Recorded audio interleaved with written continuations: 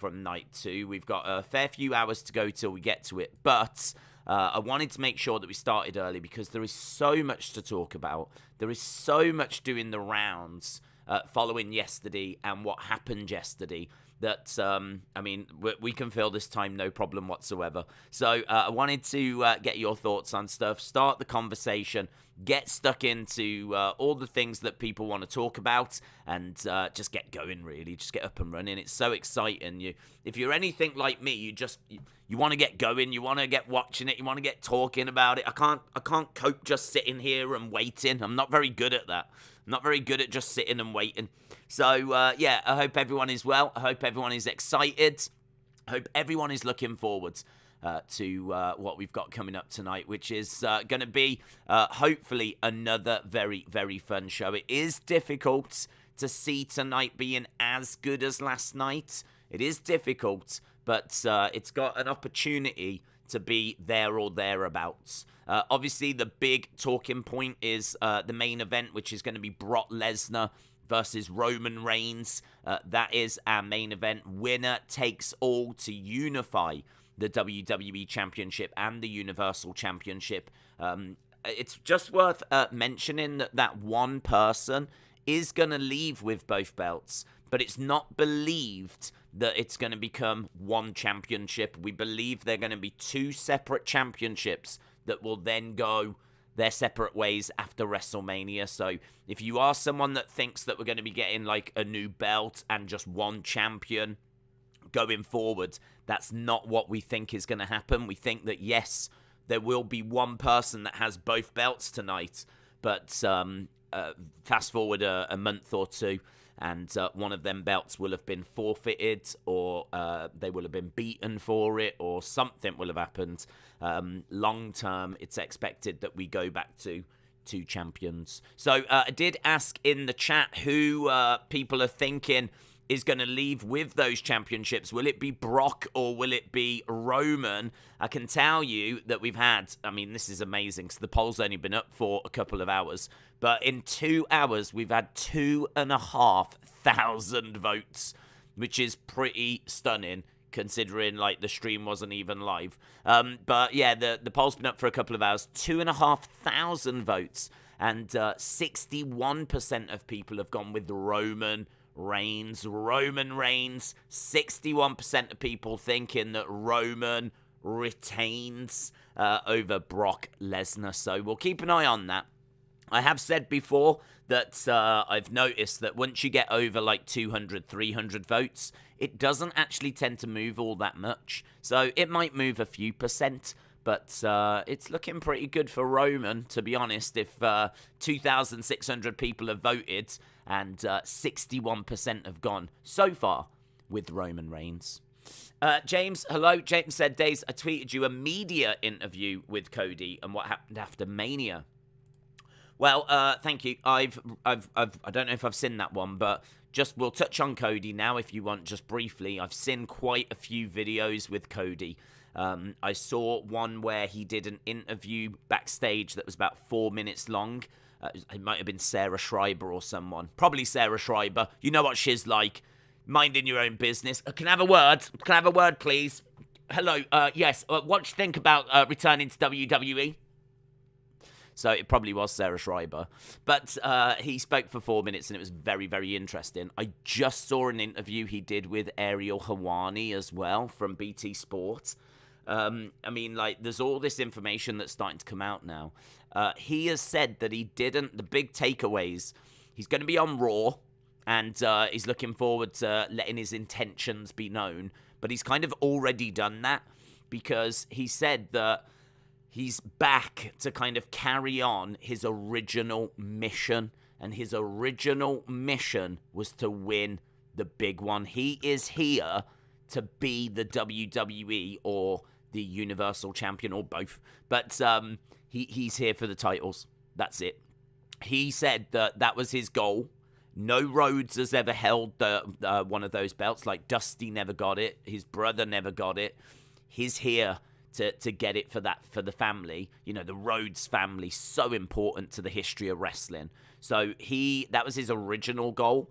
And Ariel Helwani said Did you, when you signed your contract, have any, like, stipulations or anything? And he said, well, there was one thing. And he said he had a little smile to himself. And he said, the one thing I said is that I never want to hear or see or talk about Stardust ever again.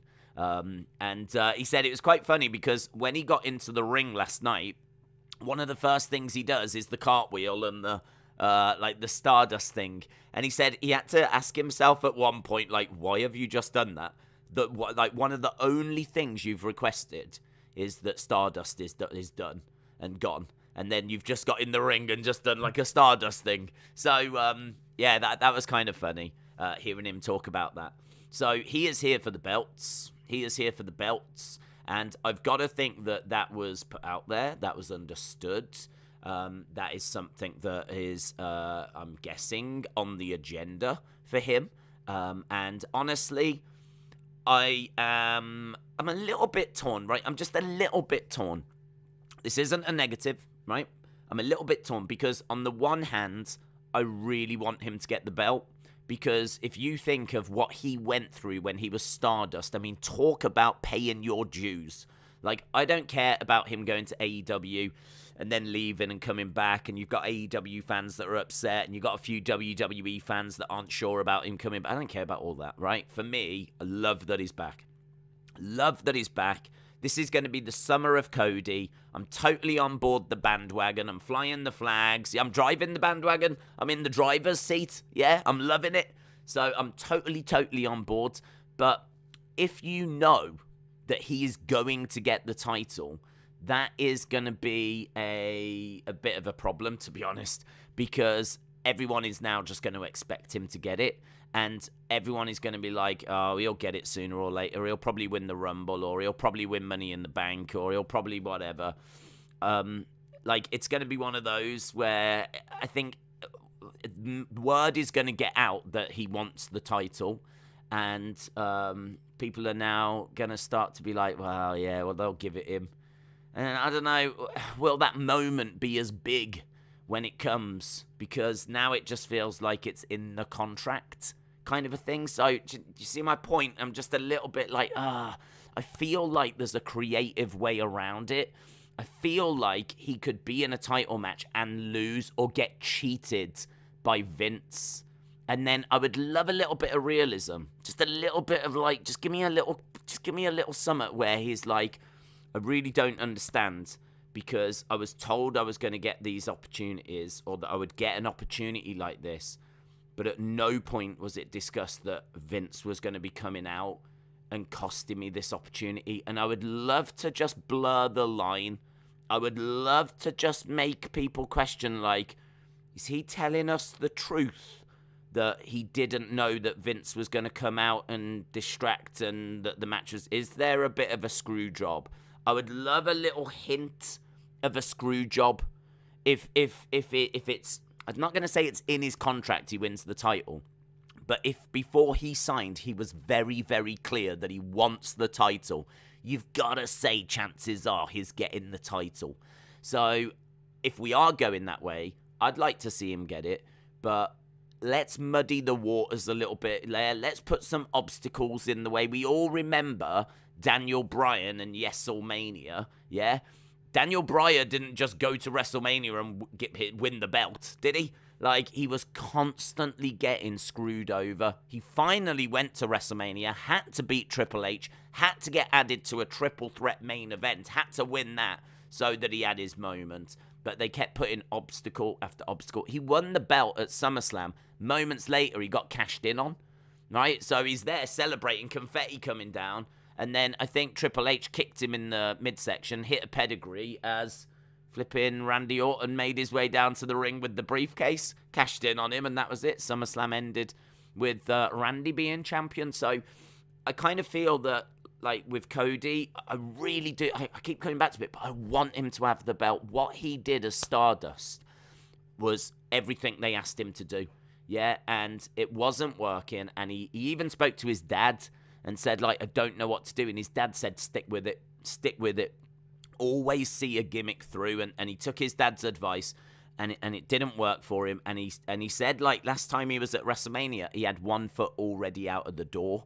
So, like, this time to come back with his own name, his own music, his own ring gear, and to walk out there with all of that, like, and get that reaction, like, it shows the hard work has paid off, the gamble paid off, and I really do, I really do, like, applaud that. I mean, he took a big risk leaving the biggest company in the world to see what else was out there, and he's ended up coming back a bigger star. So I really applaud that. So I hope he gets the belt, but we're going to need to put obstacles in the way, and I like the idea of just muddying the waters, making it a little bit, is it a screw job? Is it? I mean, it's got to be done well. I don't want it botched. I don't want it looking fake and like, oh, why are they doing this? Like, it's got to be done really well. But WWE have shown, and last night in particular, when they're on fire, they're on fire. When they need to deliver, they flipping deliver. So yeah, I'm super pumped going into tonight. Super pumped. Shadow Ninja, hello, says, how are you? I'm good. Hope you are well. I think we will see an attack in the main event. Ask me who, I don't know, but I have a feeling. Enjoy Mania 2. Shadow Ninja, shout out to you. There's a lot of talk, a lot of thoughts about The Rock. I would like to point some out, right? There's a lot of speculation on Twitter that The Rock's mom was in the front row, and she was, right? You can see her in various pictures, but it is worth remembering that she is part of the Anoa'i family. She could be there to show support for Roman, to show support for the Usos, and also, you know, the Anoa'i family is so connected with wrestling. I mean, it would be nothing for them to be getting tickets to every flipping WrestleMania. I don't know how much of a wrestling fan she is. I don't know much about The Rock's mom. I don't know if she would just want to go to WrestleMania anyway. I genuinely don't know, but I really wouldn't be reading like too much into that in like, oh my God, The Rock's mom's there, and so The Rock's there. Because again, Roman is part of the same family. The Usos are part of the same family. She could just be there to show them support. So I wouldn't read much into it. But listen, it's not a bad sign, is it? It's not a bad thing that The Rock's mom was there. So Vape Ross Vape said 4 weeks ago you hated Cody and now you want to walk his dog. No, you're wrong. 4 weeks ago, he was in AEW, and I was loving watching the AEW crowds hating on Cody. So I was quite happy joining in with the boos because I was finding the whole thing very, very entertaining. I mean, I didn't hate Cody, but I was loving the reaction to Cody, and I was loving what was going on with him trying to be a face. You might remember at the time I actually said what I would love to see Cody do is come down to the ring and say thank you, as the boos were raining down on him. You might remember I was saying like I'd love him to come to the ring and say thank you. Your support means so much, and I know what you really want, guys, and I'm gonna give it to you.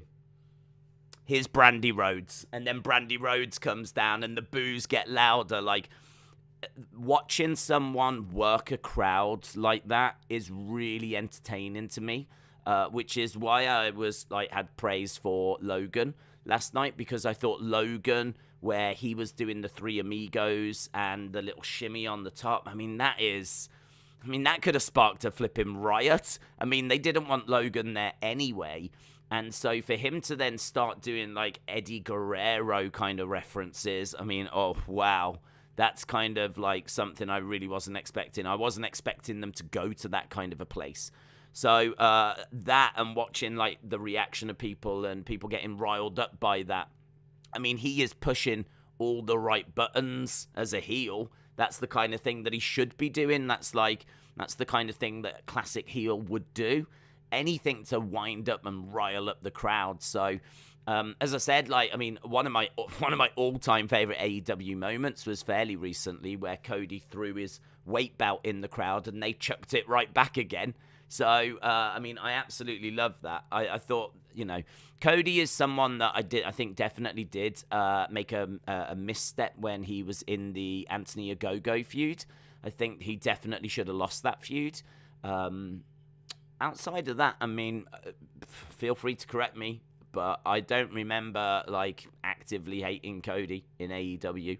I remember loving the way that the dynamic was where he was trying to be a face. It reminded me a lot, actually, of, do you remember John Cena when he was in ECW and he was a face and he came out, and because he was in the ECW arena, the crowd like booing him out of the building. Like, of course, the ECW crowd, Extreme Championship Wrestling, like they don't want anything to do with the WWE poster boy. So, like, him coming out in that kind of environment and having, like, the crowd booing him out of the building, Cena taking his shirt off, chucking it in the crowd, and the crowd, like, chucking it back. And so then he was, like, chucking it in a different direction, and then they would chuck it back. Like, it reminded me a lot of that, like, Cody in AEW, like, towards the end. And I love that. I love that environment. If you've never seen it, I think it's One Night Stand 2006, and it's John Cena against Rob Van Dam, and it is so, honestly, it's like one of them hidden gems, really. If you don't really know about it, it's, I would say, a hidden gem. It's something that's definitely worth watching, and it reminded me of that. So I was looking forward to AEW playing around with that dynamic and seeing what they could do with it. But obviously he ended up leaving, and here we are. So, yeah, I'm looking forward to seeing him in WWE. And that dynamic doesn't really exist here because it seems like the crowd have just really taken to him. I mean, he was getting a great reaction last night. Let's go down. Man United Hodge said, thanks for great 7 months. Cody was great, says Man United Hodge. 8 months, says Man United Hodge. I don't know what you mean by that. What do you mean? Cody, what? So are you saying that you're an 8-month AEW fan? I don't know what you mean by that. Daniel said, did Miz turn babyface last night? It's an interesting one because Miz, I don't know if he turned babyface or if he was just turned super heel. I don't know if he turned heel on a heel whilst being a heel, making Logan a face. I don't know if they're trying to, because really what Miz did was, you know, in definition, a heel move. Like, he attacked someone that wasn't expecting it, and he was unprovoked. So, really, what The Miz did was, there was no need for him to do it. It wasn't like Logan Paul had been bullying him for months, and now this was, thingy responding. Was it? This wasn't something along those lines. So, for me right now, it feels like The Miz has turned heel on Logan. And Logan they're going to maybe try and build some sympathy for him. Good luck with that. That's what I'll say. Good luck with that. I don't know if that's going to work. I know that you could look at it and they could tell the story that Miz has turned face. I don't know. It seems a weird way of turning someone face to me. It seems a weird way of doing it. There's, I would say, clearer ways of turning someone face rather than attacking someone unprovoked. So, I don't know which way they're going to go with this story. We'll get more clarity on Monday. Raw is, I mean, honestly, you might as well just call it WrestleMania Day 3. I mean, we're going to be hearing from Cody. You got Veer on the show. There's going to be fallout from all the matches. We'll hear from Bianca, Becky. We'll have fallout from Miz and Logan. Anything Raw related from WrestleMania, it's going to spill over to the Raw after WrestleMania, and this is going to be a proper Raw after WrestleMania as well. So, yeah, as we said, might as well call it WrestleMania Day 3. Man United Hodge said, I love him jumping ship from AEW to WWE. That pop was unreal. Okay, so you're on board with it. Okay. Man United Hodge, shout out to you. I want to make sure I got these. Yeah, I think we're up to date. Let's go down. You will get blood from a rock before you get sympathy for a Logan. Yes, I think that's in the Bible, isn't it, Unbroken? I'm pretty sure you got that from the Bible. Gwen, shout out to you. Hello. Channel name said Logan might be respected for his performance, but he is not liked enough to be a face. I mean, that is true. That is true. It's a weird way of like trying to word it. It's like, I don't know if he got respect. I don't know if wrestling fans are respecting Logan. I think it was just a case that it just wasn't as bad as what people thought it was going to be, and that's it. Okay, we've gone through it. The match happened and we survived it, and so now really I think the majority of wrestling fans just want him to go away. But it seems like, sadly, he's not going to. And potentially there's going to be another match, him against The Miz, maybe at WrestleMania Backlash, if that is what the next pay-per-view... I don't even know what the next pay-per-view is. Last year it was WrestleMania Backlash. I don't know what it is this time, but whatever. Logan, Miz, seems to be a direction we're going. James said, the video I've sent is 50 minutes. He talks AEW, Vince, Triple H, and more. Okay, I've not seen a 50-minute video, but I will try and check it out. Obviously not right now. It'll have to be after the stream. So, but as we said, we'll get a lot of stuff in the ring tomorrow. Maybe not AEW stuff, but certainly a good idea of where we're going. And maybe someone walks out. Do you know what I mean? Maybe someone walks out and challenges him and we get an idea of what's next. It could end up being a Seth rematch, of course, but it could be someone different. So, I know I sent a tweet out, right? And the tweet I sent out, it's hard to, like, make sure that you get yourself across, like, in a tweet. I think I kind of got my point across. But what I sent out was... Let me find it. Cody said... he is ready to play the game when he was talking about WWE Raw. So there is a behind-the-scenes clip of Cody getting ready to go out, right? And Brandy was backstage, of course. So they show Brandy backstage. And they show him with Bruce Pritchard being whisked off to under the stage. And you see him under the stage getting ready. And you see the platform going up. So you see, like, behind the scenes. And he was saying that... at the end, he's going to explain more on Raw, and the last line he said, which it did stand out because it's a weird choice of phrase to use if you didn't mean to use it, but the way he said it was very conversational. He didn't go, "I'm ready to play the game." Yeah, it wasn't like that. He was just talking, and he said, "I'm ready to play the game," and it was very throwaway. So don't read into it. Right? I'm not even telling you to read into it. Don't read into it. I'm just saying this is what he said. And it stood out to me because obviously it's a very interesting phrase. But it did get me thinking about what if they do use Triple H, because Cody obviously had the sledgehammer in AEW and smashed the throne as well. And there was definite shots fired. I know that there's a lot of people that just want that to be ignored and we don't want that as part of storyline. But I sort of feel like for wrestling fans, the NXT AEW Wednesday Night Wars, all the stuff that played out on social media, the battle of the ratings, him breaking the throne, having the sledgehammer, loads of little references on being the elite and whatnot. I kind of feel that, it would be quite an exciting moment to have Cody come out in the ring, and whilst he's in there talking, Triple H's music hits. Now, where you go after that, I really don't know, but I think just to see Triple H come into the ring, even if it was just Triple H coming down to the ring, getting into the ring, Cody in there, looking a bit uncertain, Triple H just looking him up and down, and Triple H just, even if he puts his hand out, and they shake hands, Triple H just nods and then, walks away. Even if it was just that moment, I think that moment would be so flipping huge.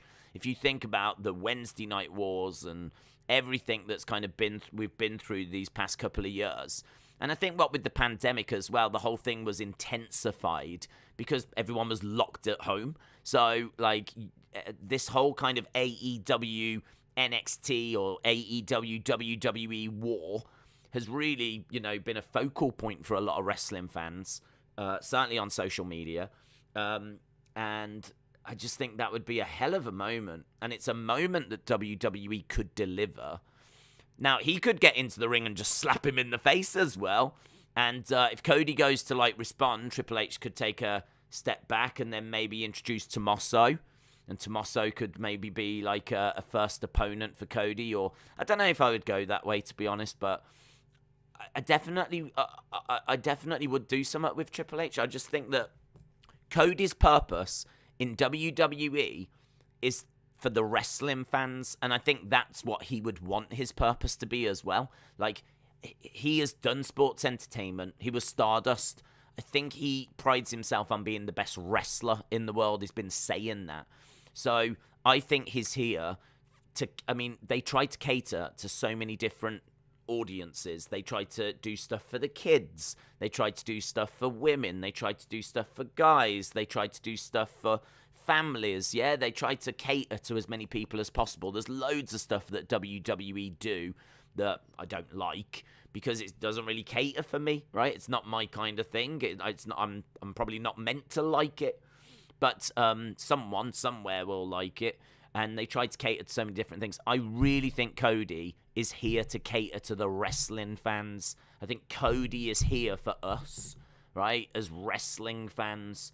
Now, yes, of course, he's going to cater to everyone as well. But I just think, if he is what we get from the show, and he's the part of the show that appeals to us, then I want it to be a case then that we do kind of lean into that AEW WWE feud, because it was such a big part of what we've just been through over the past couple of months. And I certainly wouldn't be ignoring the fact that he left. I also want to know, why did Vince choose him? How, what's the backstory? Why did it's an opponent of Vince's choosing? Did he just pick up the phone and randomly call Stardust? I mean, I feel like there needs to be a bit of explanation. What was the thought process? So Seth wants a match at WrestleMania. Vince thinks to himself, "Oh, I know. I could call that Stardust bloke from 6 years ago. Let me give him a shout. Yeah, hello. Are you is Stardust there? Oh, you're not doing that. Okay, well, just come as yourself then. Yeah, just come as yourself. I don't understand how we got here. It's easy to be explained, but I would like an explanation. So it would be nice if we could find out why he got the call, how he got the call, when he got the call. Hopefully we get that on Raw. That would be good. That would be fun. So I would like to explore that a little bit. Man United Hodge said Jake Paul will debut soon. I reckon he'd be great in WWE. Do you think he would? And if he does, him and Logan for the tag titles. Oh my god. Oh my god. Oh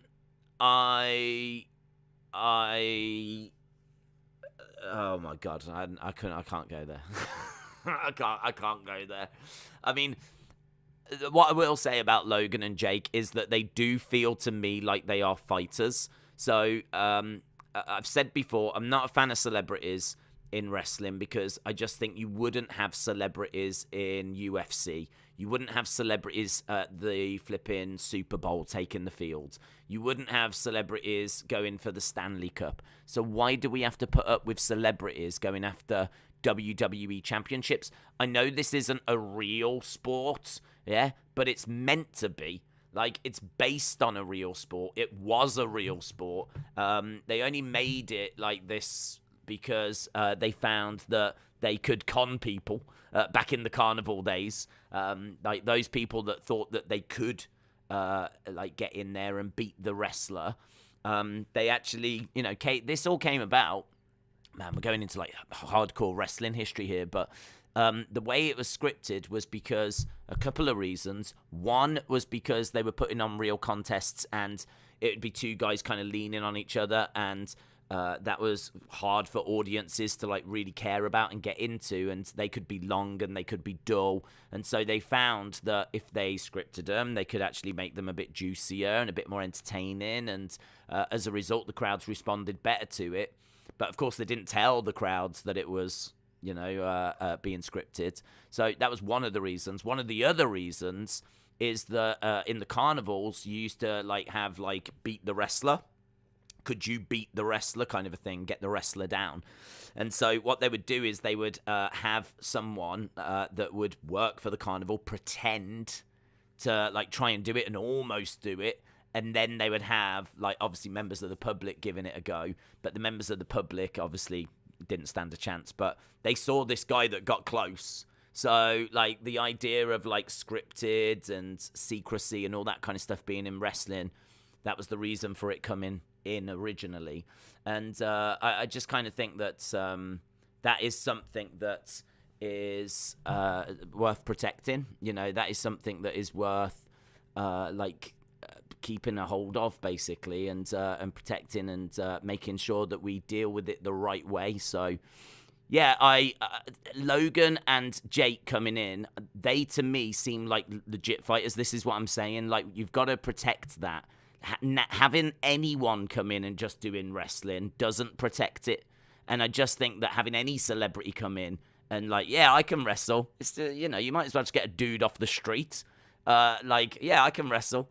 But like with Jake Paul and Logan Paul, they've got a fighting background. So I feel like there's at least a little bit of legitimacy there. I mean, Jake Paul legit beat up Tyron Woodley. Jake Paul legit beat up Ben Askren.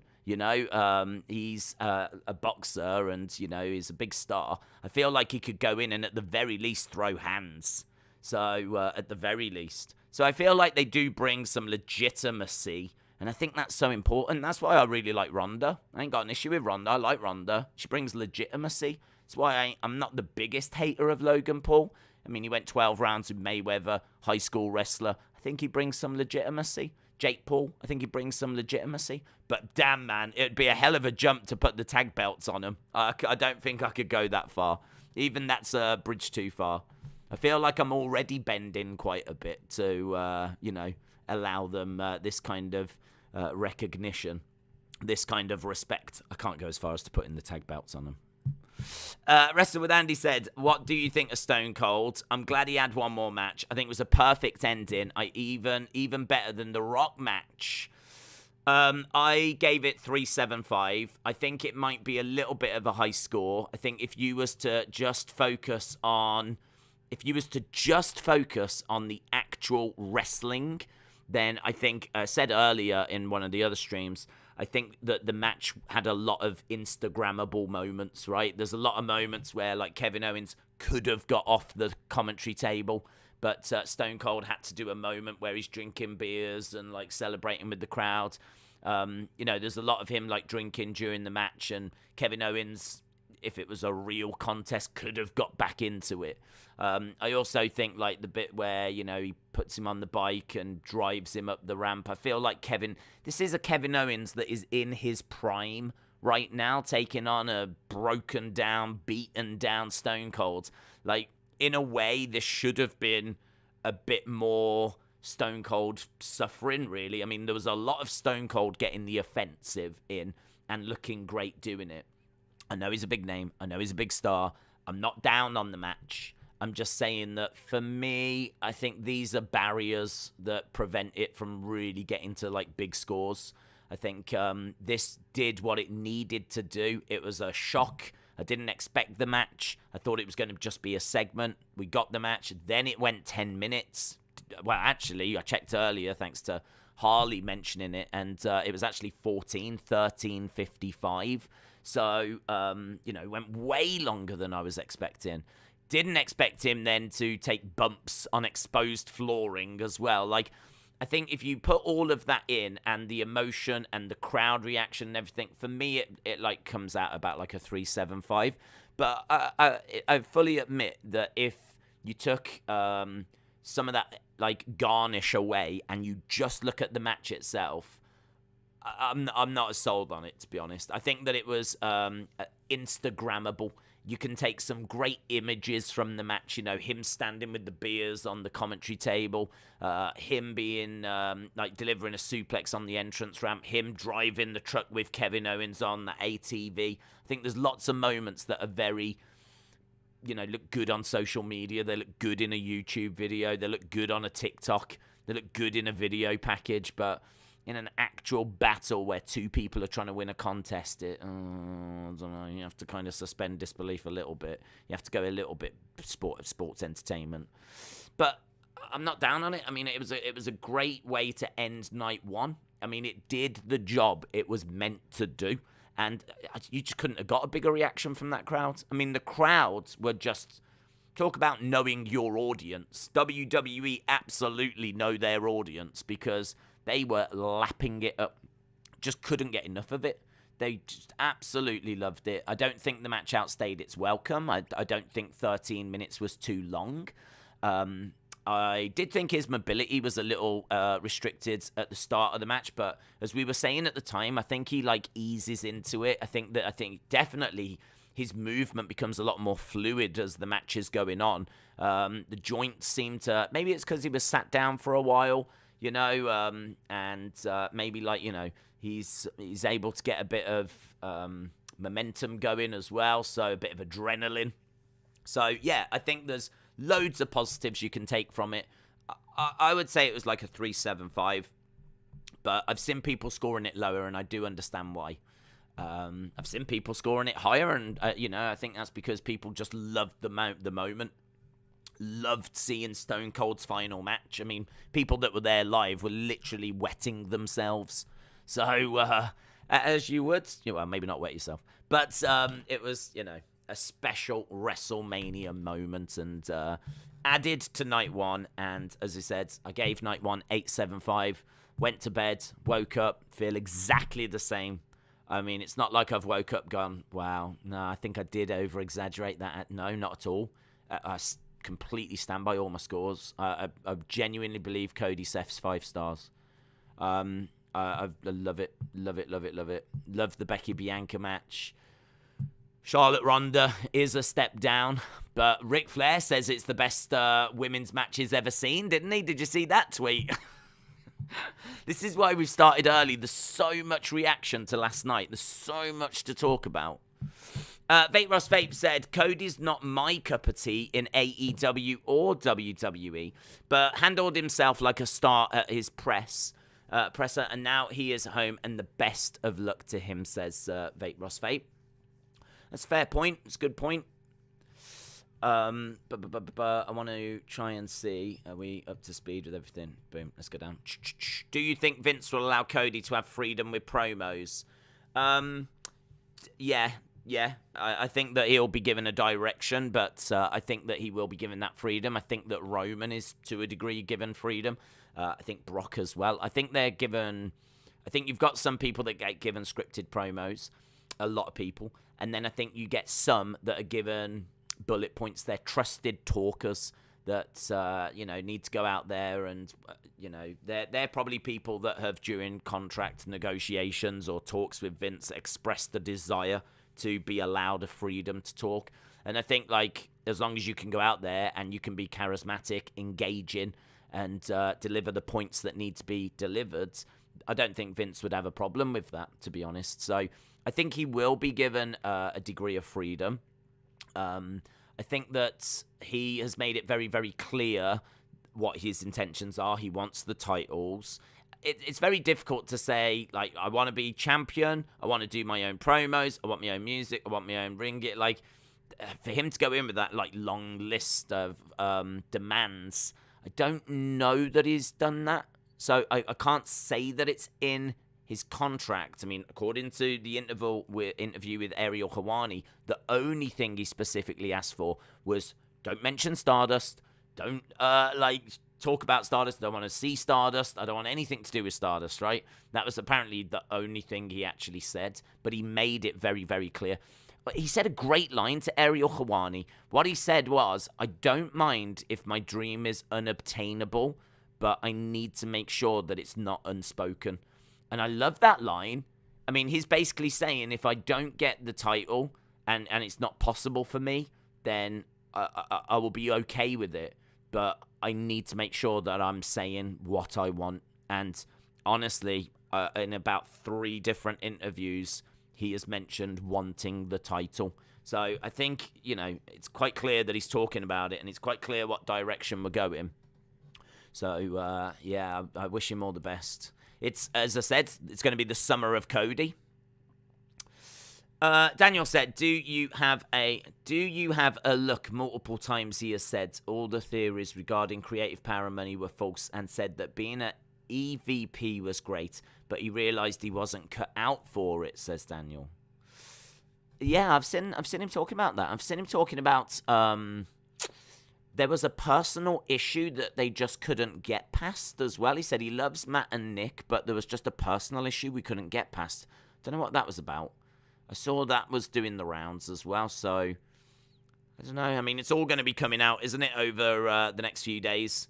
So we'll have to just watch more videos. I mean, there's going to be loads of interviews with him. As I said, I've already seen about 4 or 5. Jack, shout out to you, Jack. I hope you're well, Jack Harden. Daves, who have you got winning out of Roman Brock? So, for me personally, I'm leaning towards Roman.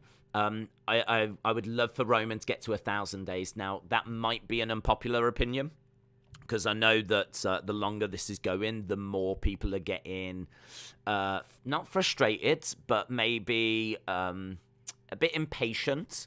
Maybe they're getting a bit tired of Roman being champion.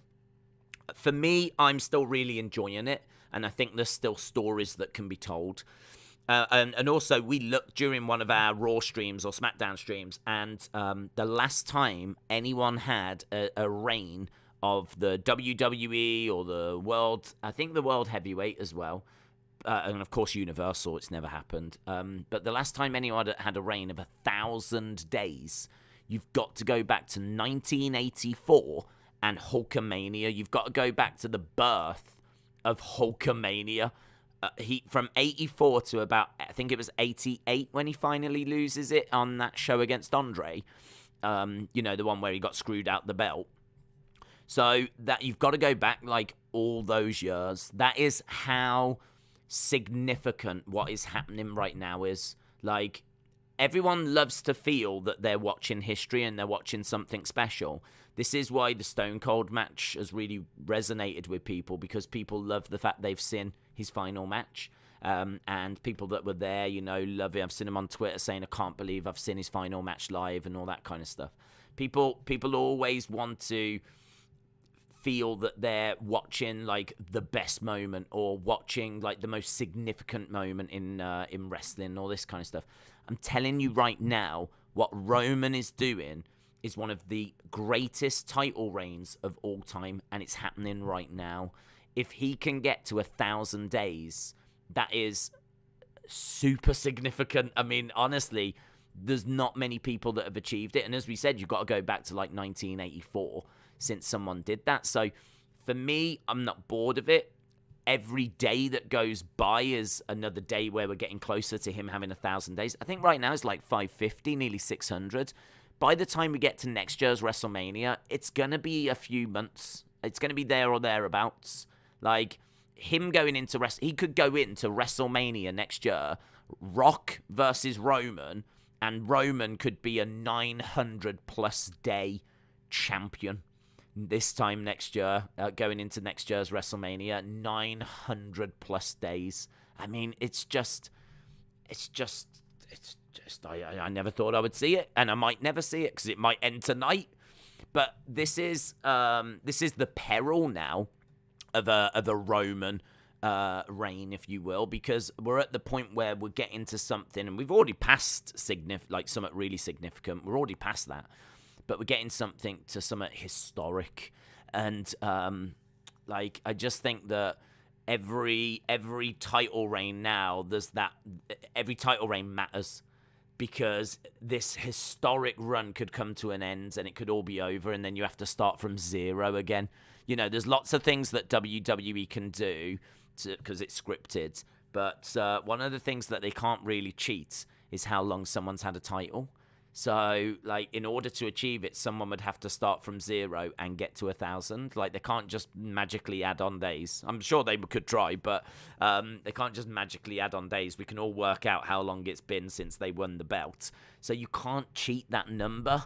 So, this is something that WWE have got control over it, but they can't speed it up, or they can't do anything you're either going to achieve it, or you don't achieve it. And so, like, it's a case of, are they going to let him achieve it? So that's something that I'm looking for. I've had a lot of people saying, what would you feel if Cody ended it, and it ended, like, you know, at the next pay-per-view or whatever, or SummerSlam?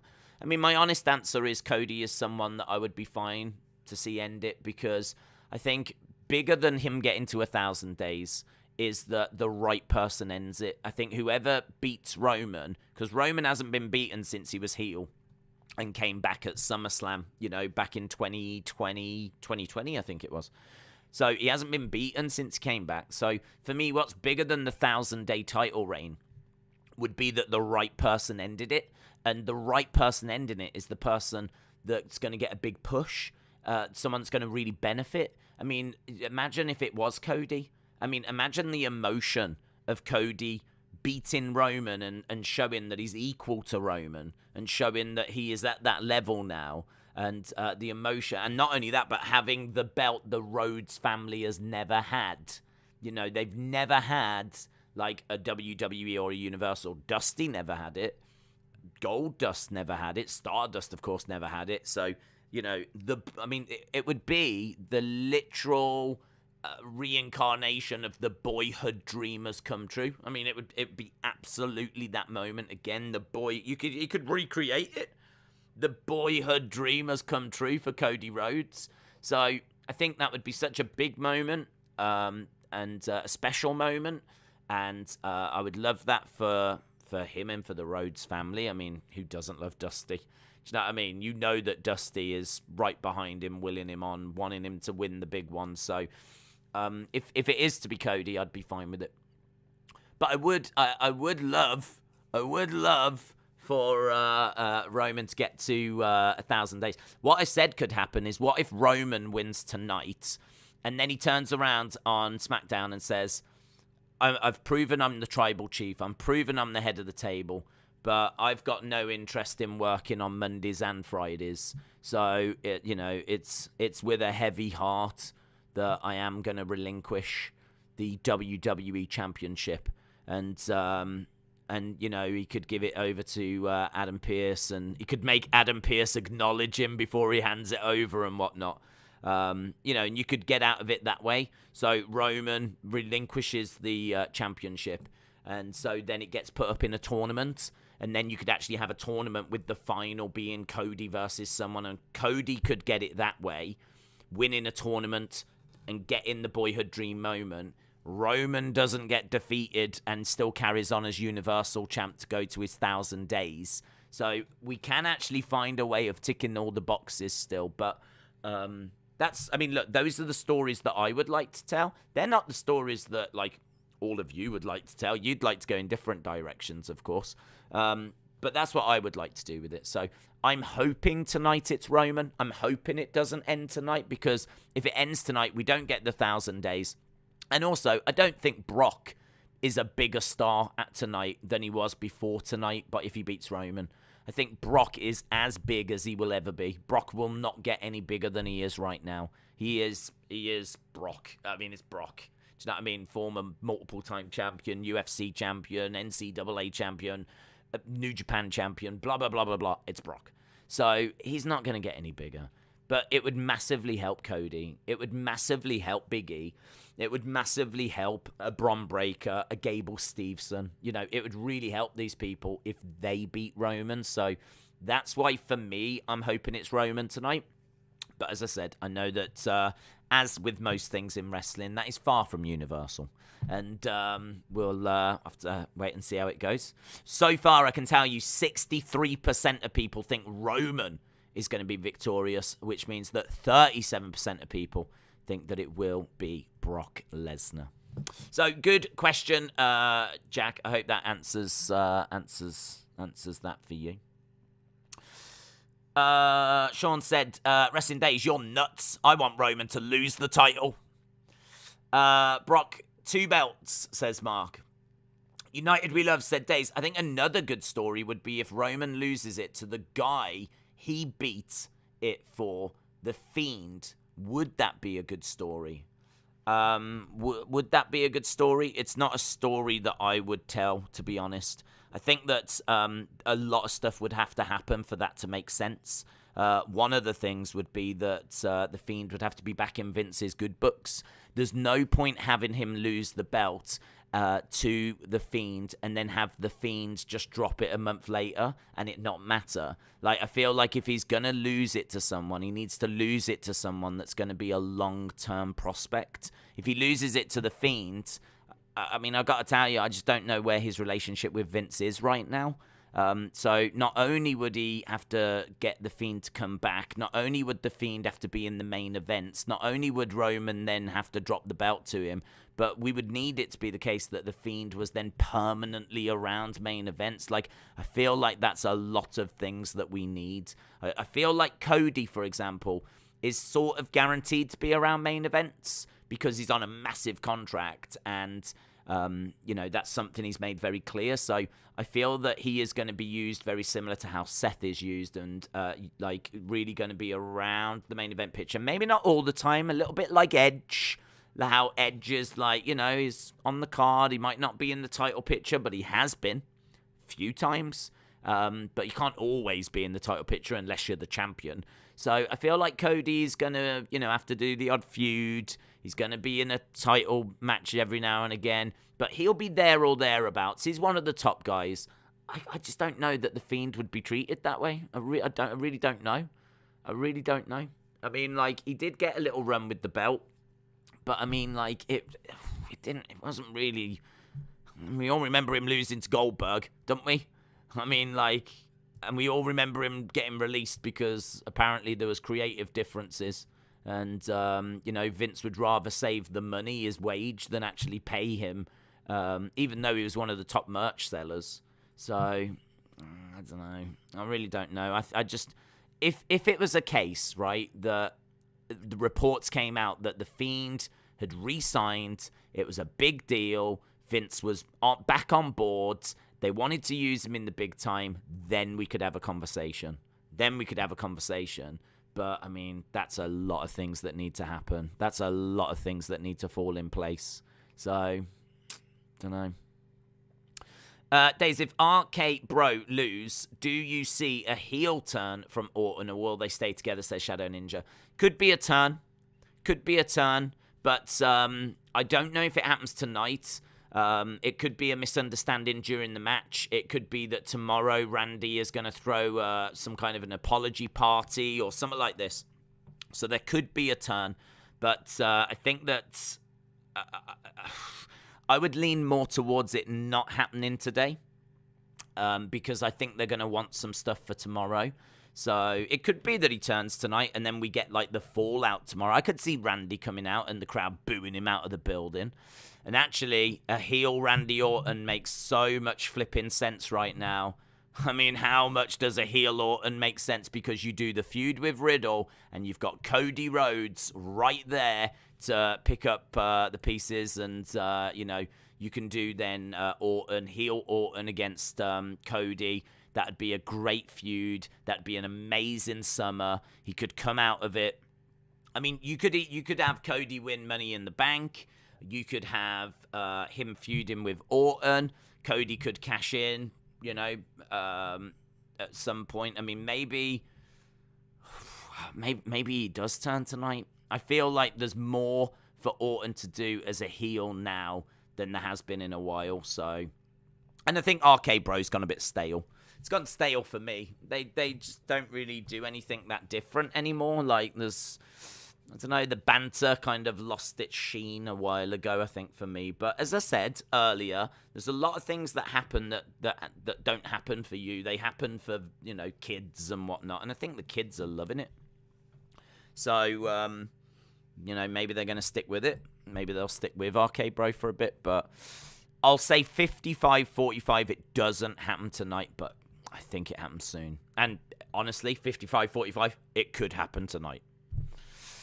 Wayne, hello, said, can you see any surprise returns? I have a feeling something special might happen, but I just don't know what. Well, I mean, look, there's been quite a few people that have got in touch and said, how do we beat last night? How do we beat last night? Because last night was so good. To be honest, I think you would need The Rock. I think you would need it. I think you would need every match to be good to great. You're going to need some matches to get close to 5 stars because Cody Seth was for me, and Bianca against Becky was in that neighborhood. They were knocking on the doors of 5 stars, right? But for me, it didn't quite get there, but it's in the neighborhood. It's like 4.5, around that kind of score for me personally. So you're going to need 2 matches, which might be the main event and Edge AJ, to go close to 5 stars. All the other matches are going to have to be solid, right? And if any of them can, like, over-exceed, then that helps. You're going to need a big surprise to kind of counter the Cody surprise on day 1, so you're going to need The Rock, or you're going to need something like that. You could always have Asuka come back. You could always have... I mean, like, it'd be really cool if, like... we got like an Asuka or an Alexa or a Bailey or, you know, like a big name like that made their presence felt in some way on this show. One of the other things as well is we haven't seen HBK, and I can't believe WWE are going to go to Texas and not have a HBK moment. I've got to think that HBK is going to, you know, make his presence felt. Don't know what he does, right? It could be that maybe he comes down to the ring with Triple H. We get a DX thing. You know, DX are a tag team. We've got a lot of tag teams in action. Could it be that some heel team is beating up on a face team and DX's music hits and down come Triple H and Shawn and we get a super kick. We get maybe a pedigree, or maybe Triple H just comes down to, you know, in the gear, but he just kind of lets Shawn dish out a few super kicks, maybe because of the old ticker. Like, it's not in the best interest for him to actually be even doing pedigrees anymore. So maybe we don't go that far, but there's nothing stopping HBK coming down, and HBK is from Texas, and it makes perfect sense for him to do something. So yeah, I think there's definitely potential for some surprises, and has been mentioned, RK Bro could turn. There's lots of rumors about Edge potentially having a faction, so we could see an Edge faction get formed. It could be that AJ's about to win, a couple of people interfere, and before we know it, boom, there's a brand new faction on the scene. So I think if things were to go in that direction, and certainly with The Rock at the very end, after an amazing Brock Roman match, I think that would get it pretty damn close. I still can't say it would beat Night 1, because Night 1 was so incredible, but I think it would get it pretty close. Vape Ross Vape said, Days, please tell Hannah to clean her room. Oh, absolutely. Hannah, you need to clean your room. Honestly, I've seen pictures. It's an absolute disgrace. You should be ashamed. You should be ashamed. That is no way to treat your room. So, Hannah, get clean in your room now. Yeah. Wayne said, Days, I wonder why the IC and the US titles aren't defended. I'm thinking, right, and hear me out, I'm thinking that what they're trying to do is they're trying to create a WrestleMania weekend, right? So, you know, we've had WrestleMania SmackDown, and now we've got the Raw after WrestleMania coming up. So, on WrestleMania SmackDown, we had a IC title match, and my guess would be that Finn Balor will be defending the US title on Raw. So rather than those matches being at WrestleMania, they're on the shows literally the day before and the day after. So, you know, we had the Andre the Giant Battle Royal on Monday. No word about the women's Battle Royal. I don't know what's happening with that. I mean, could we see that on Raw? We got 3 hours to fill. So, I mean, that would be pretty cool. So, I don't hate the idea of them using SmackDown and Raw either side of WrestleMania as like sort of part of WrestleMania. I actually thought that SmackDown started quite good. I mean, we got the Andre Battle Royal, we got the Intercontinental Triple Threat, and then literally the show just fell off a cliff, and I can't even remember anything that happened after that. The rest of the show was pretty dull. It seemed like we stacked the first half an hour, 40-odd minutes, and then the rest of the show just died to death. It was a lot of video packages and whatnot. So, yeah, I kind of think, like, they could probably do with even more to make it even more engaging, so and make it feel even more like can't miss, you know? I think Monday is going to be rammed. I think Monday you're going to get NXT call-ups. I think you're going to be seeing Bron Breakker, Tommaso Ciampa. I think you're going to be seeing Via. You're going to be seeing Bayley, maybe Asuka, maybe Alexa, maybe Elias. We're going to be seeing Fallout of WrestleMania. I mean, there is so much stuff that is going to be going on tomorrow. I tweeted out, I was like, I know it doesn't need to be said, but it's unmissable. Raw tomorrow is unmissable. So, yeah, I think that's the reason, Wayne. I think it's because they could have found, I mean, they had a 2-hour pre-show. It'd been nothing to put a match on just before. So they could have, but I think they're trying, because you've got to think of, like, all the superstars are in big, significant matches for WrestleMania. The one thing you don't want is anyone getting injured on the SmackDown just before. So I can understand that SmackDown being like, no one is wrestling on this SmackDown that's at WrestleMania. The last thing I need is someone picking up an injury and an advertised match is killed. So that means that anyone that's at WrestleMania can't really compete on that SmackDown. So what we have is we have the Andre Battle Royal, we have an IC title match, and then honestly after that, I mean, what the flip did we do? I mean, I remember there being a pretty tame match that had like some of the women in from the, I think, wasn't it like Sasha and Naomi against, I mean, they had to fill time, so they had to just use a couple of like wrestlers, but it was pretty bland. It was pretty tame action.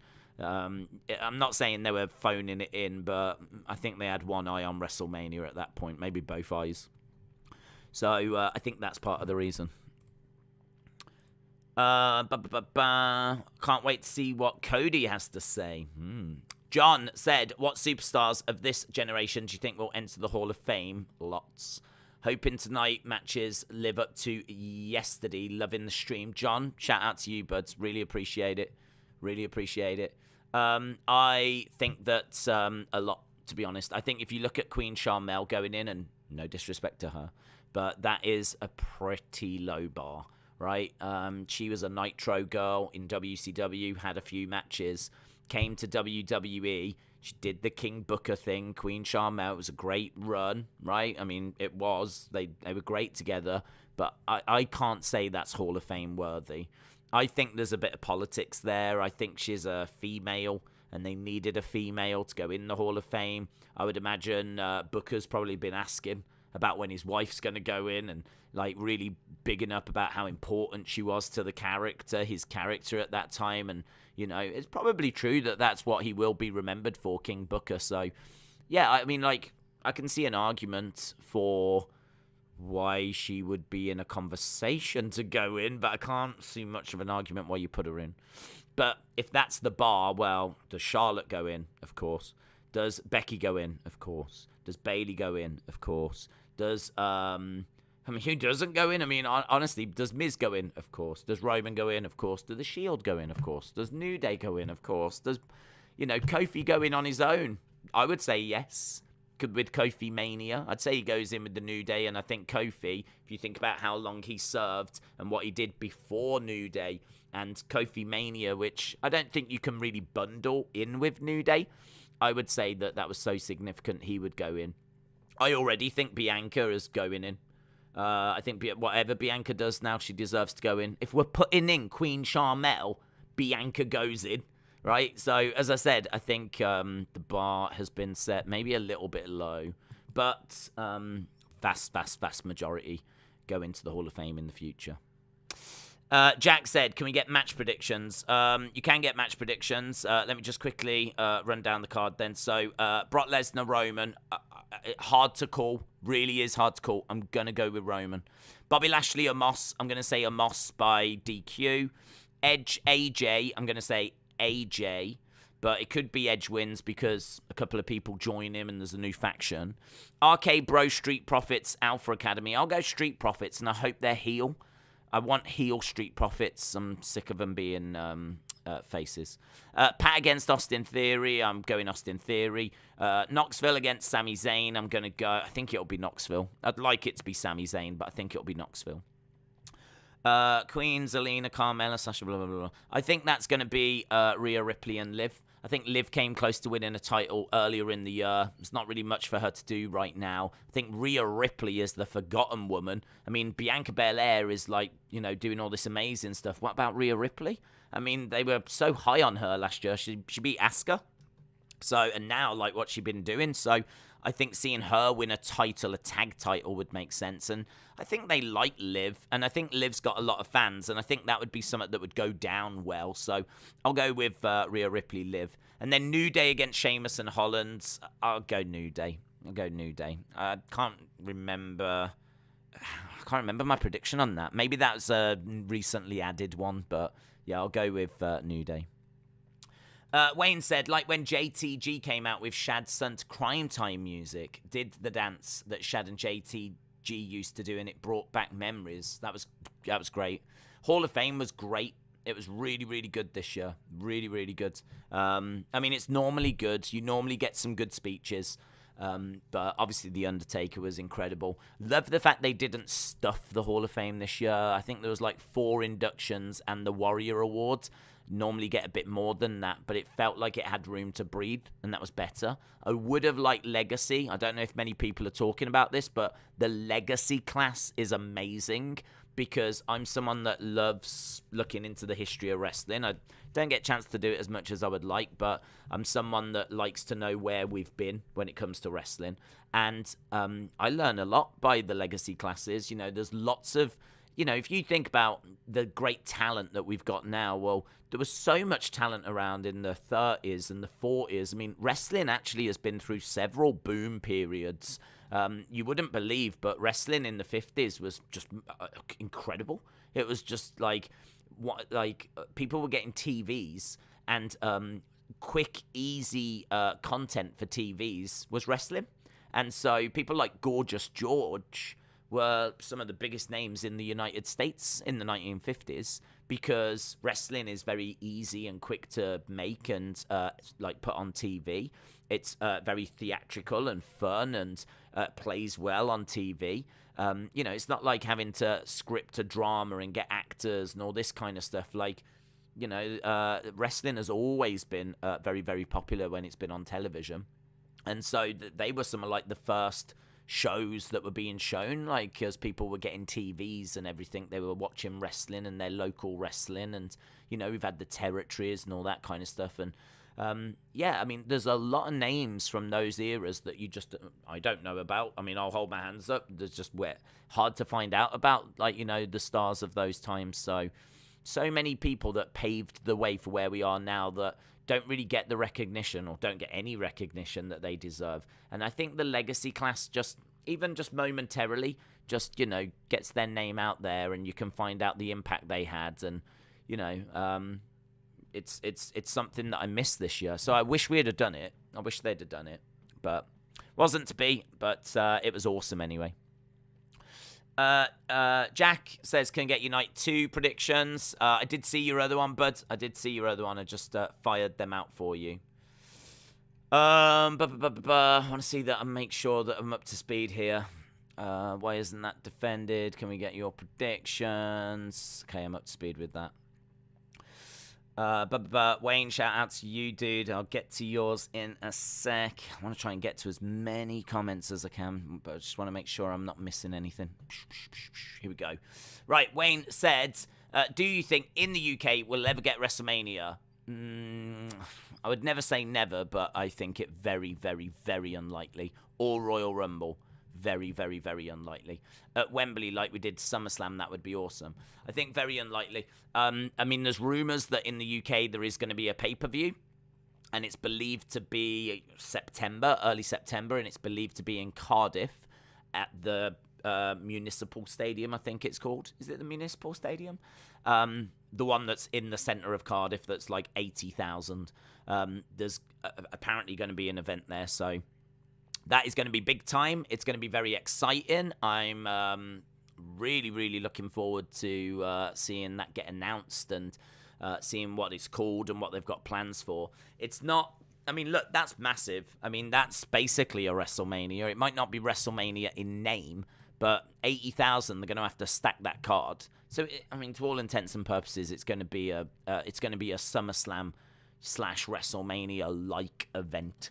But just not those names. I mean, it's not SummerSlam, it's not WrestleMania, it's not Royal Rumble. And I don't expect us to get those because I think those brands are too valuable for WWE to mess around with. You know, if it comes to the UK, then you go to a different time. You know, you've got to think that if it started at, say, 6 o'clock here, that would be 1 o'clock Eastern. And so, you know, by the time it's finishing here at, say, midnight, that's, 7 o'clock Eastern? And I don't even know what that would mean for the West time, the Pacific time. That's even further behind. So, you know, it could be that it's starting in the morning over on the West Coast if it was in the UK. And I just think that WrestleMania is such a big, important event for WWE. I just don't think they're going to want to rock the boat with it. I mean, like, if you think that we got SummerSlam in 92, and here we are 30 years later, and we've never got another one on that scale. You know, we have had pay-per-views, but they're B pay-per-views, aren't they? And some of them were just shows that were UK exclusive. But like, you know, we've never had a SummerSlam, we've never had a WrestleMania, we've never had a Royal Rumble, and I think it's for good reason. I think those brands just way too important, and time zones, and, you know, getting all the superstars over, all the staging that you would need, like, the cost is going to be more. Triple H came out and said, everyone keeps telling me that SummerSlam 92 was a big success. I've got to tell you, it wasn't, right? He proper lost it once. I remember him on a conference call. It was like for an NXT or an NXT UK. Might have been an NXT UK takeover kind of a show. And because he gets this question a lot. Like, when are we going to get WrestleMania? When are we going to get a pay-per-view? And he just, like, proper lost it at one point. And he was like, everyone keeps telling me how successful SummerSlam 1992 was. It wasn't. And he didn't really go into details, but clearly he's been told, or he's seen some numbers that suggest that it didn't go well. So I don't think they've been in a rush to come back, let's put it that way. Certainly not for a SummerSlam. I think what he's referring to is probably the views. I've not seen the numbers on the views, but I would imagine that because of the time difference, it had an impact.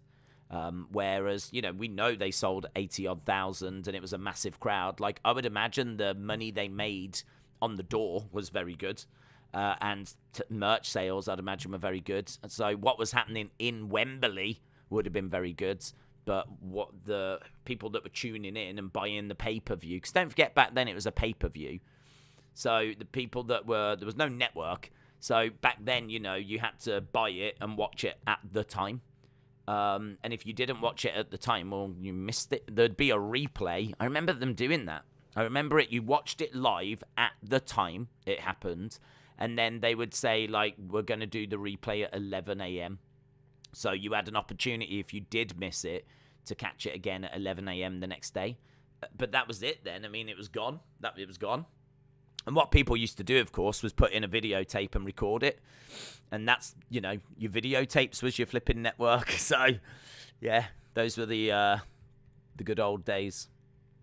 Kids. Don't know how good they've got it now. Wrestle with Andy said, Days, if tonight goes well, do you think this Mania weekend has a chance to be the greatest in the history of our sport? That's a really good question. I mean, that is going to be very personal to everyone, isn't it? I mean, I feel like night one has done its job. I think night one has... I think if you was to compare what we got last night to, say, the first half of WrestleMania 17, I think it would compare quite favorably. The problem that you've got, as we said, is night two going to be able to compare to the second part of WrestleMania 17? I suppose that's how you would have to do it. You'd have to look at, like, watch the first half. 17 is normally held up as the best. So you'd probably have to watch the first half of 17 and then score it. And then watch night one of this and score it and see where you are. And then watch the second part of 17, score it. And then watch night two, this, and score it and see where you are. I mean, what I would say is that 17 is God mode. It's regarded as the greatest WrestleMania of all time. That's obviously not an opinion shared by everyone, but it's, I would say there's not much in wrestling that's universal, but I would say that's a fairly consistent opinion. I think if you was to call up an article and search best WrestleManias, I'd feel quite confident 17 would be at the top. I feel like if tonight goes really, really well, I think that this could be in the conversation. I think it could be in the conversation. I think the problem you've got is that as years go by, nostalgia kicks in, doesn't it? You know, WrestleMania 17, people look back on, and it's part of the Attitude Era, and, you know, it's just a week after they'd bought WCW, so, you know, it's kind of, if you get stuck into the story around 17 and what was happening and how it's the end of the Attitude Era because WCW gone out of business just, like, you know, not that long before, like the week before, I think, wasn't it even the Go Home show that had the simulcast of Vince talking to Shane? I feel like that was the Go Home show. It was either the Go Home show or the week before for WrestleMania where they bought it. So that's how close it was to 17. So I think that there's a lot that kind of comes with 17. 17's got a lot of baggage. I don't feel like this has really got that baggage. The show, you know, I don't think wrestling is as vibrant at the moment as the Attitude Era, which I feel like that is maybe understatement of the year that I've just made. So I think nostalgia and all of that is going to play a massive part if we're comparing it to 17. I think it'll play a massive part, and I think that will maybe hold this back. Even if today goes well, I think that might hold it back from beating 17. But I honestly would be quite happy to say that if today goes well as yesterday, I think that this would be the second best WrestleMania ever. Because what WrestleMania comes in second is, you know, I mean, I love 30. I do love 30. But I think if today is going to be as good as yesterday and we're going to get 2 matches close to 5 stars and all the other matches are going to deliver, and you're going to get The Rock at the end and, you know, heel turns and maybe some surprises. If it is going to be that good after what we got yesterday, I think this would be in the conversation for the best. But I think for me, it would probably settle at second. Because I think 19 is around second. And I personally love 30. That's going to be around second for me as well. I would put this in the same bracket as those. So that's kind of where it is for me right now. But I don't know that this is going to get to that level, to be honest. I'm going into today with optimism. I'm going into today with hope and belief and enthusiasm, and I feel invigorated after what I saw yesterday. But there is also a little bit of doubt because you look at the card today and there's a couple of celebrity matches. There's quite a few tag matches. The only matches that I think really could knock it out of the park is Edge AJ and Brock Roman. I think the other matches I'm going in with a bit like, let's see how this goes. I mean, look, Street Profits, Alpha Academy, RK Bro could kill it. Could be brilliant. But equally, it could be a bit clunky.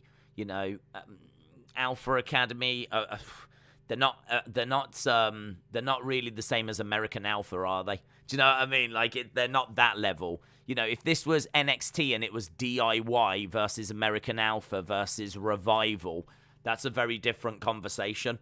This, I'm not sure that we're dealing with that same level of tag team in-ring ability. I mean, I don't hate Alpha Academy. I think they're a good tag team, but are they about to give us a damn good match?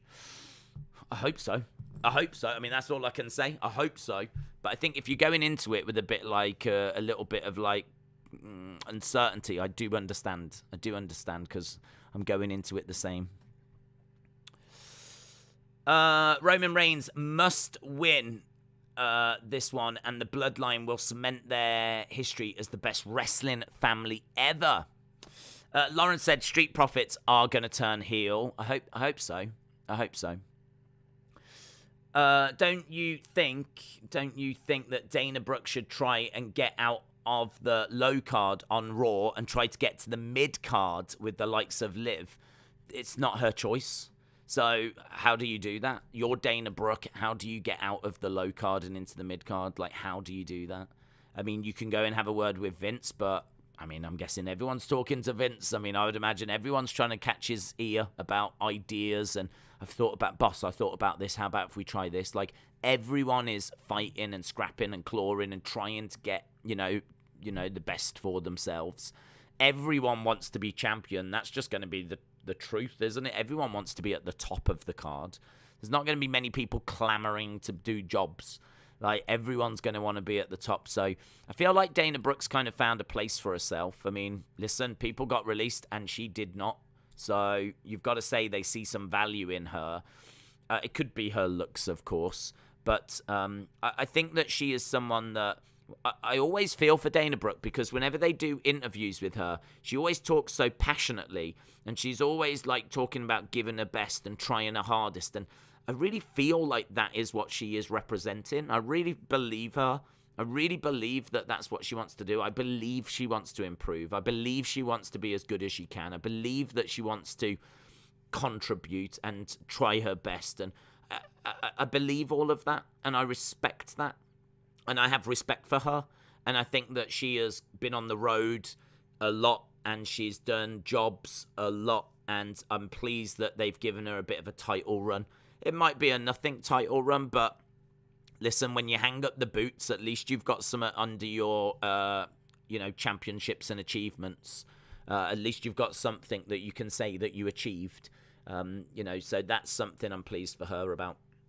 But how do you get out of the low card, get into the mid card? I mean, if we had the secret for that, then everyone would be doing that, wouldn't they? Roman has been burying talent since 2014. It's time for him to stop. Roman sucks, says Michael. Senior Wilson said WWE needs a main event babyface full-time world champion so bad. The Reigns thing has run its course.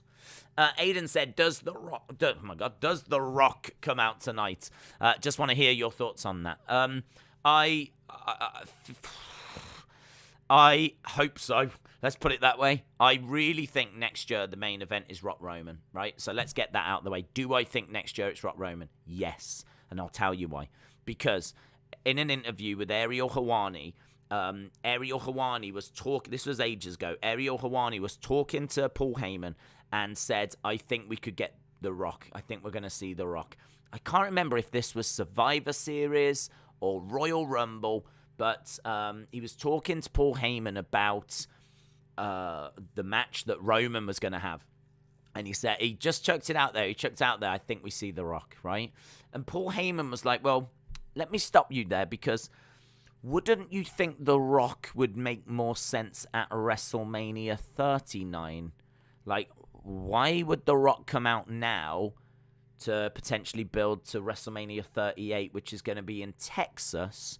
Wouldn't you think it would make more sense for The Rock to be in Hollywood at WrestleMania 39? It was very clever what he was doing. He was basically saying, don't expect The Rock.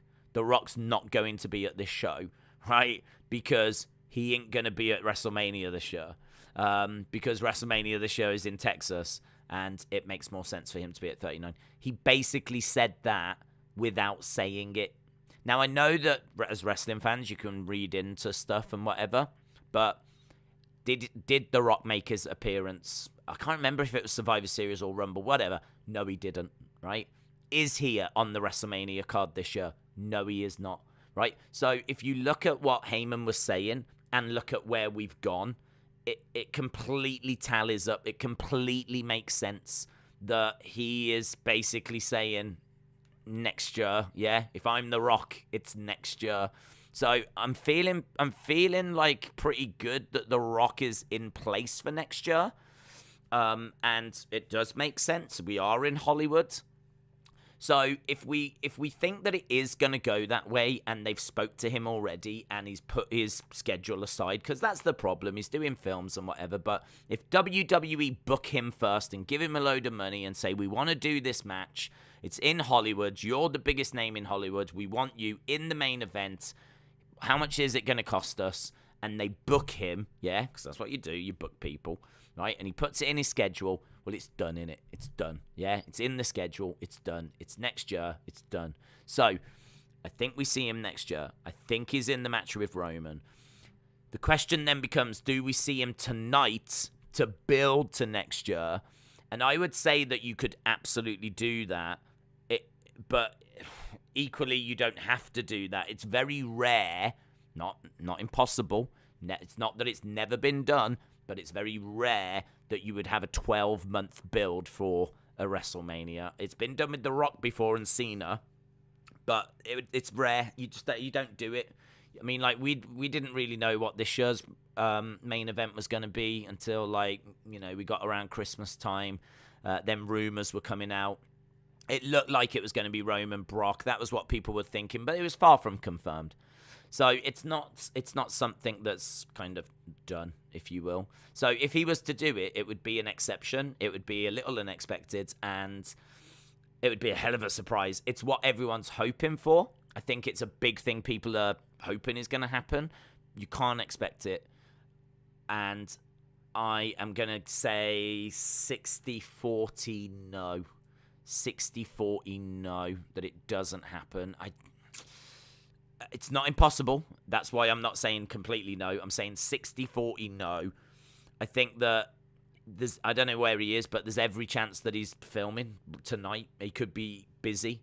I mean, yes, he just has to be there, and he just has to walk out, and he doesn't need to prep anything. He doesn't even need to say anything. Literally, just flip him, point at a WrestleMania sign, and just, like, you know, the message will come across. Even just walking out and looking angry and staring at Roman, the message will come across. Like, he doesn't need to really get on the microphone, but I just think, like, can I see it? Can I see it happening? Can I see the end of the match and then Rock's music hitting?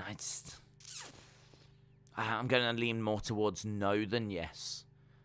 I think it's something we all want and we're all hoping for, and I know Vince will try, but I don't know that he's going to be able to succeed.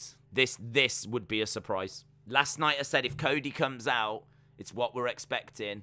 I'm not going to be screaming the house down, right? I'm just going to be straight up honest. I ain't screaming the house down if Cody comes out, because we're all sort of expecting it to go that way. I ain't expecting The Rock, right? I'm not expecting The Rock to walk out. If he does, I might scream the house down. I don't know, because I don't know how I will react, because I'm not expecting it. So if we don't get him, it will be like, okay, so we didn't get him. That's a bit of a bummer. That's a bit of a disappointment, because it will be. But it won't ruin my score, because I'm not expecting it. But it could happen. It could happen. It's not impossible. I'm just leaning more to no. I think what we might do is once we get closer to Roman Brock, we might end that poll and immediately start a Will The Rock come out poll at the end of this match type thing, and see what you lot say.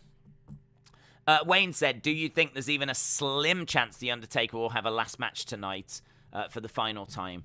I say 0.1. In fact, I'll go even lower, 0.00001% chance. And the only reason that I would not say 100 is because people would rightfully turn around and say, you said 100% it wasn't going to happen. So I will go 0.00001. I mean, I'll get as close to 100% it in happening as possible. So do not expect that in the slightest at all. Not a fibre in my body expects The Undertaker to do a match tonight. Not a single fibre. I mean, he said never say never, which is like where this has come from. But as I was saying yesterday, I really feel like that is his way of staying a part of the conversation. It's a very clever thing that he did, because if he put his coat on and he put his hat on, and if he said, rest in peace, well, there's a finality to that, isn't there? So we all go, wow, that was a great speech. He ended with rest in peace, you know, God, that was so good. But very quickly, we'll move on with the conversation because it's WrestleMania. Whereas this way, he's turned around and he said, never say never. And, well, here we are on day 2 of WrestleMania still talking about it because what he's done is he hasn't closed the door. We haven't had that finality, and so now wrestling fans can, let their imaginations run wild. And certainly when you just watched flipping Stone Cold the night before, do you know what I mean? Like, you can all of a sudden start to dream about, well, maybe we get Undertaker tonight. But I think that it was said because he doesn't want to close the door. He doesn't want that finality. He wants to give the fans a little something to, tease and, throw around. He also, wants it to be a case that he remains part of the conversation. I mean, someone like Undertaker doesn't want to be forgotten all of his work, and he won't be. He's a legend. Who's going to forget about The Undertaker? But I would do the same. I would do the exact same. I would end my speech with something that's a little bit, do you know what I mean? Not final. What's the word I'm looking for? Ambiguous. I'm going to go with ambiguous. Might be the wrong word, but I've gone with it. And, really, throws it into a little bit of a grey area as to what the future holds. So, yeah, I wouldn't expect it, but... Wayne, you don't need to keep firing in these super chats, buds. But I appreciate the support, of course. But Wayne says, what about if the Fiend comes out and costs Roman the match? Then on Raw, we get a Firefly Funhouse with Bray. Do you think there's a chance in that? No. I think that, again, there's no rumors of it. Not only that, there was creative differences, apparently, with Vince and Bray, and there was a frustration there. And you can't escape the fact that Vince looked at what Bray was bringing in. I mean, Vince looks at numbers. Vince is always looking at numbers. He's someone that is very inspired by ratings and numbers. And, do you know what I mean? Yes, he goes with his gut as well. But, listen, business is business. Vince is a businessman. He's brought back Ultimate Warrior because it would be good for business. He is someone that, has... brought in Eric Bischoff to be his GM because it was good for business. What is that best for business line is not really a line for a character. That is Vince. Well, he looked at what the Fiend was doing and the numbers he was doing on merch, and he looked at the ratings, and he looked at the impact the character was having across all of the analytics, and he decided that it was better for his business for him to save the wage and for him to not stick with Bray and not stick with that character. Now, people can say that's the wrong decision. We're not privy to the same numbers that he is privy to. And I'm not saying that it was the right decision. I don't know because I don't know those numbers. I don't see those numbers. But he made that decision based on something. And I think for him to reverse that now, there would need to be a reason for him to reverse it. I don't know where that reason would come from. I don't know why he would reverse it. I mean, are people just hoping that he wakes up and realizes that he made a mistake?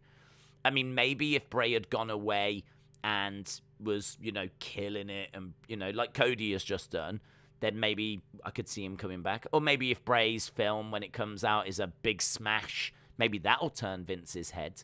But I don't think there's been anything right now to turn Vince's head. I don't think anything's happened for him to then go out and re-sign Bray Wyatt. As I said, Bray's just gone off and filmed a film that hasn't come out yet. So until there's something that's happening, until there's a film that does crazy numbers at the box office, or until he goes to AEW and kills it and he's the talk of the town and, he does what Cody just did, I think until we get to that point, I can't see him coming back. So, no, I'm really not expecting him tonight. Let's put it that way. I don't see why Vince would have changed his mind. If he has, well, I can't wait to find out why. I can't wait to find out why and what changed and how and what. So, no, I'm not expecting it at all. Wayne said, last super chat. Good. Wait, I mean, I appreciate it, Wayne, and it all goes straight back into the channel, buddy. But I don't want you, spending all your snack money or your lunch money on firing in super chats, pal. Wayne Garland, shout out to you, says, Days, last super chat. Can I ask you, do you think someone will come out in the Roman Brock match? If it isn't The Rock, could you see someone coming out? I mean, there's too many variables. Do you know what I mean? It's so difficult to answer that because it's hard enough to answer who's going to win.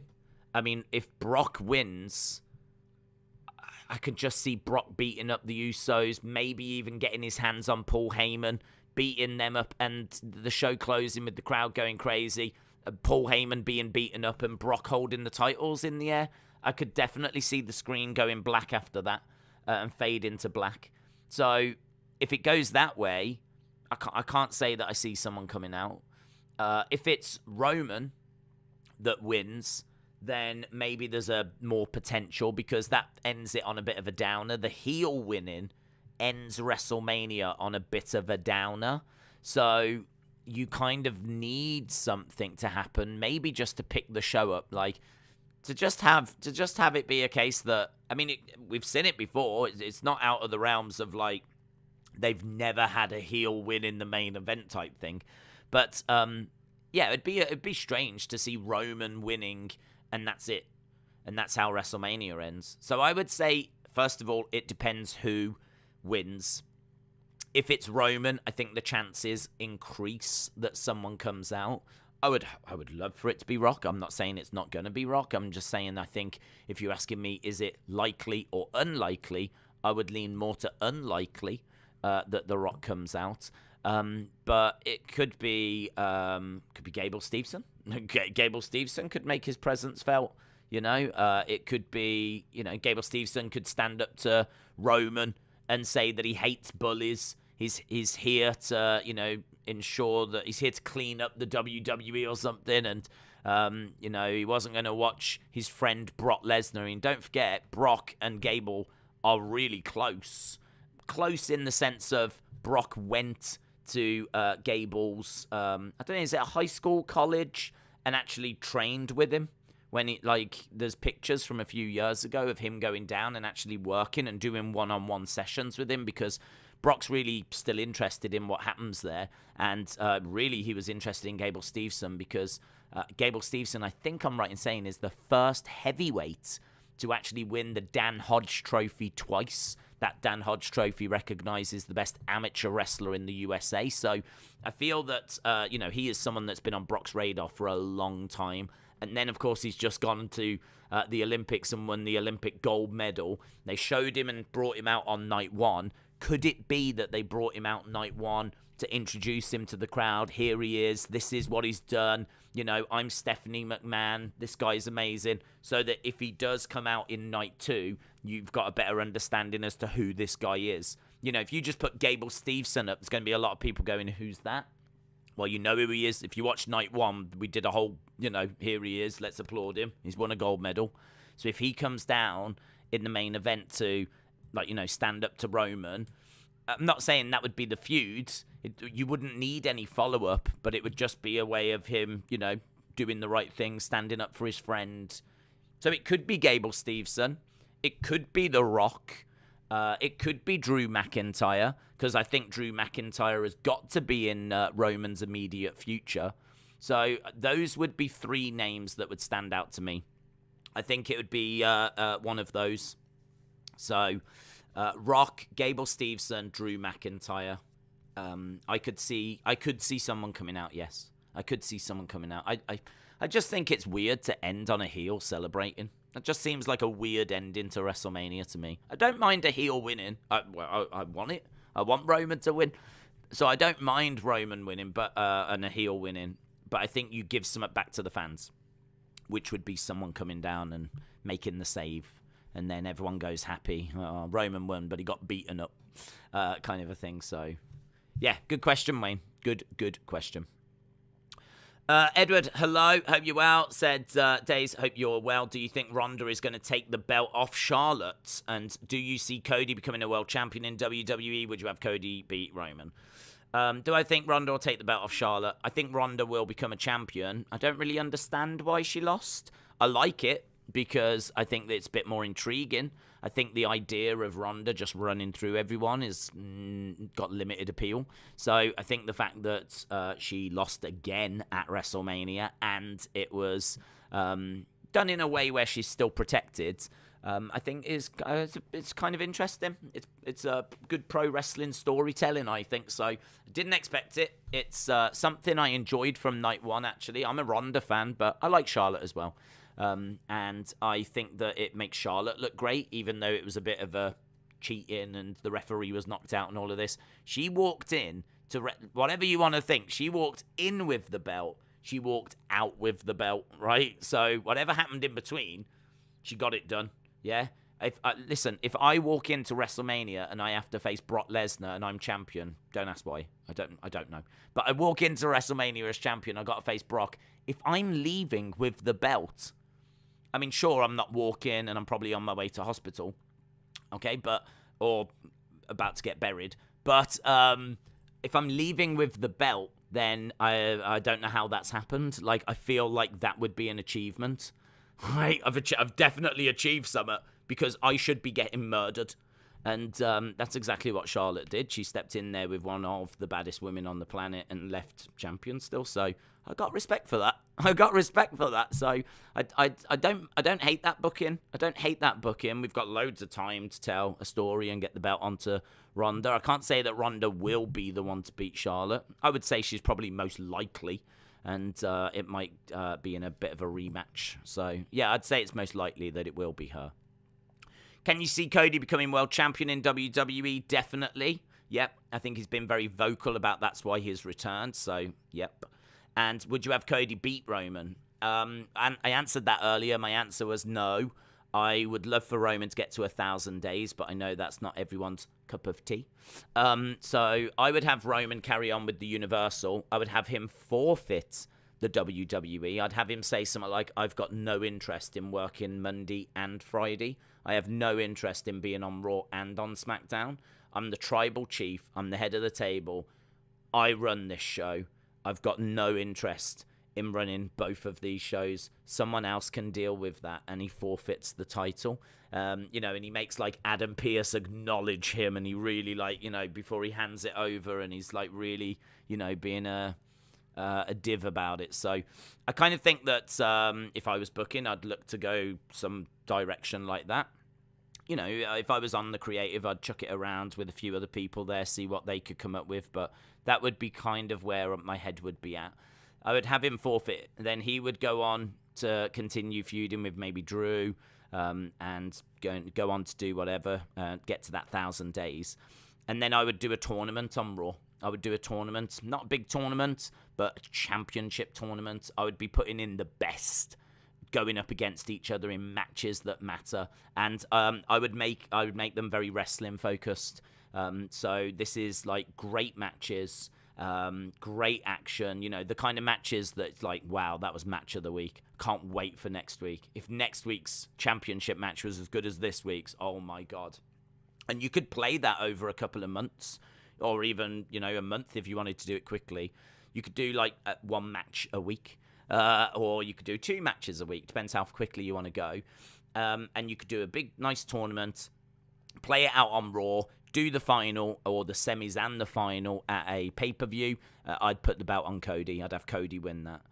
So I really like that way because that way, Roman is still protected and he can get to his 1,000 days and Cody can go on and win the belt and we'd get brilliant content on Raw, wrestling focus, the kind of things that a lot of us love. Just think about the people that could be in as well. You could have Kevin Owens, you could have Seth Rollins, you could have Cody Rhodes, you could have Finn Balor, you could have Austin Theory, you could have Damien Priest. I mean, just off the top of my head, there's 6 that are on Raw already that I think would be really good. If Randy was to go and break up with Riddle, you could have Randy and Riddle in there. There's 8. So, do you know what I mean? Like, that is 8 top superstars that could be battling in a tournament to try and win the vacated WWE Championship. So, I would go that way. I know people don't like it when it's vacated. I do understand that, but needs must. I did see Oliver. There you go. Oliver Mercer, shout out to you. I hope you are well. Hope you're looking forward to night 2 of WrestleMania, which, I don't know, does the kickoff show start in 20 minutes? I think it does. Wow, we've been talking a long time. I say we. Oliver said, Days, would you like to see a match between Taker and Drew for WrestleMania 40 for Taker's last match in front of a crowd? Thoughts?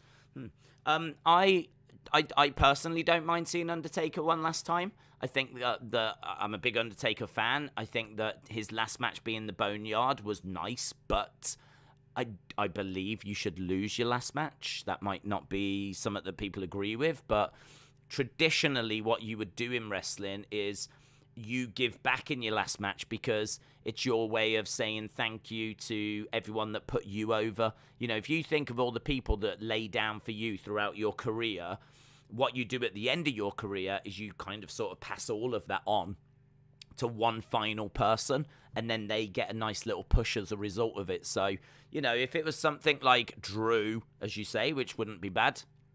I mean, Drew beating Undertaker and retiring Undertaker, I think Drew would come out of that feeling a bigger deal than he would going into it. So I think Drew would benefit from something like that. I do think it's very important you address the creative, though, because if he's going to keep wielding a sword and acting a little bit childish, I mean, I say childish, but I mean, honestly, him threatening to cut people's heads off and whatever is pretty childish, because he's either A, going to do it and it's not childish, he's actually a murderer, or B, they're just fake, phony threats that just make him look stupid. So I have to think it's more B. Do you know, I have to think that he's not a murderer and he's not going to chop people's heads off. So I really would move away from that. I just don't think that's a good look for him. I think what it is, as we said, is WWE have to cater to lots of different tastes. And what WWE are doing is they're catering more for maybe kids with the Drew character. And he comes down with the sword. And you know what you're like when you're a kid. When you're a kid, it's like, oh my God, he might do it. He might do it. He might do it. He might actually chop his head off. Oh my God. Like, do you know what I mean? Like, he might stab him. Oh my God, he might stab him. And as a kid, you don't really think about, he ain't going to stab him because he ain't going to go to prison and, like, he ain't going to do it, like, you know, on WWE TV. So you don't think about that when you're a kid. Like, you just think, oh my God, he's going to do it. So I think it's like catering to them. I have to think it's catering to them. It certainly ain't catering to me. So I think it's catering to them. I personally think if you're going to tell a mature story where you're going to take on The Undertaker and you're going to retire him and this is going to be it and you're going to get the push because he's going to put you over and you're going to be the one that beats him in his final match, I don't want him then swinging a sword around afterwards. So I think the creative would have to be right if Drew was to be the person. But I think Drew has got a great look. I actually thought when he was champion, he had some really great moments. I wasn't crazy about him becoming champion. He was quite cold to me. Like, he's cold to me now. This version of Drew becoming champion would do nothing for me. And when he won the title before, he was a bit cold and it did nothing for me. But when he was up and running and he had the belt, I actually thought he did some decent stuff. There was some matches he had that I thought were quite good. So as long as we get the creative right, I wouldn't mind Undertaker having one more match, because I think in order to not only lose your last one, that's not something that's bothering me too much. The fact he beat AJ Styles in his final match, I just think that it's a nice thing to do. It's, Undertaker is very much about tradition and he's very much about kayfabe and doing the right thing and staying in character. If there's one person that I honestly would have thought would have lost their last match, it would be Undertaker. And if you think about it, it seemed like he was going to when he retired at WrestleMania 33 against Roman. So he kind of lost to Roman, didn't he? Hat came off, jacket came off. He gave the win to Roman, and then he was gone. And that ending was, that was perfect. You could not have beaten that. The hat off, the jacket off, left in the ring. It was emotional. That was such an emotional moment where Undertaker says goodbye at WrestleMania 33. It turns out he doesn't go, of course, but it felt like he was. And Last Ride showed that he was meant to. It was meant to be his last match. So I think he came back and he did a few matches. I don't know that Boneyard was meant to be the end, but it turned out to be the end, and that's how it's finished. So one more match. I would have him lose it. Some people might disagree with that, but I really think that wrestling tradition and should be upheld, and I would have him lose it. I would have him, I don't mind it being Drew, but I think you could make an argument for others. I think Drew would come out of it better, but I would change the creative. WrestleMania 40, I mean, if you want it for the nice round number, I suppose you could do it. But equally, there'll be people saying it's done now. I'm not going to start a campaign for it because equally I think there's people that are like, it's done. We've paid our respects. He's gone in the Hall of Fame. We've said our goodbyes. He's said his goodbyes. He's always going to want one more match. So I can understand that. I can understand people saying that, like, we shouldn't end it right now. I can totally, or we shouldn't return to it now. I can totally understand it. So my answer would be, would I want to see it? I would be happy to see it. I wouldn't push for it. And there's things that I would want to see change in order for it to work. Most notably how we're booking Drew at the moment. So hope that answers that, Oliver. Shout out to you, buddy. Evan Swan, 21, my favorite Swan. And honestly, I've got a top 10, and Evan's at number 1. Evan said, what if Bray and Bo return and they attack RK Bro after they retain, or Bray returns and destroys Roman after he retains? I mean, I don't know. I feel like I don't know where this is coming from, to be honest. I don't know where the Bray stuff's coming from. I think it might be because he's in Dallas at the WrestleCon thing. So he obviously sent that tweet out to say, like, he's got a secret and all this kind of stuff. I really think that's his way of doing what Undertaker did, and that's just, staying a part of the conversation. I don't blame him for that. I don't blame him for that at all. I can understand him wanting to, reach out to his fans and, give them something to talk about and theorize over this WrestleMania weekend. So I think it's come from that. I mean, would I? There's a few ways to answer it. I mean, do I want to see it? Currently, no, because I've got no confidence at all that he will be booked right. Because, as we've said, he was let go. I think we can all agree the booking of The Fiend was not correct. Even if you liked some of the stuff that The Fiend was doing, or even if you loved all of the stuff The Fiend was doing, I can't believe that you were happy that he lost the title to Goldberg. I can't believe that you was happy that we just weren't seeing him that much throughout 2020 and 2021. I know that, some of that is down to him and, time that he requested to have away, but it's clear that there was things that weren't quite right behind the scenes as well. So I've got to think that, like, we're all in agreement that the way The Fiend was booked was not correct, and there's nothing to kind of point towards the fact that if he came back, that would change.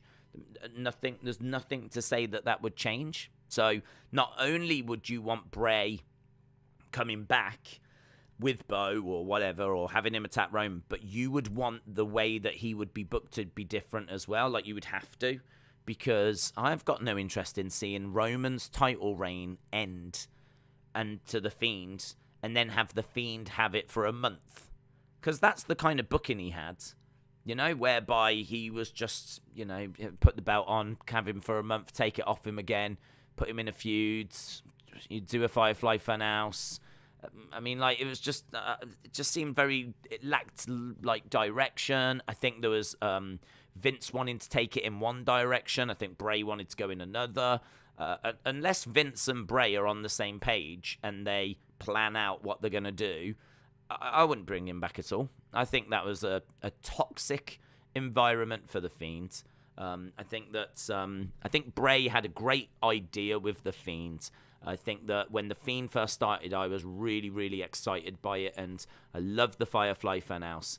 And then it seemed to me like it changed, and it seemed to me like we were going in a different direction with the character.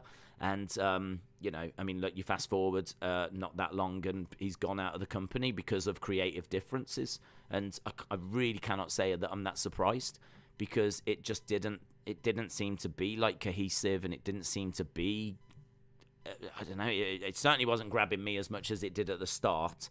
But I know he's got a lot of fans. I know a lot of people would want him to return. I know that there's a hunger to see the character back. I understand all of that. But no one wants him to come back and be, mistreated and botched and all this kind of stuff. I think Fiend fans would want him to come back and be treated right. And honestly, until there's any kind of guarantee that that's going to be the case, he's better off going somewhere else. He is better off going to AEW, that I think would use him better. I mean, would they have restrictions for him? I think they would.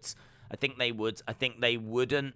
They wouldn't give him the kind of freedom maybe that he had in WWE. I don't think he'd be able to burn alive and all this kind of stuff, right? I don't think that they would allow that, but I don't think that that's the kind of thing that Fiend fans were crazy about anyway. I don't know that Fiend fans love the Fiend because he got burnt alive and then came back because he walked down that corridor or whatever. I don't think that's why they love him. They love him because he was a cool-looking character. He symbolized a lot of things. The Firefly Funhouse had a lot of symbolism. The Firefly Funhouse, you could read into it. There was a lot of stuff going on in the background. There was a lot of hidden messages and Easter eggs. And every time one came out, people loved to tear it apart and try and figure out what's he trying to say. Where is the Firefly Funhouse? What does it stand for? What does the Fiend character stand for? What do the puppets mean? People love dissecting those Firefly Funhouses. You could do all of that in AEW. You couldn't call it the Fiend. You couldn't call it the Firefly Funhouse. He would have to come up with something as creative, but, change these things. But there would be nothing stopping him. And listen, people keep telling me he's a creative genius. If he's a creative genius, he will be able to come up with another character that is got that same level of symbolism that allows you to read into things, because that is what people enjoyed. It wasn't that the character was burnt alive and, or that it was able to, I don't know, change clothes during a match or whatever. Yeah, I don't think you would be able to do that in AEW. But I keep saying that's not what people, I think, was crazy about. That's not what the Fiend fans were fans of him for. They loved the symbolism. The theory that when he beat someone, they changed afterwards. If he goes to Tony Khan and Tony Khan buys into that vision, you can have that. You can have that. It might not be called the Fiend. It might not be called the Firefly Funhouse, but it will be something that still has all the ingredients that you enjoy. I don't think he should be called the Rascal, and this is my Peter Playhouse, right? I mean, that's going to be, granted you've changed the name, but it's going to be a Wish version of the Fiend, isn't it? And, it's never going to compare favorably. It's never going to work. That's you're going to have to come up with something brand new, right? So, I understand it won't be the Fiend, and it won't be the Firefly Funhouse.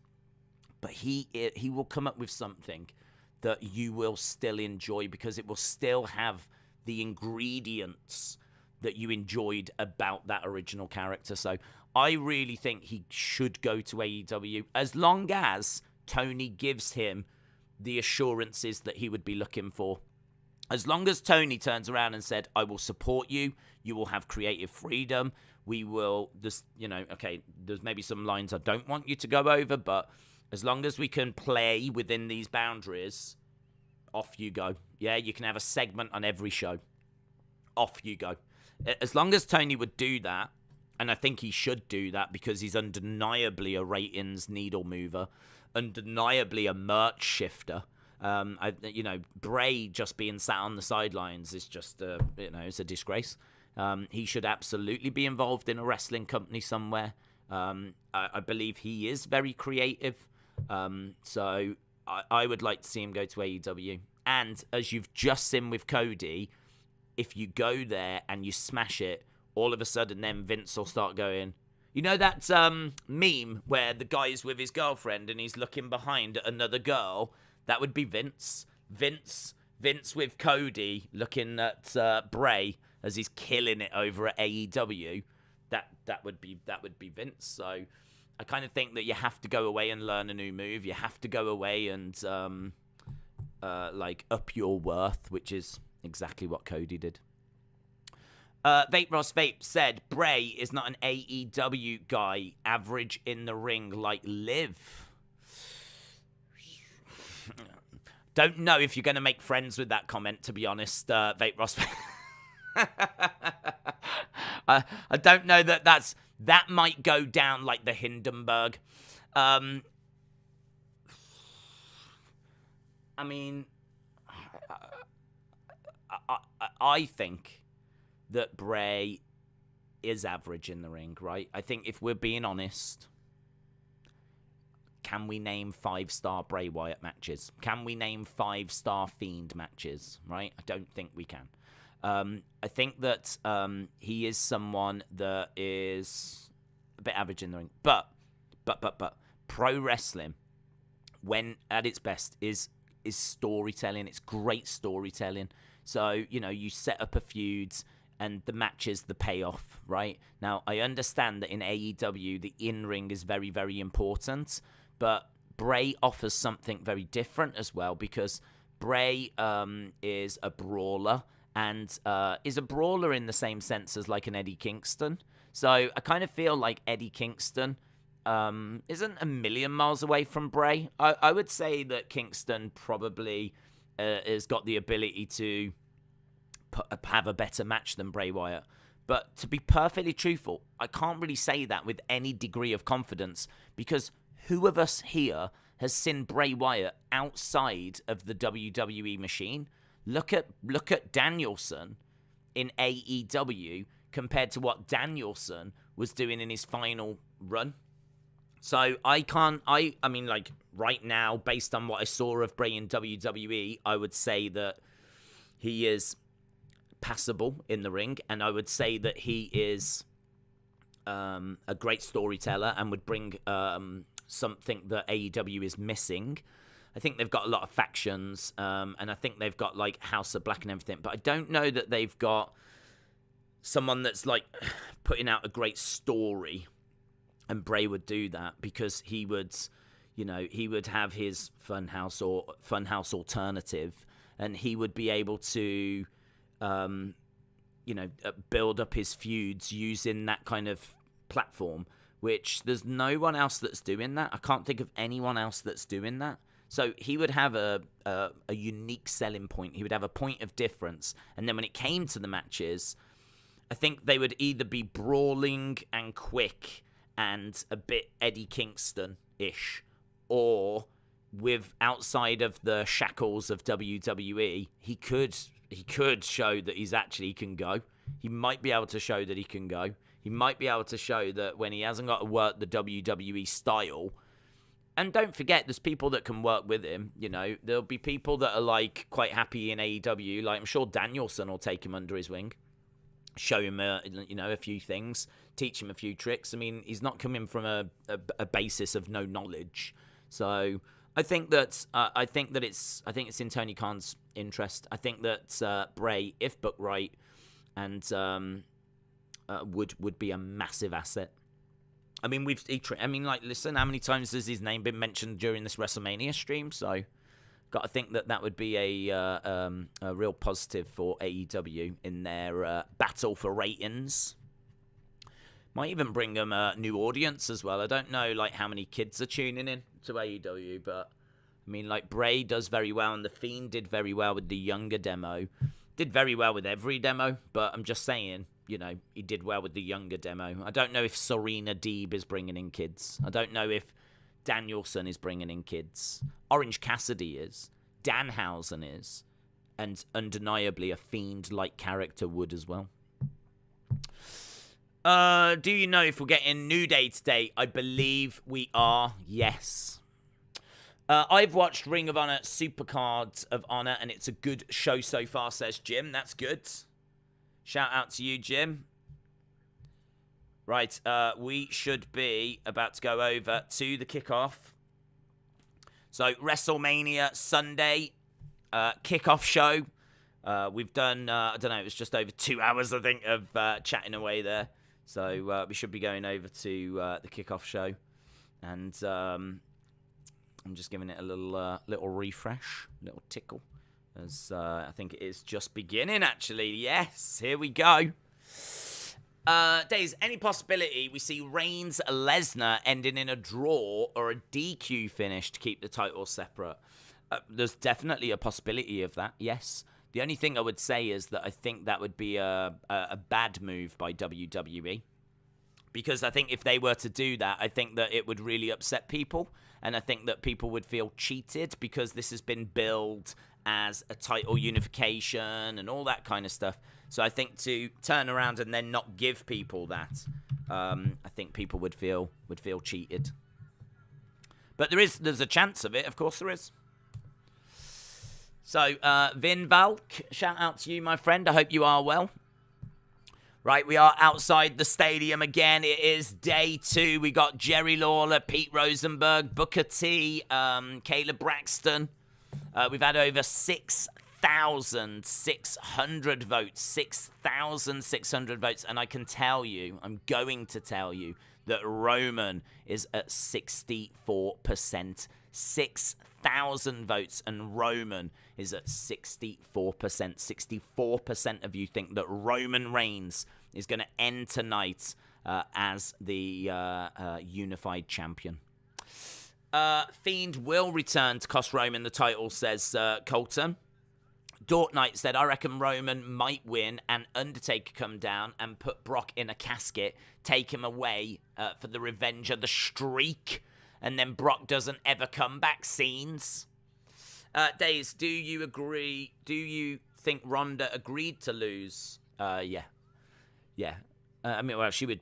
I mean, I don't know if she was happy about it, but I would imagine what they said was, listen, everyone's going to expect you to win at WrestleMania. So what we want to do is we want to have you lose, right? But what we're going to do is we're going to put the belt on you at the next pay-per-view. So what we want to do is we want, after WrestleMania, you to, we want to show a vulnerable side of Ronda. So we want you to, just after WrestleMania, just show a little bit of doubt. Like, you're going to get screwed out of it, right? So it's not like you're going to get beat clean. Like, there will be an excuse. But it would be good if we could just lean into you just doubting the fact that even in that situation, you still didn't have the ability to put Charlotte away. And that kind of vulnerability is something that we're hoping is going to win over a few fans. But as we said, as we continue to build forward, we will get the title onto you eventually. And what we're looking at doing is having you win potentially at WrestleMania 39. You know, I'm sure, or we'll have you win at SummerSlam, or I'm sure that they sweetened the pot somewhere, and I'm sure the flipping money that they're paying her sweetened the pot as well. But I could see that kind of conversation taking place. I could see them having that kind of a chat where they sit down with her and try and explain. I think if someone is going to take a loss at WrestleMania that's a big star like Ronda is, that you would expect to get the win, I think you have to explain what the long-term plan is. I think it's only fair that they know where this is leading, and you know that they are going to win eventually. So yeah, I think she might not be over the moon with it, but if they've explained the long-term plan, I think that she'd be understanding. Mason, hello Mason Shortall, shout out to you. Mason said, do you think Samoa Joe will be able to finally shine as a main character in AEW? I think he brings something different, and also he's got great mic skills. Yeah, so the thing with Samoa Joe is I don't know where he is from a health point of view, because I have to question as to why he got let go. Because to me, Samoa Joe is very popular. He might not be someone that drastically moves the needle, but then Who does, to be honest, outside of Roman and Brock and maybe a Bianca or something? But, I mean, is Finn Balor moving the needle that much? Is Damien Priest moving the needle that much? Is Nakamura moving the needle that much? Like, why did we let Samoa Joe go? And compared to other people, like, I don't think he looks great. People's like chanting the Joe, like he had good support. Like, I don't know, it was a bit of a weird one. I don't think he was on crazy money. I don't think he's getting paid millions. I don't know. I can't quite get my head around it. So him being released was a bit of a surprise. The only thing I could put it down to was health, and they just didn't think that he was going to get back in ring and being a competitor. So you either kept him as a commentator, which I don't think they were interested in doing, or you got rid of him, and I think they chose to get rid of him. So he's gone to AEW now, and I think he's probably, worked on his health, whatever that situation was, and, now he's cleared, and I think they are going to use him as an in-ring competitor. I've got no doubt that he can do it. I mean, it's Samoa Joe. He did it in TNA. He did it in Ring of Honor. He did it in NXT. He would have done it on the main roster if, if his health problems hadn't kicked in. So the only problem I've got with Samoa Joe is his health concerns, and are they going to rear their head again? If they do, then it could really disrupt his momentum. But if they don't, well, I mean, certainly in somewhere like AEW, they could push him to the moon. They really could. That he could be a big star for them. I'm not saying that he's going to be their Roman and he's going to be a needle mover and all this kind of stuff, but they could absolutely put the AEW championship on him. He's that level credible. And as a in-ring talker, I mean, when he got re-signed back to NXT, he showed how great of a talker he was. Didn't he have a lovely little back and forth with Karrion Kross? And I think he stood up to Karrion Kross. And Karrion Kross was threatening William Regal. And honestly, listen, he should be in Blackpool Combat Club. I really feel like it should be Samoa Joe and Danielson, more so than Moxley and Danielson in Combat Club. I think that that would look great, and it makes sense because Joe has stood up for William Regal in the past. I find the Regal-Moxley relationship to be a little weird. I don't quite see the connection. Moxley fought the other day on AEW and Regal didn't come out. Danielson fought and Regal came out. I know that Danielson and Regal have got a close relationship. I don't know about Regal and Moxley, but that's why I think like Samoa Joe with Regal makes a lot of sense. So, I mean, look, there's definitely stories you can tell. He's a great competitor. He's credible.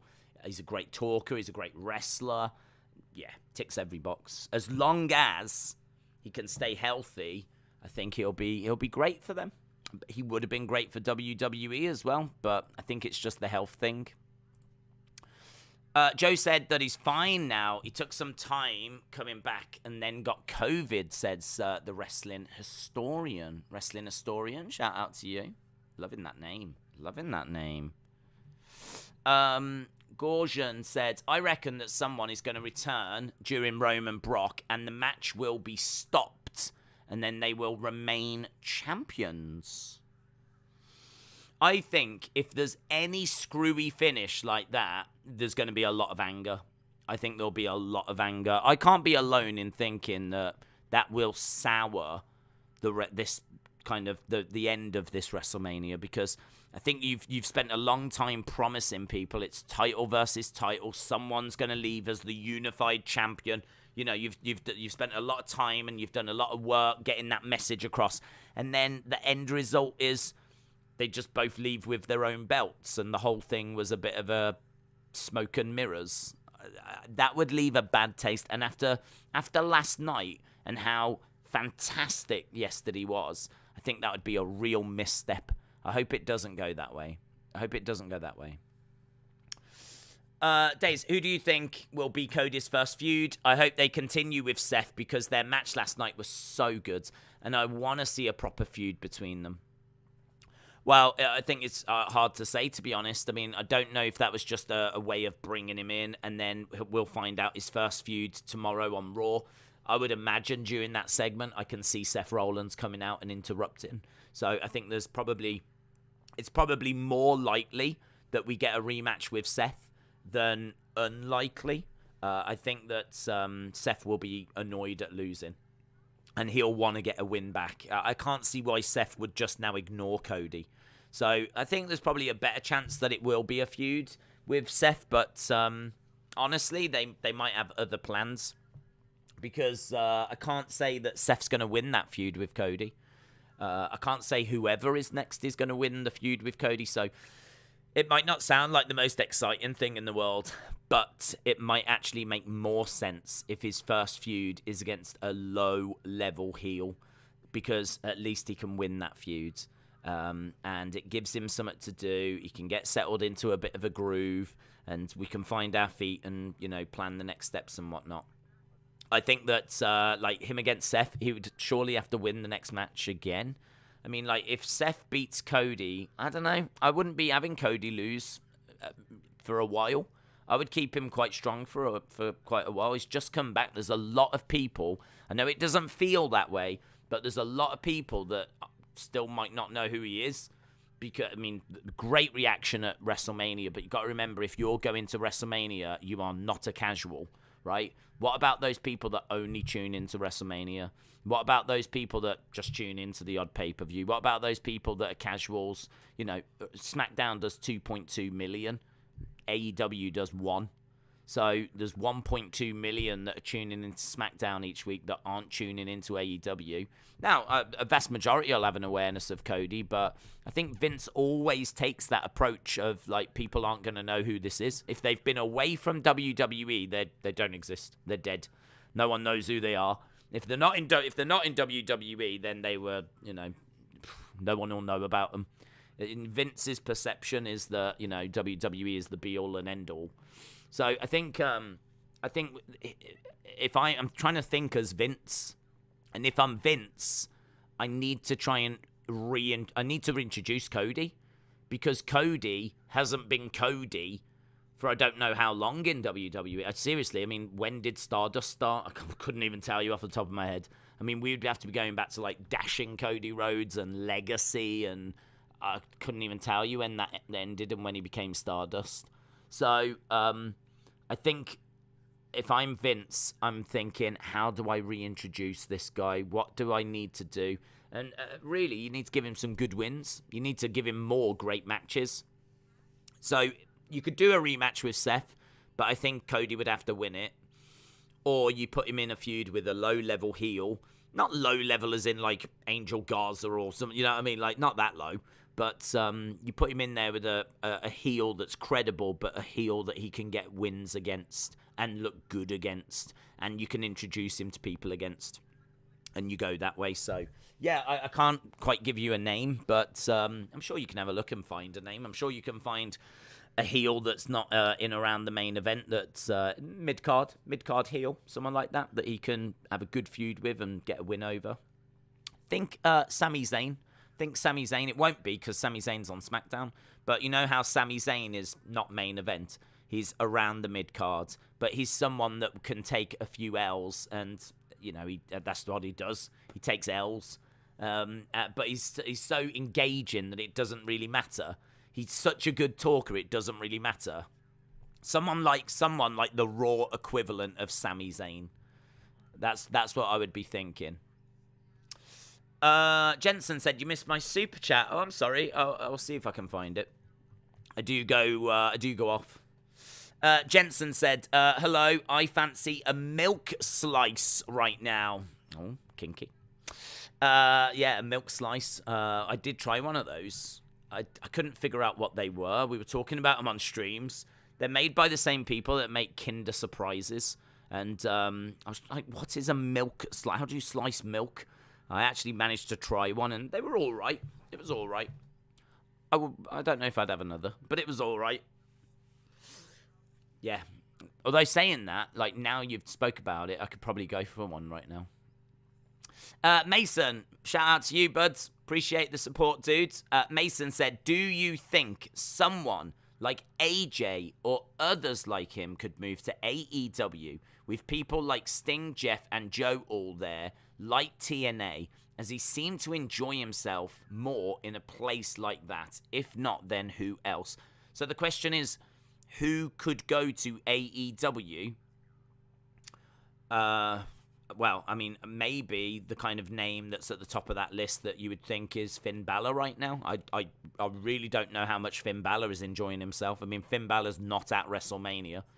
And he's obviously come up from NXT after being down in NXT for a while. He's come up, he's had a little feud with Roman, and that's it. So it doesn't feel like they're ever going to pull the trigger on Finn Balor. I mean, Finn Balor has been in WWE now for, what, 8 years? 7, 8 years? Something along those lines.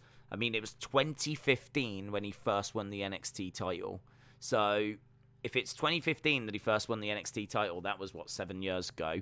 He must have joined either at the tail end of 2014 or just at the start of 2015. So it's 7 to 8 years. So that's madness, isn't it? That's madness. I think he's still only had a 24-hour Universal title run. That's insane. That's madness. That's absolute madness for someone that's as capable as Finn Balor. So I don't know if they've got plans for him, but we've been waiting for these plans to show themselves for quite a few years now, and they haven't. So I have to think they probably don't. And, at the moment, he's got a mid-card belt. Hopefully that they book him well and he gets some great matches and he gets used well, but I haven't got confidence that it's going to go that way. I think that he stands a chance of jumping when his contract's up. I think someone like Finn Balor definitely stands a chance. I think Kevin Owens, if Kevin Owens had still not been booked right. Kevin Owens, there was times where he was just coming on doing a pointless KO show segment that was rubbish, and then that was it. That was his only involvement in the show. If Owens, I think any of those kind of Ring of Honor guys, like Sami Zayn is another name that I think could go that way. But I think Sami Zayn's having a great time at the moment. Kevin Owens has just re-signed and has just had a flipping match with Stone Cold. Finn Balor, I don't know where he is with his contract. I think he re-signed not too long ago. I could see someone like Charlotte as well. I think that Charlotte, she's in a relationship with Andrade. She's gonna, she's done everything there is to be done. I think she's done it. I mean, she's done done. She's done pro wrestling. She might want to go off and start a family or something, and or she might want to join up with Andrade and just do a little thing with them as a couple. I don't know. She might want to try a different company. I mean, her dad worked in a lot of different places, so she could always go back. I mean, she's such a big star that I'm sure Vince would always look to take her back if she did go to AEW for a few years. I can't believe that Vince, when she became available, wouldn't snap her up and bring her back. So she ain't got nothing to lose. So I think there's probably a few, in all fairness, that could end up going to AEW. AJ, I actually think right now AJ is probably in the best place he's been for a while. He was with Amos, and that was awful. But right now, he's away from Amos. He's back into singles competition. He's having a singles match against Edge at WrestleMania. I've got to think that he's now in the conversation to be around the title again. We were talking about potentially a tournament for the WWE Championship if it gets forfeited. And AJ could be one of them people that goes for that title. I mean, the title picture on Raw looks so good, because you've got AJ Styles, you've got potentially Cody Rhodes, you've got Seth Rollins, you've got Kevin Owens, you've got Finn Balor. You did have Big E until he switched back over to SmackDown and got dropped on his head. But there's no Roman or Brock that's kind of really head of the table when it comes to Raw. It feels like anyone could really break out. I really like that about Raw. It's just a shame that Brock's took the title and done one. Do you know what I mean? He's got the Raw title, but he's not really the Raw champion. He's not really on Raw week in, week out. He's more been, consumed with his feud with Roman. So I hope we get clarity, and I hope all of this kind of tidies up after WrestleMania. But yeah, I think AJ is in a great place at the moment. I think that going forward, he'll be one of the guys that's in and around that title picture. Mainly because he's been sat on the sidelines for so long, you know. Ihikani, is it? Ihikani? Is that how you pronounce it? Ihikani? I've gone with that, but it could be wrong, and I do apologise. But big shout out to you, my friend. I hope I said it well. Ihikani. I mean, if not, just go with that, because it does sound really good. I mean, it is.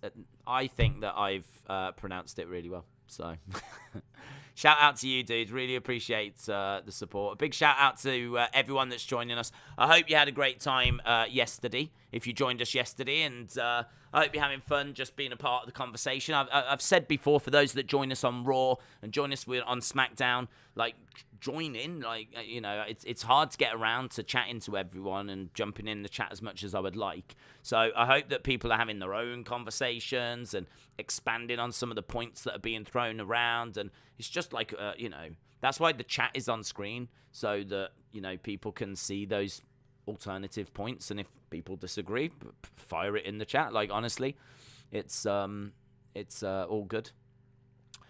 Whew. Right, where are we? 20 past 11 here in the UK. WrestleMania starts at 1. So right now we do just have a video package. We are looking at Brock. I think there's a little sit-down interview with Undertaker. So right now I think there's a little sit-down chat with Undertaker as we're building towards Brock and Roman. So you're not missing anything. There's no matches or anything at the moment. It's just a lot of video packages. Although I bet this is quite interesting about what Undertaker's saying. Will The Rock show up tonight or tomorrow after Roman wins to set up the next WrestleMania? I think I said like 60-40 no. I'm leaning more towards it being unlikely, just because there's been no rumors of it. It's hard to keep secrets in wrestling. So if Rock was there, I would have to think that it would leak on Twitter. I would have to think there's a lot of eyes. There's a lot of people that are trying to find that information out. So first of all, if we never hear about it, like, that's always a sign it might not be happening. But also, I think, like, I don't know what his schedule's like. I really don't know. I don't even know if Roman's going to win tonight. If Roman loses, I can't see them then bringing out The Rock. So if Brock wins, then I'd have to think it's less likely that we get Rock. So Brock winning, for me, decreases the chances that we get The Rock later. So I think that I'm going to lean more towards no.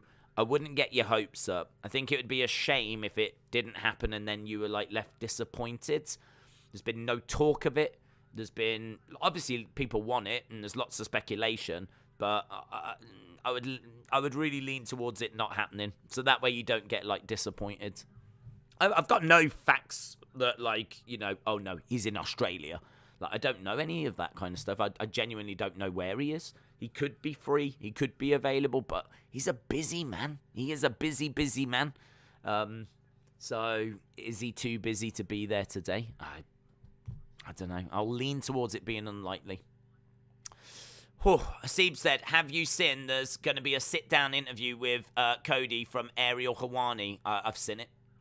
It was actually aired live on the BT Sport channel, so I think you might be able to go to BT Sport and watch it, because there was a review of WrestleMania and it was in there.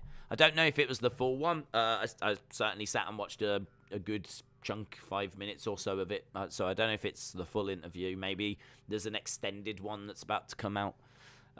Maybe it's like 40 minutes and I only saw 5. I don't know. But what I saw was very, very good.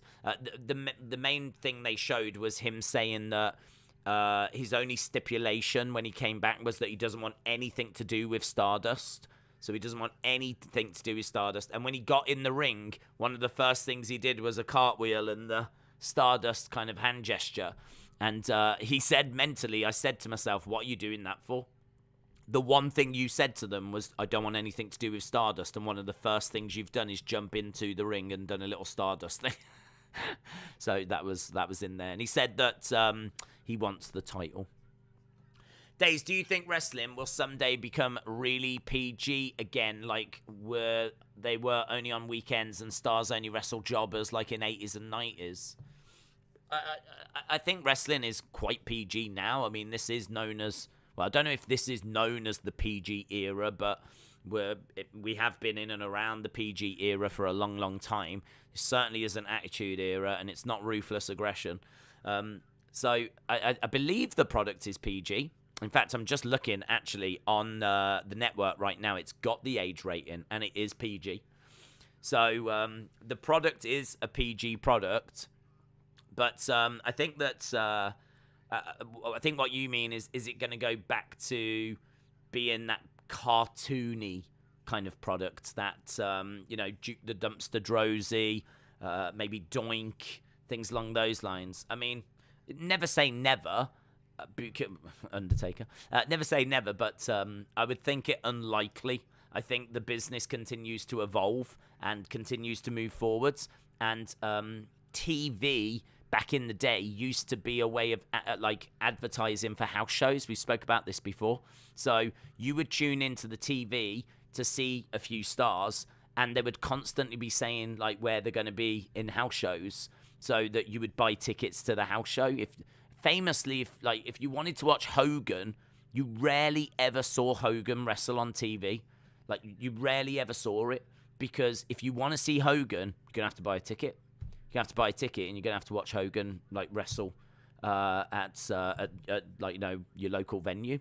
That the TV shows were used to sell house show tickets. That was the purpose of them, really.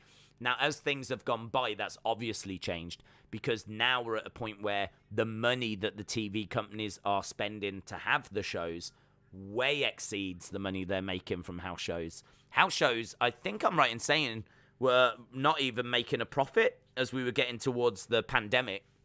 Like, the attendance was down, ticket prices were having to be kept very competitive, and I don't think they were even turning a profit, or if they were, it was a very small profit. So, the real money is in Peacock giving them $1 billion, or Saudi Arabia giving them like 70-odd million, or Fox giving them X amount, or USA giving them X amount. That's where the money comes from now. So as a result of that, I think people going up against jobbers, I think on TV, I think that's the thing of the past.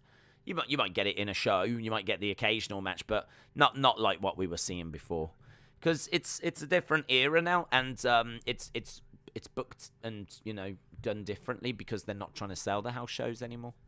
They're trying to get you to watch. They want you to watch next week, really. So they're trying. Well, what they're really trying to do is make sure that the next contract they get from the TV company is even bigger. That's what they're trying to do. That's the real aim. So no, I don't think jobber matches are going to cut it. Could we go back to gimmicks like Doink and stuff like that? Well, I don't know. I mean, that one maybe is a little bit more realistic or achievable, because there's no reason why you can't do that. But I feel like we're at a stage right now where people are quite relatable.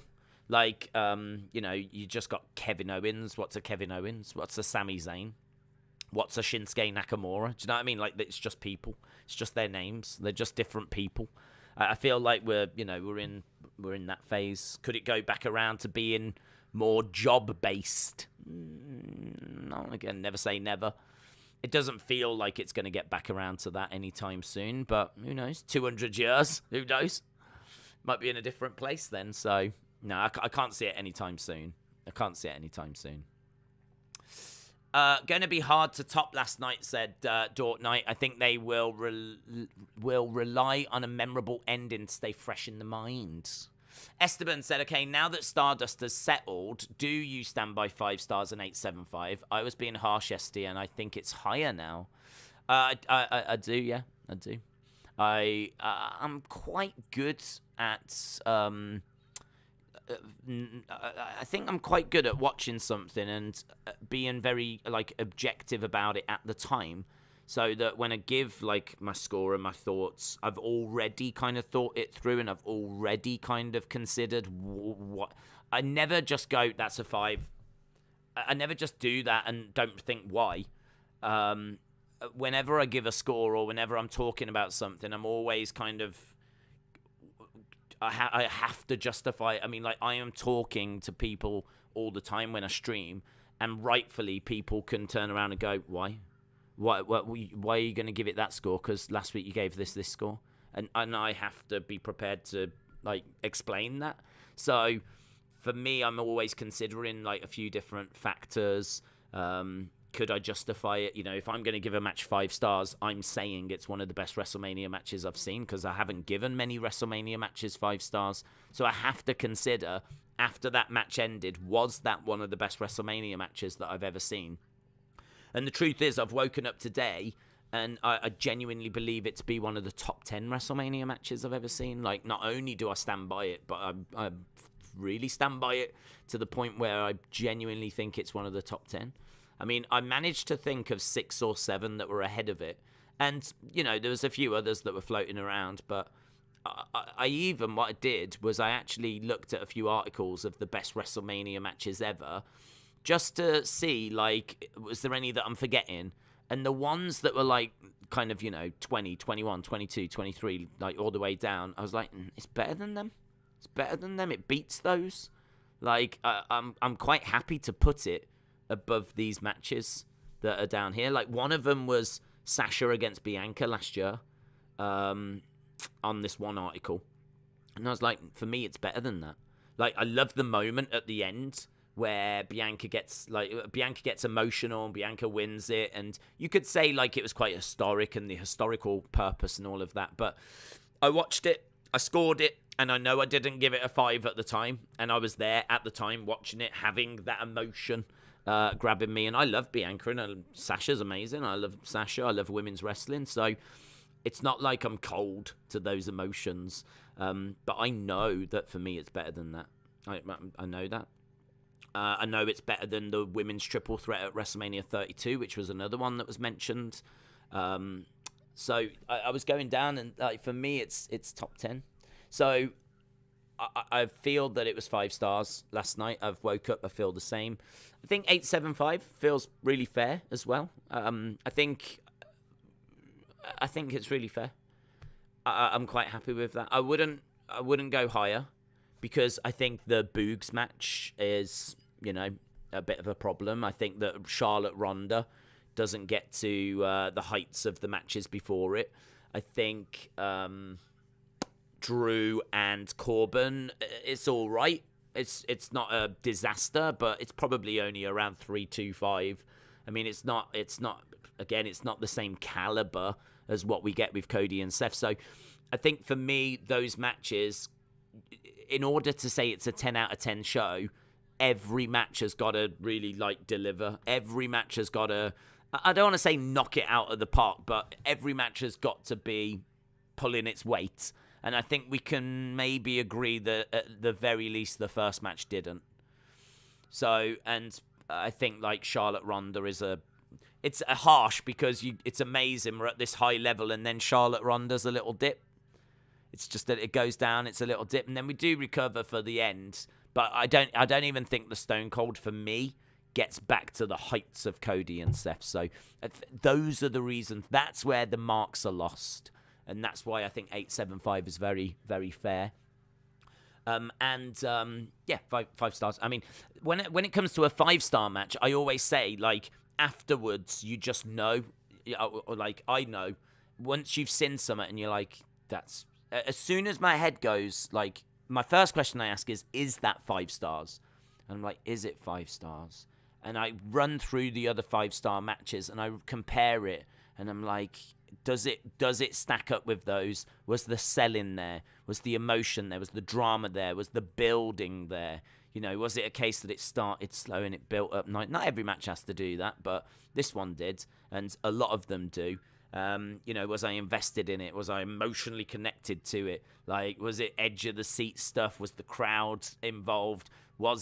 How does it stand from a historical kind of standpoint, all of this kind of stuff. Like, and if I'm asking myself that question and I can't find a reason why it's not, then it is.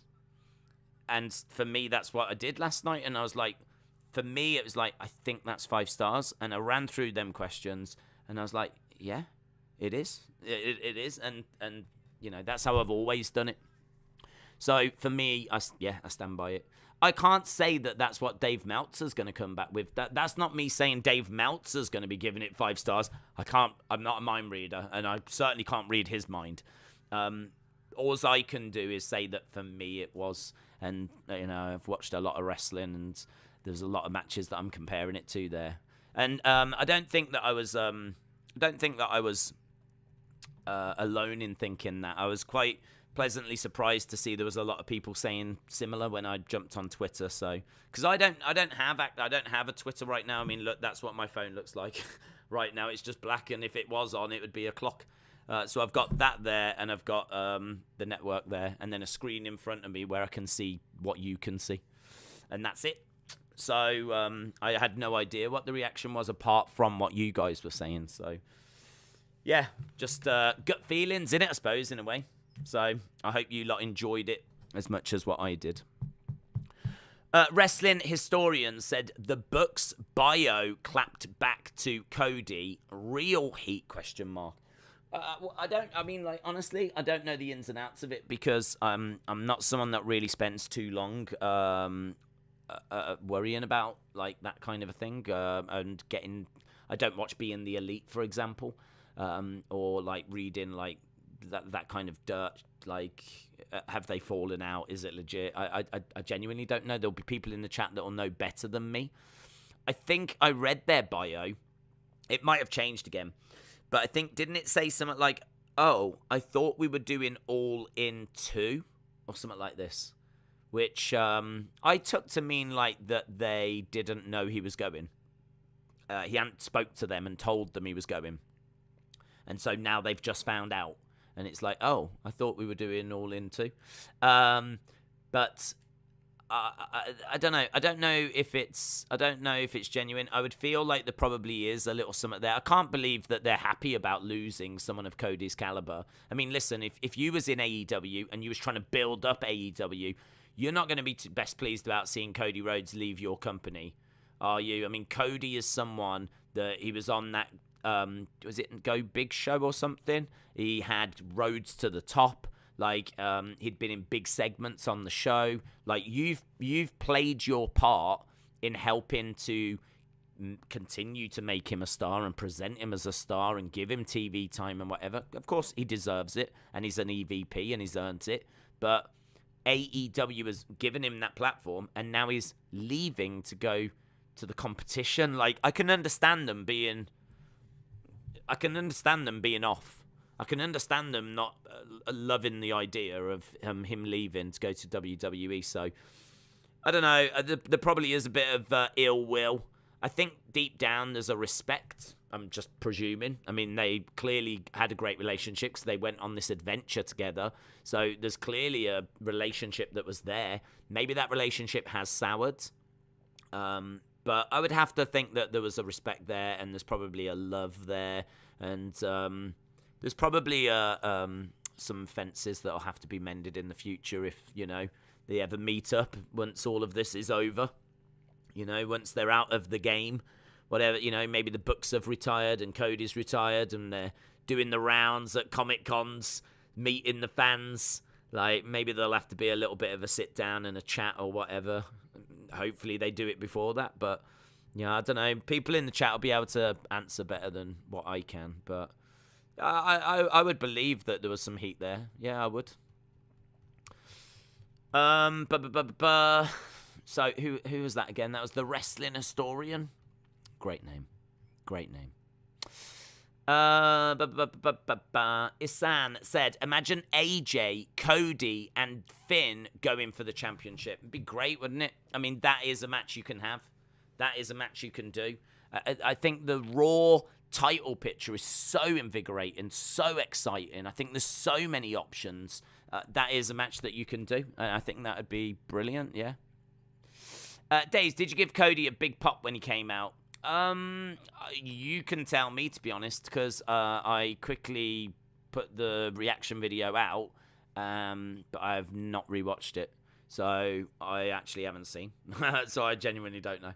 I don't know how I reacted. I feel like it was a big moment, and I feel like if I was able to express that, I mean, that's cool, but I don't think I was like, oh my God.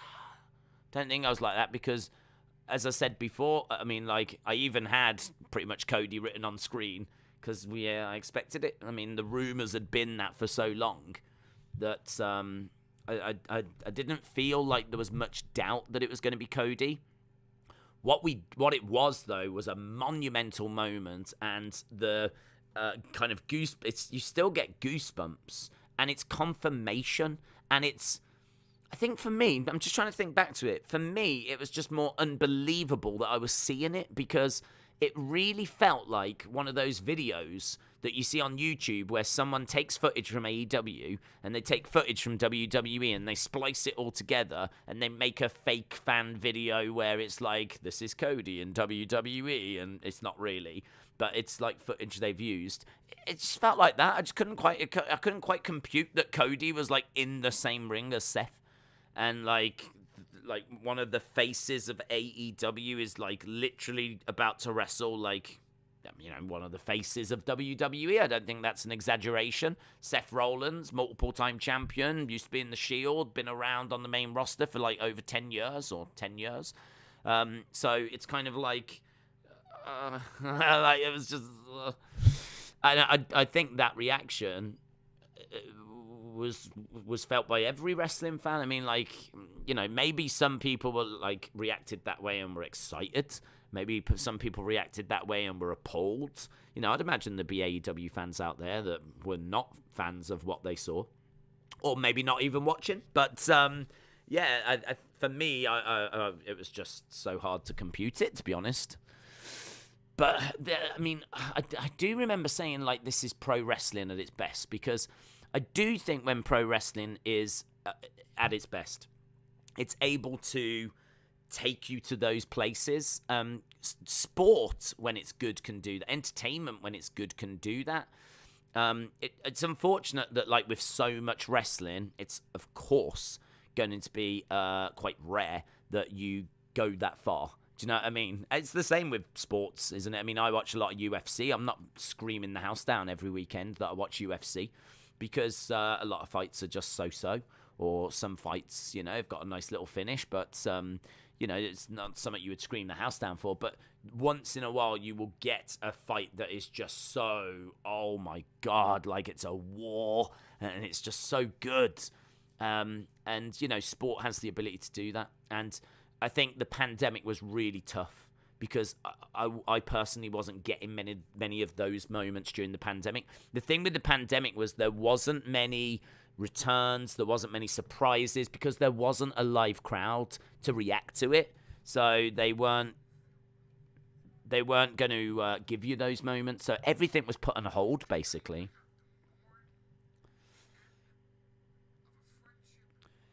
Just listening to Paul Heyman. He said, tonight I've got to mourn the end of a friendship that has been around for 20 years.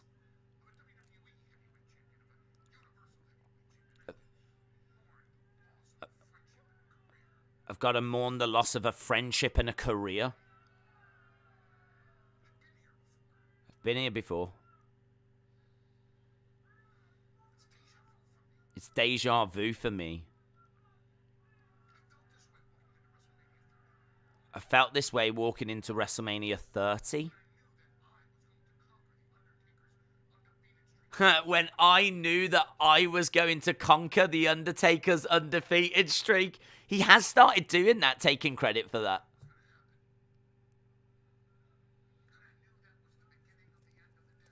And I knew that was the beginning of the end of the dead man. That was the downward spiral. Oh, he's so good, isn't he? I knew that was the end of an exquisite, magnificent career.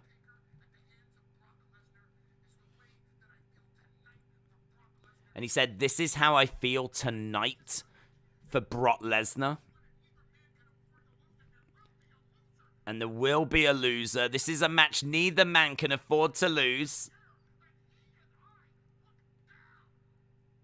Heyman going, preaching. Preach it, Heyman. Talking about how he and Roman are going to look down at the grave of Brock Lesnar. Brilliant promo. Brilliant. Paul Heyman at his flipping best. So good is an understatement, said Dortnight. Do you see Heyman turning on Roman? I don't think so. Just because we've been down the road of him leaving Roman and coming back and all that kind of stuff. So I feel like that's a swerve that... I don't want to say we've done it, because he hasn't betrayed Roman before, but he has betrayed Brock. And so it would just be the same thing, but, slightly different. It's different person. Same story, different person. And I don't know. I wouldn't go that way. What do you think the odds are on another Paul Heyman turn? I mean, it's Paul Heyman. He'll do what's best for Paul Heyman. So I'd say the odds are probably not too bad. I can't say it's likely or favourite or something like that, but it's not like 1,000,000 to 1. So I would say I'd put like a -400, 500, something like that. -4, 500. If this was like UFC, I'd probably be around that ballpark. The bigger like the number, the more favourite it is. So normally in a fight, it's probably, someone will be -200, someone will be +150, something like that. I'd probably say -4, -5, around that kind of ballpark. So you get a fair few fighters. You'll get a fight each week that's about that. So it's not a crazy kind of out there number, but I think it would be. It's not a favourite. It's not a likely thing. It's unlikely, but still within the realms.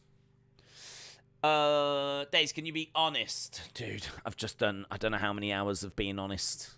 It's the most honest I've ever been in my life. Can you be honest with this question? Do you think Dominic had his best ever performance last night? I would want to rewatch SummerSlam 2020. Yeah, I'd want to watch SummerSlam 2020 again. I thought Dominic actually did all right. Yeah, there was some good stuff in there. I thought that match exceeded expectation. It doesn't change my mind on Dominic, though. Dominic still has got the charisma of a lost child. I just don't. He's just not a charismatic person. He's not someone that I care for. He's not someone that I get excited to watching. Like, I wasn't excited for his match at WrestleMania. If he fights on Monday, I won't be excited for it. If he fights on Friday, I won't be excited for it. If he fights every day of the week, I won't be excited for it. Like, he's got no charisma. He's probably got more muscle than he has charisma. So, do you know what I mean? Like, Dominic is someone that I think he's only there because of Ray. I don't think that's unfair to say that. But what I will add is that he does have wrestling ability, and he can do like some moves. He can do some stuff. He's shown that he's able to get into a ring, and credit to him on a big flipping stage. I mean, to go in front of nearly 80,000 and put in the performance that he did, you can't take away from that. I mean, he is Rey Mysterio's son. I'm sure that he's learnt a lot from his dad. He's got a hunger and a desire to be in wrestling, hence why we're here. And I've got nothing but respect for the fact that he is chasing his dream, and that he's put work in, and that he's, doing some good stuff. Equally, I can't say that he's like better than anything I see in NXT. I've seen some incredible stuff in NXT. I can't say that Dominic is any better than that. So, is it his best performance? I thought he did very well.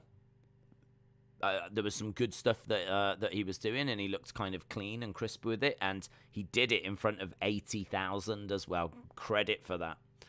But I'd want to go back to SummerSlam 2020 because I believe I'm right in saying that's when he took on Seth. And, SummerSlam 2020 is one of my highest rated shows. I always think about that when I'm rating shows because I think I rated that like a 9. And that would be even higher than yesterday. And that was because every match delivered and we got the return of Roman. So not only did we get a surprise, but every match came through. That was the one that had, I think I'm right in saying, 2 Asuka matches, which is always going to help because Asuka's amazing. So we got 2 Asuka matches that were really good. We got, I think, the return of Roman on that show. We had the Mandy Sonya loser leaves WWE match, which, it was all right, but I love the stipulation. I think loser leaves is such a great stipulation, so that's why Sonya left. And she still hasn't really come back. She came back as an authority figure, and she has had the odd match, but she's hardly competing every week in the ring, is she? So that ties back to that SummerSlam. But I remember Seth Dominic being on that as well, and I remember that really exceeding expectations. So I would want to go back and watch that. Hope you are well and enjoying the night. Absolutely. Darcy, I hope you're well as well. Saber said, is it a confirmation that you are going to be on Raw tomorrow night and challenge even Brock or Roman for the World's Heavyweight Universal Championship? Yes. So I didn't want to ruin the surprise, but I am actually booked to take that title from Brock. I think Vince was even saying that tonight might be a draw and then I will beat both of them. In one match tomorrow, which I'm fine with. It's not a problem. And honestly, if they step out of line, I'll just shoot. I'll just shoot on them. I'll just shoot on them, and I'll just force them to lose. It's really not a problem. I'm basically the modern day Edge Strangler Lewis. I'm basically the modern day Harley Race. If I need to put them into line, I'll put them into line. I'll stretch them out. It's not a problem. I'll make them squeal like a pig. So, first of all, let's never tell Brock or Roman that. And second of all, everything I've just said is a lie. But, no, look, I'm hoping there'll be an out-and-out winner tonight. I don't want any screwy finishes or anything like this. Sonya is here and now, and Mandy has gone. Yeah, that is true. Yeah, Mandy's gone to NXT, hasn't she? That is true. How loud will you be, Days, if The Rock returns? I will be 27 decibels, no more, no less. No, I have no idea. I'm not expecting it. I don't know. I couldn't tell you how I'm going to react to different things. It's all about where you are in the moment, isn't it? If he was to just walk out now, that would be very different to if he walks out after seeing an emotionally draining 5-star classic between Brock and Roman. It's all about where you are emotionally. It's all about what's been happening at the time. You couldn't sit here and say, oh, I'd do this, I'd do that. The show could be awful, couldn't it? You could be bored, and then out comes The Rock. Maybe that would make you react different than if the show's amazing and wow, this can't get any better. Do you know, it's funny, because at WrestleMania 30, I remember thinking exactly that. And then it did get better because I wish I'd got my reaction to that. Do you remember the start of 30 where Hogan is in the ring and he's talking away? And as he's talking, Stone Cold's music hits and then Stone Cold comes down. That is so good.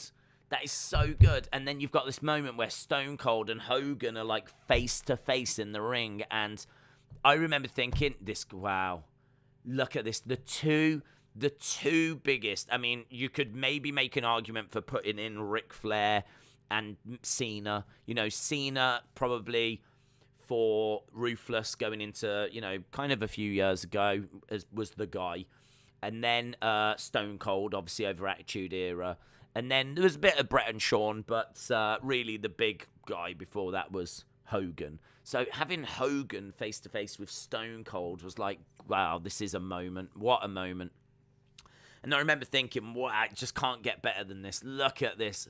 If you smell, oh my God. And then The Rock came down. And it was, oh my God, if you've never seen that moment, the start of 30, oh my God, it's so good. So good. I must admit, I would have loved Flair. I feel like a legend in each corner would have been amazing. We had 3, which was more than I was expecting. But on reflection, I think Flair was with TNA at the time, though. If Flair had been available, maybe they would have done it. Could you imagine if Hogan was in there and then Flair comes down and we actually get Hogan and Flair face to face? Because that would call back to like WrestleMania 8 when they really should have faced each other. But it didn't, obviously. And then Stone Cold could have come down, and then we could have had The Rock come down. Yeah. So that was such a great moment. Days, is Cody's return to WWE bigger than CM Punk's return to pro wrestling? I mean, I feel like CM Punk's might be bigger. Because we waited how long for that? Yeah, I feel like CM Punk's is bigger. CM Punk, you see, is someone that he was so loved, and he went away for 7 years. Didn't know if he would ever come back. So for him to actually do it and come back, like, that moment is massive. So seeing Cody in WWE is bizarre, but I suppose in a roundabout way, he was wrestling. He was in the wrestling business. He'd been in WWE before. It was always possible.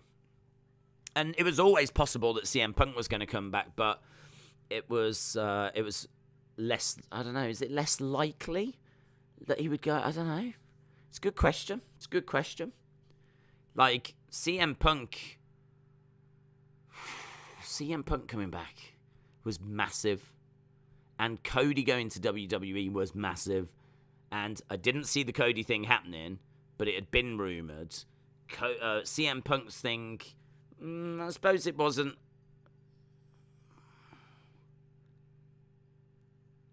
I still stand by CM Punk. Let me know which one you think. That is really interesting.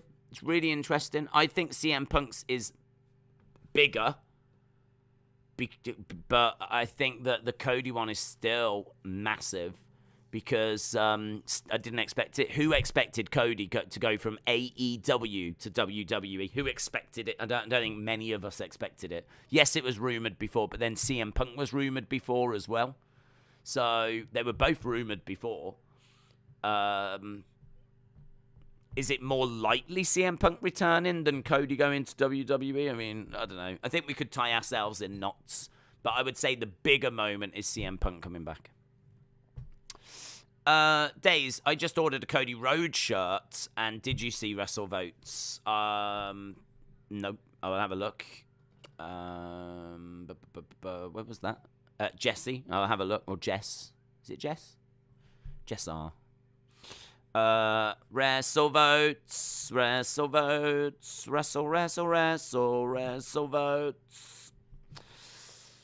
1 hour, 2 minutes. That's what we've got. If you're ready for WrestleMania Night 2, give me a hell yeah.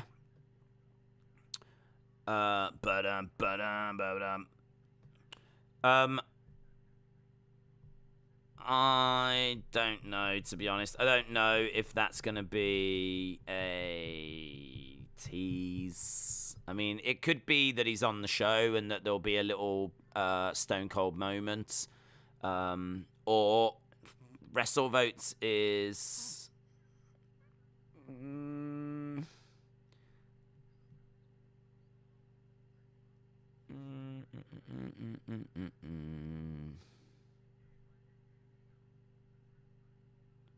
Trying to read some recent ones of theirs to see if there's anything.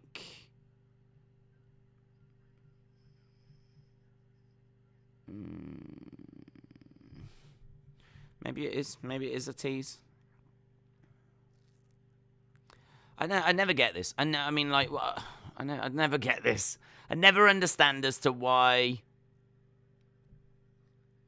they do these. Like, why? I mean. Is it because they don't want people that don't want spoilers to be angry at them? I mean, these little teases where now it's kind of left to you to try and work it out, and then they take credit for it after. They're like, told you. It's like, no, you didn't. You didn't tell me anything. Told you. They do that with. I've had a go about this before, about when they tweet out the eyeball emoji. They tweet out the eyeball emoji, and then something happens, and they're like, told you. Do you remember when I sent the eyeball emoji? It's like, what? You didn't tell me anything. So now what they've done, right, is they've sent out a message that says, if you're ready for WrestleMania Night 2, give me a hell yeah. So does that mean that if we see Stone Cold at all tonight, like at this Texas WrestleMania, they can turn around and be like, told you. Told you, didn't I? Told you. Do you remember earlier when I said, give me a hell yeah? Told you. I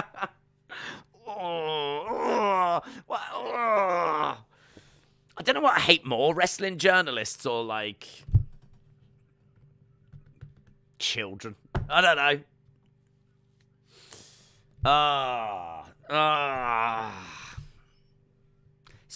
It winds me up. It just winds me up. Give me a hell yeah. So what we'll get is we'll get a video package for yesterday that shows Stone Cold, and they'll be like, told you. I told you they'd show that. I told you they'd show that video package. I told you they'd show that little clip that calls back to yesterday. Do you remember yesterday when Stone Cold had his final ever match? Told you. Told you they'd do that. Do you remember when I said, give me a hell yeah? Guys, if you want to be a wrestling journalist, just tweet out something that's, probably likely. And then afterwards, just make sure that you told everyone and that you called it and that you've got sources. What I should do right now is send a tweet out saying, who fancies a room at the Heartbreak Hotel? Right? Tweet that out. Eye emoji. Yeah? Eye emoji. And then what that will mean is that if Shawn Michaels at any point is shown, I can just quote tweet it. Told you guys. Guys, make sure that you're following me. Yeah, make sure you subscribe to my Patreon, guys. I've got loads of exclusive information on there. I don't like to reveal it or spoil things for people, so I put it on my Patreon. So, I mean, there's people that know things, right? I'm not throwing shade. There's definitely people, your Sean Ross Sapps of the world, and even WrestleVotes has got stuff right.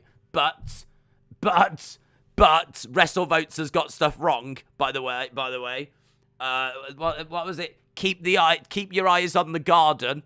Do you remember that? Keep your eyes on the garden. I mean, I did. I was watching my back garden for 7-8 hours. Nothing happened. They said it about Madison Square Garden, and what happened was, I mean, Roman beat up Brock. I mean, it's one of the most predictable sort of moments. I mean, the way they were building up and talking about Madison Square Garden, there was people thinking that's where Cody Rhodes might. I mean, they were making it that big of a deal. And then I think it was WrestleVotes that sent a message out saying, keep the eyes on the garden. Keep eyes on the garden. And then it turned out that Roman just beat Brock up. So it's like, is that it? Is that why we've got to keep eyes on the garden? Wrestling journalists, eh? What are you like? Sam, shout out to you, says, have you seen Cody's press conference? He talked about his journey and Triple H visiting him in the RV. No, I haven't seen that about Triple H visiting him. I've not seen the full. I've seen about four interviews.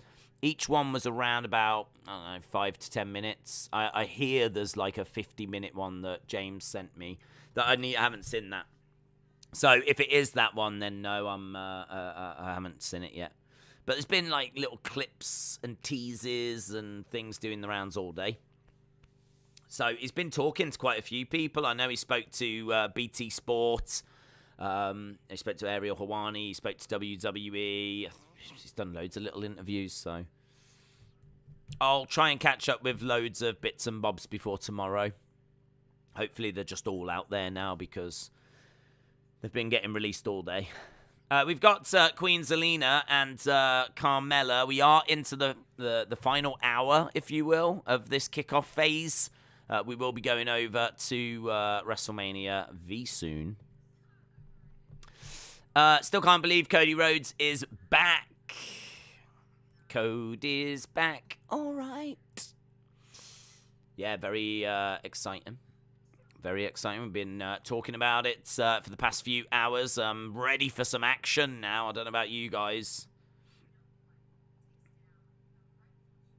No one takes down the rightful champions, says Zelina. Dave, is your discount code still working? Yes. You can save 10% at Euroshop with Days WM. It doesn't work at WWE Shop, but WWE Euroshop. It is their official shop. It's just the European equivalent. We've got quite a good relationship with Euroshop, actually. They reach out to us around SummerSlam WrestleMania time. I mean, I say a good relationship. It's the only time I ever talk to them. They always hit me up and they're like, would you like a code and whatnot? I always say yes. But I think it's just worth mentioning, I don't make any money from it, right? I'm only saying that because I know it can seem a bit dirty, and it can seem a little bit YouTube-y, and it can seem a little bit like, I feel that way as well. But this is literally a code that you save money on. There's no minimum spend.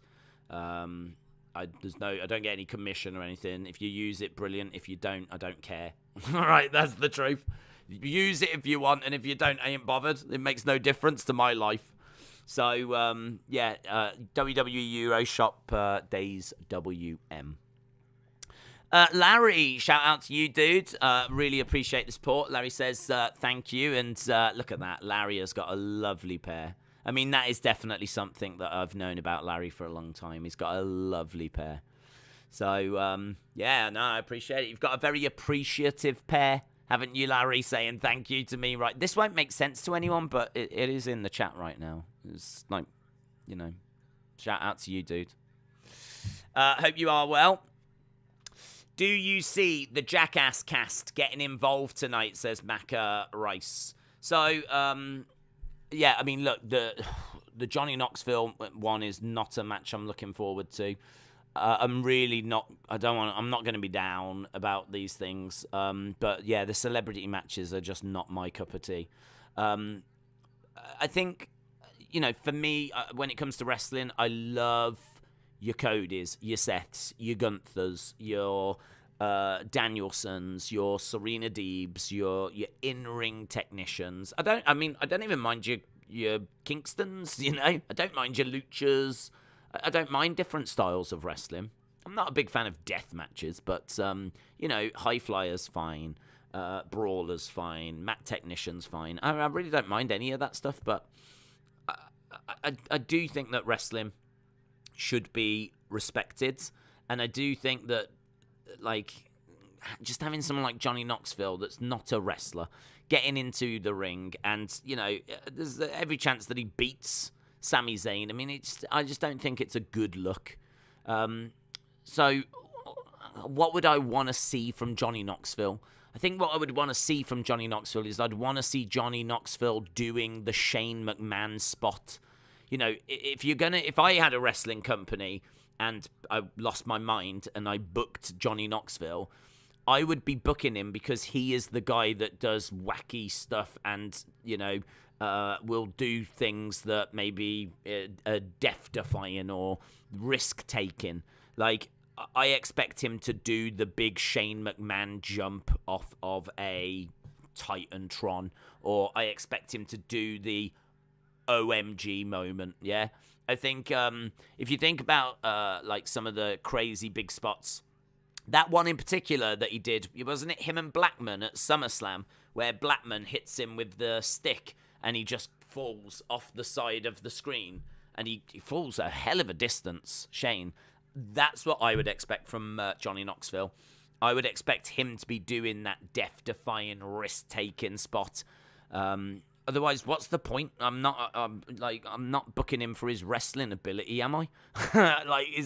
He ain't gonna show me. He ain't gonna be competing with Danielson for in-ring mat technician. So, and I don't think he's gonna out-lucha Rey Mysterio. So, why would you even book him?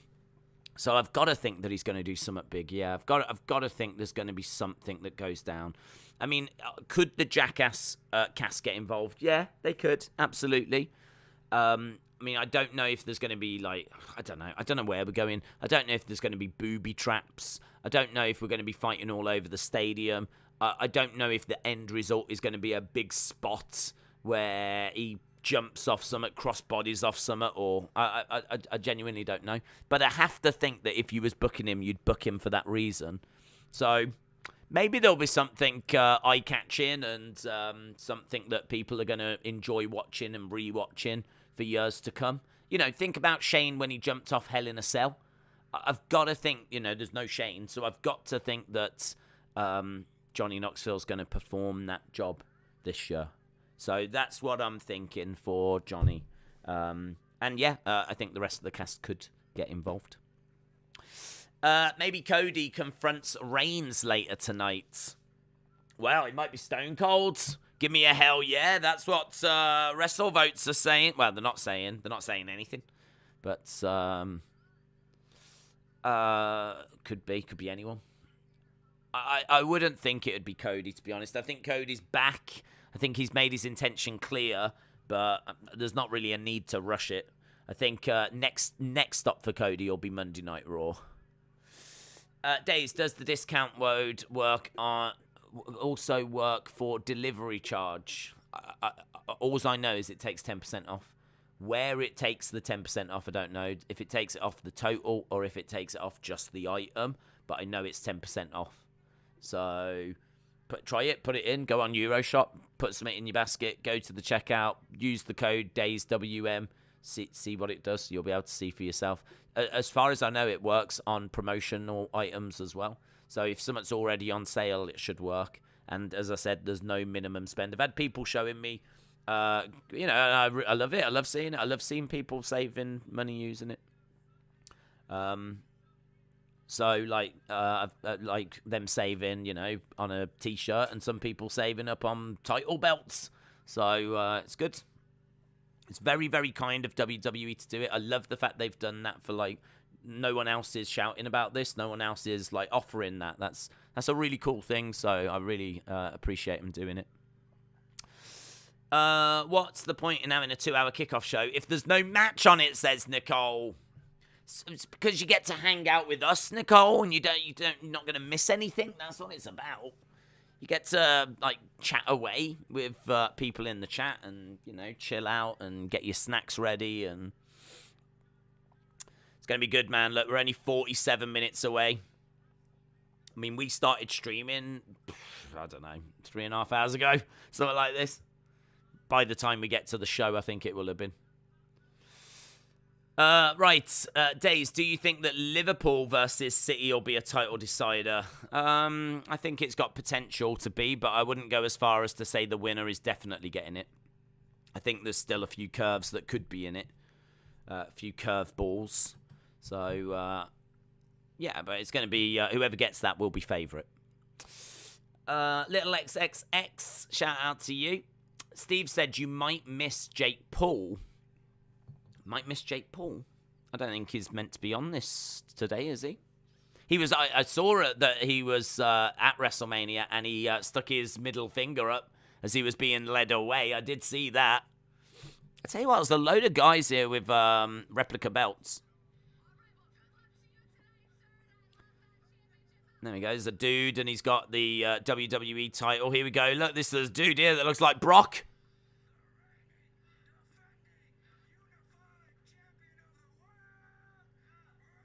Yeah, that's come as Brock. He says, yeah! Look at him. He's got the cowboy hat on. Fun. The kids have been great. I don't know if you saw that girl yesterday that did the Rhea Ripley impression. Rhea Ripley actually saw it and tweeted out saying, awesome job and stuff like this. Like, it was really cool. She was a girl and she had the, the jacket and the hair and all this kind of stuff. She did the big stomp.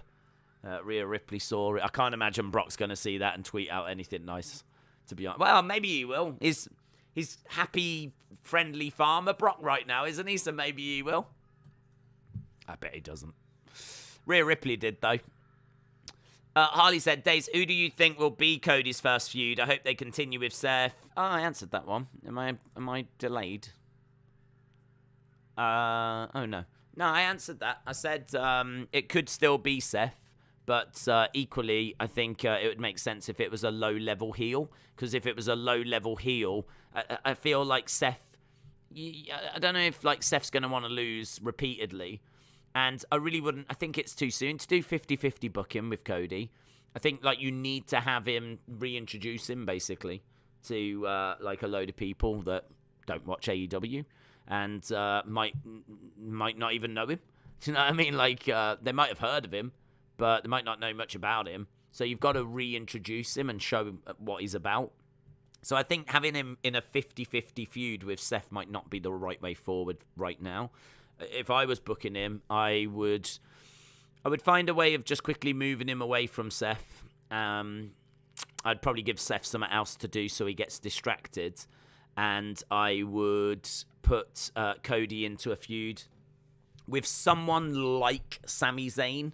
Not Sami Zayn, but like Sami Zayn. Someone like Baron Corbin. Not Baron Corbin. Like Baron Corbin. You know, heels that are not main event. They are mid-card heels. So I would put him in a feud with someone like that. I can't give you a name because I can't think of the equivalent that's on Raw. I'm sure there is someone, but I can't think off the top of my head who the equivalent would be. And both of those names I mentioned are over on SmackDown. But I would go with someone along those lines. That maybe the Miz might have been all right. You probably could have gone with the Miz, but the Miz is a bit busy at the moment. So he seems to be in a feud with Logan. He seems to be doing something there. So the Miz might have been all right. John Morrison would have been all right. That would have been good. You know, someone along those lines. Because I think at this stage, you just want Cody to have wins. And you want him to look good. And you want him to have good matches. You know, I think someone along those lines, I would be looking to just to reintroduce him. Just, again, you've got to... I know for us, we know who he is. And I know for us, we want just dream match after dream match after dream match. But I think dream matches will come. And, that's not going to be a problem. There's lots of stories we can tell. And, I mean, honestly, we've got so much flipping TV time. You've got, like, massive pay-per-views to build towards. Like, I'd just give him a little TV feud for now against someone and, like, use that as a way of just having him win and win and win. And someone like Sami Zayn can just eat L's. Just eat L's as if they're just not a problem. Because he's so charismatic and there's the conspiracy that's against him. That, you know, if he loses to Cody, it just plays into the conspiracy story. So, yeah, someone like Sami would have been a brilliant opponent because he's a mid-card level heel. He's a great in-ring worker. He's a great talker. It would be an engaging feud. Like, Sami would have been perfect. But he's on a different brand. So it can't be. So get over it. So, yeah, I don't know who it'll end up being. Days, I'm going to open up some 1987 WWF cards. If Roman Reigns wins, I'll eat the bubblegum. Oh, my God. You might not make it to Raw if you do that, buddy. You might not make it to Raw. Alex. Hello, Alex. I was just about to read something, and then Alex's comment just dropped out of nowhere. Alex, shout out to you, dudes. Alex Wings. Says, Days, what are you expecting from entrances? Oh, can I just say, I love the Bianca Belair one. I did see that there was a bit of controversy around Corey Graves.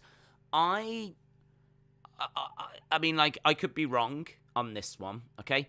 But I don't think that he meant it the way that Twitter took it. So, Corey Graves, when the band leaders came out, and they're, like, doing, like, the dancing and everything. Before the band actually emerges, you've got, like, two guys that come out and they're doing, like, you know, some dance moves and everything. Corey said, "What's this? What is this?" Right? Now, Twitter seemed to react very badly to that because I don't think that he was commenting on, like, you know, two guys doing dancing and Corey's like, "Oh, what's that?" I don't think he was doing that. I think it's more a case of, I'm expecting Bianca. This is clearly not Bianca. What's this? So I don't think there was like a malice that was to it. I watched her entrance back and I heard it. I didn't take it the way that Twitter took it, but as I said, you know, I could be wrong. It could be that you know, he meant it a bad way, but I didn't take it that way. And I saw that controversy in the rounds. I think he was even trending. Corey Graves was trending because he said, "What's this?" during like that, where, you know, two guys came out and they were doing like dance moves, and then that's when the band started to walk out. So I loved that entrance. I don't think that the music was quite worked in places, to be honest. I think her entrance is brilliant for a band when you get to the bum bum bum bum butter. Like, that is clear. Like the trumpets doing that, it sounds. I remember saying at the time, I'm like, this is monstrous. This is so big. Like the bum bum bum bum bum bum bum. But when it's not that bit, like the rest of the music didn't seem to like kind of work for a band. Like, it was just like a bit of a noise, and I couldn't. It was hard. Like, there was people even in the chat going, "What are they playing?" But it was Bianca's theme. But like, apart from the bum bum bum bum, the rest of it, like, is just a bit of a rhythm that kind of sits underneath. Like, it's a bit of a beat, isn't it? And so, them playing it on drums and everything, it didn't really come across kind of really clear as to what it was. So it sort of worked. It sort of didn't in places, but forget that bit. Forget the music bit of it. Just the look. Do you know what I mean? Of all of them band members in uniform playing and the two guys like dancing. I mean, it just felt like we were heralding the arrival of a megastar. She felt like a megastar. The entrance absolutely served its purpose, which was to make Bianca seem like $1 billion. And when she walked out and she's like in a great gear and she's like proper swinging her hair around, she just comes across like just, you know, the biggest thing we'd seen on the show up until that point. So the entrance, even though there was a couple of things I thought like didn't quite work because it didn't quite work with her theme and whatever, but I loved the bum bum bum bum. It worked in the sense of how big it was. It was so big, and it made her feel like a big superstar, and it was great. So I loved it. I really loved it. I had a big smile on my face during it. But yeah, that was something I just wanted to talk about, the Corey Graves, touch on that before you know, we move past it, or don't get around to talking about it. Big entrances tonight, I would have to think, would be Edge and AJ. So I think if you look at like what the big matches are, am I right in saying we've got some tag matches? Maybe the New Day will do something fun. You know, the New Day could do something, but I gotta be honest, the New Day, it's been a while since they've done something fun.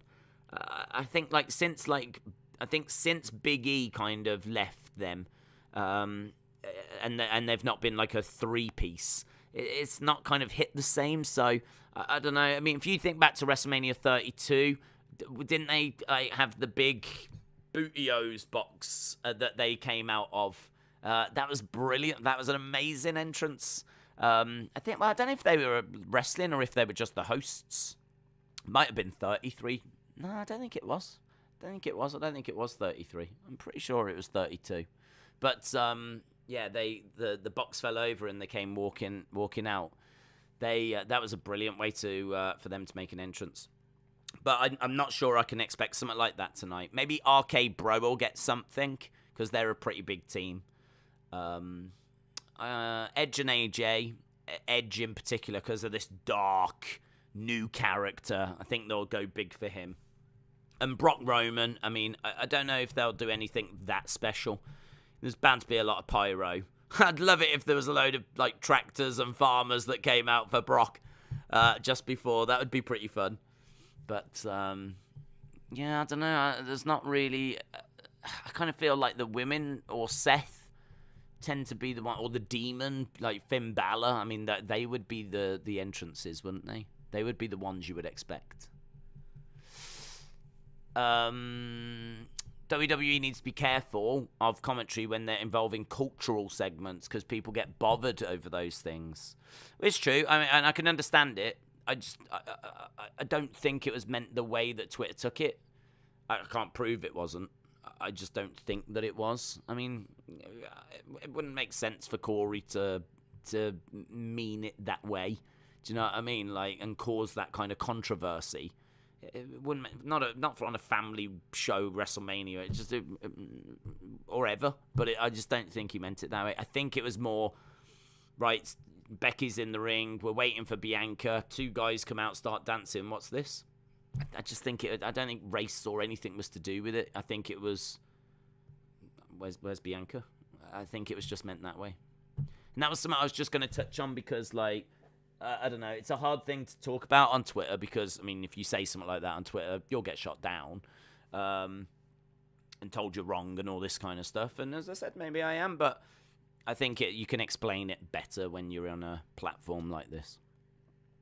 So we'll see. We'll see. Hopefully we get some big entrances. I've got that in my head now.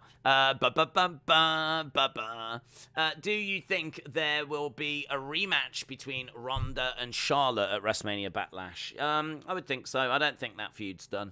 I would think so. I could see Ronda getting the title eventually, yeah. Give Cody a cool gimmick where he wears face paint and a shiny bodysuit. Oh, wait, said Miss Clown One. Sounds good. Sounds good. We could call him Dusty Star in tribute to Dusty Rhodes. Days, have you seen pictures of The Rock's mother and wife in attendance? I haven't seen his wife, but his mother I've seen. But as I said earlier, I wouldn't read too much. I mean, maybe his wife is significant. I haven't seen his wife. But I think his mother is part of the Anoa'i family, which is Roman and the Usos. So I would have to think that, you know, the Anoa'i family, look, the Wild Samoans, the Umaga, Yokozuna. I mean, look, we all know the members of the Anoa'i family. So I have to think that they get tickets. Do you know what I mean? And of course they do. I mean, the Usos would be able to invite their family, and Roman is going to be able to invite his family. And Vince genuinely has got a very close relationship with the Anoa'i family. I mean, if you think about people from that family, like The Rock, like Rocky Johnson and High Chief Peter Maivia, Wild Samoans in particular, who I think were very instrumental in forming a close relationship with Vince. Rikishi, now you got the Usos, you had Yokozuna, you've got Tamina, who's obviously in at the moment as well. Like, there's just that family has just been so embedded in WWE that it wouldn't surprise me that she would be invited along to WrestleMania to show support and represent the family and, you know, still feel part of the WWE family. I really did not read into it that means The Rock's coming out. I didn't read into that at all. Now, his wife being there is something a bit different, I would argue. I would argue that is maybe something that would be of more interest to me. So, yeah, that's very interesting. I don't actually know what The Rock's wife looks like, to be honest. I haven't got a clue. I can only presume she's probably the most beautiful woman in the world. So, it must be Linda McMahon. He must be married to Linda McMahon. That's all I can think. The most beautiful woman in the world. Vince, Bruce, and Nikki Khan flew to Cody to convince him to join If you think Vinny did that just to recreate Stardust, you're crazy. He's a businessman, and he won't do that. Trini, shout out to you. Hope you are well. Looking forward to day 2 of WrestleMania. Big shout out to everyone that's joining us. Somehow, incredibly, amazingly, we are already at 2,276 likes. That is just cray. I mean, big thank you to everyone that's dropped a like on the stream, because last night, I mean, we were trying to get to 1,000, and then we managed to get to 1.5, and I don't know that we got to 2. I don't even know if we got to 2. Right now, we're on 2,200.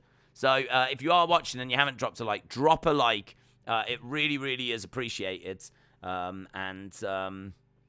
we'll see where we get to. But I feel like we've already well exceeded any expectations. So a big shout out to everyone that's joining us. Root Beer Float said, is it just me, or does Cody seem angry and bitter towards AEW? He did a press interview after WrestleMania. Did you see it? He's done lots, is honestly. I mean, he's been with Ariel Helwani. He's been, I've seen a sit-down interview with someone I didn't recognize. He did one with WWE. He's out there. He's doing the rounds. They're really getting him out there. So I've seen clips, and I've seen him talk about the fact that he's got no ill will towards AEW. I've heard him say there was a personal thing that they just couldn't get past. I've heard him say that he still wants to see him succeed, and he's still got, Tony Khan has still got his full support and all this.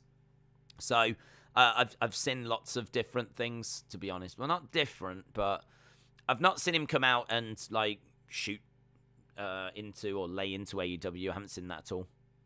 I've seen him come out and I mean, clearly something went wrong. I mean, you don't start a company and become an executive vice president and then leave. I just don't. Clearly something went wrong. So I did see him say something like, "We set the table," and then people like CM Punk, Danielson, Adam Cole came in, and that's great because now I can go and do what I want to do. I don't know. I couldn't quite tell. Was it a case that he's bitter that he did the groundwork, which it worked, and he laid the foundation, and then others came in and reaped the reward? I don't know. I couldn't tell if he was bitter and angry about that, or if it was a case that he was proud and now it means he can go to do something else. I couldn't quite get a read as to what he meant there. So I think we'll get a better picture, won't we, as once the dust settles, because I feel like the dust has definitely not settled. I mean, we were only halfway through WrestleMania.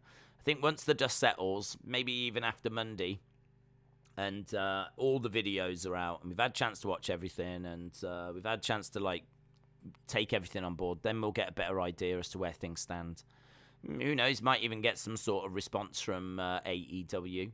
Not official, but I mean, already the books have changed their bio, and there could be a mention or something on a being the elite, or you just never quite know, do you? MJF has obviously been talking about it in various interviews, so this is what I mean. There's the dust has been kicked up. Let's see where it falls.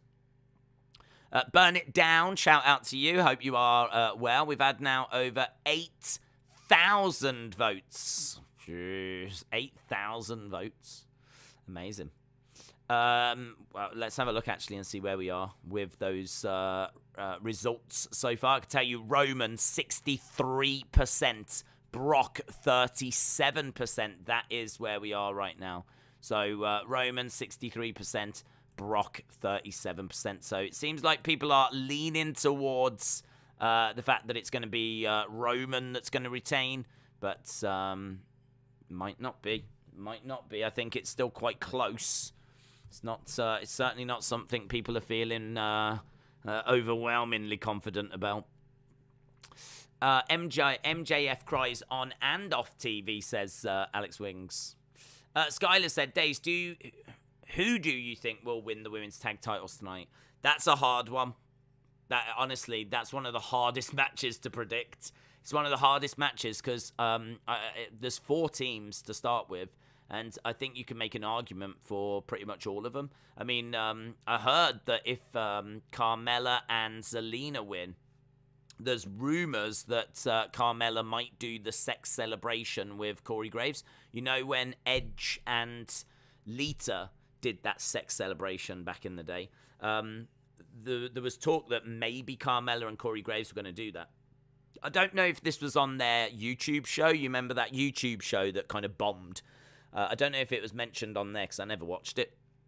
But, yeah, I mean, that would be something I could see Vince being interested in doing. It would have to be PG. It would not be anywhere near as graphic or, not that it was that graphic, but suggestive, shall we say. It would have to be done in a PG manner. But I could see Vince, as it being the dirty old man that he is, being interested in doing that. I think it's probably, I mean, they haven't said it's going to go that way, so it could have just been, you know, a non-starter idea. Rhea and Liv is probably the one that I'm thinking it's going to be, just because I think Rhea Ripley deserves to be around a title. I mean, Rhea Ripley has got a great look. She's a great worker. I think last year she was, like, competing for a women's title. Like, it doesn't really make much sense, like, why she's so out of the picture and that. And she's been out of it for a while. I mean, she's been messing around with Nikki ASH for quite a while. You know, the past 12 months haven't been, like, amazing for Rhea Ripley. So I think, like, Rhea having a belt, I know it's only a tag belt, but it's a belt. It's an achievement. It's a title. It's a status. Would be cool. And Liv's got a lot of fans. I think you could make an argument. I am at the point where I think Liv has put the graft in and deserves it, and has put, like, you know, she deserves a run with a title. I just don't know if I'd be giving her, like, a Raw or a SmackDown, but I ain't got no problems giving her a tag team belt. So I think Liv and Rhea I can see an argument for it. I can see an argument for Natalya and Shayna, because they could end up going with Ronda. And so, like, I think that would be a great little faction. Makes perfect sense, because Ronda and Shayna are great friends from UFC, and Natalya did a lot of training with Ronda the first time around, and I think they stayed great friends. So, I mean, that makes a lot of sense. And then, like, I mean, Sasha, you know, should always be around a belt. Naomi as well. I mean, that could be a great team. That could be a great team, and that could be a great feel-good moment. And Sasha is winless at WrestleMania. So this could break that and give her a title. I mean, you could make an argument there. I just feel like maybe Sasha and Naomi are, I don't know, not going to be a tag team for long. Like, having Sasha in a tag team, I don't know, it doesn't seem like the best use of Sasha. She's kind of, I feel like she's been put on the sidelines for this WrestleMania, and they've just chucked her in this match. I don't know that it'll go that way. I thought that it might, but then she won as well on one of the go-homes or one of the shows close to WrestleMania, and then I was like, changed my mind. So, yeah, it's difficult. It's really difficult. That's one of the hardest ones to predict. But I will go with Rhea and Liv for the reasons I said. Mason said, do you think Hurt Business could reunite today? I don't think so. I can't say I can't say there's really, like, much of a desire to see it from my part.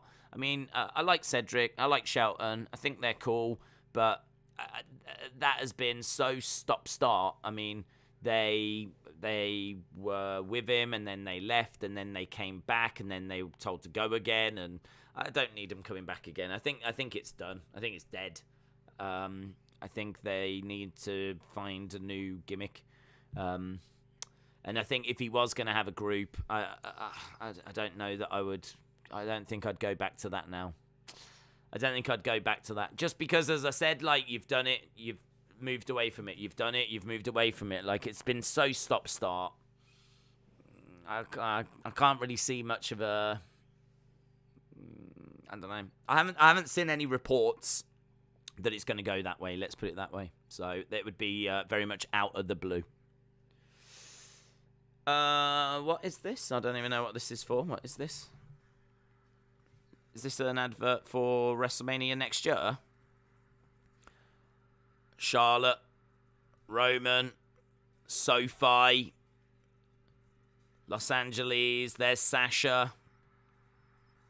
So I think we've got an advert for next year's WrestleMania. There's Edge, there's Bianca, Rhea Ripley, Drew. We're seeing SoFi Stadium. We're seeing Becky. WrestleMania Hollywood, Saturday, April 1st, Sunday, April 2nd, 2023. So, there we go. A little advert for WrestleMania next year. Be there. Harrison is Storm's Magic. Shout out to you. Really kind support, my friends. Really, really appreciate it. So, Harrison is Storm's Magic. Shout out to you. What does that mean? Like, that seems like what is Storm's Magic? Is that like, that seems like maybe a name for if you was on an E-team. Do you know what I mean? I feel like they call themselves that, Storm's Magic. Do you know what I mean? Did you hear about Storm's Magic? He moved over to the other team. 100,000 they paid for him. Yeah. They are doing that, aren't they? These E-teams are like, there's transfers and all this kind of stuff. I was watching a program on it the other day. I think Jesse Lingard, a Man United player, has got an E-team. And there was a FIFA E-team, esports team.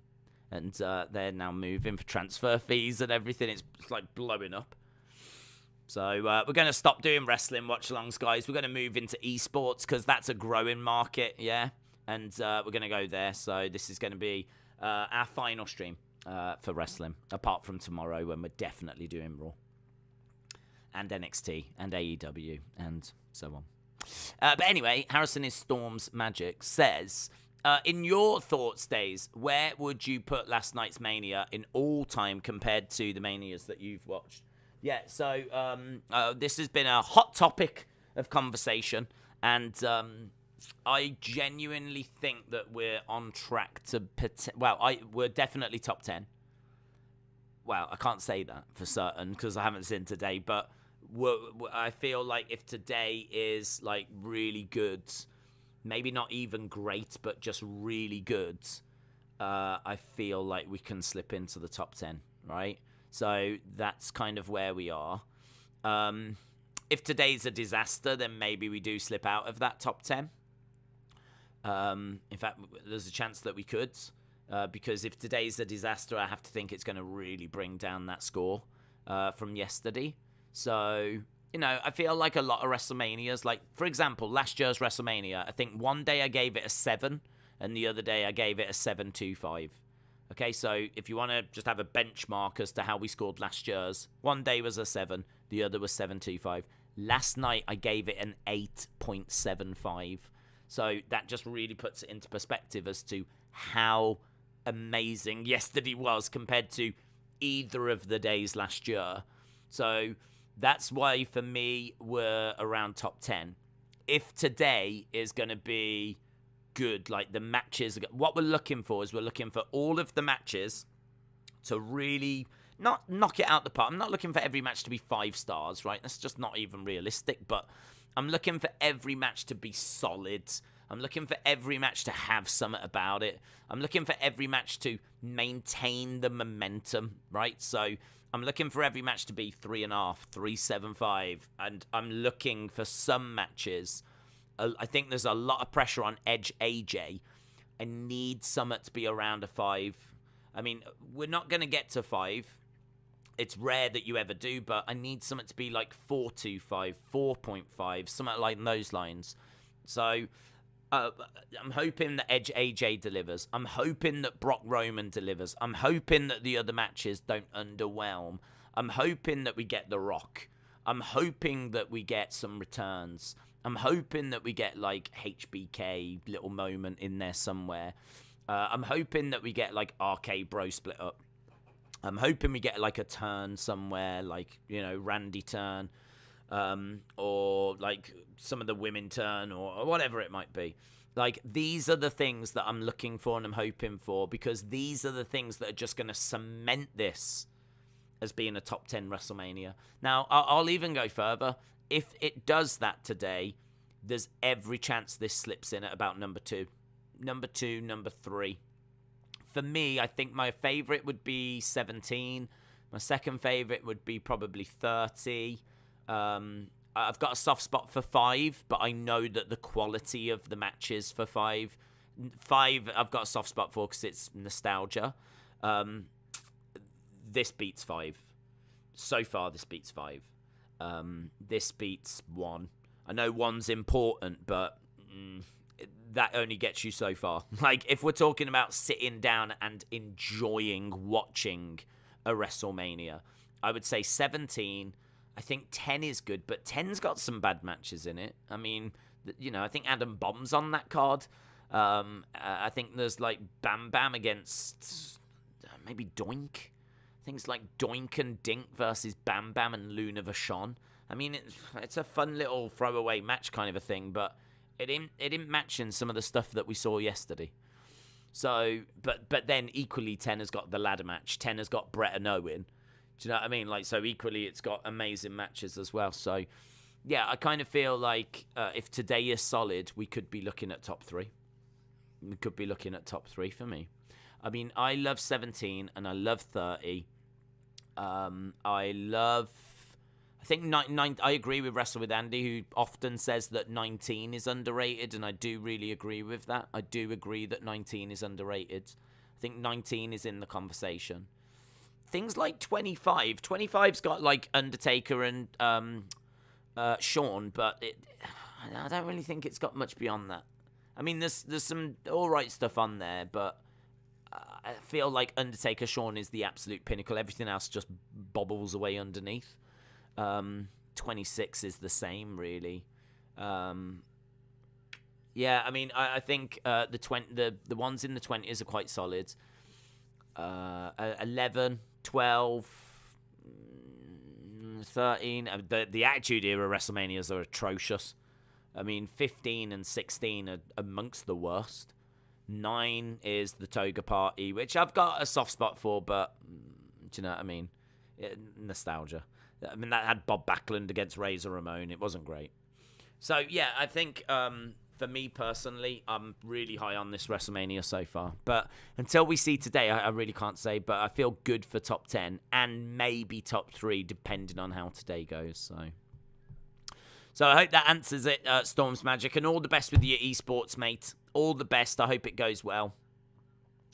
I believe in you. Storms Magic, 2K22 esporter. Mason said, would you be disappointed if Roman lost tonight? I would, yes. I would be disappointed. I'm not going to lie, I would be.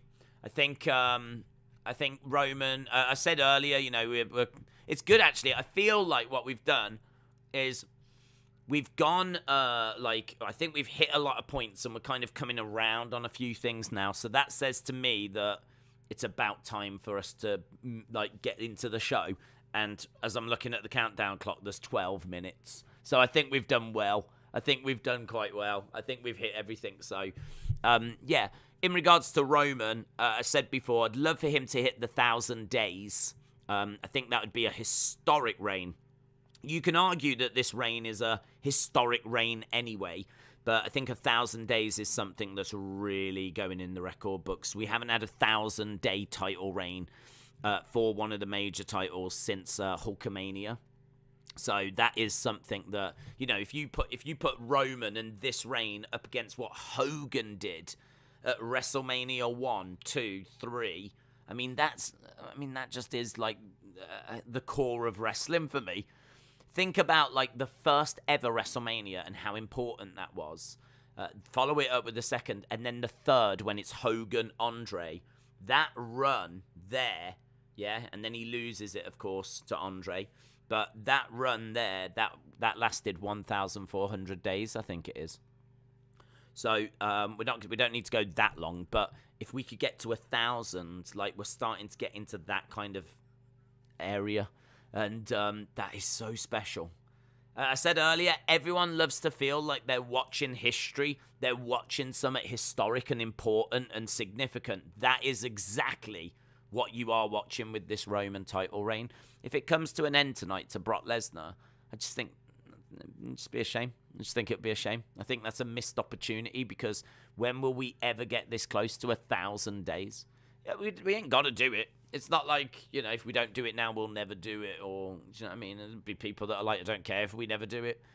That'd be fine. But I just think, wow, it'd be so good. It would go down as one of the greatest ever title reigns. And it might already anyway.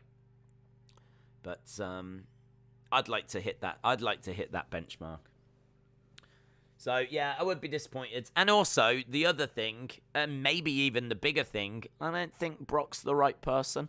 Brock is not going to be a bigger star after beating Roman tonight than he was now.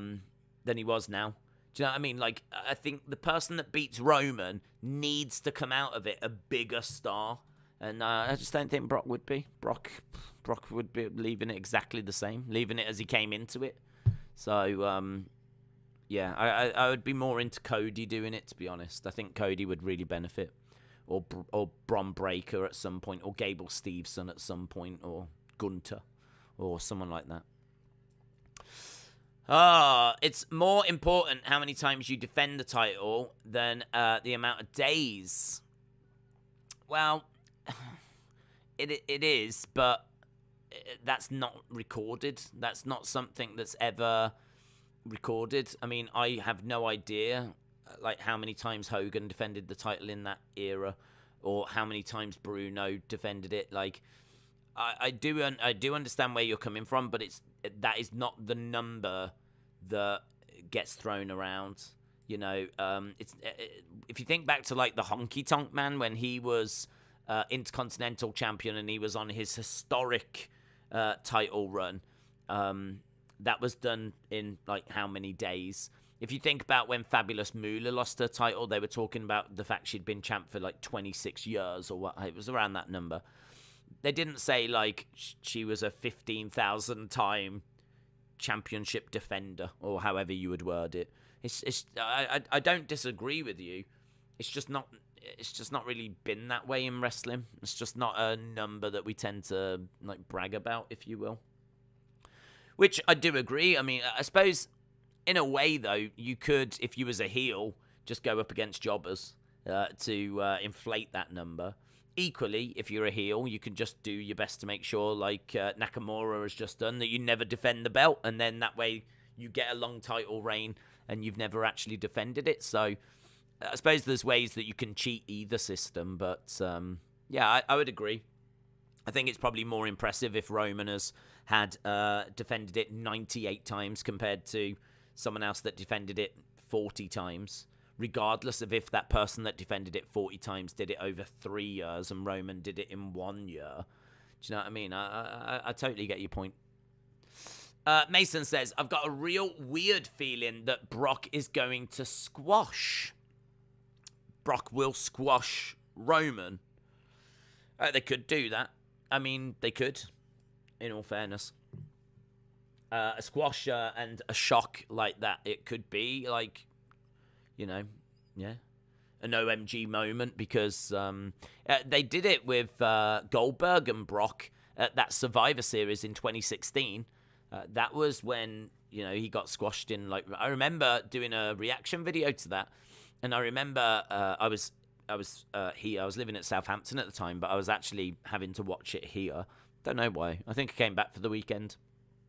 And so I did a quick video expecting to just... I was doing a little thing where I was talking about the entrances. And, like, here we go. It's building up. And then, like, it was like a spear, a jackhammer, and 1, 2, 3, and it was done. And I think the whole reaction video was, like, within the space of a minute. And so I obviously put that. That's on the channel from, like, 2016. And, yeah, it was completely like, oh, my God. Here we go. I remember doing it, like, watching the start. And no one expected it to be a case that it was going to be a squash like that. So, yeah, crazy. They could go that way. Because I don't think anyone's well, you are, maybe. But people aren't expecting that tonight. So it would catch people off guard. JB17 Players said the perfect time for Roman to lose the title is 40 to an up-and-coming star like Breaker or Theory. Jacob said, do you think we blood tonight? WWE seems to be making a big deal about blood for blood. I don't know, to be honest. I mean, it's a PG-rated show. So, I don't know if they would get away with it. I don't know. I suppose, I don't know. I don't really know how the rating works. I mean, how do you rate something that hasn't happened yet? I mean, I suppose you can say we're aiming to have a PG show. If it doesn't actually end up being a PG show, then, I don't know, does it just change its rating? I don't know. All I can tell you is, on the WWE Network, I'm watching the kickoff show right now. It says WrestleMania 38 Sunday kickoff. It says April 3rd, 2022, and then it says PG. So, I don't know. I mean, like, could you get away with a bit of blood and still keep it a PG rating? Don't tend to get blood in WWE, do you? I'm trying to think, like, the last time I saw any. If you do, it would be probably by mistake. I think the days of blading have kind of gone. Don't know what Ric Flair would do in this day and age. He loved a little, didn't he? He loved a little on the old hairline and having it coming down in his hair. In his blonde hair. I could see Edge AJ getting blood, says LSW. Jody said, do you think The Rock would confront Roman if he won tonight? It's been a big talking point, bud. Yeah, it's been one that's been a hot topic. I'm leaning, I think I'm going to stick with my 60-40 no. I'm going no just because I want it. But I don't want to get my hopes up for it. And there's been no rumours that it's happening. I saw the reports of The Rock's mum being there yesterday. But as I said before, the Anoa'i family is so connected to wrestling. And you've got Roman and you've got the Usos. And honestly, I mean, like, here's a ticket. Come on down to WrestleMania, a show that I would imagine The Rock's mom has been to quite a few times. I mean, she's part of a wrestling family. It wouldn't surprise me if she was, you know, watched wrestling on a regular basis herself anyway. So, I don't know. I didn't really read too much into that one. But as was mentioned earlier, apparently The Rock's wife is there. And I feel like that's a bit more interesting. I feel like that's a bit more newsworthy. So, I don't know. I still don't want to be getting my hopes up because what's the point? What's the point in getting your hopes up to have them, you know, dashed? I think I'm gonna stick to 60-40 that it's not happening. If it does, I'll love it. I'll love it. I really hope it does. I really hope it does, but I'm gonna err on the side of caution. Do you think The Undertaker will come back? I think The Undertaker will. I don't think he comes back today. I think he will after this weekend and after everything he's been through and the emotion and everything and catching up with everyone. I think he will struggle because there's not really anything else. I mean, he can always come back and do a moment, you know, where, you know, the gong sounds, oh my God, out of nowhere, and he comes out and strikes the pose and all that kind of stuff. Like, you could always do that. But really, like, you know, him going in the Hall of Fame, he might go in again with Brothers or Ministry. I don't know. I'm sure they can find a way of putting him in again. So he might go in one more time, but he struggles with walking away. That really came across in the last ride. Like, he struggles with hanging up the boots.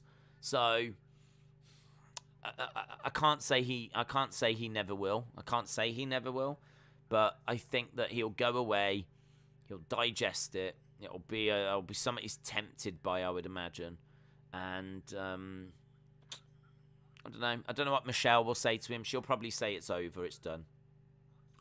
Maybe Vince will say that as well, because I think Vince would be tempted to bring him back. Of course he would, but I think Vince also knows that, like, Undertaker's not in a great place. Like, I mean, he's not, is he? His body's broken down, and even if he does manage to get himself fit and get himself to the point where he could, like, you know, get one more match out of it, like, is it a good idea? Is it going to be a good idea? I kind of think, like, some people will be like, leave it now. And some people will be like, yeah, one more match. But fans will always want one more match, and you should always leave them wanting more. So if I'm Undertaker, I'm probably thinking about things when I get home, let's put it that way. I'm probably thinking about things, but I know it doesn't answer the question, but the only one that can give you that answer is The Undertaker, isn't it, really? I think he will have been very touched by what happened at the Hall of Fame, and I think he will have loved being back at WrestleMania and loved his moment yesterday, and I think that's a hard thing to leave. Because don't forget, when he did the Boneyard, there was no fans. So when he walked away, he was walking away and he was quite satisfied, and there wasn't fans clamouring for him to come back. Now he's just had to do a Hall of Fame where they wouldn't let him talk for about 10 minutes because they were chanting his name. And he's just had to go out in front of 80-odd thousand that have, shown such incredible love again to him. So it's going to, I should imagine it's going to hit a bit different in it. Do you know what I mean? When he gets back home. So we'll see. Let's put it that way. We'll see. Here we go. Mason said, do you think we could have a celeb interference like Shaq or Gronkowski? Personally, I don't want it. I'm sick of celebrities. Yeah, I don't want it. I don't want it. There's things in WWE that cater to different people. The celebrity stuff does not cater to me. So, could we get it? Sure. I mean, Gronkowski might get involved in the theory match, but I don't know that. I mean, it's not something I want, to be honest. I just want them matches to be quick. At least with the Knoxville match, though, I'm thinking we might get the Shane McMahon moment. We might get that moment where there's the jumping off, a big structure or whatever it might be. I've got to think that's the whole reason why Knoxville's there. I know he's there to promote his film as well, but I've got to think that that's what you would want from him. That's what I would want from him. To try and kill himself. To jump off signs and, give that social media OMG moment. Right, here we go then, guys. We are up and running. Jesse James Decker. She looks nice. I like her. It's all right. It's in my good books. She can't be as bad as yesterday. I thought yesterday was not brilliant.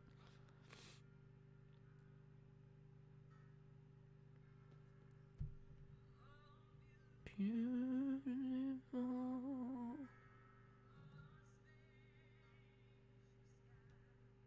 They really feel it, don't they? Do you know what I mean?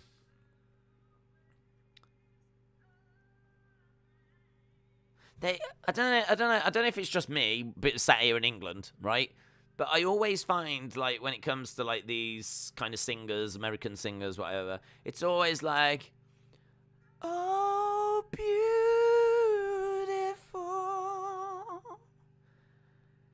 forsacious sky. They always got to mess around with it. Just that's not... that's not how it goes. It's always got to be all this extra stuff, going up, down the scales and all this kind of stuff. Just sing it. Just sing it. Just sing the song. Do you reckon when they're kids, these singers, when they're at nursery, they're like, the wheels on the bus, they go round and round. It's not the song. That's not the song. That's not how the song goes. We just don't need to be going up and down these scales. A song that should take 2 minutes ends up taking about half an hour. I will say, though, she's got a little bit of oomph in her.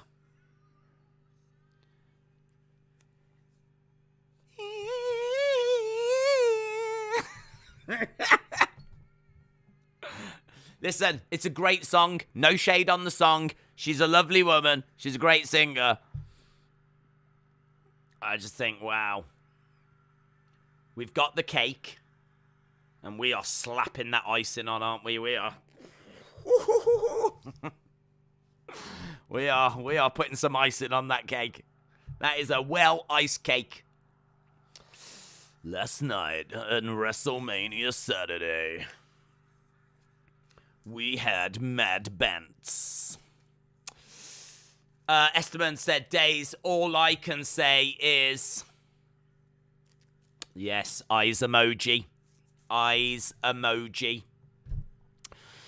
Sam says, Days, that was beautiful. At one point, I think I saw you take the shape of a unicorn, like a mixture of Fergie and Jesus. That's very much what I was trying to do. And very much I'm bringing down the green screen behind me as well. Not that that's a green screen. I'm actually at the stadium live. But, yeah, I think I'm quite confident at some point this will fall down. So that'll be a nice moment later in the show. Something to look forward to. Right, we've got the same intro as yesterday with Mark Wahlberg. I don't know if it's him, but I'm going to say it is. It feels like it is. You've got good singing. Yeah, that's all you need to do, mate. You don't even need to be a good singer. Just go up and down the scales on like lots of different words, letters, sounds, and you can style it out. A lot of it is not about skill. It's more about if you just do it with confidence, really. If you, like, act like you're singing good, that normally means that people will believe you're singing good. But I do have to keep coming back to this because people will be like, you're throwing shade. I'm not throwing shade. I thought she was a good singer. I thought she did, she was a good singer. She could clearly sing. I would give her a very good score for her singing. But it does make me smile when they do that. Dortnight said, I don't think it's the same promo. Daisy mentioned the sequels not being as good as the original. Oh. Oh, well. Good. I'm glad it's not exactly the same. It's basically the same. It's basically the same. It's either the same promo or it's basically the same. It feels like it's the same. What did he say? Sequels are not as good as the original? So what's he saying? Night 2's not going to be as good as Night 1? Sequels are never as good as the original. So turn this off because nothing's beaten last night. Is that what he said? Jeez, that's brave. That's honest. I wasn't expecting that level of honesty from Mark Wahlberg on this WrestleMania Sunday. WrestleMania. Here we are inside the stadium. So weird. Still feels weird to me that we do this twice and we get to go back to WrestleMania. It's like this, I don't know why, but like it's just weird that like I'm now watching WrestleMania again. I mean, you'd think I'd be used to it now because this is the third year, but in all fairness, the 2 previous years have not really... Whoa! Triple H! Triple H! Mason said, what if Brock Roman ends in DQ? Well, that's it. I mean, they both go their separate ways and stay champions, but we've got a bigger thing happening right now, and that is the game! The game! The game! Oh, guys, why didn't we send a message out saying, like, WrestleMania Night 2, I hope you're ready to play a game, or something like that, and then we could have now tweeted out saying, told you. That's how journalism works. Big roar for the game as he spits out his water. Triple H making his way down. The game! It's calling it. Good way to start Night 2. Listen, guys, if you're gonna introduce women's tag teams, this is how you do it. This is how you do it. He's going to get into the ring and he's going to be like, help me in introducing to the ring right now, Zelina and Carmella. And then down will come the women's tag teams. It's about time they got that level of respect. A lot of people say WWE don't care about women's tag team wrestling. Well, look at this. Look at this. Triple H is going to introduce them all. Oh, look at that. Some girls have grabbed him. Oh, he is a lady killer. Goes over. There's Gable Steveson. Triple H has made his way down. It's a good intro, man. I mean, like, oh, the game. Look at it. What a legend. I did say, right, and I don't like it when, like, I say that. I sound like a douche. But I did say it would be great if he stepped into the ring and just said he wanted to thank everyone. Like, you know, he has retired. It is true. And he wants to, like, you know, just let everyone know, like, you know, he's healthy as well. And, you know, it is the end for him. But, you know, all that. And then bring the locker rooms out to applaud him on the stage. You know, that would be brilliant. Just as he goes to leave, like, you know, thank you, enjoy WrestleMania. And just as his music hits and he turns to go, Vince and the locker rooms come out to applaud him. He deserves this. He deserves this. He announced that he was retiring. And he deserves this reaction. He deserves this. Look at this. He's on the middle rope, man. Ryan said, my 11-year-old just asked if Triple H was going to do a water bottle flip. Yeah. You should tell your 11-year-old that he's the one that invented that. The water bottle flip. He's the king of all games. And he's the master of TikTok.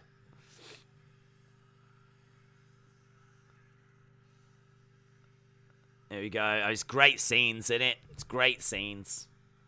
Great scenes as Trips has made his way out. Just looking out on a sea of humanity. We need one more match. God, I might finish him off. You trying to finish him off? He's got a defibrillator in his heart now. So, I don't know.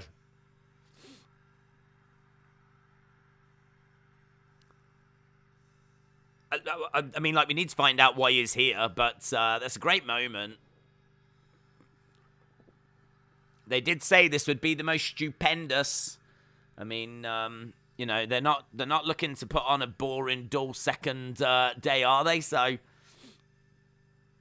tell you what this means, though. Look, 12 minutes have gone. There was no match on the pre-show.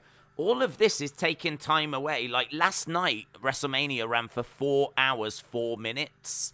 So if tonight is going to be 4 hours, we've got a lot of matches to fit in. That makes me think they're going to be short. And now we've got this segment that's come out of nowhere. So, do you know what I mean? He is taking a moment to... Like that. He's patting his chest. Don't pat it too hard. Pointing out at the crowds. So, if you are just joining us, hello. Where you been? You've been live for about 24 hours. But Triple H is in the ring. I want him, right now, to get that microphone and say, I just came out here to tell you how much I hate Cody Rhodes. I can't believe he's back. I can't believe he's back. And as a result, I'm quitting.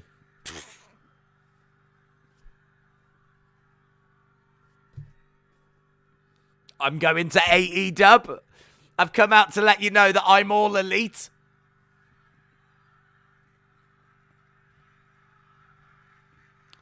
Thank you, Hunter. Terror rising. Terror rising. Terror rising.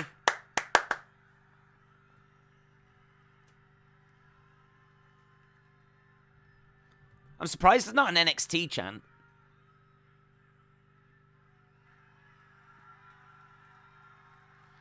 He's in the ring. He's got a microphone.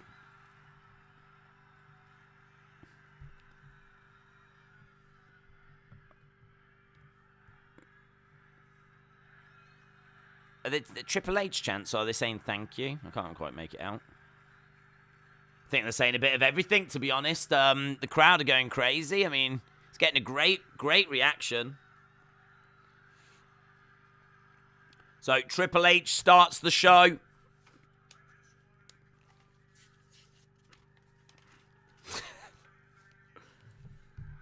Just wanted to come out to say thank you.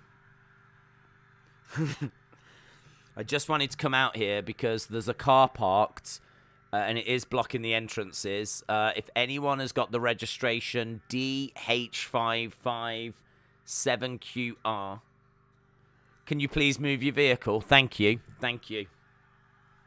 That would be a brilliant way. Triple H says, welcome to WrestleMania. We got fireworks going off. And there we go. It's nice, isn't it? Oh, the boots. The boots. Oh, the boots.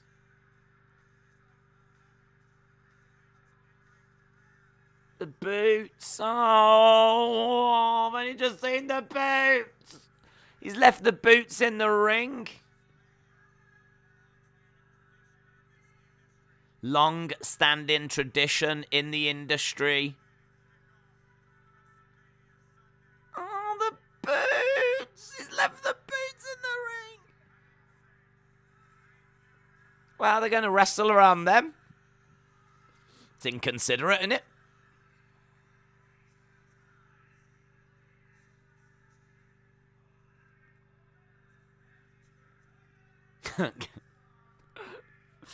Guys, don't forget about Gable Steveson. Don't forget about... Do you remember him from yesterday? Here he is again. Look, Gable Steveson.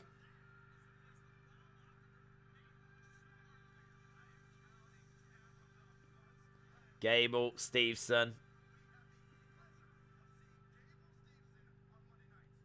We have the pleasure of seeing Gable Steveson on Monday nights, apparently. So he's going to Raw. I don't know if we see him tomorrow. The boots. Oh, the boots. Can't believe it. Well, that's, I mean, look, that's a big start to night 2, innit? RK Bro versus Alpha Academy versus Street Profits. I do think... I was going to say, I do think the roster should have come out and applauded, but I suppose people are getting ready, aren't they? And it's probably mass panic backstage. Days, Brock will defeat my tribal chief at WrestleMania 38. I am so sorry, says Ronnie. The CGI is... Oh, what's that? Hot? Sexy? Hot and sexy? That's my band name. Kinky Boots. Kinky Boots. Any chance of The Rock turning up tonight? I would say there's a chance. Yep. I'd say there's a good chance. But I've given it about 60-40 no.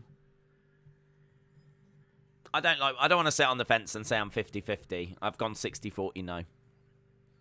But I certainly don't feel like it's the craziest thing in the world or it's never going to happen or anything like that. I think there's a good chance of it happening. Can see another tag team getting added to the women's match tonight. Is there another one? Is there another one? It'd be good if it was Asuka and Io. That'd be good, wouldn't it? Imagine if it was Asuka and Io. That'd be good. Da-da-dum, bum, bum, ba-da-dum, bum. Right, here's the Street Profits. So, Street Profits are making their way down. It was the cups. Wow, there's loads of cups. Damn. Look at all them cups. It's going to be a nightmare to clean up. Loads of cups just came raining down on the entrance stage.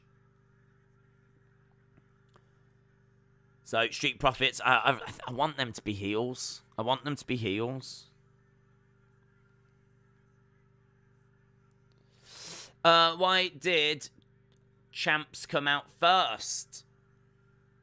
Don't know, to be honest. I don't know. It's a bit weird, isn't it, having Alpha Academy last? Unless they've got something planned for an entrance for Alpha Academy. But what would Alpha Academy do? Dun, dun, dun, bum, bum, bum, bum. Right. Shoosh. Shoosh. Here is Alpha Academy making their way out. Look at all them cups. Look at the disrespect to Alpha Academy here. Why didn't they have Alpha Academy come out and then do the cups after?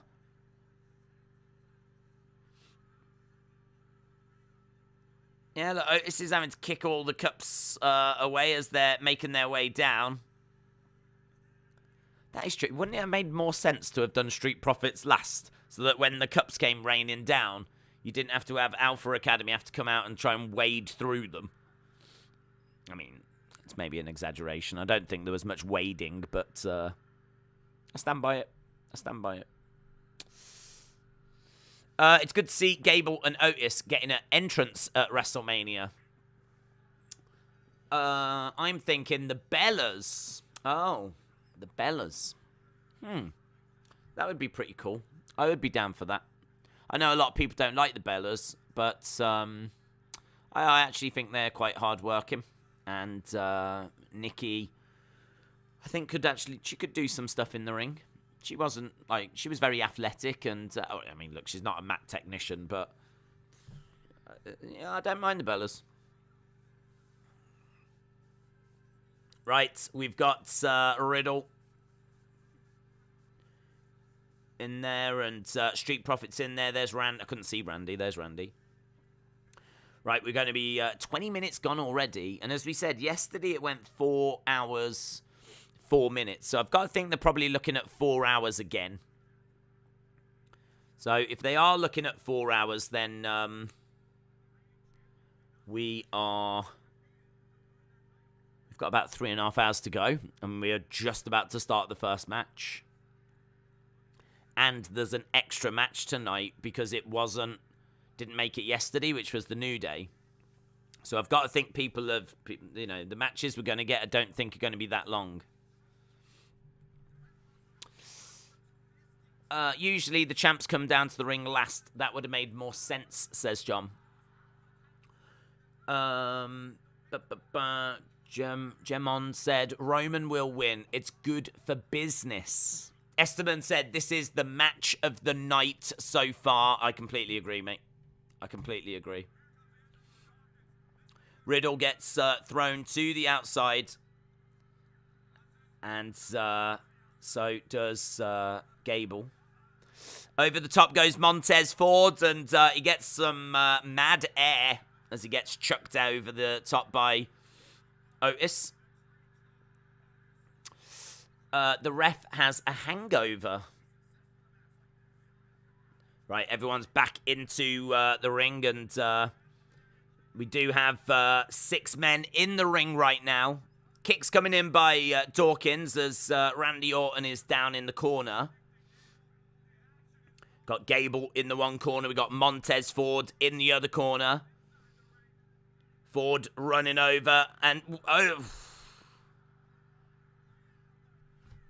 it's a multi-man spot, which I'm not a fan of, but God, he did that at such pace, and he did it at the over the ring post as well. So it's Moonstar. Yeah, I'm not a fan of that. Another multi one where people are just waiting to catch someone. This one's cool from Montez. Look, straight over the top. He ends up wiping out Angelo Dawkins, who's his own partner.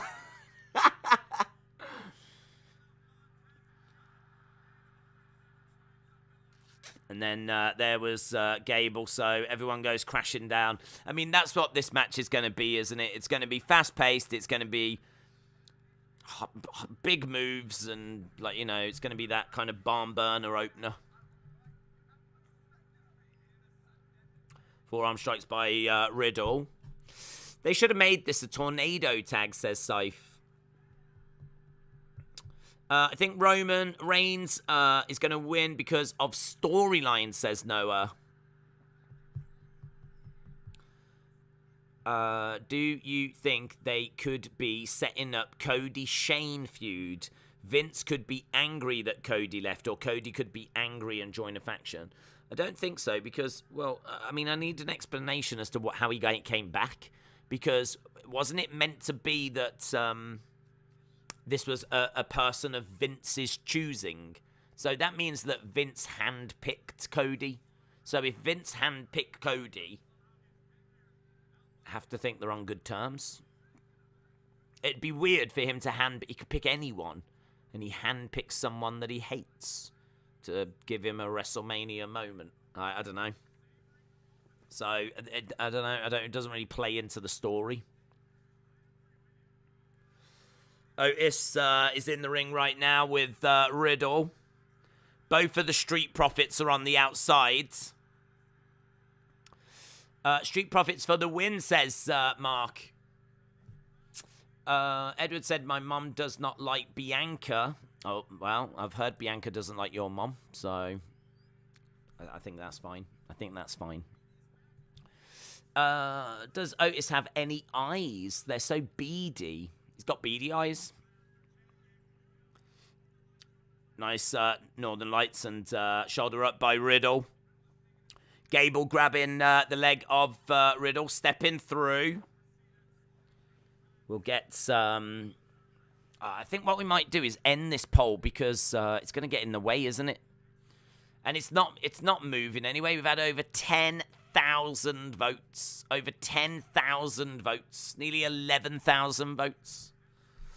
Here we go. Look, Roman, 63%. Brock, 36%. Nearly 11,000 votes. And it wasn't really moving. So that's the answer. 63 to 36. So as soon as we're done with this match, we'll get people's thoughts on it. Oof. Montez just got flipped all the way over to the other side of the ring. Gable going in for a pin. There's a lot of rumors that Roman might retire after WrestleMania, and there's another rumor that Brock might be released.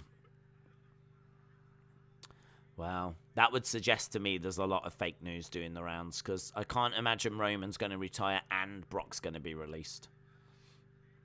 And Ronda's annoyed. Although, didn't Ronda come out and clarify that it's a load of hoo-ha? It's a load of rubbish. Let's have a look, see what Ronda said. Ronda.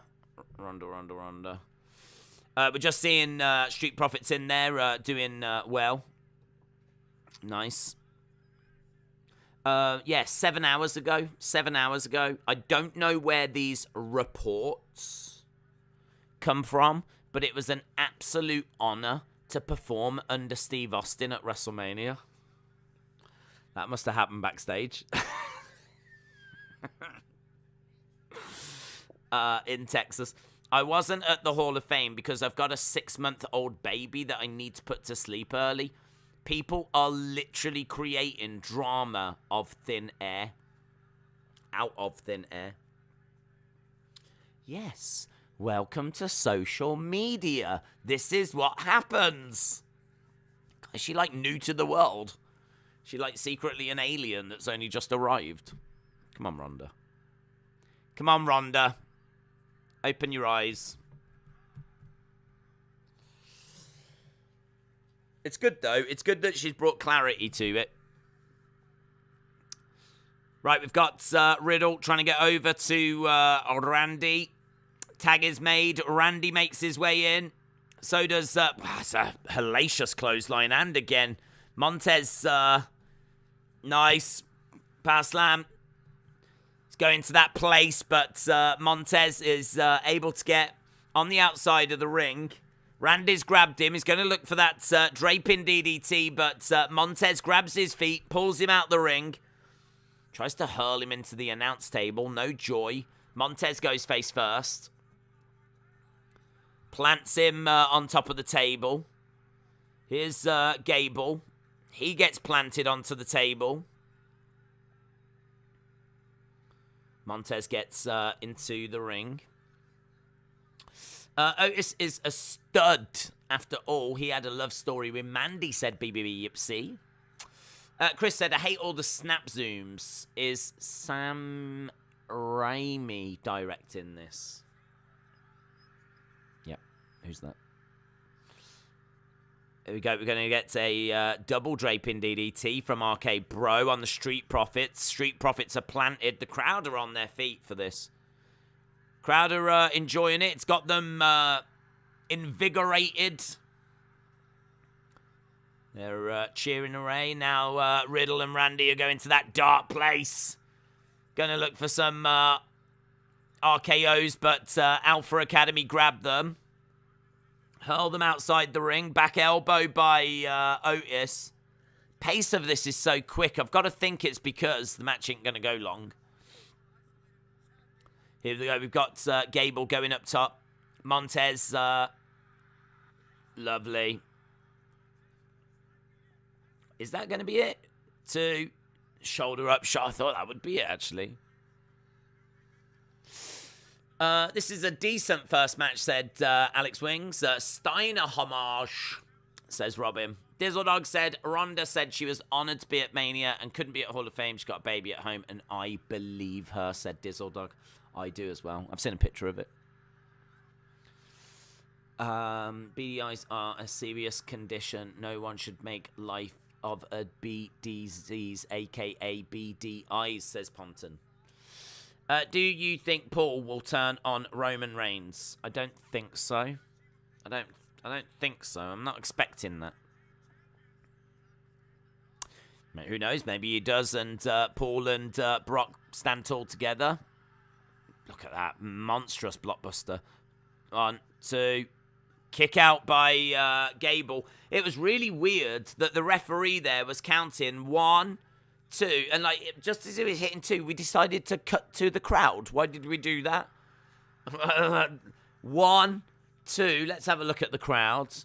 And then, thankfully, we came back before he hit the... Well, he didn't hit the 3. The match continues, but... Crowd are chanting, this is awesome.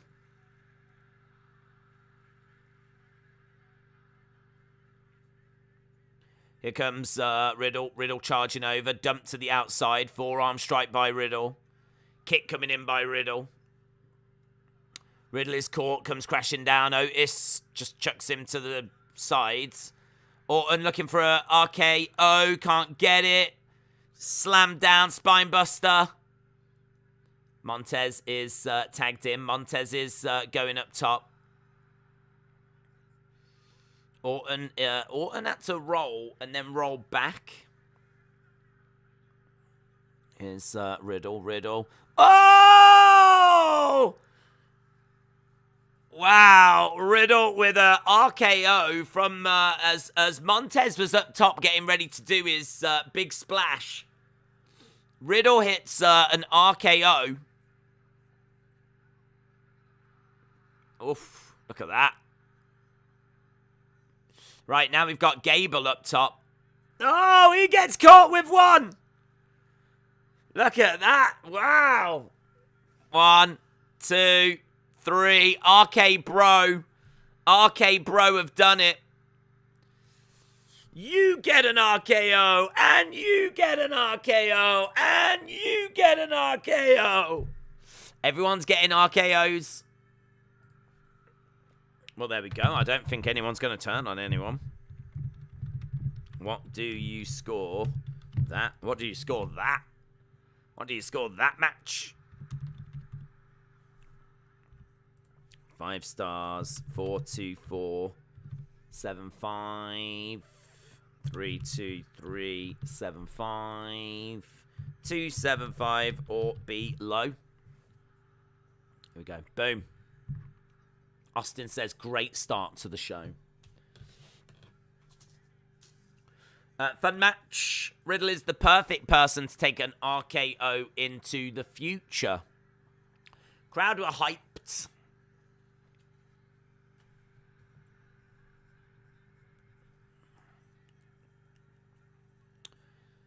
They were. Crowd loved it.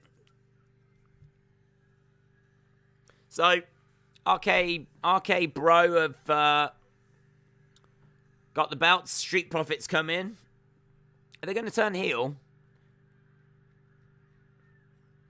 Go to fist bump. Fist bump. There's a bit of caution. They're giving him a cup. They're pouring something into the cup.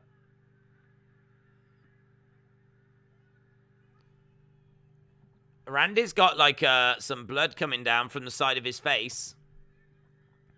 Oh, they want Gable Steveson to get in.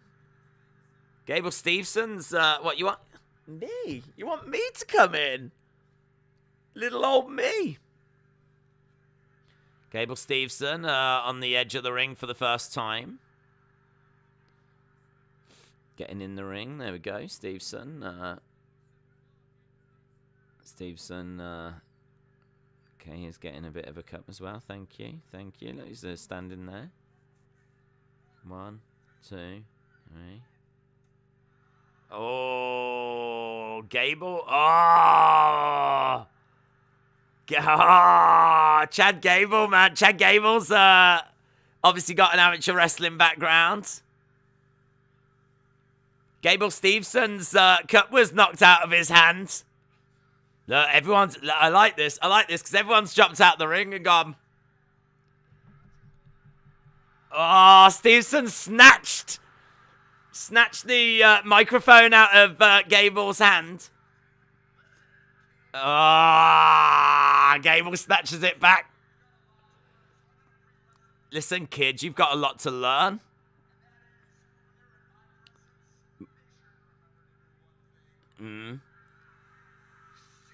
Shoosh. Steveson picks him up. Effortless.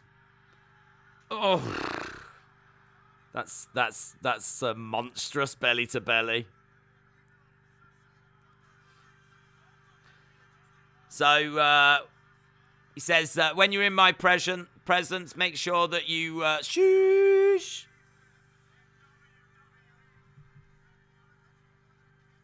Gable Steveson grabs him and hurls him across the ring. He's going to have to, now that he's in pro wrestling, he's going to have to probably work on his physique a bit. He's got a good size to him. He's got a good size, but he's probably going to have to hit the gym and get like some muscle definition. It's not something that you need in amateur wrestling. But going to have to get that ripped look. That was fun. That was fun.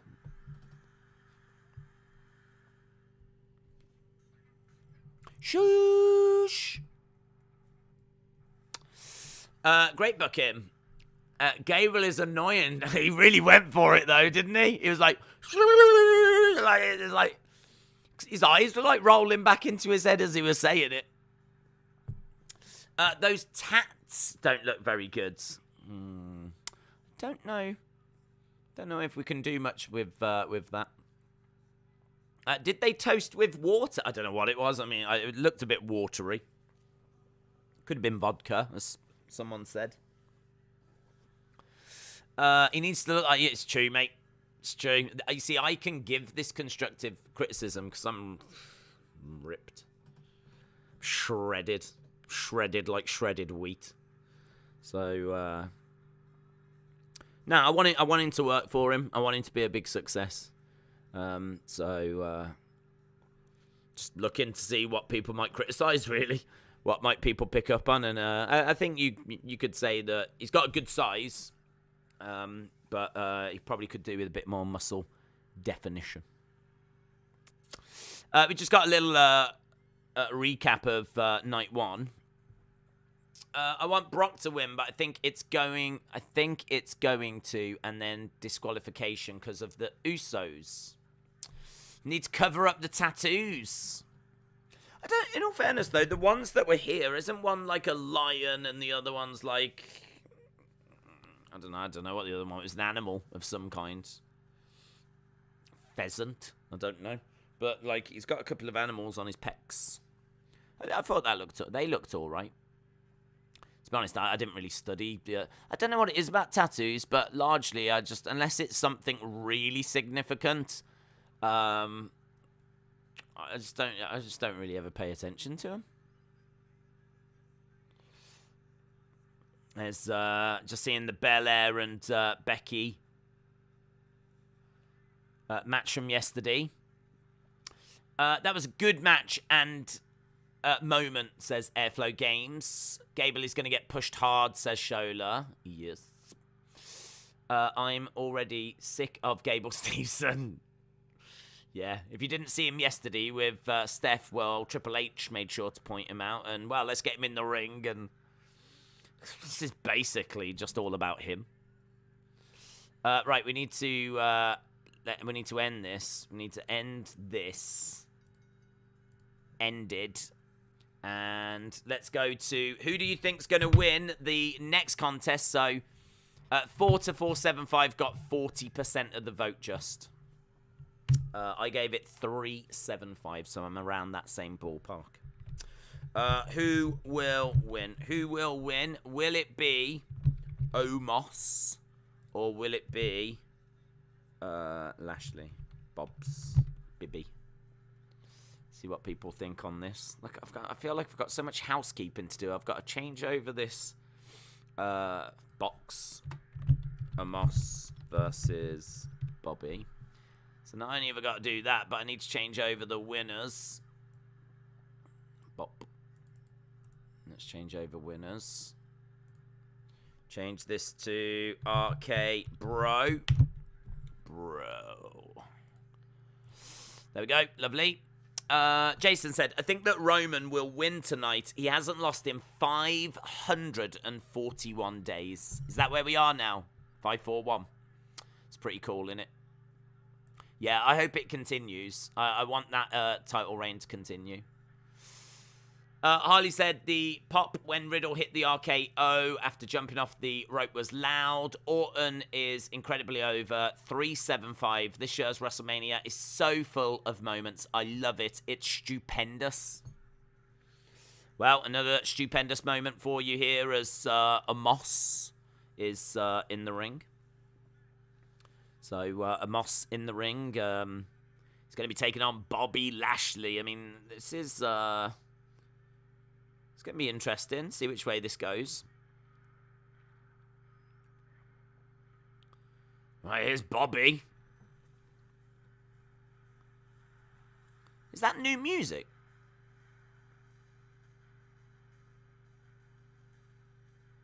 It's new, like... It's new entrance.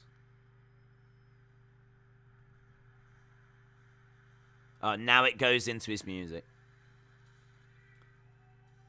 The Almighty. So Bobby was on like a platform.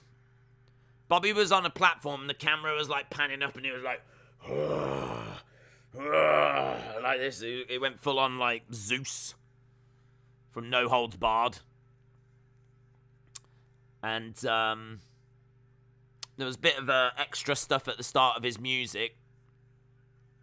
And then it goes into his theme and he's making his way down. There's no MVP. Jonathan said, how are they going to top last night? It was a great show. Well, I would say they're doing quite strong here. Starting with Triple H. I mean, I feel like Triple H leaving his boots in the ring more than equals Undertaker going into the Hall of Fame, that little segment. And it was a hell of a surprise to hear his music hit at the start. And then a really good opening match. Little Gable Steveson moment. It was all right.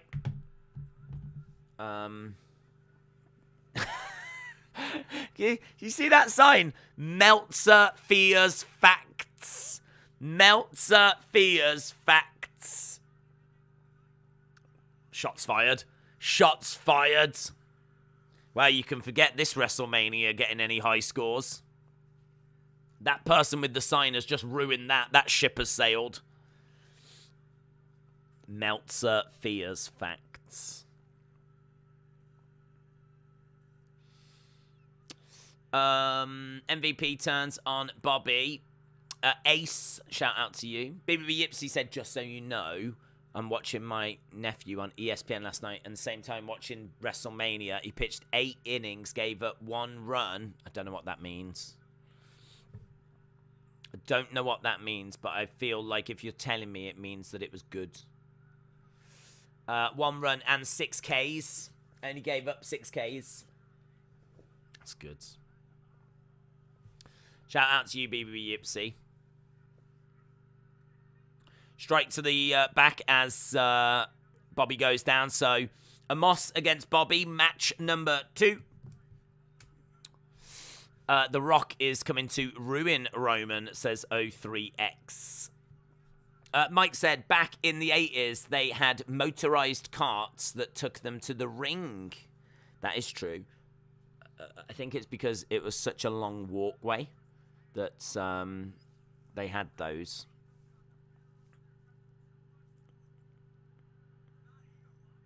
I mean, I suppose technically this is the same length of walkway, really, but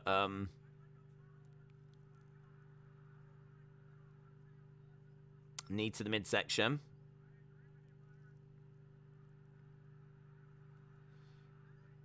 Big strike. But I think they make a lot more out of entrances now than they did back then. If you think about, like, WrestleMania 3, when they were coming out on those carts, it was literally, there was no screen, there was no pyro or anything. They literally, like, came through a curtain and they just rode down to, that was it. Do you know what I mean? Some didn't even have entrance music. Andre didn't have entrance music.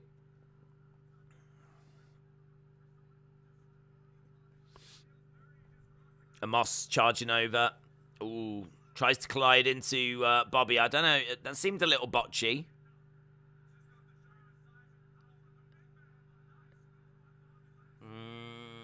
That seemed a bit botchy. Lashley throwing in some big strikes. Bobby going against the ropes.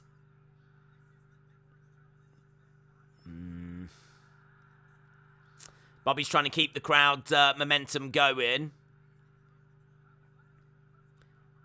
He's trying for the hurt lock. He's trying to get the hurt lock applied, but can't get it. Bibby is wearing Harley Quinn colours. Maybe Alexa will show up to distract Amos. Yeah, Bobby's the new Fiend. The wrestling historian said, as a historian, Bobby has got the smallest head ever. Wow. That is the kind of fact that I look for, to be honest, from you, wrestling historian. Amos versus coordination, says Stuart. Yeah. I mean, he might win this battle, but he would lose that one. He ran over to the corner, and I think the spot is meant to be that he gets, like, tripped into the corner. So he ran to the corner and he stumbled, but the timing was wrong, and Bobby hadn't actually tripped in, so he had to kind of back up and do the whole spot again, and it was like... Ugh.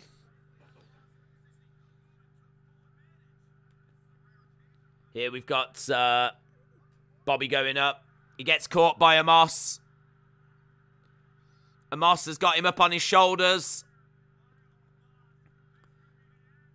Amos hurls Bobby down to the ground. Corey Graves said Lashley ain't getting up from that. So they're showing a replay here where he has got Lashley up in the air. Lashley comes crashing down to the mat.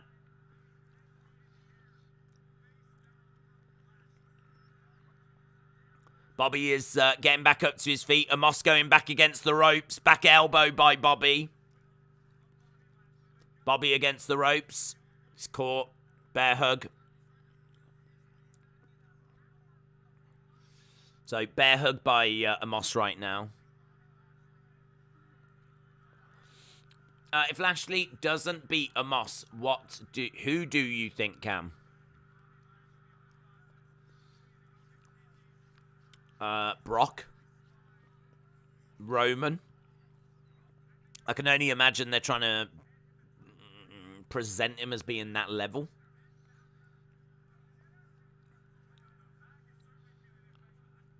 Right, again, he's got Bobby in the bear hug. If Undertaker was around, I wonder if Vince would have put him with Undertaker. This might be the match that Undertaker would have had this year. The dead man taking on the giant Omos. I think that sounds better, calling him the giant Omos. I mean, I know it's quite clear that he's a giant, but it sounds better than just a moss. Here's Lashley.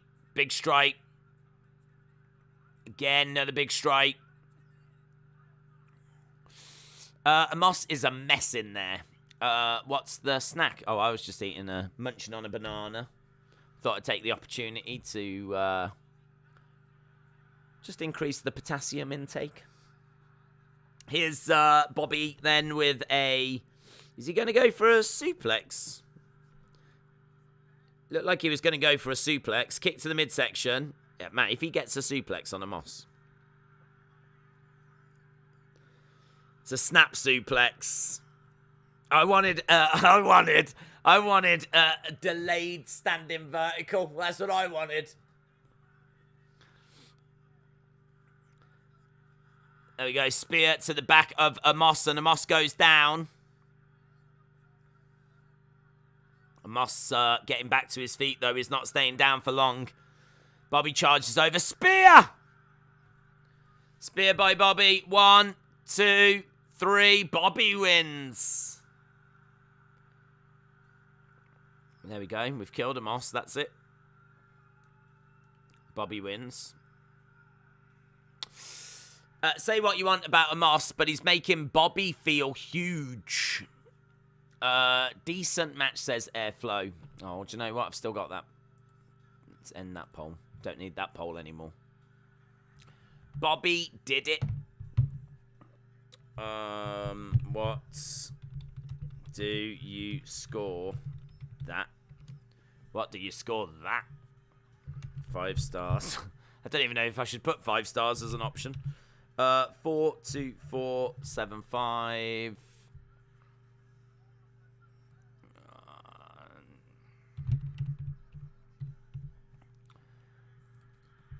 Yeah, so it wasn't very long, was it? But then I suppose it doesn't need to be, does it? In all fairness. Dun, dun, dun. Right, we'll see what people think. I've changed the parameters on this because I'm not thinking that people were loving it. I'm so confused. I went to Dollar Tree. I saw a blue Spider-Man washcloth. Okay. Thank you for sharing. 3, 2. Let's all take a moment to welcome Omos to the budget cut list, along with the injury to Boogs. Do you know what it is? After WrestleMania, there is normally a few cuts. I feel like that match might be the worst out of the 2 days. That was the shortest match. A 1.75 classic. 2, 1.5, 1.75. It's so dumb. Omos should have won, says Steady Drop. Why is Peacock messing up, says Ali. Peacock's been alright for me. Way better than Ray, Dom, Miz, Logan, says Jose. I like the booking so far, but no MVP. No MVP. MVP hasn't been around for a little while. I don't think he's been on the Raws either, has he? Here's Finn Balor. Here's Sonya Deville. There's Nikki ASH. This is all like a charity video package, by the way. They're not actually out on stage.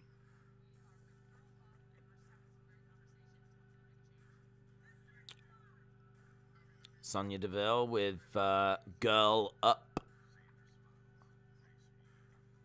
There's Damien Priest. He looks cool. That's a cool look for him in like those shades and everything. He looks great. Nikki ASH. There's Becky.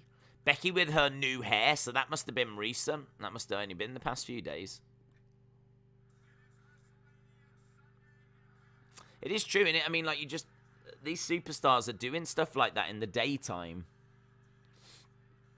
Doing media and, like, you know, it's not just a case of going out and doing the match on the night, is it? So...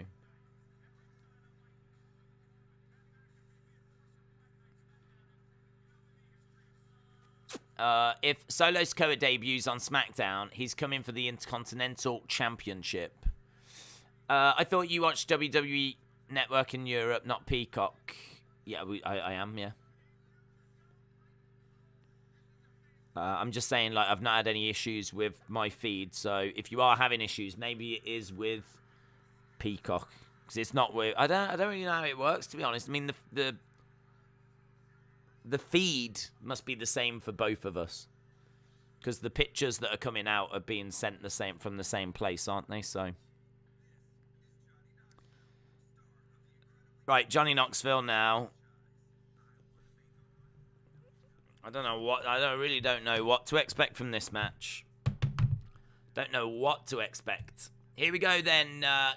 This is going to be Sami versus Johnny Knoxville.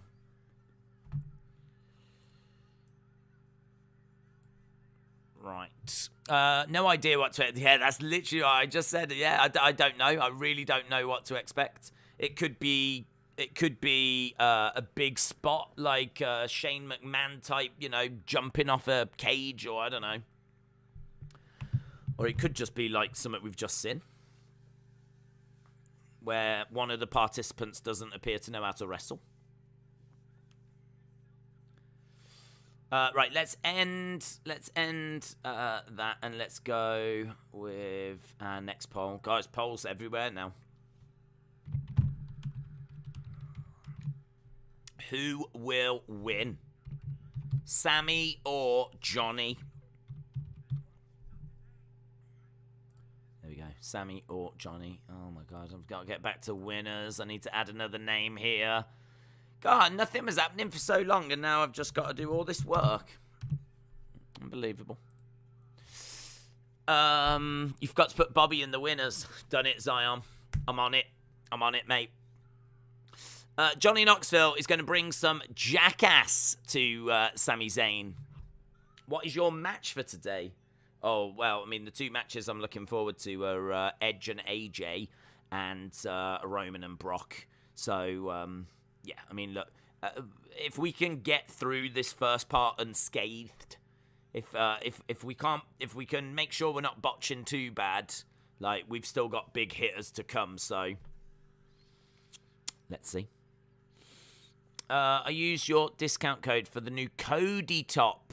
It's really nice. You need to look at it. Oh, I've seen it. I've seen them.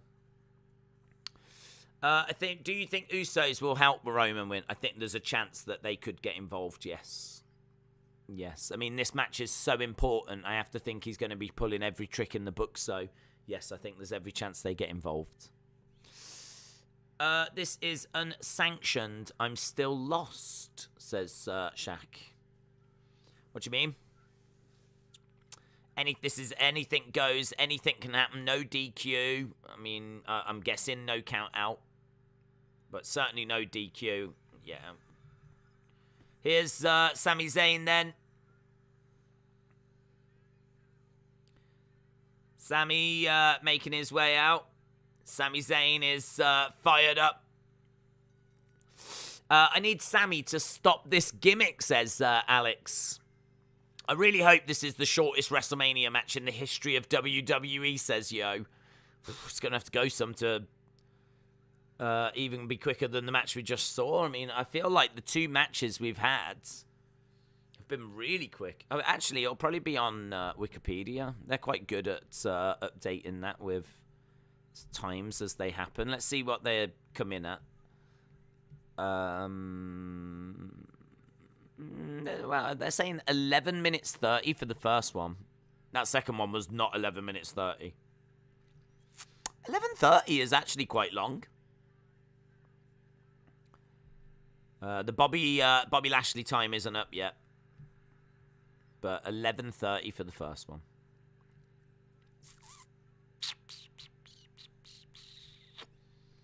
I don't know if this lineup is correct, but they seem to be suggesting that after this will be the women's tag match, and then after that is Edge AJ, which would make sense because Edge AJ would make the perfect kind of halfway main event match. So, women's tag match, and then Edge versus AJ. Here's Johnny Knoxville making his way down. He's in red attire. I don't know if it's the same. I feel like it's different. But it's very similar to what he wore at the Rumble. So, Sami in there with Johnny Knoxville. Oh, big kick by Haluva. A Haluva right at the start by Sami Zayn. Damn, out of nowhere, Haluva'd his head off. Johnny Knoxville slumps outside. That was a hell of a kick by Sami. I just wish he'd won with it. I just wish he'd pinned him. He hurls Johnny Knoxville into the barricades. Look, we're just seeing the start here. Oh, my God. That was so good. That was so good. Sami lashing out at some of the jackass guys in the front row. So, Sami Zayn, there's Knoxville with a fire extinguisher. Fire extinguisher. Is he alive after that? Yeah, I look great. Look really great. Now, Johnny has gone under the ring. He's got a trash can. He's got a crutch. He's getting some weapons. He's got a stop sign. Kick to the midsection by Sami Zayn. I mean, every wrestling ring has got a stop sign under it. So, in the ring go both competitors, and Sami is emptying out some of the stuff from the trash can. He's got a baking tray, a cookie sheet, and he smacks Johnny Knoxville on the back with it, and it bends. And now he's got the crutch. How were neither of the mid-card titles defended on either night? Yeah, we were talking about that. I think they just want a big match, one for SmackDown and one for Raw. So we got an Intercontinental match on Friday. I think there's probably a good chance we get Finn Balor tomorrow. Now, Sami has got a trash can. Charging over, and he hurls that at Johnny Knoxville. This is a filler match. It's a snack break. Dizzle Dog, lol. The crutch makes sense, though. No, none of it makes sense. Maybe you could get away with a bin because maybe they use it as they're setting up for, like, tape that's left over or something. But, yeah, no. Well, I mean, look. What if you're setting up the ring and you break your leg, but you don't want to go to hospital because, you know, time? Here's a crutch. Use the crutch so that you can still screw the ring together and all this kind of stuff. So, it does make sense, actually, thinking about it. Oh, hello. I don't know what that was. He went for Summit, and Summit snapped. Is Wee Man under there or something? There's a...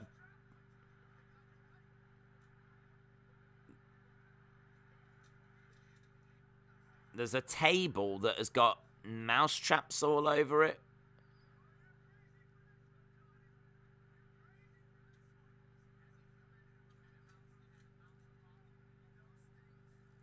Okay, so he's struggling to get it from underneath the ring. Oh my god, he's done it. And some of the mousetraps are like falling off of it. It's a table with mousetraps on. I don't, after he's got it out, I don't know if any of them mousetraps are still set, to be honest. Again, Johnny Knoxville using trash can lids to smash him into the side of Sami's head. Stop sign across the back from Johnny Knoxville. I'm dazed at this match. Help me understand what is happening. There's weapons in the ring, and they're walloping each other.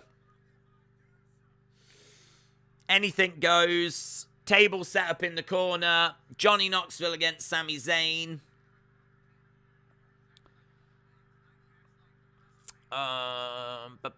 Rate only smoking mirrors 125.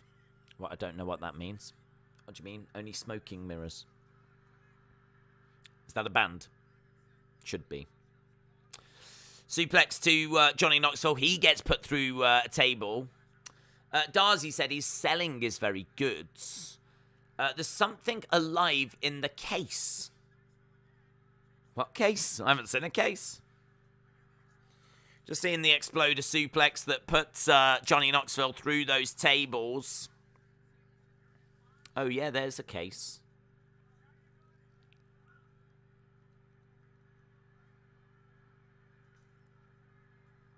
Okay, so Johnny Knoxville's down in the corner. Sami Zayn goes over to the other side of the ring. He's going to go for another haluva. And as he charges over, Johnny blows an air horn.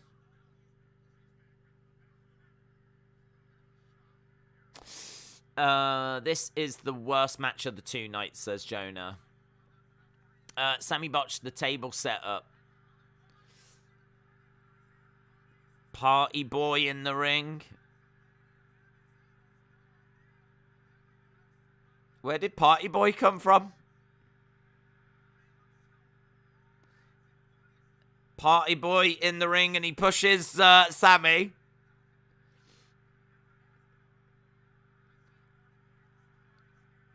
Party Boy doing a dance in the ring right now, dancing away.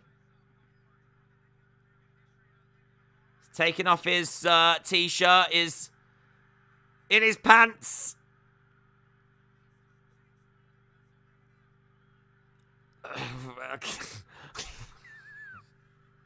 This is wrestling. This is wrestling.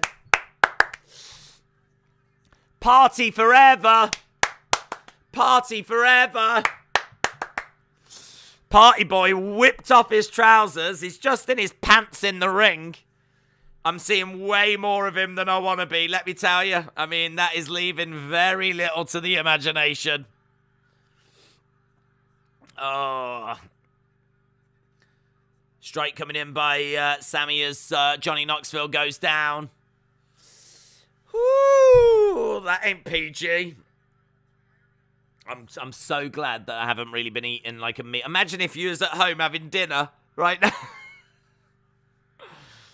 I mean, there was very... Honestly. Although he has got a better physique than Dominic Mysterio. So, there is always that. He's gone under the ring, and now we've got... Wee Man. Wee Man was underneath the ring. Wee Man's come out, and he's started to wail away on Sami Zayn. Wee Man kicking at Sami Zayn's legs. Wee Man picks up Sami Zayn. Oh my god! That's amazing! Wee Man just had Sami Zayn up like that. Damn!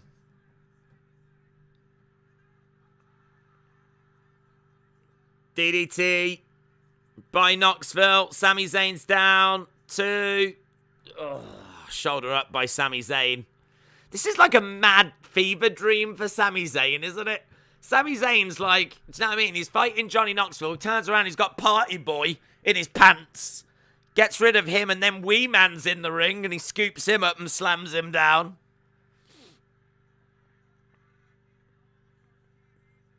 I will say that this is fun.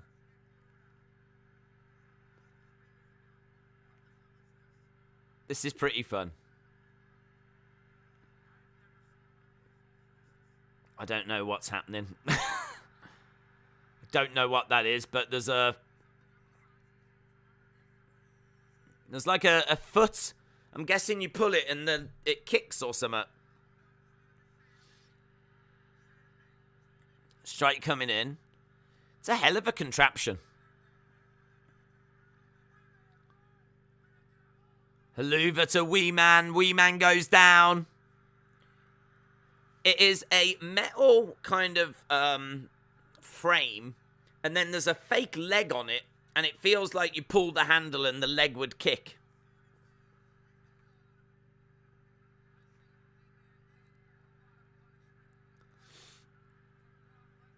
This is in the running for one of the weirdest WrestleMania matches I've ever seen, ever. But it has been fun. But when Party Boy got in, that was fun. And then when Wee Man got involved, that was good. My wife had one of those foot things for me, says Ernest on purpose. Sami Zayn is up top.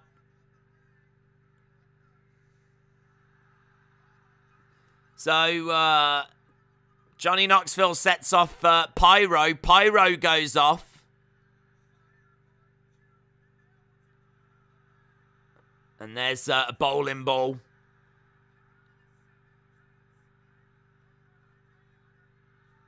Oof.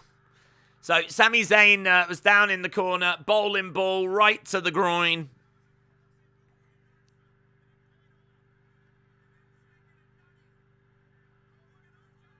And a kick to the crown jewels as well.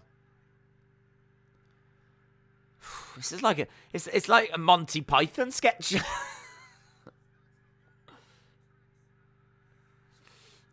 I tell you, this match is good to watch, says AJ. Madness. What's he got now? Razors. Is that a razor? No, a taser. He's got a taser. Sami gets outside the ring.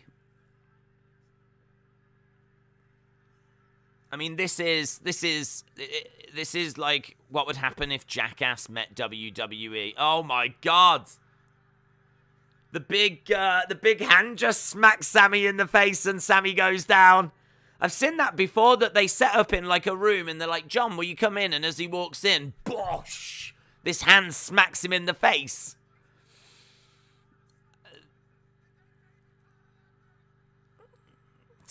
It's the weirdest WrestleMania match I've seen, but there's no denying that it's not fun. I mean, Cornette right now is... I just imagine he's thrown his TV out the window. This is wrestling. A bit more Benny Hill than Python. Oh, it's all kinds of slapstick.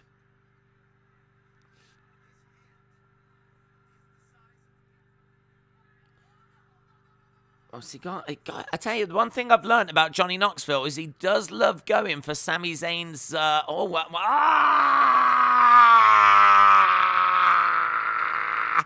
Knoxville grabs Sami Zayn, who's on the top. I thought he was going to throw him in the ring. He throws him out the ring onto that table that had mousetraps all over it. Sami Zayn. I tell you what, when Sami Zayn gets out back, Vince needs to just grab him and go, I'm going to give you a title run. What the hell? Look at the size of that one. There's a massive mousetrap that's been put in the ring. It's like a human trap. It's a human trap. It's a sports entertainer trap.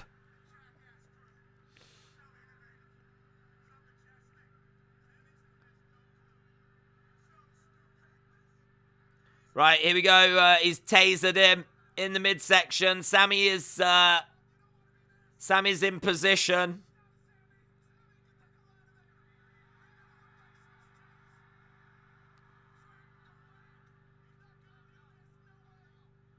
Oh, it's not going to work. Ah! 1, 2, 3. Sami is pinned. Johnny Knoxville wins. The mousetrap didn't quite work. I mean, I don't know that it's a match. I don't know that we can call that a competitive contest of sorts, but it's if we mark it as a performance, it's a hell of a fun performance. There's a lot of fun stuff in there.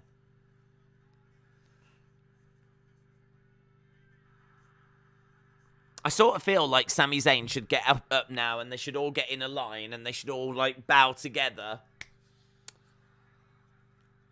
Like that. I feel like that's how it comes across to me. It feels like I've watched a performance, but it was really fun.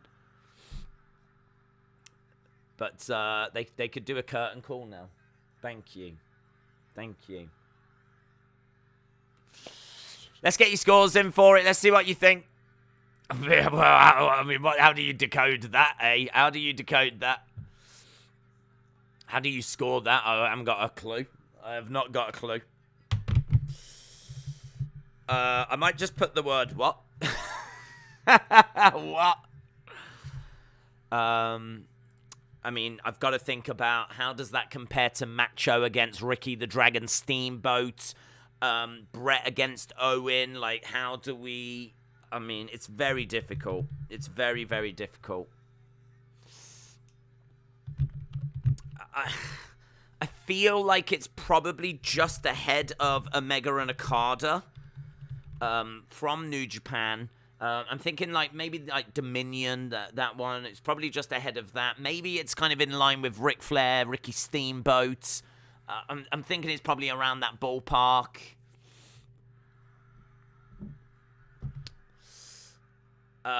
Get that man some pants. Get that man some pants. Sami Zayn versus Johnny Knoxville is better than Omega versus Okada. I'm going to do that just to, I mean, really just to wind up the internet wrestling community, to be honest. Just to see if people will explode as they read it. That was not very good, says Nathan. Kenny Omega is trending right now, so I think a lot of people are saying what I'm saying right now. That was brilliant, says the chef. That was good, says Taboy. Night 2 is doing it for me. A bad match is bad, says Corvids. I don't know how you score it.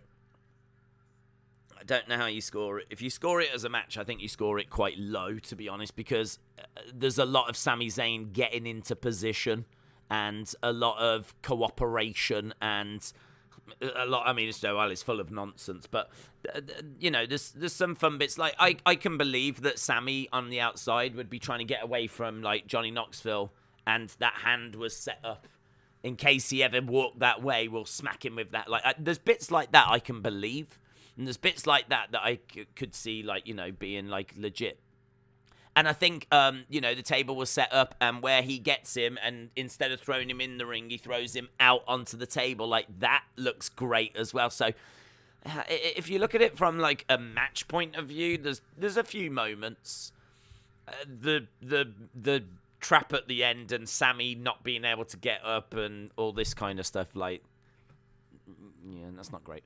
But if you mark it as entertainment, like, if you mark it as, like, did you have fun? Did you watch it and did it put a smile on your face? And did you enjoy seeing Party Boy dancing and ripping off his clothes? Or how about Wee Man coming in and slamming Sami? Or, like, if you score it from that point of view and from that perspective, then it will definitely score more favorably. So, I don't know. I'm really, really interested to see what you lot score it and see how it comes out.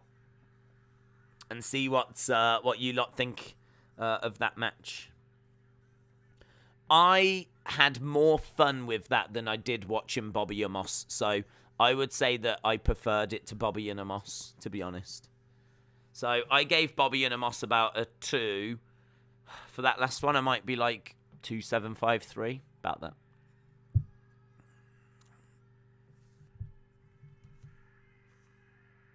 It is the Women's Tag Team Championship now. It is the Women's Tag Team Championship. We're going to have to get to another poll to ask you guys who you think's going to win it.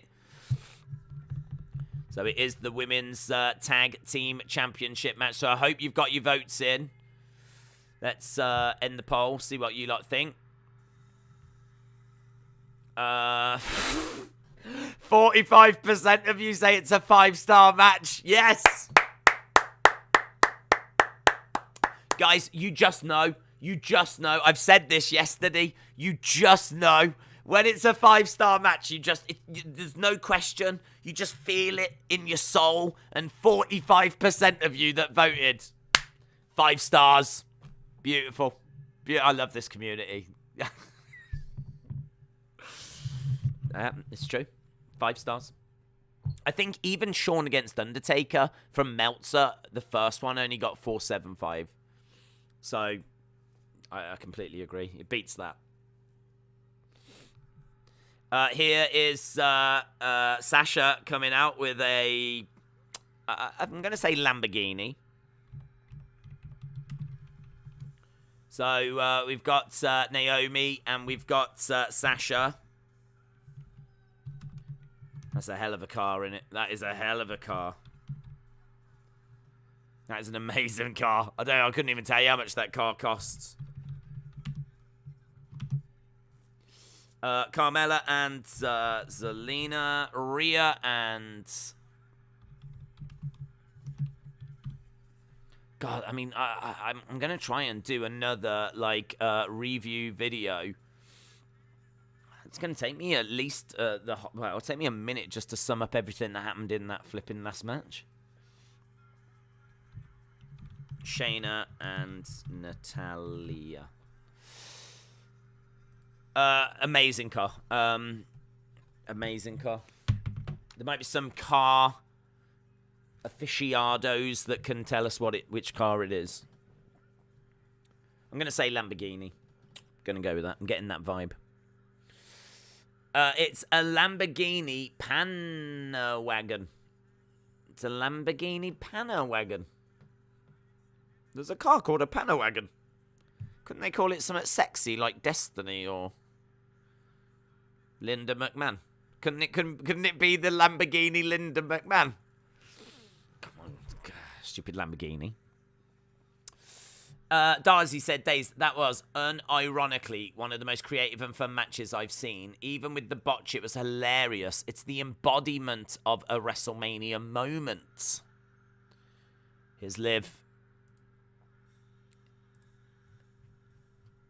Here is Liv. She's come out dressed as the bunny. She's dressed as the bunny. She's a massive AE-dub. AE-dub. AE-dub. AE-dub. AE-dub. AE-dub. AE-dub. This is amazing. Rhea Ripley's about to come out dressed as Tony Khan. It's going to be amazing. She's going to come out dressed as Tony Khan. Oh my God, this is going to be so special. It's going to be so special. Oh. She's dressed as the bunny as well. Or maybe she's dressed as the Blade. Or the Butcher. No, they're both the bunny. That's stupid, isn't it? Why didn't she come as Tony Khan?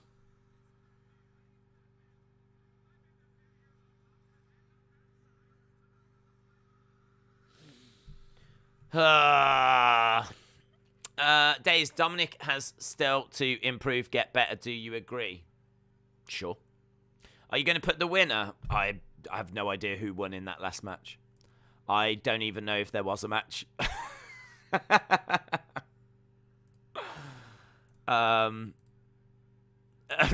Yeah, do you know what? I can't wait to hear what Jim Cornette's got to say about that. Do you know, that last match feels like the kind of thing that you probably would have got during the pandemic era when it was in the Thunderdome. That's a perfect Thunderdome match, that last one.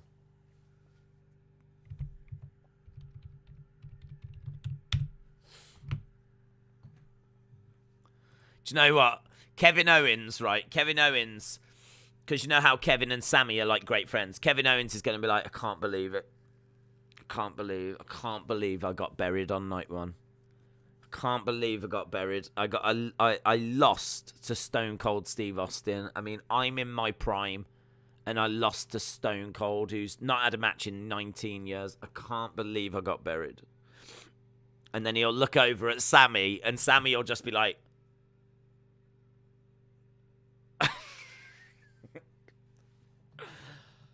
did you see what happened to me on night 2?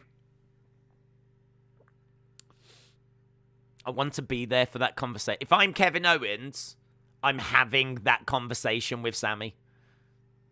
Right now. Master Chief says, hello. I stopped in to say hey and give a like. It's very kind. I'm watching WrestleMania on my phone in the pool of my hotel. Well, I'm jealous now because I don't have a pool or a hotel. So, but I hope you're having fun. That's what I hope. So, shout out to you, Master Chief, as Queen Zelina makes her way out. And here is Carmella. Carmella's come out in... God, it looks like she's getting married. From Corey. Oh, she is actually. Isn't she getting married like later this week? I'm sure Corey Graves in an interview said that after WrestleMania he's getting... He looks like he's getting married.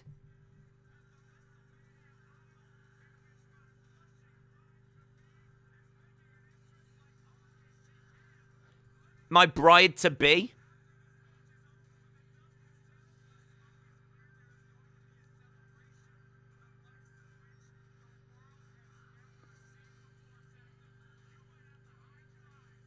After this match is over, there will be a celebration, the likes of which the world has never seen before. Yeah, I heard that rumor that they were going to do that sex celebration thing.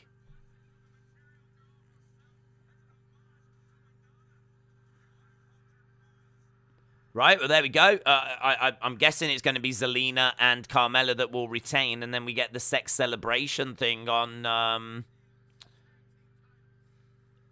tomorrow, is it? Tomorrow?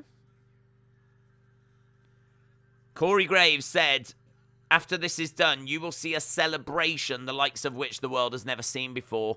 Byron, you're going to have to cover your eyes.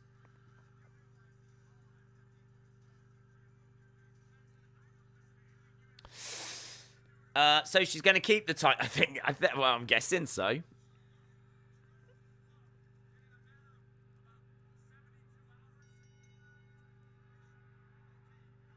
Talking about he's getting married in 72 hours, apparently. Are the women coming out? Yeah. God, I, honestly, so much to do tonight. Women tag. They're going to one-up Edge and Lita.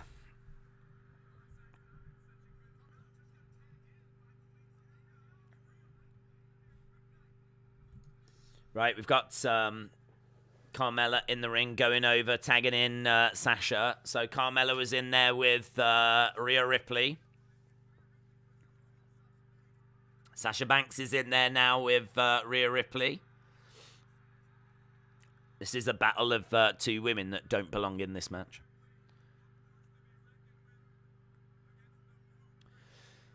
So Rhea Ripley wants a test of strength with... Sasha. Carmella better go over during that celebration. Listen, if it is going to be as graphic as they're saying, she'll be over all right. She'll be over with the fans. She'll be over with the 18-year-olds, the 15 to 18-year-old male demographic she'll be over with them. I hope they edit Corey Graves out of that. No, listen, Twitter will edit Corey Graves out of that. Don't you worry about that. If they do a sex celebration segment, I give you my word, I will get a still image of the most graphic part of it, right, of what they show us. And I will put all kinds of people instead of Corey Graves in there. We'll have Bruce Pritchard. We'll have Jim Cornette. I'll go through a whole list of wrestling personalities. Ric Flair. We'll have Ric Flair. Woo! Makes sense, doesn't it? Styling and profiling. Carmella taking a ride on Space Mountain. Drop toe take down by Sasha. Lady time. It's a damn shame that both Alexis and Sasha lost their curves. Lost their curves. I seriously can't say I've noticed.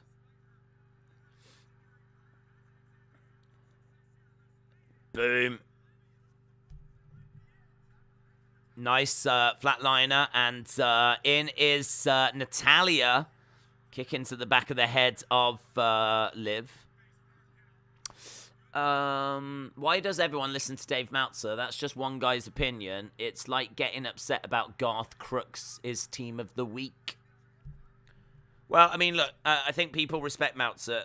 Well, they do and they don't. But I think they respect the fact that he has been doing this since the late 80s. He has watched, I mean, like, honestly, he's got to have watched more wrestling than pretty much anyone else in the world. He is constantly watching shows. His knowledge of Japanese wrestling in particular is just second to none, apart from maybe, you know, those in Japan. And like he's you know got obviously an encyclopedic knowledge, so I think it's always interesting to get his perspective on it. But it is true because it's always going to be through the filter of Dave Meltzer. It's like when I give my scores, it's through the filter of what I enjoy, not what everyone else enjoys. You know, if there's things in there that I don't like but other people think's fine, well, it's going to affect my score and it wouldn't yours. So it is true. You need to get that kind of. I suppose really what you need to do is you need to find someone that kind of has a similar view to the wrestling as what you do, and then like you'll be able to see what they score things, and it'll give you a good idea as to if you would enjoy that match or not, or you would enjoy that show or not.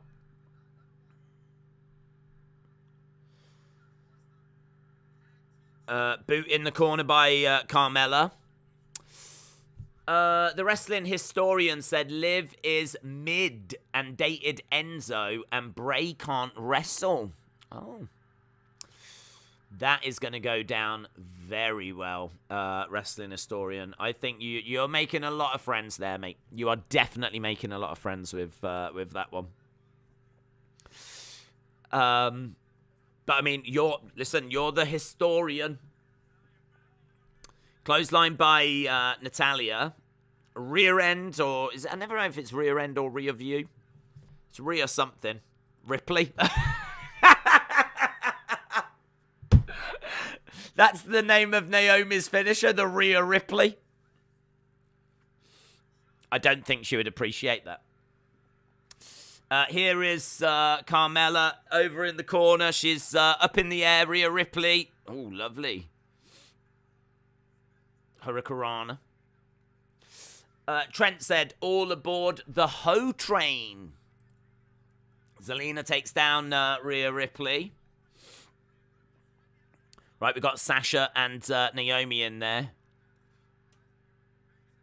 Honestly, right now, if anyone other than Carmella and Zelina win this, you're just going to hear, like, the sound of, like, a few million guys going, oh. What? Oh. No sex celebration. Oh. And maybe a few girls as well. I don't know. I don't want to be sexist. Right, we've got 4 women each side. And we're going to get, like, suplex powerbomb things in each corner. Is the wrestling historian secretly Meltzer because he knows F all? Oh, guys, come on. We've all had a drink. We've all had a drink. Settle down. We're just here to enjoy some WrestleMania action. I don't want to see this. I don't want to see us falling out. It's been a wild couple of days. What if the screen goes black like last night? Well, that was because, like, boobs were falling out. That's why the screen went black. So it would mean that some boobs have fallen out. See, I wouldn't get too excited about a sex celebration because Charlotte's boobs were falling out last night and they didn't show you them. So I definitely rein in your expectation of the sex celebration. Riptides. Double knees by Liv. 1, 2. Oh, Sasha Banks makes the save. In comes Shayna Baszler. She throws Sasha out the ring. Into the... Oh. Rhea Ripley went hard into the corner. Come on. Come on, sex celebration. Come on. 1, 2. Saved by Liv. Liv. Kick coming in by Shayna Baszler. Picks up Liv. Plants Liv. Face down. In comes Natalya. They could have made this a one-night event. I think there's a lot of drunk people in the chat. Come on, yes. Is that what this match is built around? A sex celebration, says Alex. I wonder if she'll wear the mask. Against ropes, Carmella holding on to Naomi. 2 count. Come on. Come on, roll her up. Oh, come on, Carmella, kick. Down goes Naomi. Come on. Get 1, 2. Oh, God, come on. Wrestling historian said, I've not seen this much tail since Tugboat. Oh, that was a 3. I'll tell you what, if I'm the referee of this match. Yep, ding, ding, ring the bell, ring the bell.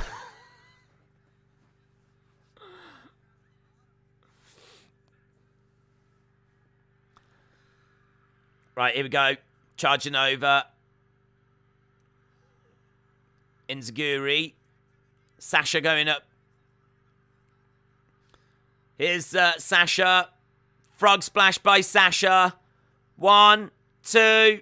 Oh, God, she kicked out. Oh, she kicked out.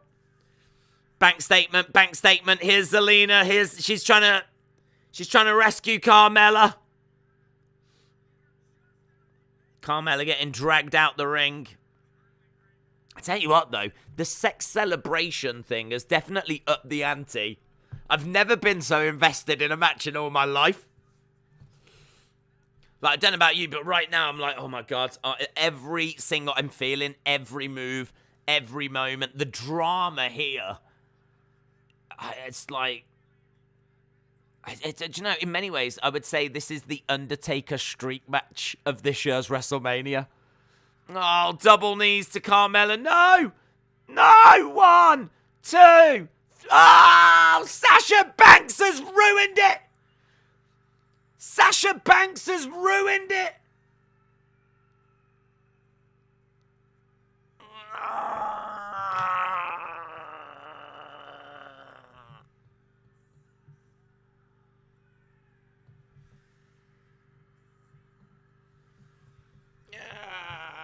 She's ruined it. Hang on. We would have got a live sex celebration if Carmella had won. I hate Sasha Banks. Send that out. That'll go down really well on Twitter. There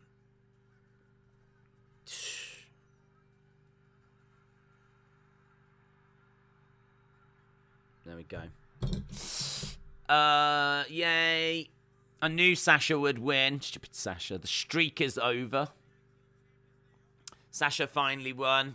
Who cares? Who cares? She just cost us big time.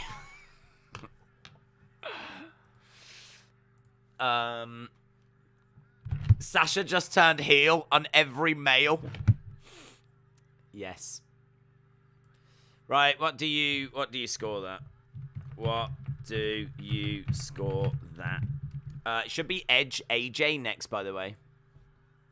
5 4 2 4 7 5 3 2 3 7 5 2 7 5 or below.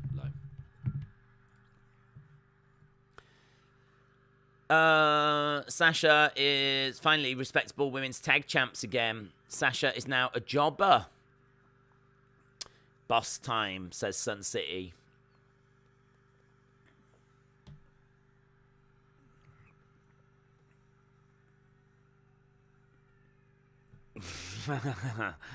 That's a great meme. That's a great meme, Austin.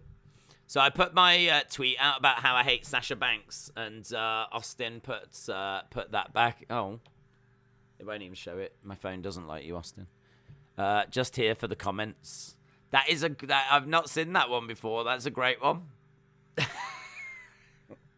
What am I even looking at? Why do I look like a scared cat? I look like a cat that's being told off. Or maybe a cat that's just seen its owner opening up some, like, tuna or something. And I'm like, oh, hello. Hello. Bit of tuna on the go here. This is a good situation. Right. Let's go. I think it's AJ Edge next. AJ Edge. AJ Edge next. AJ Styles versus Edge. Right, need this to be a banger, man. We need this to be a banger. There's a lack of bangerage. Right, we've got Sasha and Naomi. There we go. The night has been very entertaining, says Airflow Games. I wanted Liv and Rhea, says Mysterious. Corey said night 2 has been hot garbage so far. I've thought about Mark Calloway being Brock's manager. Nah, he doesn't need it. He doesn't need it. And also, I think I don't think Mark Calloway's looking to go on the road. I mean, he's just adopted a little boy, and I don't think he's looking to travel around and be a manager, to be honest.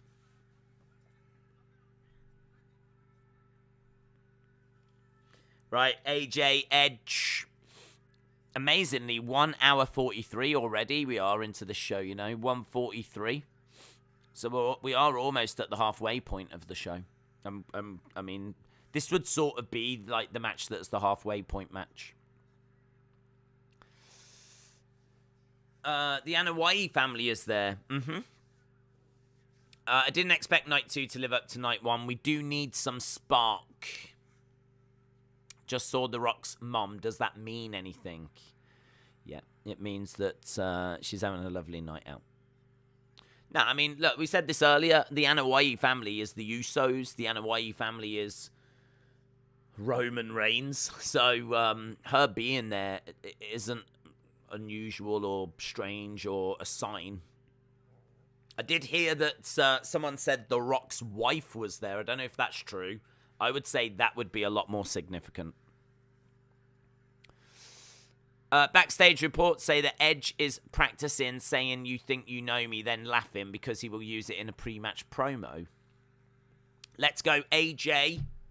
If this match disappoints, my interest will go down very quickly, says Alex. How many matches are on this card? We've got 8 matches, and we've already got, is it 4 results? We've had 4 results. So we've only got 4 matches left to go. So you were doing all right for time. Last night went 4 hours, 4 minutes. So I think we're doing absolutely fine for time. Although saying that, they are going to want that main event. I would think they would want Roman Brock to get about 20 minutes. And I would imagine they would want this to have about 20 minutes as well. So, so far at the times, the RK Bro victory was 11 minutes 30. Bobby Lashley beat Amos in 6:35. Johnny Knoxville and Sami Zayn took 14 minutes 25. And that last match was 11:20. So that's where we are so far. I think this one could go 20-odd minutes. John said, hopefully the rest of the matches are better than the last match. That was very... The Rock's mom is the real architect of success. Darby Allin is in the crowd, says Travis. Days was kind of hoping they would play up Sasha's losing streak before giving her a win. Thoughts? Yeah, I would have liked that. I would have liked that. I think it would have meant more. I think to like wrestling fans, it's like, oh, she's done it. She's ended the losing streak, but they never really made a massive deal of that. You know, I did see some social media posts that I think WWE affiliated accounts had put out, but yeah, they could have built it up.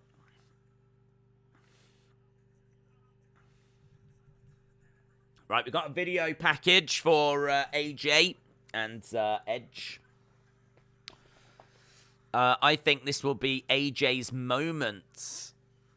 Have many surprises happened? Not really. We did get Triple H. That was a surprise. I really want to fix this green screen. It's really bugging me. Like, I really feel like it's falling down behind me. It's all very exciting. People are forgetting that Night 1 started off bad as well.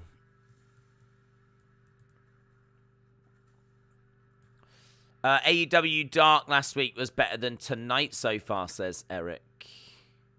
It's going to be alright, guys. Come on. It's going to be alright. Are my comments working? Yes, Bill. I can see you asking, are my comments working? Right, here's AJ.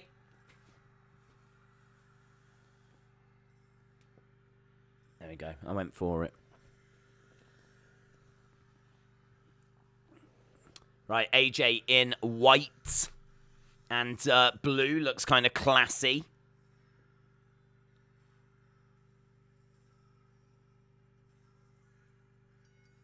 No big entrance really for it. I think Edge might have a big entrance, but nothing really for AJ.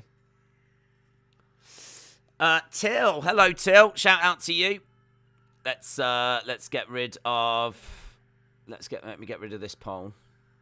So that last one, that last match.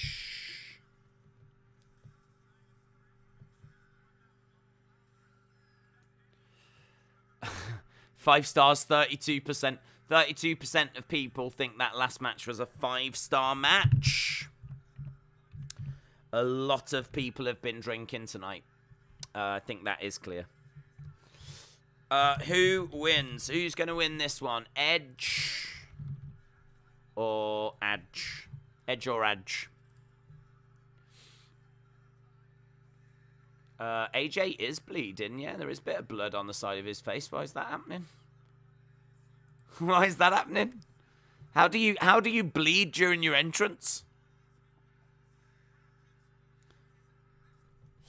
Till said, Roman wins. Rock comes out to congratulate. Roman tells Rock it's his moment. A fight breaks out, and we get Rock versus Roman next year.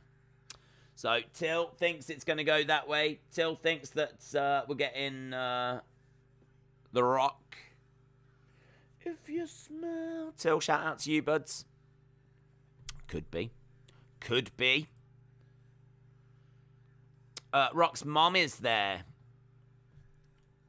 Yeah, but she is part of Roman's family, so I don't think that it's like, it's not the craziest thing in the world that she would be there. She is part of the Anoa'i family, which is the Usos. It's Roman, and let's not forget, guys, this is billed as the biggest WrestleMania main event match ever. How could she not be there? Right, we've got a little platform with fire. And here's, this is all very pro. This is all very pro wrestling, isn't it? A throne rises up on this platform. It's very Triple H. This is like a Triple H entrance.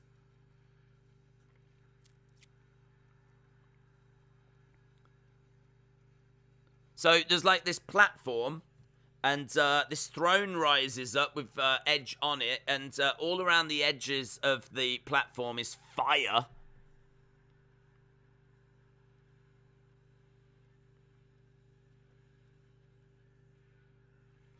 It's kind of cool. There we go, flames shooting up into the heavens.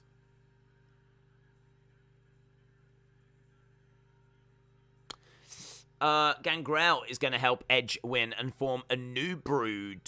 Mr. Balls, shout out to you. This is giving me Ministry of Darkness vibes, says JC. Right, well, Edge making his way down to the ring. And as we said, we are getting closer to the halfway point of the evening. That is a cool entrance, though. It's nice. I think I would have liked some other people involved. You know, just like to have maybe lined up, like maybe, not like druids, but, you know, that kind of a thing.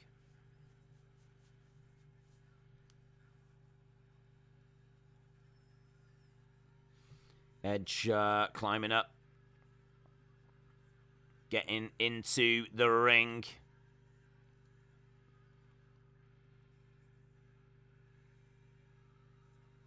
He kind of feels like... I mean, it's Edge, so he is a big deal, but he's very much presenting himself as something very different that's not on the roster at the moment. Like, I feel like he is definitely filling a gap.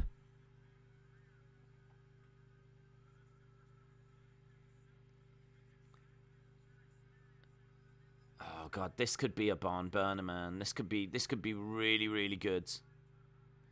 That's going to be a great Mattel figure as well. So his jacket that he was wearing, I couldn't quite make it out because it was dark, but it seemed to have like one cape attached, but I don't think it was on the other side. But I could see that being a great Mattel figure. That would look really, really great. Edge reinventing yet again, says Miss Clown One. Edge looks like a Cenobite from Hellraiser. I'm liking the Edge entrance. If Triple H and Undertaker had a baby, it would be Edge. It would be a hell of a wrestler. I know that much.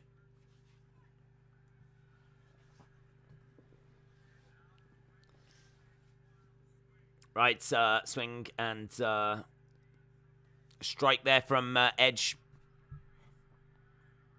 Edge versus AJ, 20 years in the making is what the sign says. I'm thinking this match is going to get some time, and I'm really hoping this is going to be a bit of a classic. This has got to... This might have to be tonight's Cody Seth, to be honest. Against the ropes, shoulder tackle. Over the top. Nice drop kick. Nice arm drag. Down goes AJ. Elbow drop by Edge. Kick coming into the legs by AJ. The tempo is good at the start, says Alex. That's not a bad thing. What a sick entrance, says Jadan. Hulkamania is going to go wild. What you gonna do? Adam Chapman, shout out to you, dude. Yeah, big shout out to everyone that's joining us. If you're not subscribed to the channel, hit that subscribe because we are back tomorrow as well.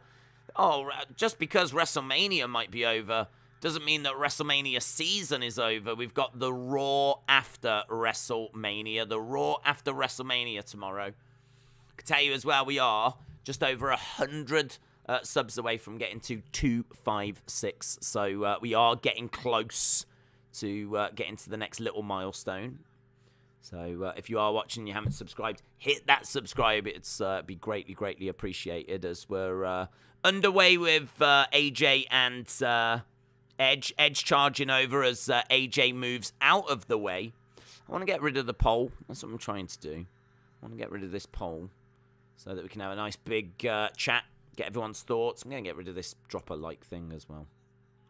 You lot have absolutely smashed that out the park. There we go. Edge, 55%. AJ, 44%.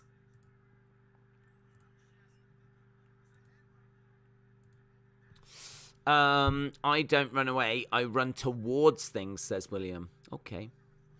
Right, we've got AJ over the top, trying to go crashing onto Edge. Jumps over the top of Edge, who's looking for a clothesline. Knee strike to the face as Edge goes down. Love those LED screens on the barricades. I think they look so good. Sliding knee, look at that. Boom. And Edge goes down. Edge getting slammed into the ring steps. There's a dude in the background that's got the Scott Steiner, like, chain link headwear on. It's not Scott Steiner. Into the ring goes Edge. Edge is down with AJ on the outside, looking for springboard. Oh, splash, but knees up by Edge. Knees up by Edge. I've enjoyed this WrestleMania so much, says Cosmic Gyps. Ronnie said, I smashed the coconut on Jimmy Snuka's head. Oh. That was such a classic moment. In my mind then, I felt like there was some merch that you could buy that was a breakable coconut, and I think I might have made it up. I don't think WWE ever did that or ever made that, but they would in this day and age. If it happened now, they would make a coconut that kind of broke apart. But I don't think... I don't know. Don't think they did. They should have. Knees to the midsection by Edge as AJ goes down. Why was AJ bleeding? No idea. I mean, I didn't see anything or any reason as to why he should have been bleeding. Or what could have caused the bleeding. Edge is... but we haven't really spoke about his attire. He looks great. He's wearing black tights. Seems to have a bit of, like, lightning around the kind of waist area. And then he's got, like, logos down the sides of the legs. He looks absolutely brilliant. He looks great. Jonathan said Cody versus Roman next. I wouldn't do that. Just because I think it's a bit soon. And, honestly, I don't know if... I don't know if they would have Cody win so quickly, like Cody coming in and going straight after the... I don't know, it feels really quick. Feels really quick, so I don't know that it would go that way, to be honest. It's not the craziest thing in the world. It's not like the worst idea I've ever heard, but I wouldn't go that way. Against the ropes goes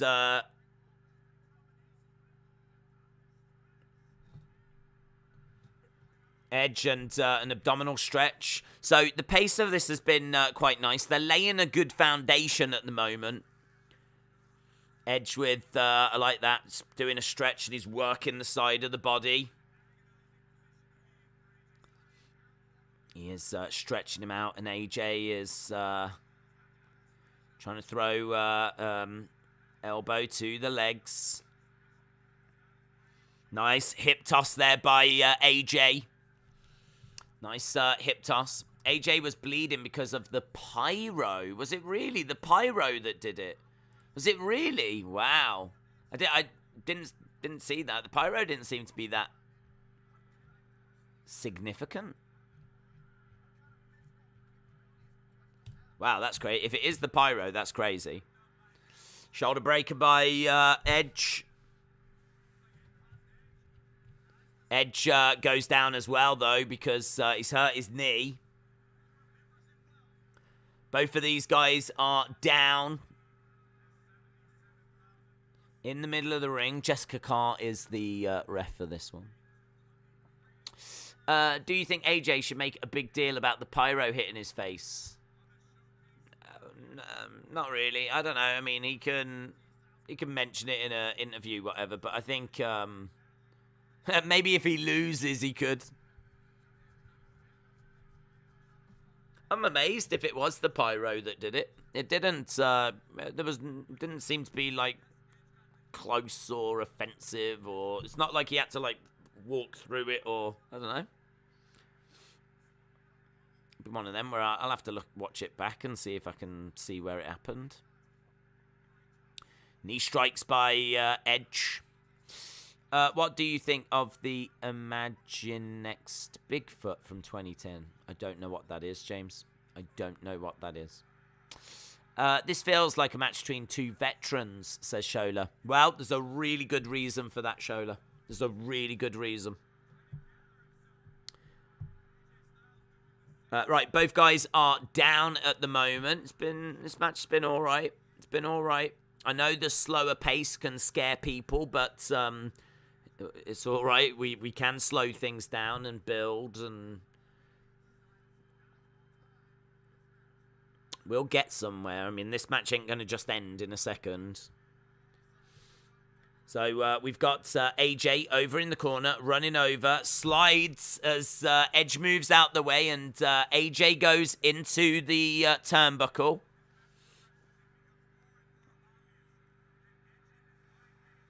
So Edge able to move out of the way. His hair would have been singed if it was the pyro, says Jessica. AJ just popped his shoulder back in.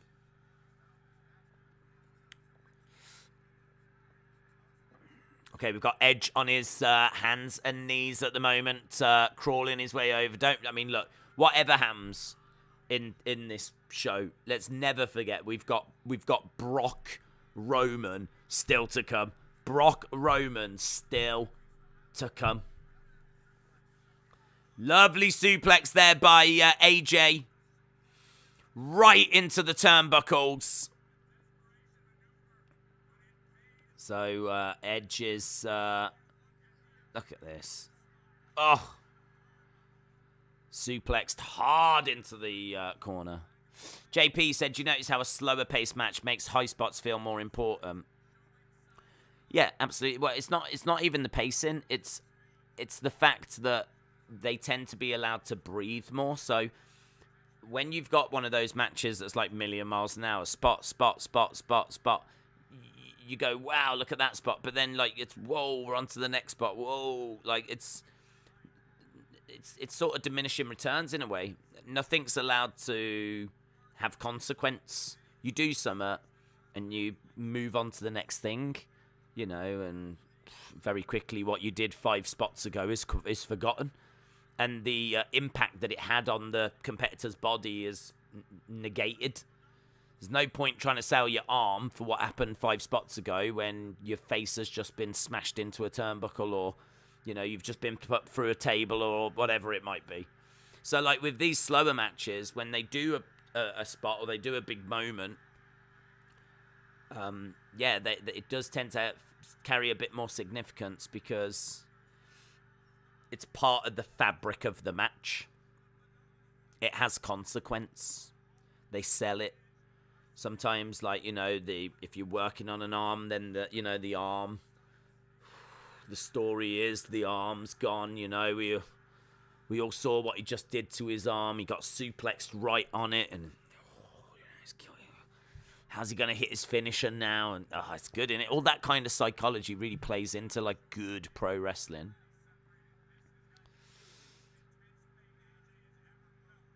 Is talking to the arms, actually, is stretching back the arms of AJ at the moment. Back elbow by AJ. Goes for the Pele kick. Love how Edge takes a step back. Love that. Got out of the way of the Pele kick.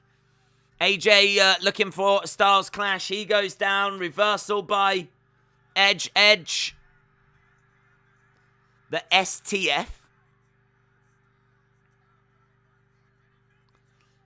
Styles trying to get over as AJ gets his foot on the rope, and they have to break that up. I tweeted you a picture of the Imagine Next Bigfoot. Check it out at the next commercial break. James, shout out to you. Joni said, from a reliable source on Twitter, WWE rehearsed a secret helicopter landing in the middle of the night. Officials are highly secretive on who it could be. Listen, if that's true, that makes me think Rock. Makes me think, right? If The Rock's coming out, then it doesn't matter, does it? I mean, seriously, if The Rock's going to come out at the end of the show, that's all anyone's going to talk about anyway.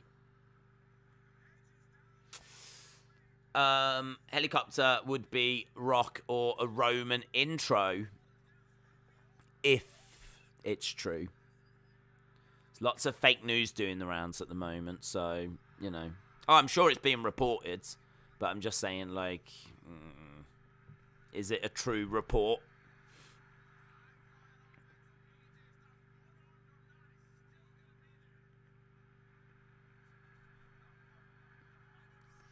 I have never seen that before, James. I have never, ever seen one of them. Here's AJ. AJ is climbing up. Edge with a big right hand. AJ sat on that top turnbuckle. Edge is going up. Looks like we're in position for a superplex, maybe. Here we go. He's got him in position. He's got the arm over. Strikes coming in by AJ. More strikes coming in. Shots to the side of the head. Goes over, looking for a power bomb. Going for the power bomb. Can't get it. Kick to the legs. He's got him on his shoulders here. AJ's got Edge on his shoulders in a torture rack. Oh! Plants him down.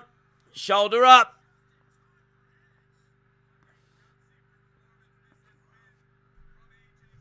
AJ, nice.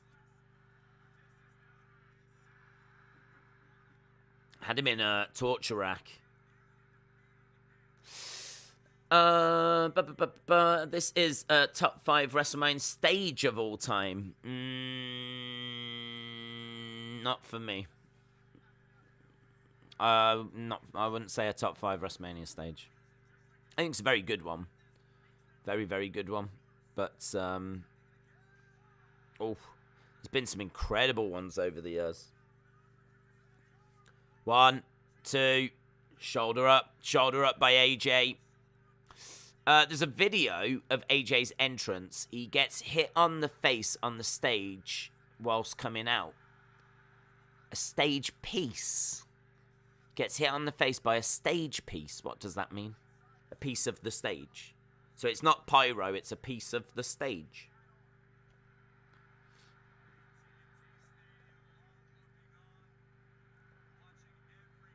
Have you had an accident at work? Dial 1-800-800-800. Don't do that. I have no idea who will answer. It's certainly not me. Matthew said, how many more of these matches is there? Well, there's 8 matches today, and this is match number 4.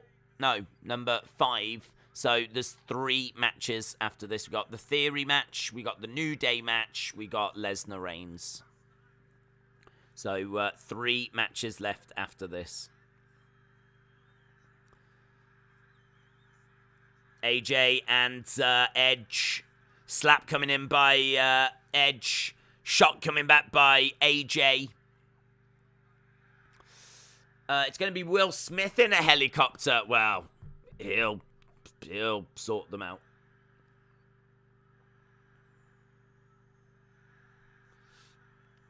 What's going to happen is Brock's going to win. And then at the end, he's going to make a joke about Will Smith's wife. And then there'll be a helicopter land. Will Smith will get out. He'll come down.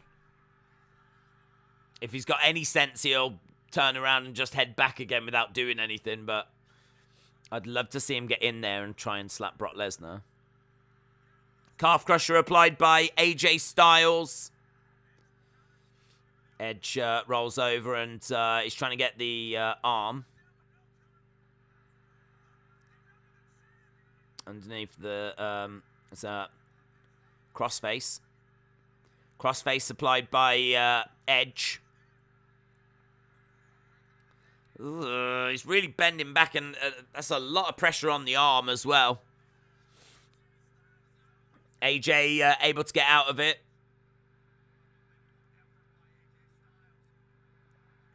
Misses with the kick. Oof. AJ is down and kicks out. The WrestleMania that Seth cashed the money in the back was my favourite stage. That was 31. Would you agree 33 had the best stage? Nah. 33 had a massive ramp, didn't it? But I can't quite remember the stage at the top. I don't know how big the staging was, actually. I feel like the stage at the top wasn't that big. But the ramp was monstrous. I just remember the ramp. The ramp was like it was the biggest ramp I've ever seen.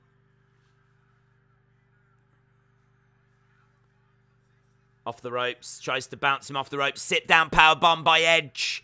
2.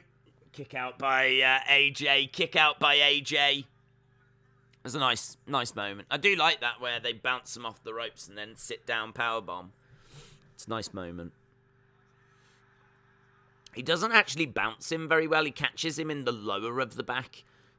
If you bounce them off the ropes, it tends to be right across the shoulder, like this top bit here. Bounce him off that bit. He kind of caught him on the lower back, and he didn't bounce very well. Mason said, "Why was AJ bleeding? Do we know?" Well, there's rumours of pyro, and there's rumours of a piece of the stage. Something happened when he came out. I mean, I don't really feel like it's that big of a deal, to be honest. I mean, unless you work for, like, the insurance company and you're worried that AJ is going to sue you, I don't think it's that big of a deal. Maybe it's a fun, quirky little, did you notice when he came out, he got hit with, a bit of pyro. I mean, in all fairness, I say that, but if you are the pyro guy, I should imagine right now he's very uncomfortable. Or the guy that set up or designed the stage. I'd imagine you're hiding from Vince. We've got Edge and AJ. Over in the corner. Oof. Suplex right onto the edge of the ring. A suplex onto the ring apron. I've seen enough of this match to feel that the chemistry isn't quite right. So the start was nice and we were building, but you know, we're getting to the part now where we're getting the big spots, we're getting the payoffs, and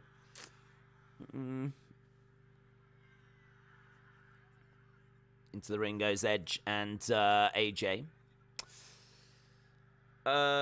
He's got kids. That's gotta hurt. The pyro guy is like, yeah, it's no big deal. Yeah, that's exactly what he's doing.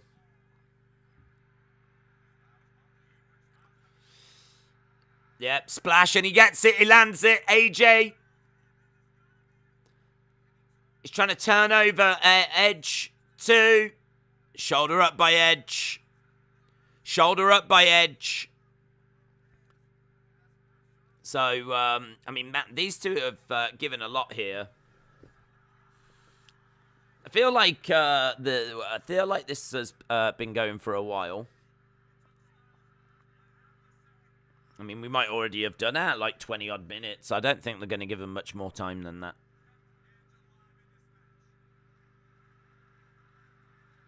Right, we've got AJ and Edge both getting back up to their feet. On the outside of the ring is AJ. The Phenomenal One is getting ready to go again. Springboards. Of course, Edge with a spear, but AJ jumps over. AJ jumps over. He's looking for a Styles Clash. Styles Clash gets it. AJ gets it. 1, 2. Shoulder up. That was a good spot. That's the best part of the match so far. Both of these guys are shattered, and you can't get to that shattered stage unless you have the foundation stuff before. So, yeah, some of these big moments they've done haven't quite been working, but this was great. That was great. Edge kicks out. It's not the same without Undertaker, says Seth. AJ going over to the corner. Phenomenal forearm time. He might be thinking about it. It might be time for the phenomenal forearm. He's definitely thinking about it. Someone. Damien Priest. Damien Priest. Damien Priest has arrived. AJ sees Damien Priest. Oh, spear in the air. Spear in the air. Damien Priest has arrived. 1, 2, 3. Edge wins thanks to spearing AJ. Damien Priest didn't do anything, but I mean, that is a clean win, in all fairness. It's a clean win.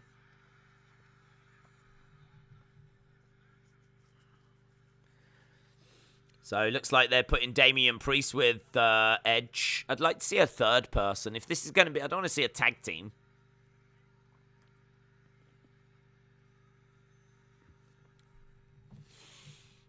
Edge wins. William said, I told you that Edge wins. Right, let's get into... this.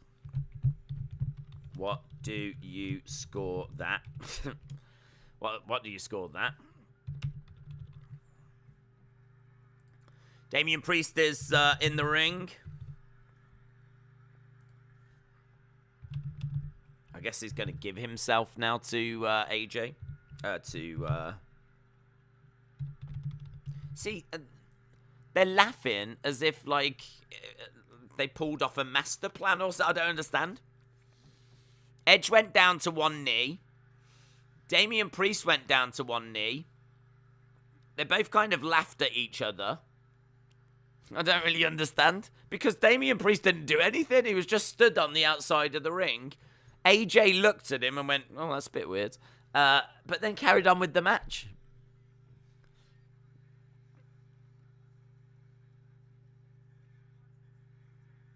AJ got speared. mid-air as he was going for that phenomenal forearm. If it is a new stable, like, I feel like we need a... I feel like we could do with a third.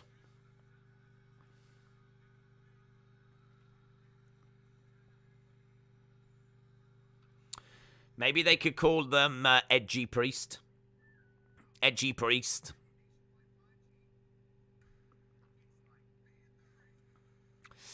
Massive Pop. They're tag teaming. What would you call them? What would you call them? Damie Edge. Damie Edge. I'd go with Damie Edge. I would go with Edgy Priest. I would go with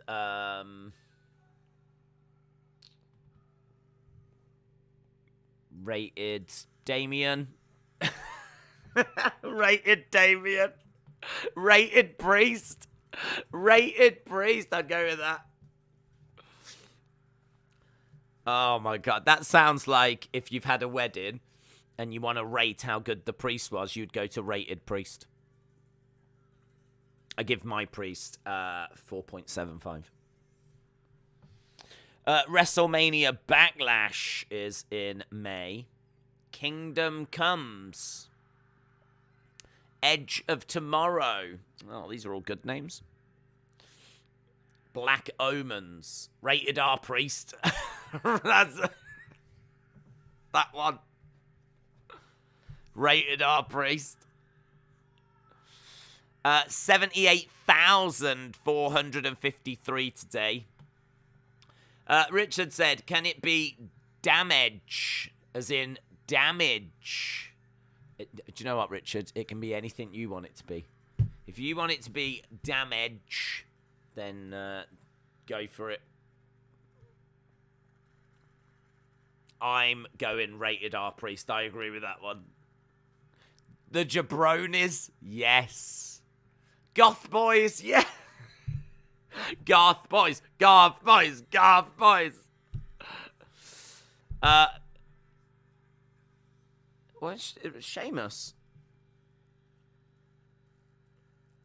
Dun dun dun dun dun dun dun dun.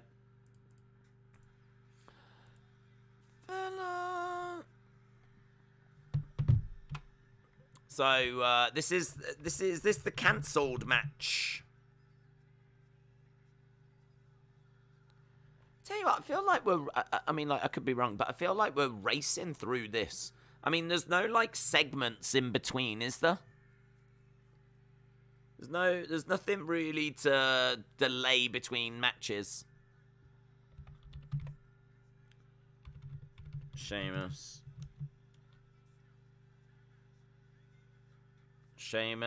and... There we go.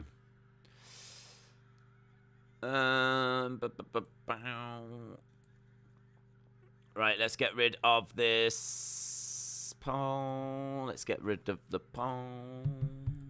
So many polls. Who wins? New Day or Sheamus and Ridge. See what you lot think. Who wins? We're getting closer. We're getting closer. I didn't even get a chance to see the result of the last one. Here's the New Day. Right, 4 to 475. 33% said 5 stars.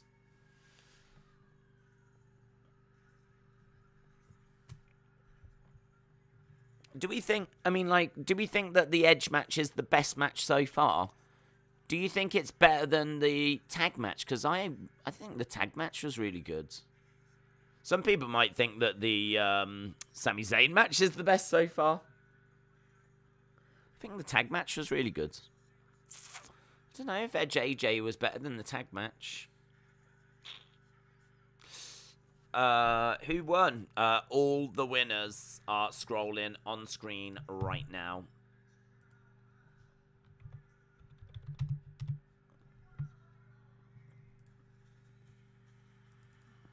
So, right, we are just seeing how we got to this match.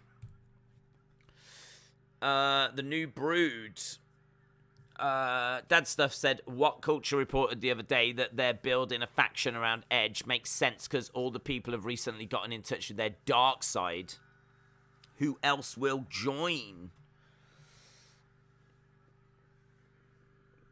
Don't know. Balor could be good, couldn't it? 'Cause he's got a dark side. And he, I'm sure, is angry about how he's been used. So, you know, Balor and Priest and Edge as a faction, I think, could be a lot of fun. Right, New Day make their way down, and oh, there's Butch. Butch throwing the New Day jackets around. Butch is furious. If there's one thing you need to know about Butch, he cannot stand jackets. He cannot stand jackets. It honestly makes him livid. So weird seeing Pete Dunne at WrestleMania. It's really cool as well, though.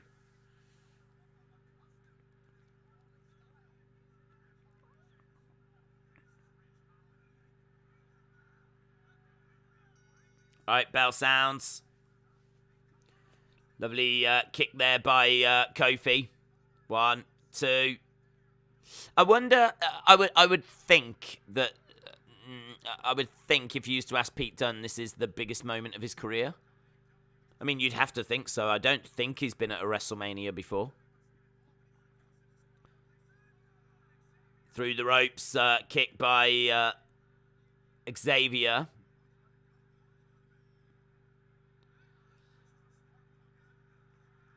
Kofi's up. Butch is all over the place, isn't he? Butch, do you know what Butch is? Butch is Scrappy-Doo. That's what Butch is. Butch is Scrappy-Doo. That means that Sheamus is Scooby-Doo and Rich Holland must be like, I don't know, Thelma or someone. I don't even know if there is a Thelma. Sheamus goes down. Butch is just like on the outside going, let me at him, let me at him. Ridge in there grabbing Xavier. Xavier looks good with his hair, by the way. He's in great shape also. There's but let me at him, let me at him. Why I order. Calm down, Butch. Calm down. Scrappy Dappy Butch. Oh. 1, 2, 3. God damn. Look, now he's in there. No, I'm going to beat him up. Go on, Butch. Oh.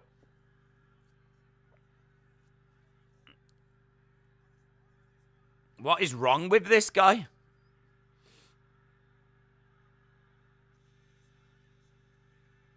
But look there, Sheamus and Ridge are having to hold Butch back. I do like this gimmick, though. I like the idea that he's just like, oh, let me at him.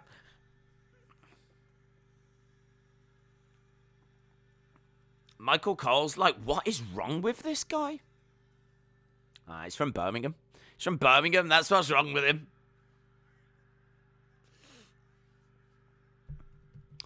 Yeah, I don't understand. Are we like, I don't understand. I mean, like, we've been going for 2.5 hours. We've got 2 matches left. I mean, last night went 4 hours. Do we need an hour and a half? I don't know. The way that we're racing through this feels like that main event needs time. Honestly, if The Rock's wife is in the crowd and there's reports of a helicopter and we're racing through this WrestleMania like there's no tomorrow, I have to think, like, there's a damn good chance. I'm still not going to say it's happening, but I would have to say there's a damn good chance. Could it be start of solo runs for the New Day? I don't know, to be honest. I really don't know. I think I would like that. How was the Edge match? I would be about a 3.5, I think. We're just seeing Cody from yesterday. I mean, there's nothing here that's got close to that.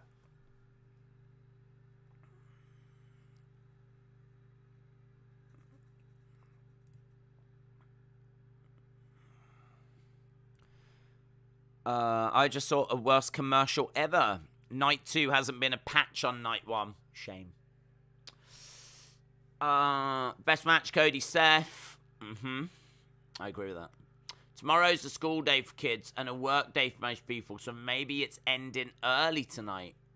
Well, I don't know, to be honest, because, like, this is the night that we would normally have had WrestleMania on, but, I mean, every pay-per-view was on a Sunday, so I don't know, to be honest. I really don't know. I mean, perhaps there is more of a curfew on a Sunday or something, or I don't know. I mean, I can't imagine if there's an hour and a half that's available left. I mean, I can't imagine that the Austin Theory match and, you know, this Roman Brock is going to take an hour and a half. Who won the New Day match? Oh, I need to put that on the thing, don't I? We've got, it is a win for...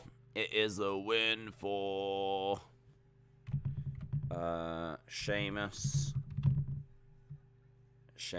and Ridge and Butch. Let me at him. Let me at him. Little segment, maybe. Maybe a little segment.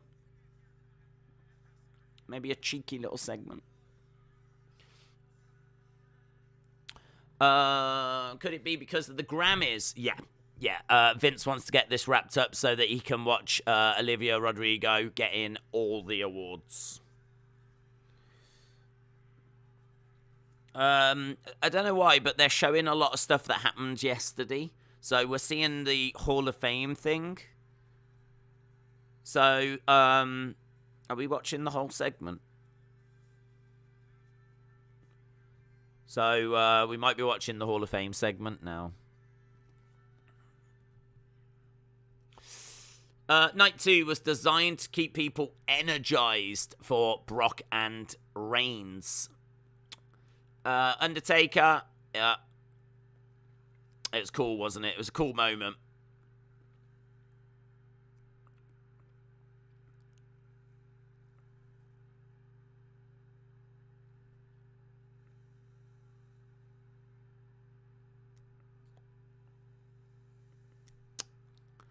I know the Usos will get involved with Reigns and Lesnar.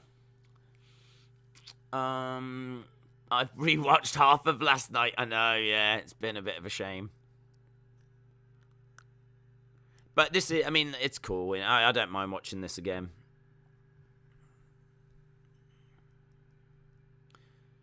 I don't mind watching this. So,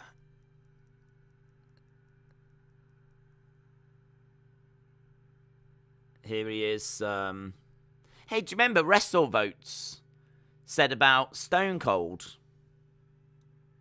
There's been no sign of Stone Cold, so don't know. I don't know.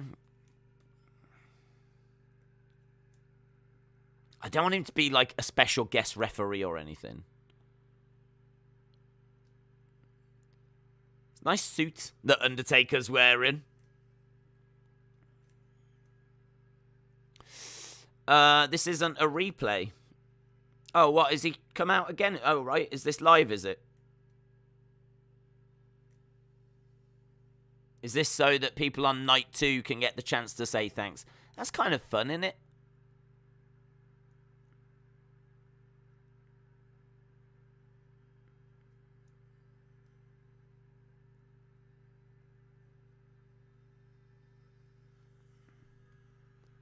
That's kind of fun.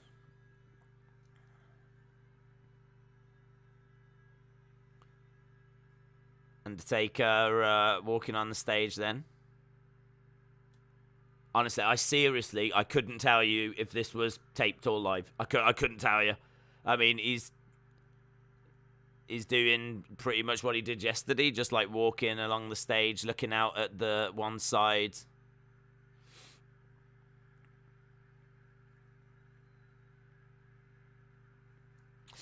It's not fun. Do it before the show for the crowd, not during. This was nice of WWE to allow Night 2 fans to see Undertaker. It's funny, isn't it? Because it's like, wow, how are they going to beat Night 1? I mean, Night 1, we had the Hall of Fame with Undertaker. We had Cody against Seth. Vince is like, should we just do it again on Night 2? That is genius. What, should we do Cody Seth as well? No. We can't do that, but we could do Hall of Fame again.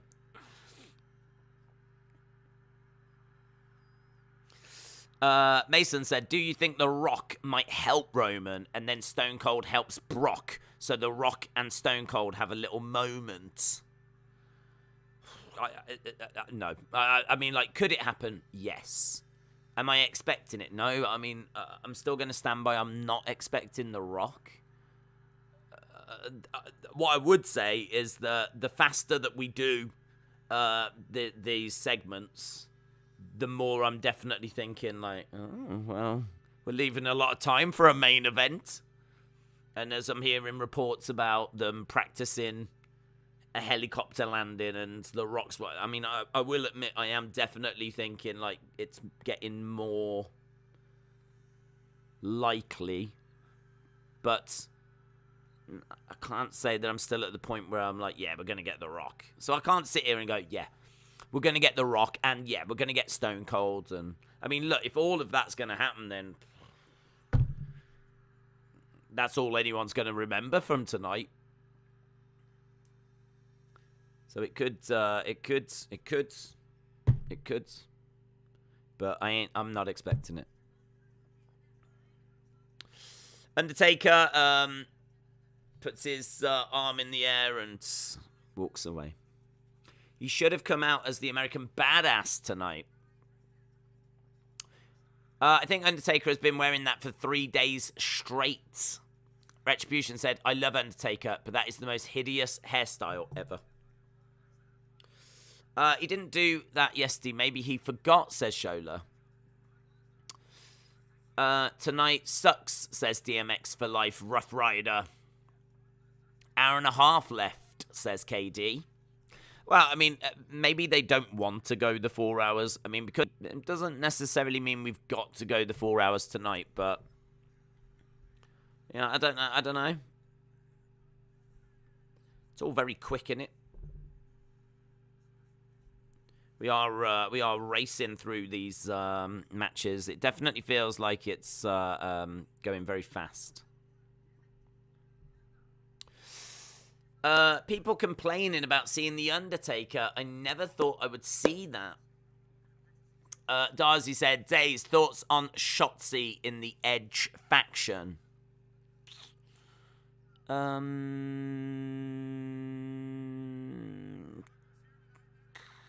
Could be alright. Doesn't grab me immediately. Just because she's not... I mean, she's always been, like, howling and with a tank, and she's always been quite colourful with green hair, so for her to now go into, like, a somber, like, kind of faction, I don't know, I would struggle a little bit with it. Oh, well, I wouldn't struggle, but it doesn't jump me as being, like, yeah. I tell you who fits better, Rhea Ripley. Rhea Ripley fits better in that faction. 2 matches left. Who won out of Brock and Roman? It was Brock. Brock won. A lot of people thought it was going to be the main event, but actually we're going with the theory match instead. It's not happened. I'm joking. Dizzle Dog said Snoop Dogg was inducted into the Hall of Fame at the age of 45 without winning a single match. He went in the celebrity wing. So you don't need to have had a match to go in there. Elliot said, for the Edge faction, Elias would be good, or Ciampa. Elias. Imagine Elias going into that. Chris Brown said, so Knoxville will be at the very least second best match tonight. I mean, I think it's all very close, to be honest. I think we can. I feel like quite confidently I can say that my least favorite match was Bobby Lashley against Omos. I feel like I can confidently say that. But then really a lot of the other matches have been like 3, 2, 5. It's all very around the same sort of area. Right now, I've got the scores in front of me, and the highest scoring match is the opener, the tag match. I've got the tag match over Edge and AJ, which is a real shame. I mean, Edge and AJ is 3.5. I've got the tag match at 3.75. So, yeah. Over New Day versus Holland and Sheamus, this match is the worst to me. The worst was the 4-way tag. Oh yeah, well, do you know what? I haven't actually scored that last one. Yeah, I haven't actually scored New Day. I didn't get around to doing that. I don't even know, what would you score that? What was people scoring that one? New Day against yeah, I mean that was low. I mean, was that lower than Omos though? Was it lower than Omos? It's probably.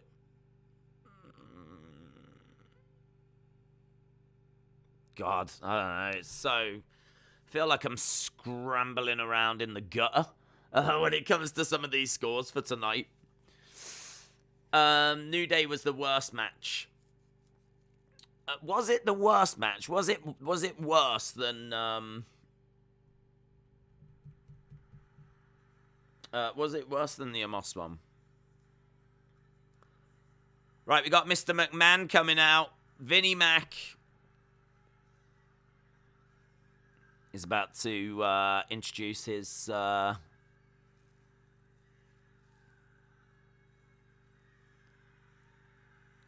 Is he going to make his way down to the ring?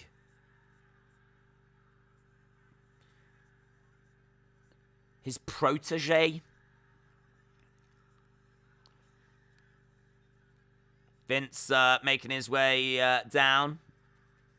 He's about to introduce his protege, Austin Theory.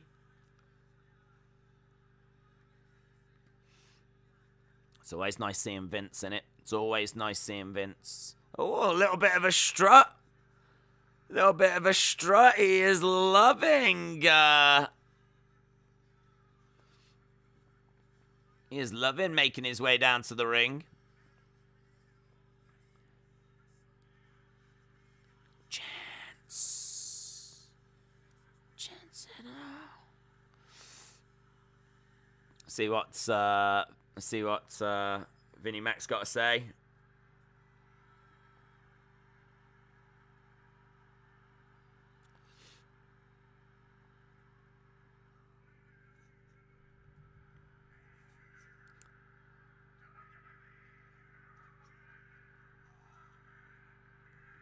Allow me to introduce to you to a future WWE Universal Champion, Austin Theory. Look at the CGI selfies of like, that's amazing.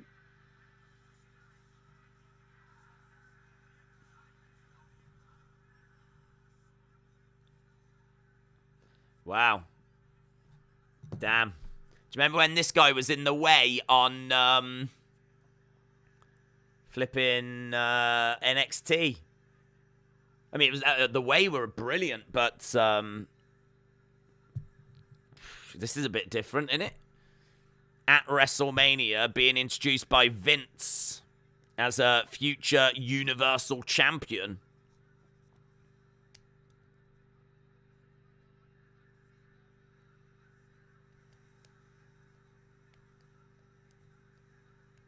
Sheiky Baby is Legend of the Earth.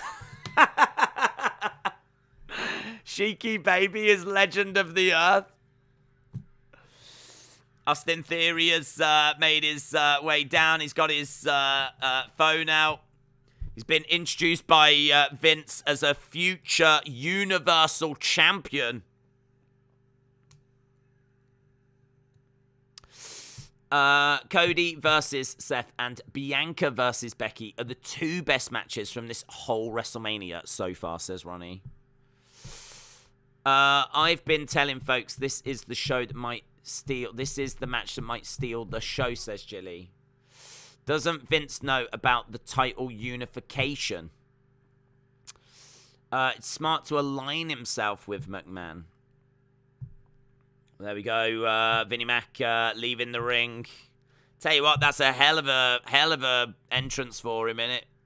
Vinnie Mac turning around saying that this is a future Universal Champion is very, very impressive. Austin Theory is going to win Money in the Bank, says Little Mally. That happened to Drew on SmackDown back in 2009. That is true. That is true. Dallas Cowboys cheerleaders have come back out again.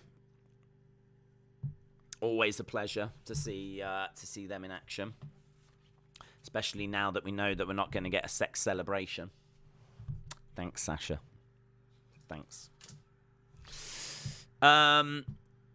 When will Roman challenge Brock? It's coming up next. So as soon as we get past this match, then boom.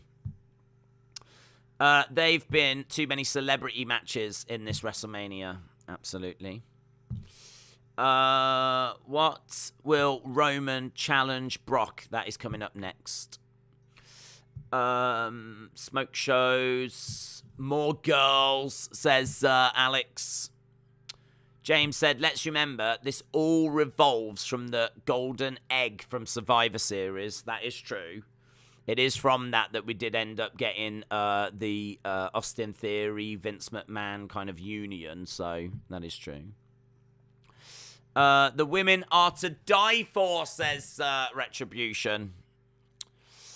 Cheerleaders. Yeah, we had cheerleaders on night one. So we've had the cheerleaders on both nights. So always a pleasure.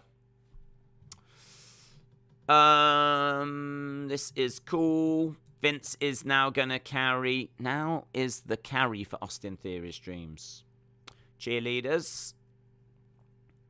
Via is gonna RKO Roman and Brock to win. Right, well, Roman, Vince is... Look at him parading around in front of Vince. Goddamn. When I'm down at ringside, I want the cheerleaders. I want the cheerleaders. So, well, that's what he's got. He's paid the money. He's paid the money, and that's what he's got. Vince at ringside. Goddamn. Loving it. Right, as we said, as soon as we're done with this, we do have the main event coming up after. We have got 1 hour, 10 minutes, about 1 hour, 10, 1 hour, 12. We've got, I don't know, man. I mean, like, I don't know what they're going to do. I don't know how much time they're going to need for the main event. I've got to think that they're going to want big entrances, and they're probably going to want about 20 minutes for the main event. And then if there is to be something after, they're going to want time for that as well. So I'd imagine they're probably not going to want this match to go longer than, say, 10 minutes. But I think the fact that, like, Vince is out there probably means it ain't going to be short, and it ain't going to be a squash. Ty said, do you think they're going to take the time out to bring out a new title? No, apparently no new title, bud. No new title. Apparently, it's going to be a case that someone will leave with both belts, but after WrestleMania, those two titles will go their separate ways. Luke said, I would personally like to thank each cheerleader for making WrestleMania awesome. Yeah. I can pass that on for you. I've got all their numbers in my phone right now, so I can pass that on for you. This has to suck performing right in front of Vince. I would imagine it would be invigorating what we've having the chairman of the board right there. Because within a heartbeat like that, if you can catch his eye, you can be a world champion. Yeah. Imagine if you put on a performance that's so good, Vince is like, God damn. Like, he's my future star. So, I would imagine performing in front of Vince would be exhilarating. Richard said, are we expecting surprises in the main event? Maybe Wyatt. I don't know what to expect. I mean, I think that it's going to be a match that's going to get time. I mean, it seems like it's going to have plenty of time. And I think that we're going to get Usos, but I don't know. Everyone wants The Rock, so we'll have to see. Fiend to interrupt. Dark Angel said, I would like to give a gigantic middle finger to Sasha Banks for messing up the sex celebration. Ryan said, what would Vince do with a 40th anniversary WrestleMania? Well, I mean, you're not going to get much bigger than this, are you? What with everything we've had. So, I mean, it's going to be more of the same, but, I mean, honestly, more of the same. He might try and get, like, I don't know, who can he get? I mean, who could he get? I mean, Conor McGregor. Would Conor McGregor even make a difference? I think he would, by the way. But, like, I don't know, would you have to get someone of that level, like, to celebrate the 40th WrestleMania? I don't know. I don't know who you could get in, like, you'd have to have, like, Beyonce doing the national anthem and all that kind of stuff. I don't think we'd be getting Johnny Knoxville. I don't know. Via will win the main event. I think The Rock will come out and start a rivalry with whoever wins. Well, I'll tell you what, right? Let's get that poll up. I said that we would put the poll up once we got closer to it, so let's just do it now. Do you think The Rock will be on the show? Do you think The Rock will be on the show tonight? Yes or no? What do you think? Do you think The Rock will be on the show? There we go. After Theory loses, Vince is going to walk into the ring and say to Theory, "You're fired." Could go that way, in all fairness. Could go that way. Smiley Ghost, hello. Fire in a Storm said, I say the Usos will have something to do with the main event. Michael said, the return of the Fiend, question mark?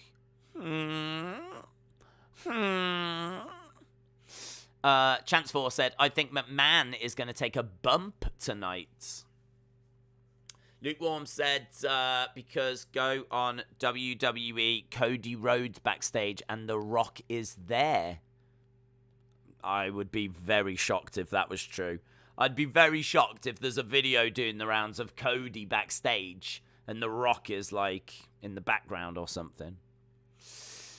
What about Bad Bunny versus Knoxville? Well, that's a dream match, mate. That's an absolute dream match. Rashawn said, I like it when you say, God damn, in Vince's voice. When you say The Rock, do you mean the guy from Fortnite? Yes.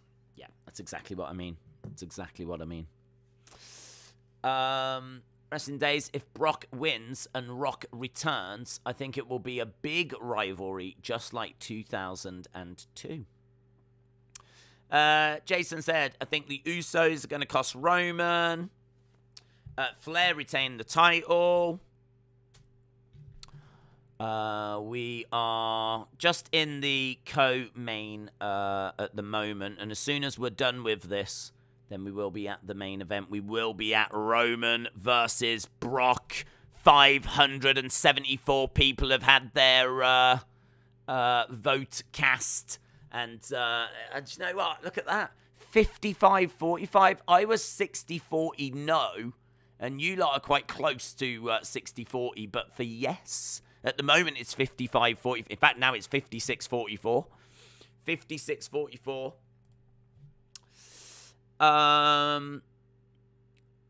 I'm so nervous going into the main event. There are so many different endings that are possible, and I love it. The crowd is mid.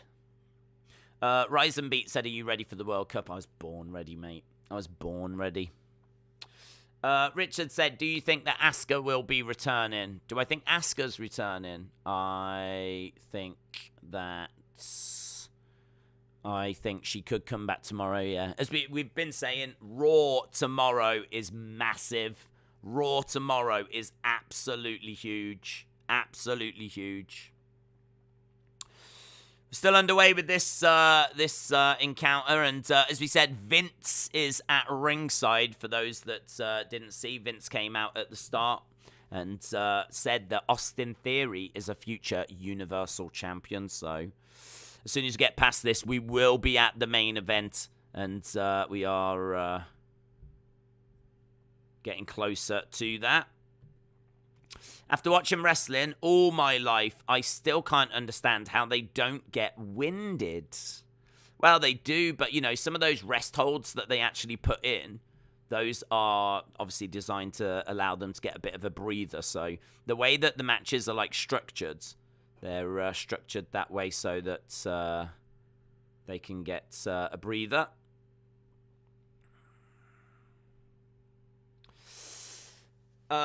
Theory is trying to woo Vince. Another question. Is it me, or does the arena look like WrestleMania 25 mixed with WrestleMania 32? Well, it's definitely got a 32 vibe, because 32 was, I believe, in Texas as well. So it's definitely got a 32 vibe. WrestleMania 25, I think, was a star. I think, yeah, I mean, I think they might have both been at Texas. Texas is a place that we've been to quite a few times. So, yeah, I can definitely see that. Ty said, how do you feel about SmackDown versus Raw versus AEW? Not that bothered by it, to be honest. I mean, that's not something I ever, think about, because I just don't ever expect to see it. But I suppose you could have said the same for WWE and WWF back in the day, and we ended up getting that, didn't we? So, congrats to the South Carolina women's basketball team. Via is coming finally. Bayley versus Flair versus Rousey in Elimination Chamber. Do you think every fight in WWE is scripted and fake? Pretty much every fight. Looks like a new faction forming. Right. Well, hopefully almost at the end. Do you think every fight is... Oh, we read that one. I read it. You don't need to keep putting it in. Do you think every... Oh, God. Dave, I tweeted you something cool. Please check Twitter. Let me have a look. Good stream, Wrestling XFR. Shout out to you, dudes.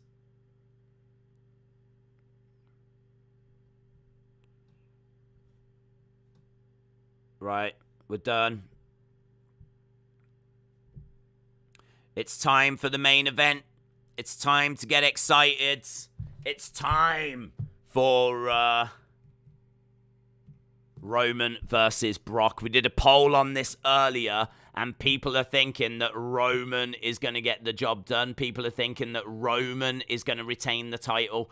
There's a lot of people out there that are really split as to which way it's going to go. I think it's a really hard one to call. I think it's a really hard one to predict as to which way it's going to go.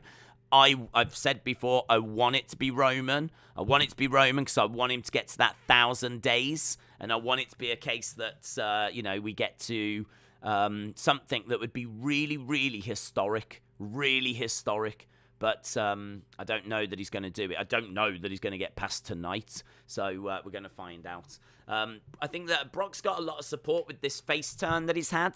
So it's going to be really interesting to see if who comes out with both belts. And I know that a lot of people want to see one title after, but it has been reported that it won't be going that way. And it will be 2 separate belts, and they will go separate directions afterwards.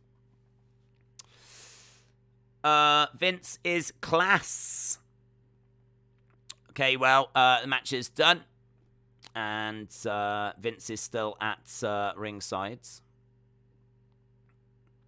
Vince is teasing that he's going to take his jacket off and smile on his face, and he starts to walk away. Legend Killer, shout out to you.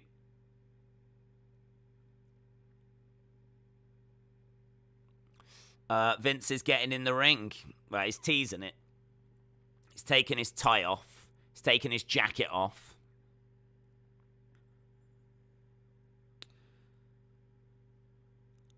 It's a striptease. Here we go. Oh, this is what I came to see. A Vince McMahon striptease. Boom. Boom. How long is this going to take? Vince McMahon taking off his shirt. He's got his vest top on. Oh, look at Vince, man. Vince has got some... Vince's guns are on display. There we go. It's Vince McMahon. Getting the old... getting the guns out. It's a gun club. Vince, what are you doing? Sam says, Vince is ripped. There you go. You wanted surprises. Vince has managed to get the guns out. How old is he? Like 70-something. I mean, in all fairness, he might not be like, you know, like he was. He might not be like swole as he was, but he's still got a good size to him. Alan said, Vince has lost it. Corvid said, McMahon's skin looks like Play-Doh. Ryan said, I wouldn't be surprised if Roman wins. He's going to get the Uso to come to the ring with distraction. It's not true. I'm just predicting the future. Vince is in the ring, parading around. Vince McMahon in 2022. Vince has lost it. Vince is a machine. This is more outrageous than Stone Cold wrestling after a 19-year absence. Jordan said, I bet this was part of Austin's deal. I'll have a match if you do.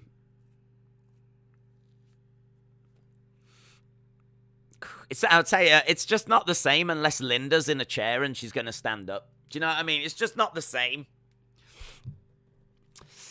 Don't hurt Grandpa.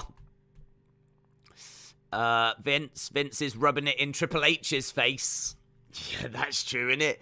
That's true. Today started with Triple H leaving his boots in the ring. And here we are with Vince going, look what I can do. Look, he might as well spit out some water and go, ah. Days, calm down. It's a Vince tease, not a Linda tease. Vince is jacking the show. I wish I could be in that shape at the age of 76. JJB Gaming said, there's you still got it, Chance. He never lost it. He never lost it. I mean, there's reports that, like, at 3 o'clock in the morning, he hits the gym down at, the headquarters. So he'll do, like, filing, and he'll do work, and he'll do all this stuff, and then hit the gym. Pump the iron. Rest with Andy said, Vince is the only man that can uncrown the head of the table. That's it. He shouldn't be getting involved in this. He should be getting involved in the main event. That's what we really wanted. We wanted him coming down. Brock wins both belts. Vince is furious. makes his way down, and then challenges Brock Lesnar. Now that's money. That's money. I love how buff this guy is. Thanks, Jake. Thanks. I do try, but it's, it's difficult sometimes. What with the streaming schedule. Welsh Warrior said, if the belts go their separate ways, then Roman and Brock would have to relinquish one belt. Yeah, or it could be a case that they,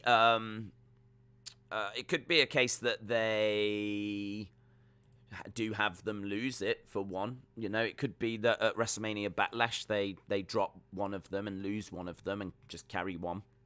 I mean, I don't know what that would kind of mean, to be honest. If Roman was to get both belts and he was to be pinned and he was to lose the WWE Championship, his Universal title reign would still continue, wouldn't it? So I kind of feel like that would be okay. I mean, I suppose there'd be a bit of an asterisk about the fact he has lost, but I think it'd be okay. Vape Ross Vape said, looks like the rest home on bingo night. Vince has won. There we go. Vince victorious in 2022. It's the Attitude Era all over again. Stone Cold last night. Vince tonight. It's all happening. It's all happening. If you're a fan of the Attitude Era, this is massive. It's the greatest night in the history of our sport, as Wrestle with Andy would say. Right. So, winner of that. Does that mean I get to add Vince to the winner's row? Look at that. Boom. There he is. Winner's row. Right, can we move on to Brock Roman? Because I don't know about you, but that is like totally what I'm waiting to get to. I'm quite impatient as we're building towards Brock Roman. So we've had 1,759 votes as we're getting towards this massive, massive match. We've got Austin Theory celebrating and Vince celebrating. So 58% are saying that yes, The Rock is going to be on the show. 42% say no. So as I said, I was 60-40 no. You lot seem to be 60-40 yes, which is pretty crazy. Austin Theory and Vince are embracing in the ring.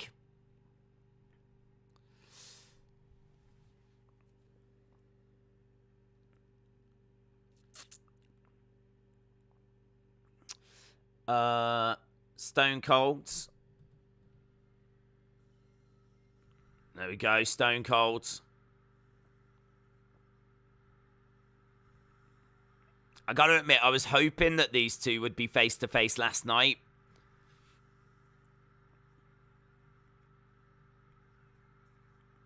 Austin making his way down.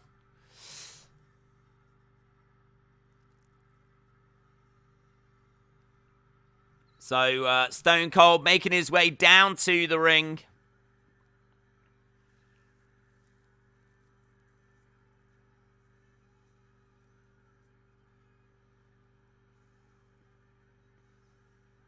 Stone Cold face-to-face with Vince. Look at this.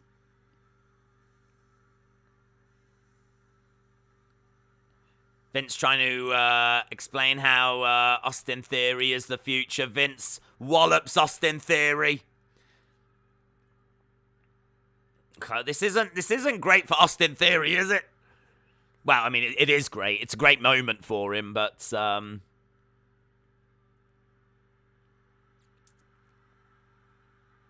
Vince in the ring with Stone Cold. This is pretty sweet.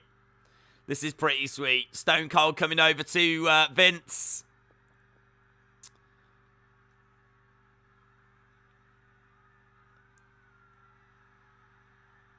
Oh, he's 76. We can't stun a 76-year-old man. Look, he's wearing sensible shoes.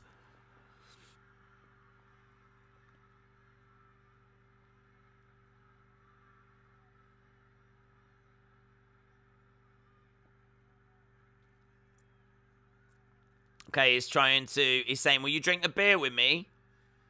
And McMahon's like, all right, I'll drink one. I'll drink one beer. So Austin's like, will you drink a beer with me? He gives the beer to McMahon. Shows off the Broken Skull Ranch logo.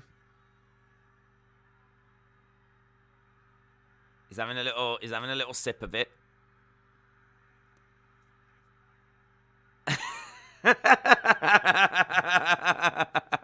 Vince is so good. He said,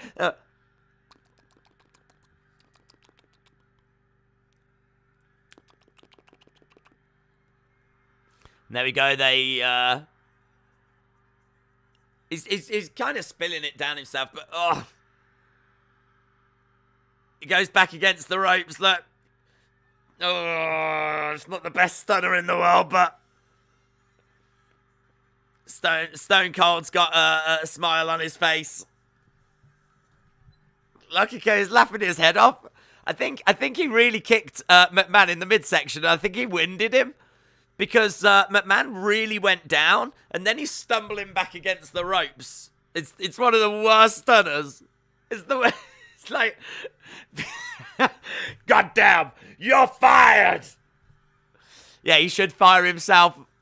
You're absolutely right. Yeah, get him out of the ring, piece of trash. That is one of the worst.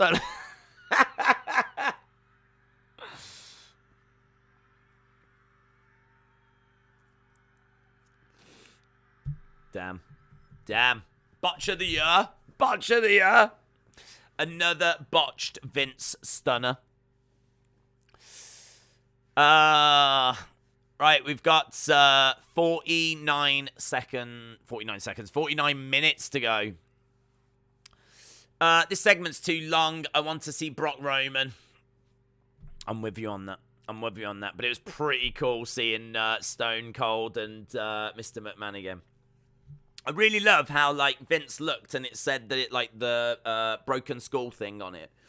And he knows that's obviously Austin's beer, so you try it. It was like,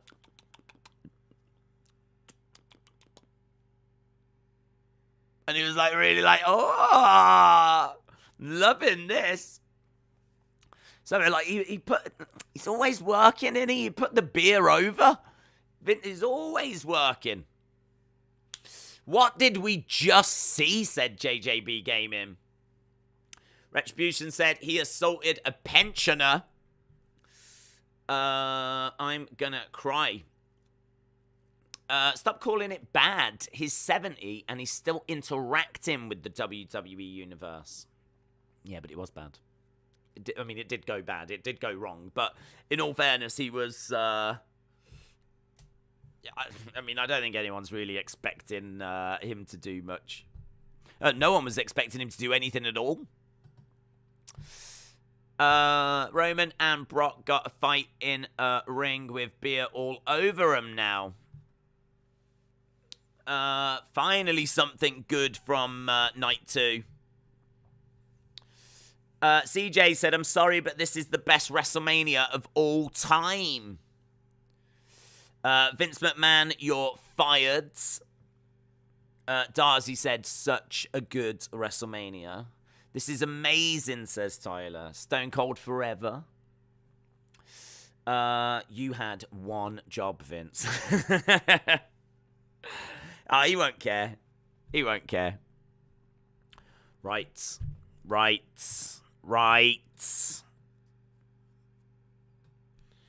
Yeah, I wondered, like, why we needed so much time. I wondered why that match was only getting a minute before. And now you know. I mean, like, this whole thing's took ages. From the moment that, like, Vince came out to, like, where we are now, I feel like it's been, like, half an hour or so. So that's why they needed the time. Now we've got about 45 minutes left for the main event and whatever's going to follow after. So Stone Cold at the top of the entrance stage, arms in the air.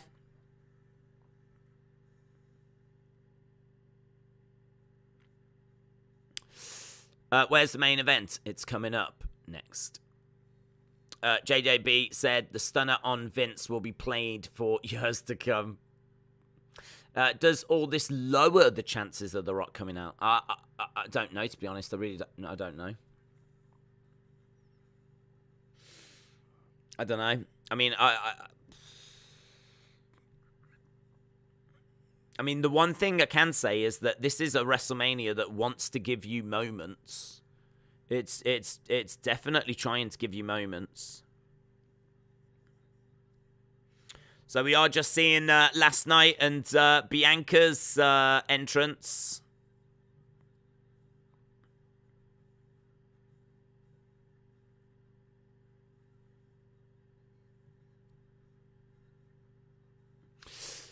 I've got to clean the ring now.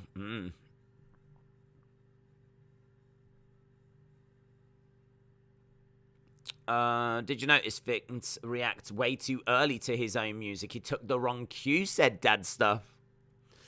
It's a unification match. 2 titles will become one. It's not title versus title. So that's not how it works. But unification is putting the belts onto one person. So it's not that 2 belts become one. It's that one person has got both belts. They will never show that stunner again, said Kid Gloves. We are WWE. Hello, shout out to you. I hope you are well. I hope you are enjoying WrestleMania. I'm guessing if you're called We Are WWE that you are exactly doing that. Wrestling Days, I'm getting commercials from Peacock. Oh, is that what you're... Oh, right. Oh, okay. Maybe when you're getting commercials, we're getting, like, recaps. Did you see a picture of Bianca's eye? I've seen Bianca's eyes before, so I don't need to see a picture. No, do you mean because of the, like, heel to the... Quite literally, Bianca took a heel to the face. And that's funny because she did, and also Becky's a heel. It's working on so many levels. I don't even know if that stunner was PG. I don't even know if it was a stunner, to be honest. Shout out. Sile. Is it Sile? It's hard to make out what the letters are, to be honest, but I'll go with Sile.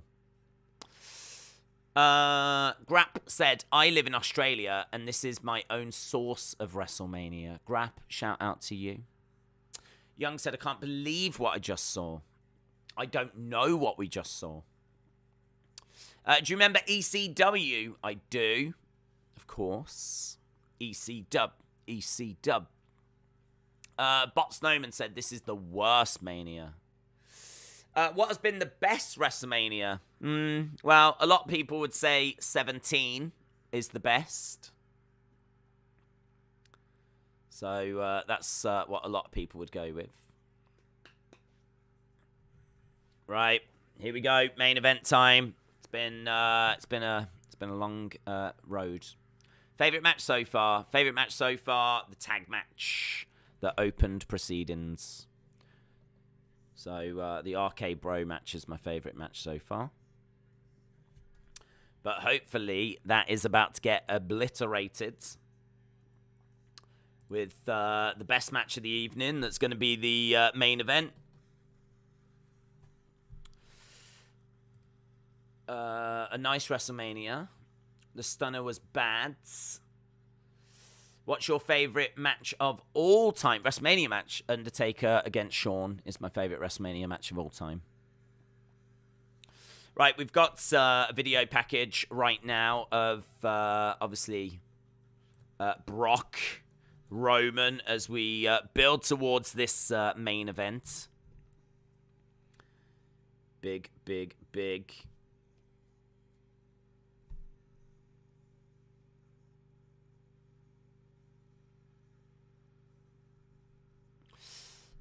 It's being reported that The Rock is not there. He is in Mexico shooting a movie. Okay. That's interesting. Hopefully this match won't end in 5 minutes. Big Boy Dally said one of the best Manias ever. Will Brock try to redeem his moonsault botch? He's talked about it for years. No. I mean, I don't think he should ever try and do...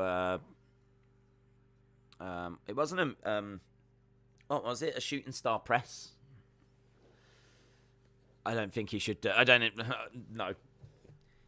He was so close to serious injury.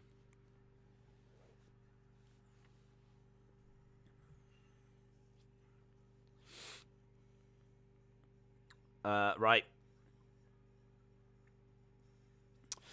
Imagine Undertaker interferes because Roman and Brock are the only people that have beaten him at Mania.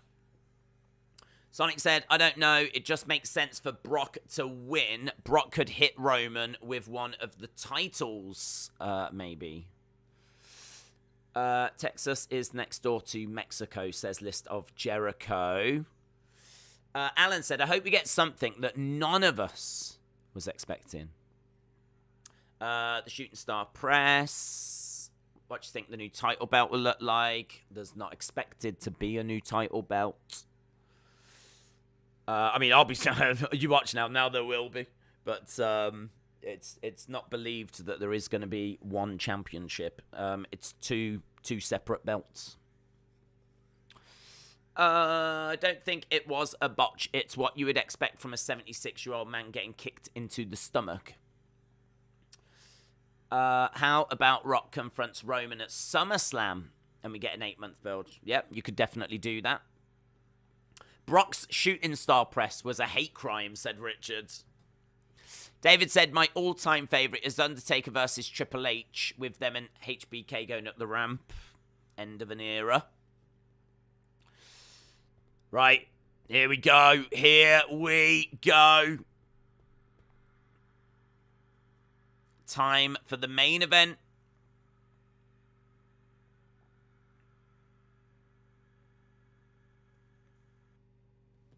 Right, it's Roman. Roman's coming out first.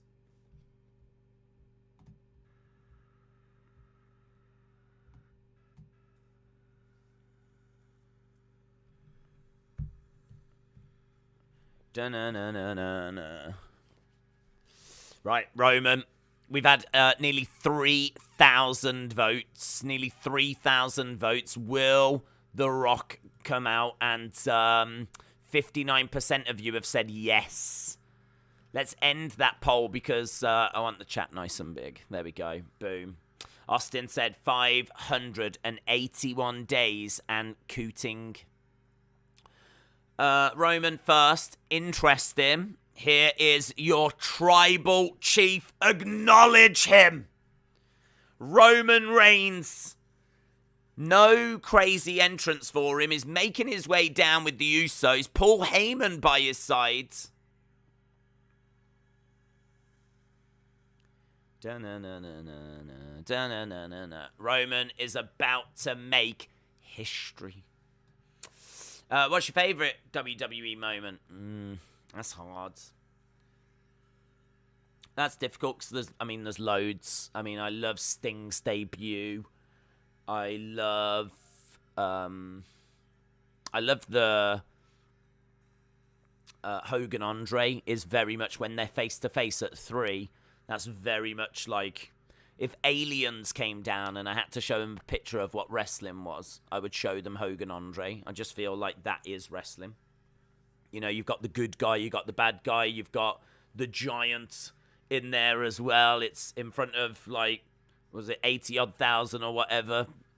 It's just Hulkamania was running wild at the time, and Andre had never been slammed, never been beaten. Although, fun fact, both things had definitely happened. But it's just, you know what I mean? That's huge. Rock and Hogan being face-to-face, I mean, that's incredible, isn't it? Yeah, I mean, there's loads. We could probably spend the next few hours going through all the amazing WWE moments. But instead, we're going to acknowledge the tribal chief. Let's go. Main event time. Warrior winning 6 when it was title versus title, says Alan. Favorite Royal Rumble match? Do you know, amazingly, 92 is amazing.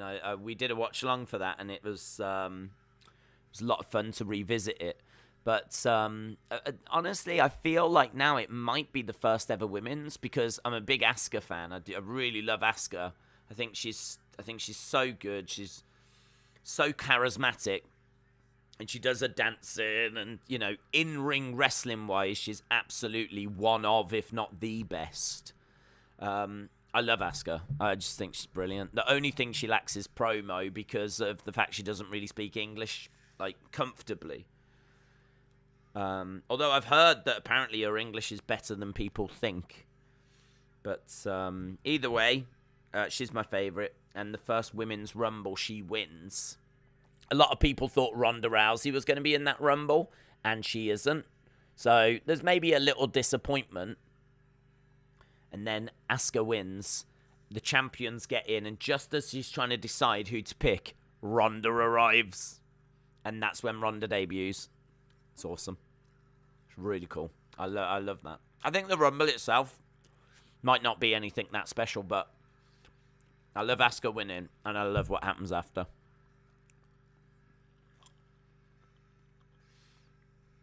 Roman says, I love you. To someone in the front row. Perhaps he saw a mirror.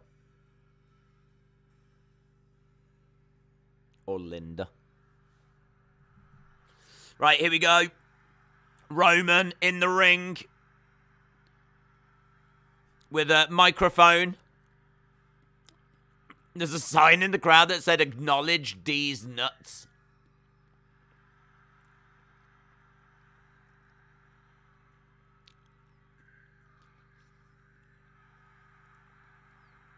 Acknowledge me. And, I mean, they're making noise. Acknowledge D's nuts. I love that sign. I love that sign. There we go. Hot girls and boys video, shout out to you. Roman chants. There's some people acknowledging him. I'd acknowledge him. Here's Brock. Here's Brock. Here's the farmer. What if Brock wins, and then tomorrow Bobby Lashley comes out to face Lesnar, and Friday Roman gets his rematch? I'm thinking it might be just a bit more straightforward than that.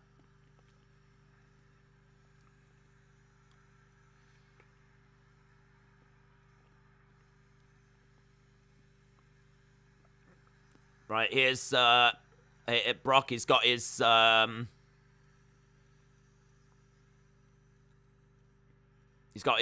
ring gear on, of course, so no hat or nothing special, no special entrances here, which I think's a bit disappointing. But I suppose Brock is very no-nonsense. If someone was going to have a big entrance, it would be the Tribal Chief.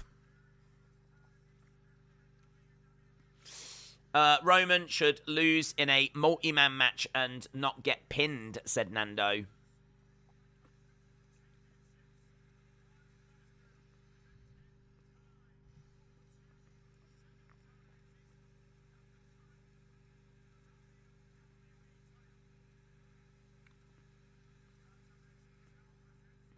Okay, so we got Brock circling around.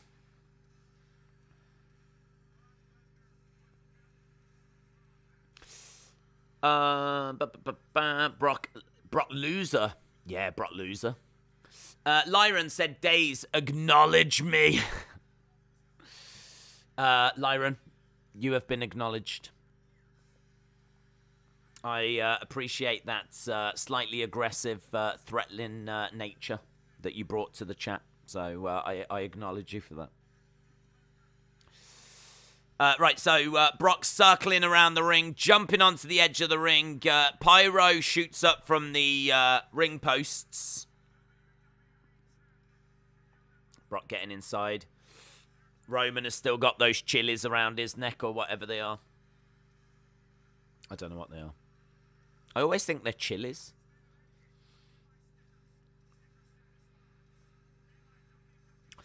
The reason Brock is undefeated since 2019 is because he hasn't been here. Acknowledge the wrestling days, says Ryan. Acknowledge D's nuts is a massive diss to Roman. It's funny, isn't it? The Beast holding up the WWE Championship.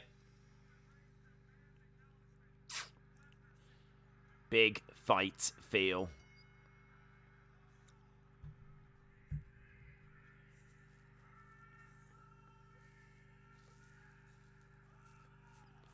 The following is the biggest WrestleMania match of all time. Well, there we go, guys. How exciting. How exciting. We're watching it live right now. The biggest WrestleMania match of all time.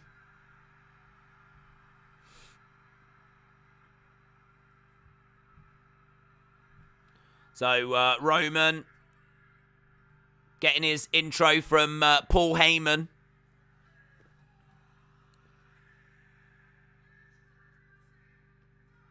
First. The goat that slays the beast. I bet you would beat both of them with a double F5 like John Cena did. Yeah, I don't like to talk about it, but yeah, definitely.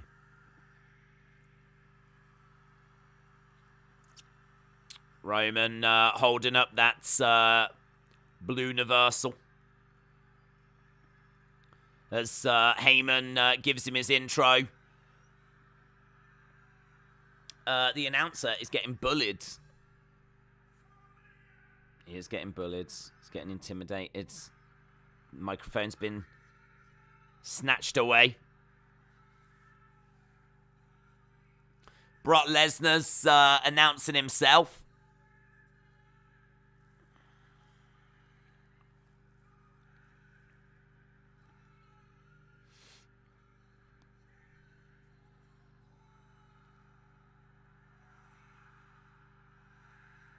Do you know what? The crowd says it for him.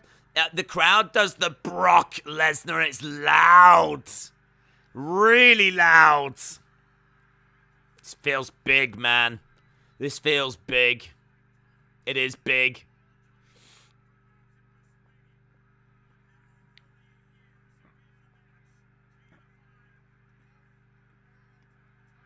Never have we had a match to unify both world titles.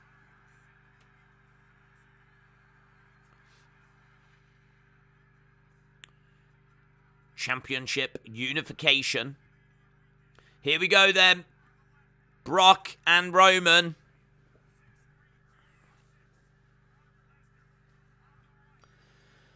I can see this going 15. The bell sounds. There's a massive roar from the crowds. Both guys are standing in opposite corners. Brock is taking his gloves off.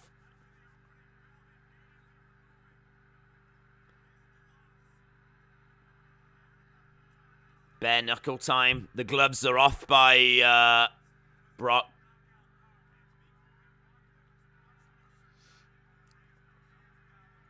So Brock taking a few steps forwards. His smile is so menacing.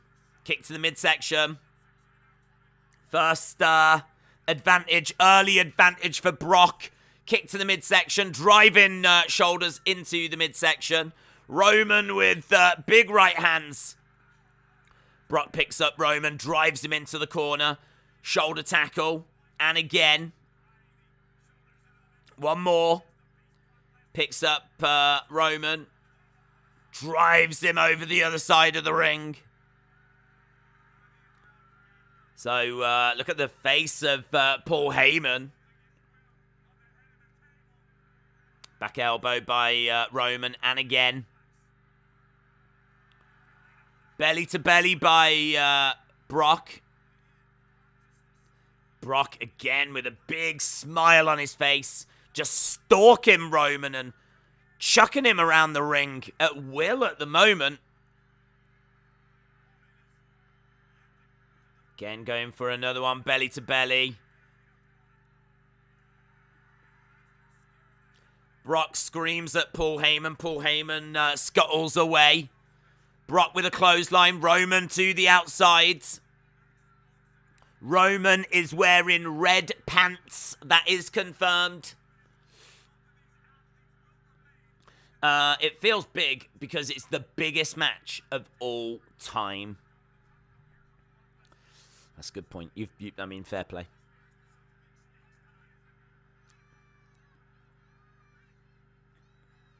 Brock is looking at Heyman. Heyman's like, oh my God, wait a second. Wait a second.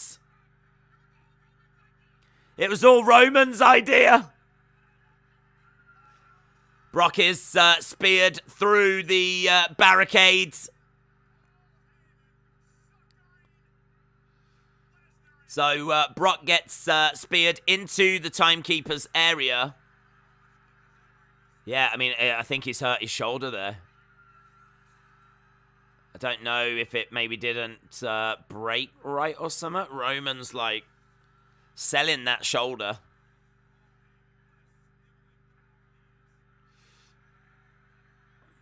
So Roman has gone right back into the ring and he's selling his shoulder. Brock is getting 8, 9. Brock's got back in.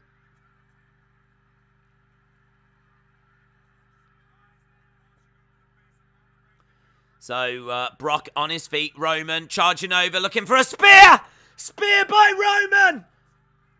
Shoulder up by Brock. Shoulder up. Got to remember that Roman's title reign is... I mean, like, Brock's title reign is obviously at risk, but... He's not had the belt that long, but Roman has had the belt a long time, and this 500-odd day title reign is obviously at a big, big risk. Here's Roman going for a Superman punch, gets it. I don't like how this is going because it's all Roman at the moment, and that's... I can't see him just beating Brock. So right now, it's the early advantage was Brock. Now it's Roman. Another Superman punch being lined up. Lands it. I hope it's not just finisher.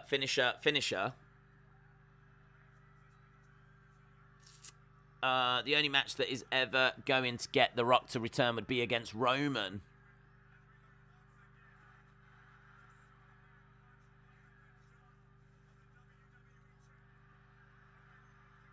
Roman. Brock with a smile on his face. So he's getting back up after those Superman punches. He's laughing to himself. He's stumbling around. He grabs Roman. German by Brock. Brock hitting a German. Going again for another. Second German. Brock going over. Roman on his hands and knees. Third German by Brock.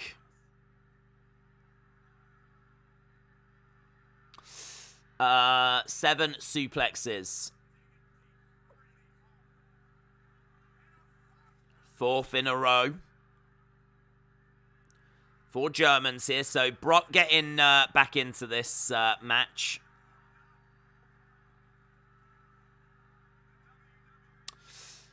I want to see Lesnar win, but Reigns probably will. Brock with another German. It's been back and forth, this one. Brock getting the early advantage. Roman getting back into it. Brock is in control right now.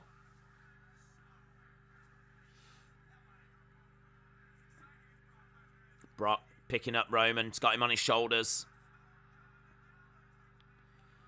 Brock gets pushed into the corner. Superman punch by Roman. Roman with a Superman punch, and now it swings back to Roman.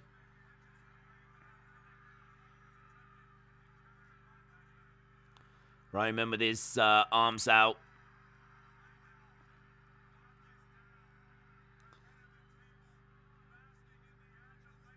Backs over in the corner.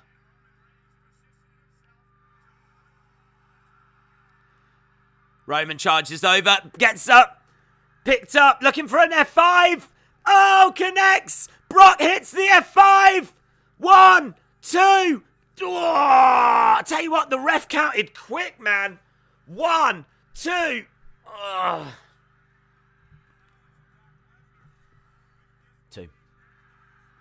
2. Almost a 3. Wow. That was close. That was really, really close. Roman chants, says Cosmo. I was going TL4 Brock, but Roman is taking the dub. Well, I hope so. Swallow mushroom tip for life. Kick out, said Ledge Killer. Yeah, he is looking for another F5. He's got Roman up on his shoulders. He's going to look to hit another F5, but Roman has managed to get out of it. Pulling back, raking the eyes of Brock. Brock going into the corner. Spear. Oh, into the ref! Oh, my God. The ref's down. Low blow by Roman. Low blow by Roman. And now he's asking Paul Heyman for the belt.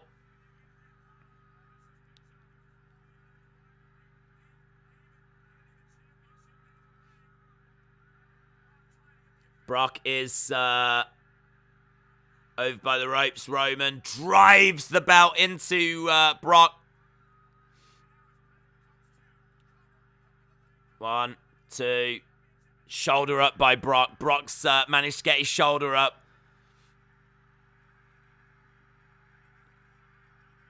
Roman looking shocked that the low blow. He almost punched Brock in the face. Brock was like looking down at the moment. So when he low blowed him and the hand came up, like it must have been really close to punching Brock in the face. He almost got low blowed and punched in the face at the same time. Roman in control. I don't like this. I don't like this.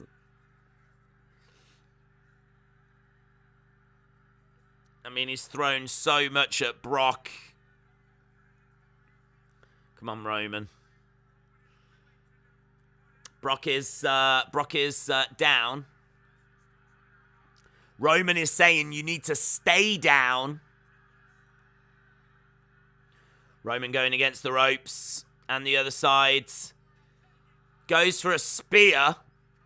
1, 2, and Brock gets the ropes. That spear looked a bit awkward.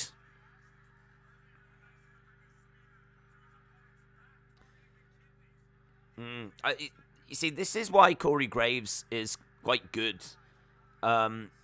He was saying, he's explained it there by going, he's targeted the kidneys. Against the ropes goes Roman, and a spear. This time, a more traditional one, but into a Kimura! Into a Kimura! Brock has managed to grab the Kimura! Oh, my God! Spear into a Kimura, and Roman has got his head in his hands. Screaming in pain! Screaming in pain! God! Oh my God, look at how the arm is being bent. Roman is desperately trying to get over to the ropes. Look at the arm. It's like all the way back here. Roman. He's got there. Oh my God. He is just destroying that arm.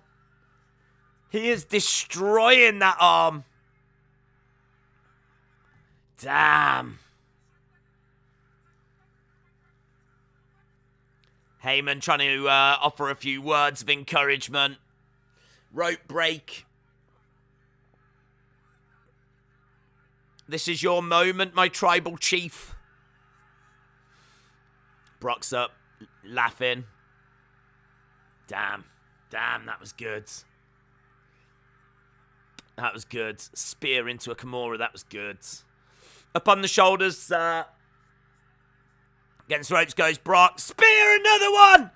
Big spear! 1, 2, 3, Roman wins! Roman wins early! Roman wins. And he wins early. Oh.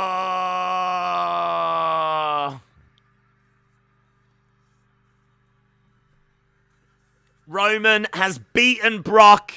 The Roman reign continues. I gotta tell you, man, if Roman wins, that drastically increased the likelihood of someone coming out. This is not done.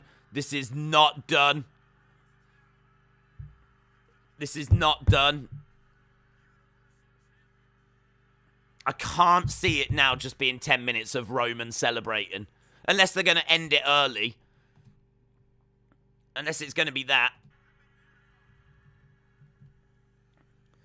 So, where's he going? Oh, no, he's going. He's heading away. No! He's leaving the ring.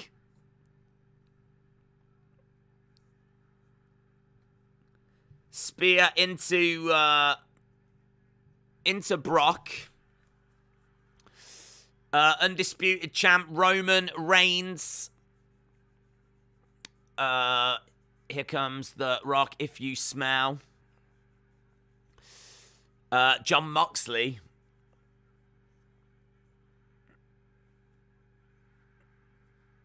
So we're just seeing a replay of how it ended.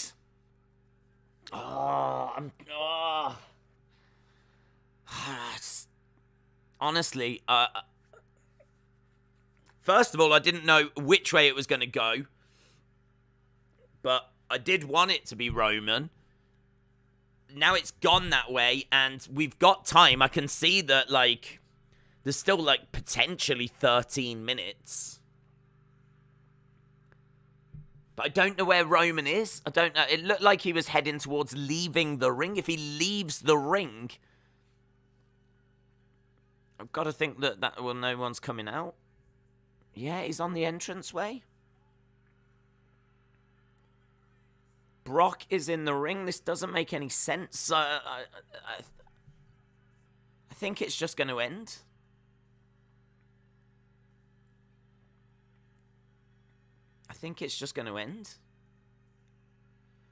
Roman holding up both championships. We've even got the little thing in the corner that says all rights reserved.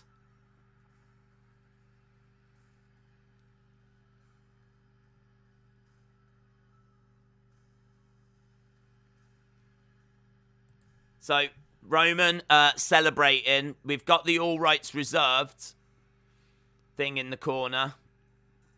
And he says, I'm a man of my word. Shows off the 2 championships. And there's the pyro. There's the fireworks.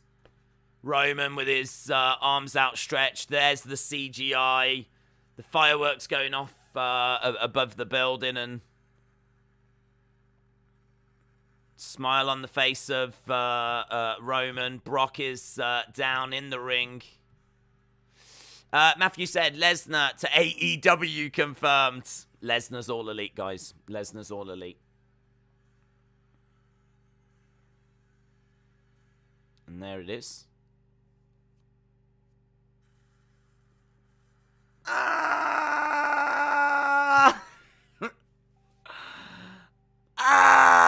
Well, listen. Hang on. Listen. Okay, I blame myself a little bit at the end.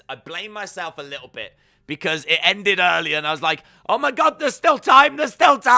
Like, I do blame myself for that bit. But I did say all throughout, I'm 60-40 that it won't happen. Because in my mind's eye, can I see it ending and it just fading? And could I foresee this? Yes. I felt it more likely that this would happen.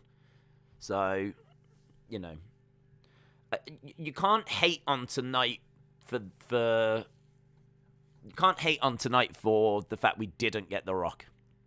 Well, I suppose you can, but I think it was an outside chance, you know.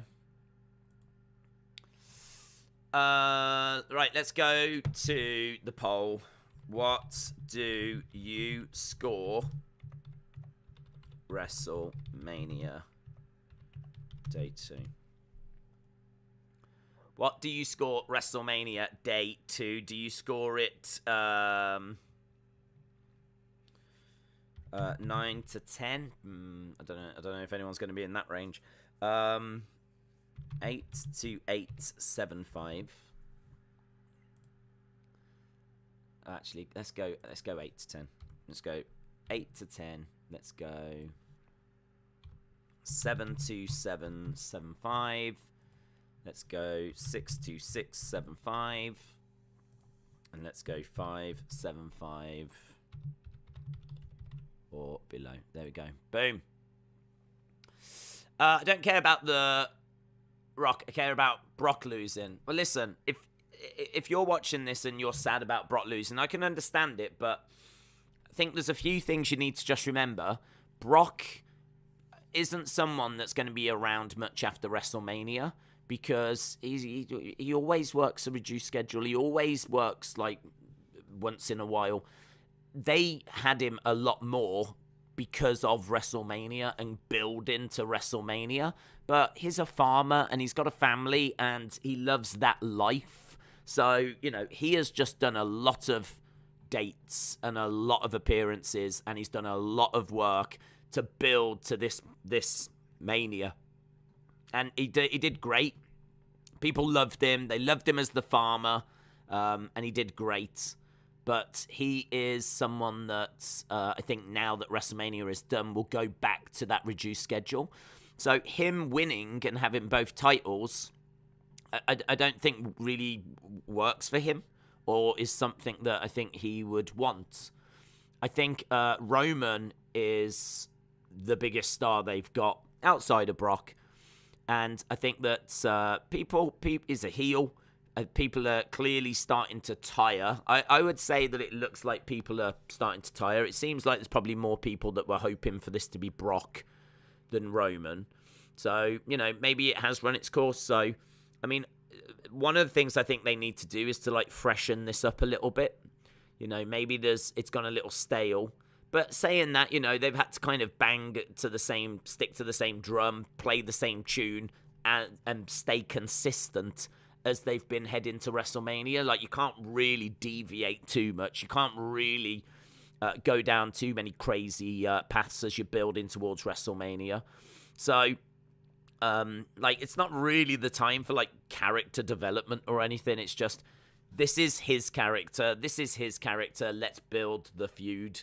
And so that's what we've been focused on. Now that we're past this, we can maybe look at the Roman character and, you know, try and, you know, flesh it out. I mean, I don't know which way you take it or what you do with it, but I think there's things that you can definitely do to make it a little different and make it a little fresh again as we move into this next stage.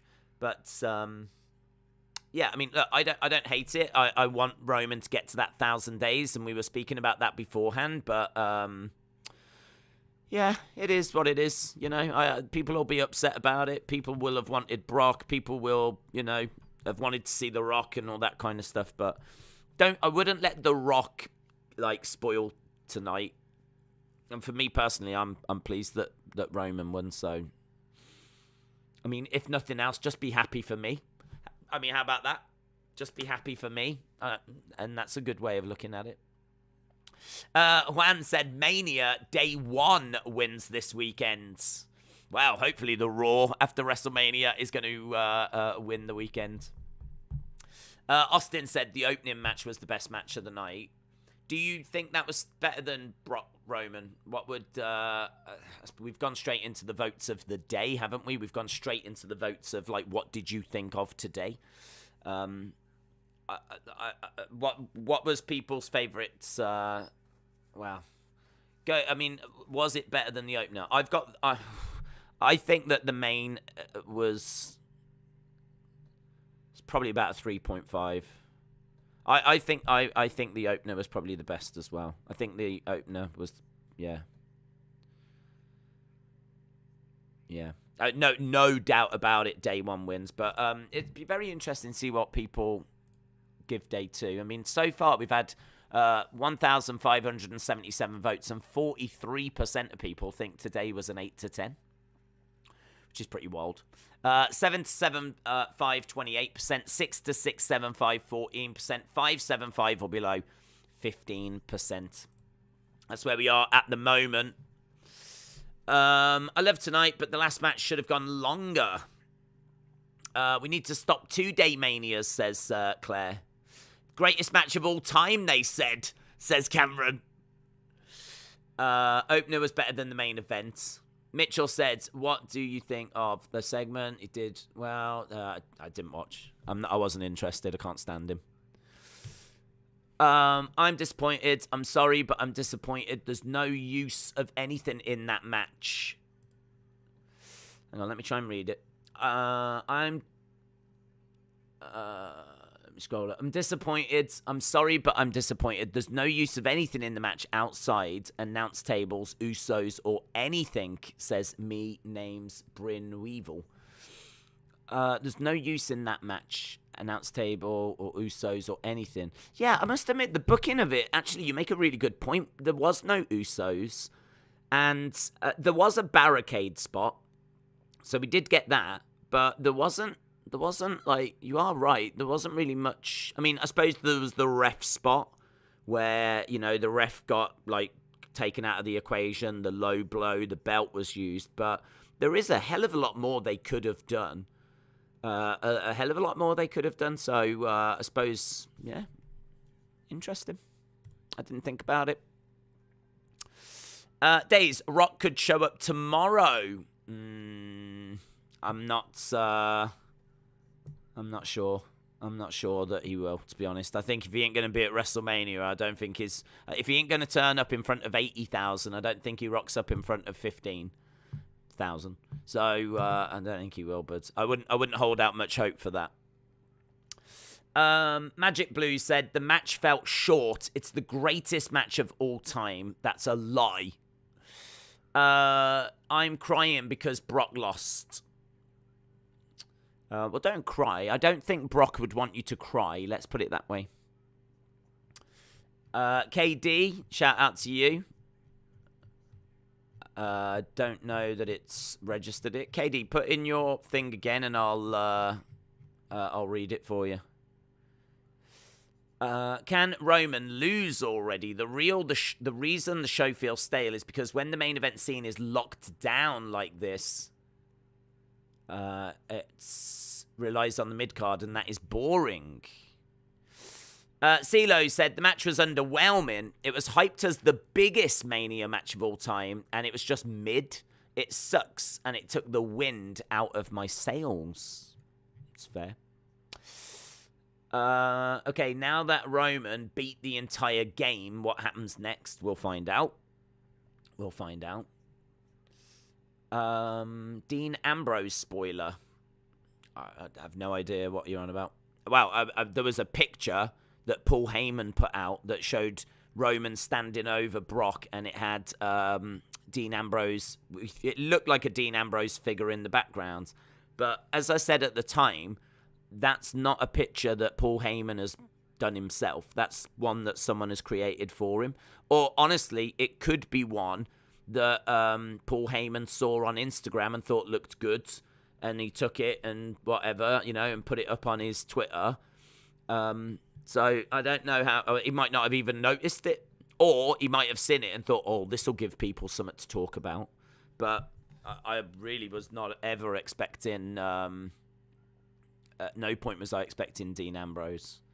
He's tied down, isn't he? He's, under contract, if you will, to AEW. So, Wrestle with Andy said it's likely we'll get to 1,000 days. I hope so. I hope so. But judging by the reaction tonight to the fact that Brock didn't win, it does start to heavily suggest that people are getting tired of this. That people are definitely getting tired of the Roman reign, which I'm surprised at, actually, because I haven't seen like this kind of reaction up till this point. So I don't know. Perhaps this feud with Brock has been a little bit of a turning point. Scott said, do you think there's any truth to the fact that Brock is done? I heard he's done with wrestling. I honestly haven't heard anything, but I did expect him to have a heavily reduced schedule. Now, I didn't expect it to be a case that he was going to continue to... I didn't expect it to be the case that he was going to continue to work the schedule he was doing, because it was such a big schedule that he was doing. He was on pretty much every week, and that's just not Brock, is it? I mean, we all know Brock. That's not Brock. That's not what Brock's been doing. But he's done it because he's a face, and if you're a face, you can't just really turn up once in a blue moon. So he's put the work in to get to WrestleMania, and now I think, that's it. He goes back to his farm and his family. It's being reported Alexa will challenge Bianca after her wedding, says Gamer Boy. Carmen Live said, Days, Cody Rhodes has finally come back home to WWE. I give WrestleMania Night 1 10 out of 10, Night 2 8 out of 10. This is what pushed me away from the Attitude Era. Triple H held the title for far too long. I think that Roman has been a great champion, but it just gets stale. I'm just wondering who the hell beats him. Someone will. Someone will. Will there be a new title? It's not believed to be a new title.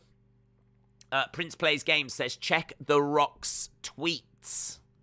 Check The Rock's tweets. Do you just search The Rock? I don't know how you find The Rock. There we go. The Rock's tweet. No, there isn't one. There isn't one. There we go. Hope that answers that. There isn't one. Everyone is going to cancel WWE because this match results. They'll say they'll cancel it, but I'll bet you they'll all be back tomorrow for Raw. I know I'm back tomorrow for Raw. When will it be Stardust versus Roman? Dream match. Philip said, do you think Vince wanted Day 2 to focus more on Roman Brock? That's why it wasn't as good as Day 1. Yeah, I think he probably thought, now that I've seen it, he probably thought that Day 2 is being carried by that match. I mean, that was the biggest match. I suppose in a way, that match sorts out today, really. I mean, and you had Edge, AJ on this card as well. Shame that it didn't deliver. Well, it did okay, but not to the standard that I think we were all hoping. So yeah, I think he probably. I mean, look, he put himself in the ring. He had Stone Cold come down. We saw arguably the worst stunner ever. We got Triple H at the start. I mean, Triple H leaving his boots in the ring was quite the moment. So, there's been lots of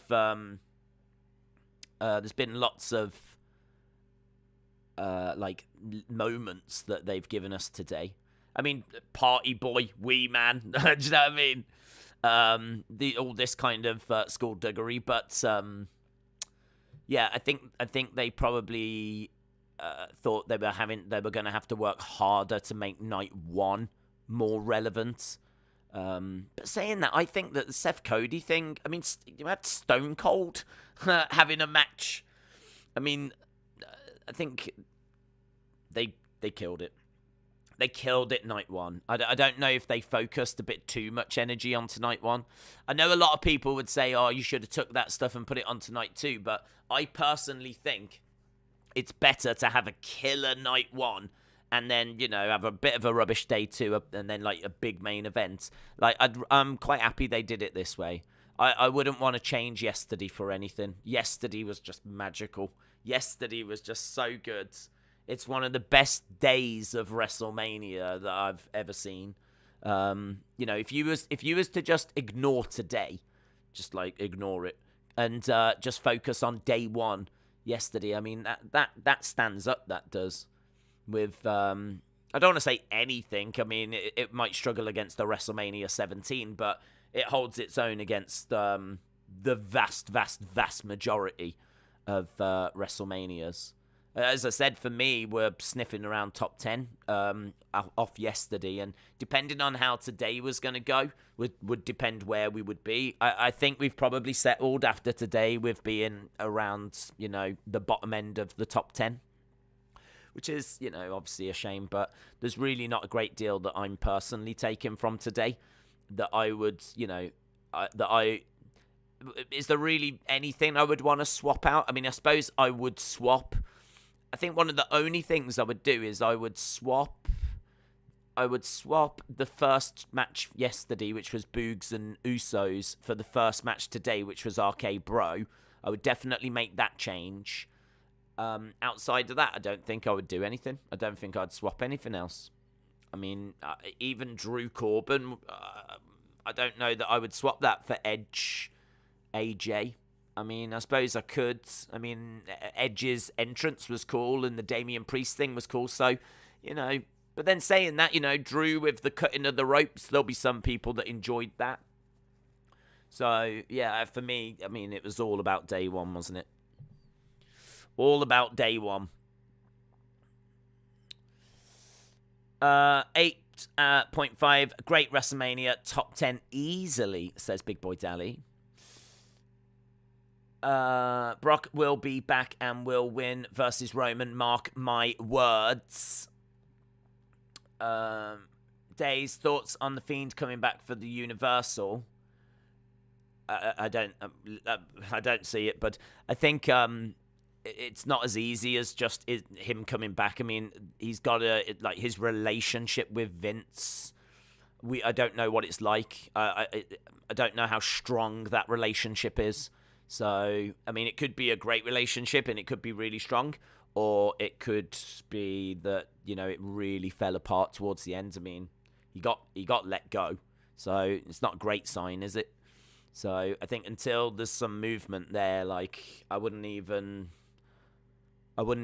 fantasy book. I wouldn't even get your hopes up, because if he ain't on the good side of Vince, then it's irrelevant, isn't it?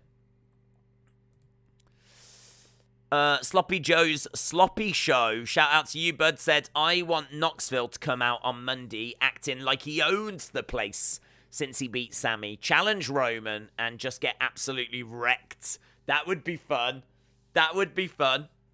Yeah, like, he gets, like, he thinks he can take on the world now. He's won at WrestleMania, so, yeah, that would be good. That would be really good.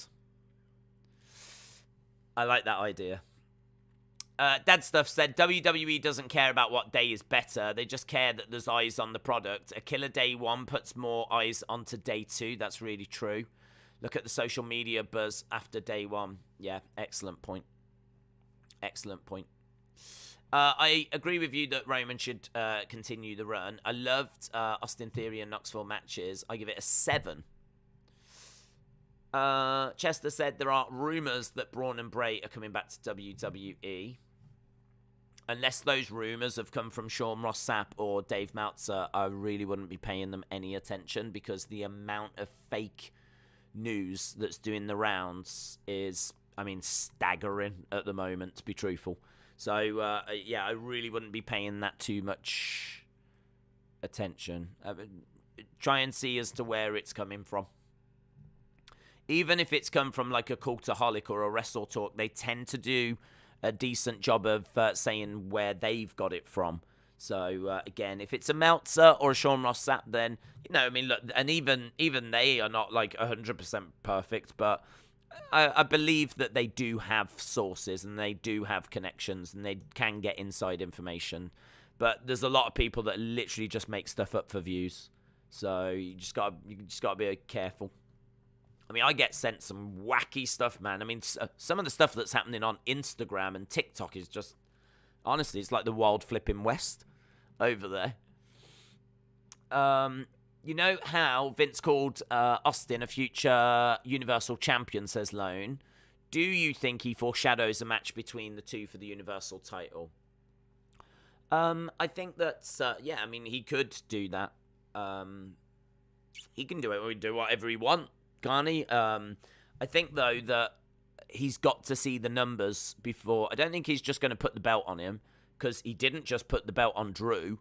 I think he's got to see that it's working and that it's building, and, you know, he's got to see that it's heading in the right direction. And if not, that's when he'll get bored, basically. So, you know, Austin Theory needs to be delivering. And obviously not wins, because he can't control that, ironically. But he needs to be that connection with the crowd and that connection with the audience. He needs to be delivering on that, so... Sam said, what do you do with Roman's title reign? WWE title reign. Me, personally, I have him forfeit it. I have him forfeit the belt. I have him come out and say that he wants Adam Pearce to come to the ring. Adam Pearce comes to the ring. And Roman can say, like, I've got a problem to Adam Pearce. And Pearce is like, okay, let's see if we can work this for you. And he's like, well... I'm the head of the table in WWE. Everyone knows that. Everyone acknowledges me wherever I go. And I already work on a Friday. I've got no interest in working on a Monday as well. So I don't need this belt. So I'm going to forfeit this belt. And like Adam Pearce can be like, I don't know if management are going to allow that. And he's like, you know, you can have a little bit of back and forth and all of this. So I honestly would go that way. I would have him forfeit it. But I think there's a way of doing it. I wouldn't just have it announced that Roman has forfeited the belt. I would do it. I would make a segment out of it. And honestly, you know, if you want Adam Pearce to go, I don't think that's something Vince or management would appreciate. Like, have Roman go, I don't care. Or, like, you know, make a bit, like, show that Roman's not bothered. Roman does what Roman wants to do. And it makes perfect sense that, you know, he is not going to want to work on a Friday and a Monday. Like, why would he want to have to go to SmackDown and Raw? And I think if he was to turn around and say, everyone knows I'm the head of the table, like, he's in no doubt that everyone is already acknowledging that he is the man. So why does he need both belts? Why does he need to go to both shows? He's the man. Everyone knows he's the man. He doesn't need these belts to show that. Everyone just knows it. So I think a lot of people would be like, no, I don't like that idea. But I just think, like, if he forfeits it, then we could have a tournament, or we could do something to crown a new champion. And I think that could be a wonderful story. That could be so good. I love the idea of a tournament where you've got Cody and Kevin Owens and Finn Balor and Edge and AJ Styles and, you know, all these amazing talents in a tournament battling to become the new WWE champion. Like, I really like that story. So I would rather do that. So this way we can do that. And also Roman isn't pinned, doesn't lose, carries on his merry way. So, you know, we've done the WrestleMania story. The WrestleMania story was the title unification, both belts, blah, blah, blah, blah, blah, yeah. I mean, he's Roman 2 belts tonight. You know, that image is going to live on forever, isn't it? I mean, he'd never beaten Brock at WrestleMania. He's done that now. He had both belts. Everyone knows he's the head of the table. So I just think, like, from now he can turn around and say, I don't need to work on a Monday and a Friday. Give up the belt. We could do a tournament. Roman can carry on his way and take it from there. And maybe the winner of that tournament turns out to be Cody, and maybe that's how Cody gets his championship, his hands on the belt. Wrestling sheets wrong about Cody got AEW theme and his entrance. I don't think that we should see Brock Roman again because it wasn't any different. No, we definitely don't need to see it again. We are definitely done with that match. I can tell you that much. I completely agree with you on that. A Brock rematch at Backlash, says Chester. Prince Plays Games said, do you think Cody coming back is good for potential AEW stars going to WWE if booked rights? I mean, no. Well, I think each person is treated on their individual merits. So, you know, just because Cody has come to WWE and so far has been booked well, that doesn't mean that a Wardlow would be treated the same way, because Cody Rhodes is very, very different in stature and pull and fan base and, everything to a Wardlow that hasn't even really found his feet yet. You know, really, we've been telling a slow burn story with Wardlow, but up until this point, it's just been MJF's bodyguard, do you know what I mean, that does, like, have matches, but low-level matches. Like, he's not had a title run, or, you know, he's hardly the face of AEW. So I think just because it's worked for Cody doesn't mean it would work for Wardlow, doesn't mean it would work for Powerhouse Hobbs, or, you know, maybe MJF would be all right because he's kind of made a bit of a name for himself. So maybe MJF would be okay, and maybe there'd be a few others, but it's certainly not a one-size-fits-all situation, and, you know, it's going to have to be on a kind of, you know, person-by-person basis, but I think that... I think it's good that Vince has allowed Cody to, you know, be himself. Because Vince could have changed him, you know, could have made him anything. And that was a concern. But Cody said that he walked into the room and said, look, I really want my music. I want my own name. I want my ring gear. And Vince said, of course, that's what we're buying. You know, if it's not broke, then why fix it? So Cody was like, he really appreciated hearing that. So Vince seemed to get it from the start, to be honest. But yeah, it's exciting. It's very exciting, actually, because I think Cody is a bit of a game changer. I think it's sort of like signing another Seth Rollins, and I'm really excited about that. So. I think that's going to be a real positive for the summer as we move forwards. And obviously, we've potentially got Bayley and Asuka coming back via debuts officially tomorrow as well. As we said, the Raw after WrestleMania is going to be huge this year. Tomorrow is basically, you might as well call it WrestleMania Day 3. It's going to be a big, big show tomorrow. And we will be live. I will try to start early again as soon as I can, as early as I can. I will try to start early again. But, yeah, I mean, I can't promise. This stream has already done 8 hours, 20 minutes. We've been live for 8 hours, 20 minutes. So I can't guarantee that we'll be doing that tomorrow. But we will certainly start a good few hours, I think, before Raw. And Raw is 3 hours long, so... We'll be all over it. Right, I want to have a look at the poll. I think we'll wrap it up because we are very much getting to the point where it's time to start thinking about sending this stream home. Who do you think will be the one to defeat Roman? Hard to say, because it's hard to say when he's going to get defeated. I would like for him to get to 1,000 days, and if that is the case, then he won't lose until after WrestleMania next year.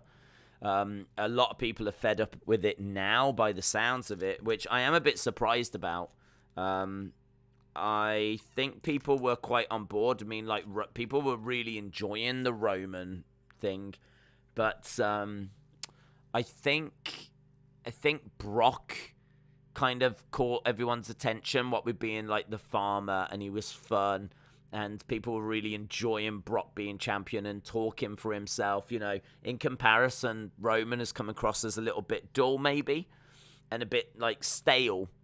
But as I said, you know, you can't really change or do too much character development when you're locked into a feud and heading towards a WrestleMania, because, like, you know, all your images on all the posters and all this kind of stuff. I mean, I'm surprised that Becky obviously changed her hair and, like, changed her image, because you would think that this close to WrestleMania they wouldn't really want you to be doing that. So now that WrestleMania is out the way, we might be able to just freshen up the Roman character a little bit, just so that it's a bit more appealing to people again, because people were really into it. And, you know, he was carrying SmackDown, and I expect him to continue to carry SmackDown. So I feel like we've got to about 550 days quite comfortably. I don't think there's been too much drama. Like, well, it's been great, and there's been some great matches, but I mean, like, I don't think people have been too fed up with the reign up until this point. This is the first time where, just judging by the reaction of people in the chat, it's the first time I've sensed that people are like, I've had enough now. I've had enough of this. So that's the first time I've kind of really got that vibe. So I don't know. I feel like they do need to do something. There needs to be a bit of a reaction to this. And I hope they can do it, to be honest. Right, how do you score day 2? 8 to 10, 47%. 7 to 775, 25%. 575 or below, 14%. 6 to 675, 12%. I think that there was no matches here that for me got to 4 stars. I think the best match is the opening match, the RK Bro match, and I give that like a 3.75. So I think that that's the best match, and I think that Triple H was cool at the start. That was a nice moment. Vince with Stone Cold, that was a nice moment. I mean, like, he botched it, but... And then, honestly, like, I suppose the Sami Zayn match was actually quite fun. Outside of that, there's not much. And I think compared to... I think the fact that the main event underwhelmed... I mean, it was still probably about like a 3, 2, 5, something like this. I think Edge and AJ underwhelmed. And when I say underwhelmed, they're not bad matches. It's just that they didn't meet the expectation, really. Really thought that those 2 matches had potential to be the matches of the weekend. But, I mean, they're nowhere near Seth Cody. They're nowhere near. So, for me, I think that this is a very kind of just...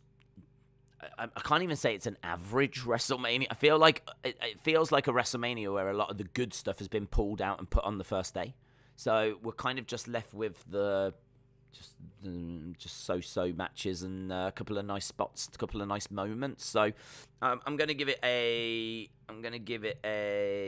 6.25. People might think that's... I don't know if people will think that's really low. But I think compared to what we got yesterday, this feels considerably below that level. This feels like considerably below that level. I mean, we got the Undertaker going in the Hall of Fame. I know we got it again, but it's never going to be as special the second time. We got 2 matches, I mean, that both could arguably be 5 stars. One, I think, is... And the other one, I think, was about 4.5. There's nothing here that gets close to that. There's nothing that gets close to that. Then we get, like, the surprise Stone Cold match. I know we got a surprise Vince match tonight, but I don't think the Vince match we got tonight is anywhere near what we got from Stone Cold in that main event of last night. I think if we had got The Rock, it would have boosted the score a little bit. Definitely, but we didn't. And the Triple H moment at the start was nice. The RK Bro match is good. Moss and Bobby, I thought was poor. There's definitely matches here that really drag things down. New Day thing for like I don't even know how long they fought for. It was like a minute. I think it was like let me have a look and see how long they fought for. It was 1 minute 40. 1 minute 40 they fought for. I remember. The Mr. McMahon match was 3 minutes 45. I mean, it's a match. But yeah, 1 minute 40 was the New Day match. Main event was only 12 minutes. I don't know. I wonder if there was. I don't know if there was an injury or anything. I don't know. I can't figure out why was the main event like 12 minutes. Don't know. Yeah. I feel like that's where I am. I mean, overall, it's been wonderful. And I'm not... Do you know what? Amazing. I'm not down on today. It's not like I'm sitting here all doom and gloom or anything, and I'm like... I don't feel like that. I feel like I've had a great weekend. And actually, if you, space it, the two scores together, it's probably going to be around a 7-point something. It's probably going to be around a 7-point something. So, I kind of think that, I think... this over the 2 days was better than WrestleMania 37. And I still think that there's enough positive here to put it, as I said, kind of in the upper echelon of WrestleManias. But, God, we were on to something really special until today. And I think we just ran out of steam. Let's put it that way. I think we ran out of steam. Cosmo said, I think Roman popped his shoulder. Pipelo said, what's your favourite wrestler of all time? I'm from Thailand. Favourite wrestler of all time would likely be The Undertaker. Undertaker or Shawn. I think Undertaker, his entrances, his promos. I loved him when I was a kid. He was so mysterious. His streak. He's had some of my all-time... He's had my favourite WWE match ever. But, it's just wonderful. Wonderful, wonderful, wonderful. So I'd probably go Undertaker, but Shawn would be very, very close. Seeb said, honestly, Roman shouldn't be complaining about having to work Mondays as well as Fridays. I work 5 days a week. Well, he's a heel, though, isn't he? He's a heel. That's what heels do.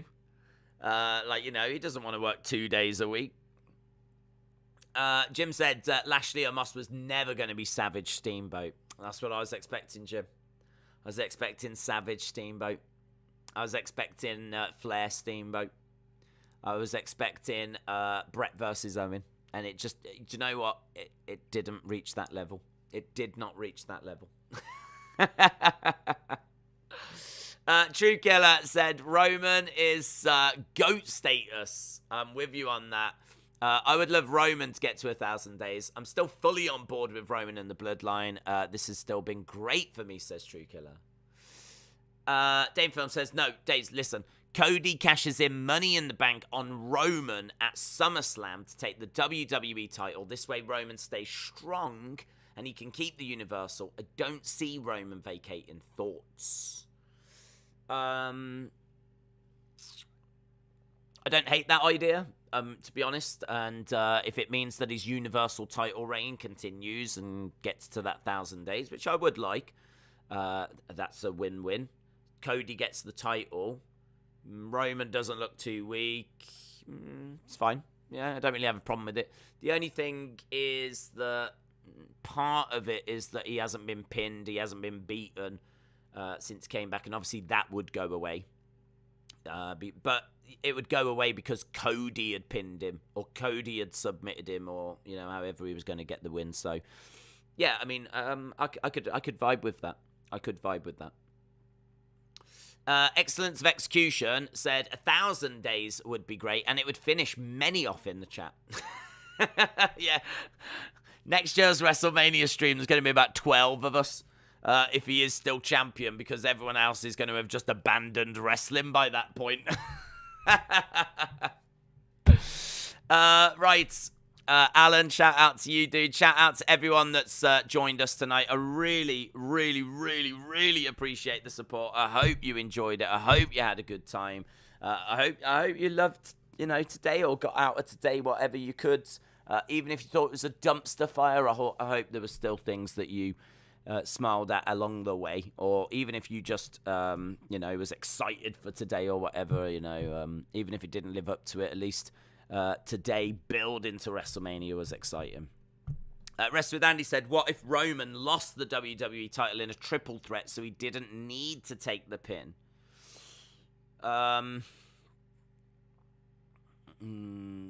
It's still a loss in it. I think, like,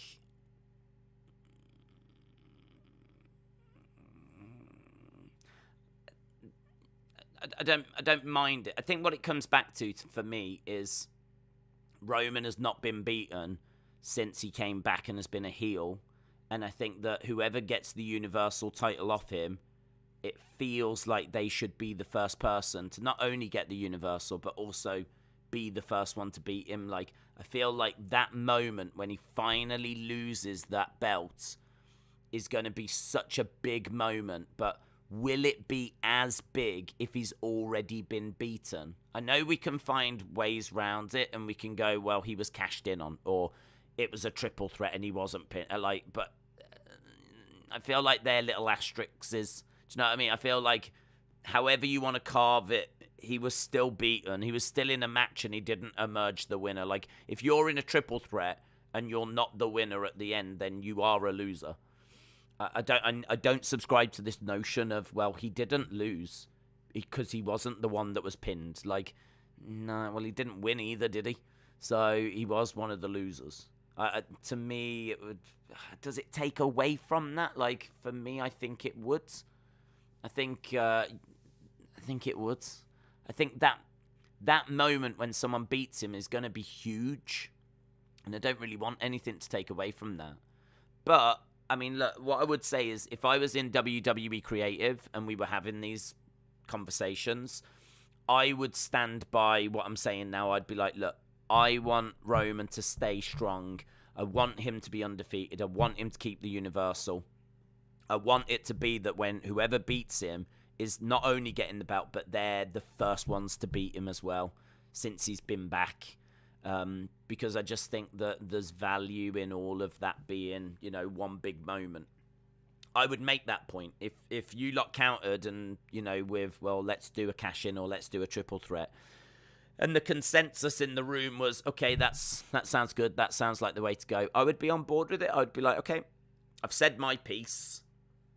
But if this is the direction that people want to go in, then I would throw my support behind that. I wouldn't have a problem with it. It's just not the direction that I would choose to go for the reasons that I said. But I can see the arguments for it, and I would, not be leaving that meeting or not be leaving that room secretly hating everyone because they've gone that direction. So, yeah, that's the best answer I can give, to be honest, on that. It's not the way I would go, but I don't hate it. And so if it did go that way, I'd be fine. Yeah, I'd be all right with it. I hope that explains it. I feel like after 8.5 hours, my explanations are getting a little bit more laboured, to be honest, as I think I'm getting a little bit more laboured. I don't even know if I'm going to have a voice tomorrow for Raw. In fairness, I haven't done screaming and shouting, in all fairness, so I don't think that's really a problem. But yeah, I don't know if I'm going to have much of a voice. Do you think it will be explained why Cody wrestled Seth?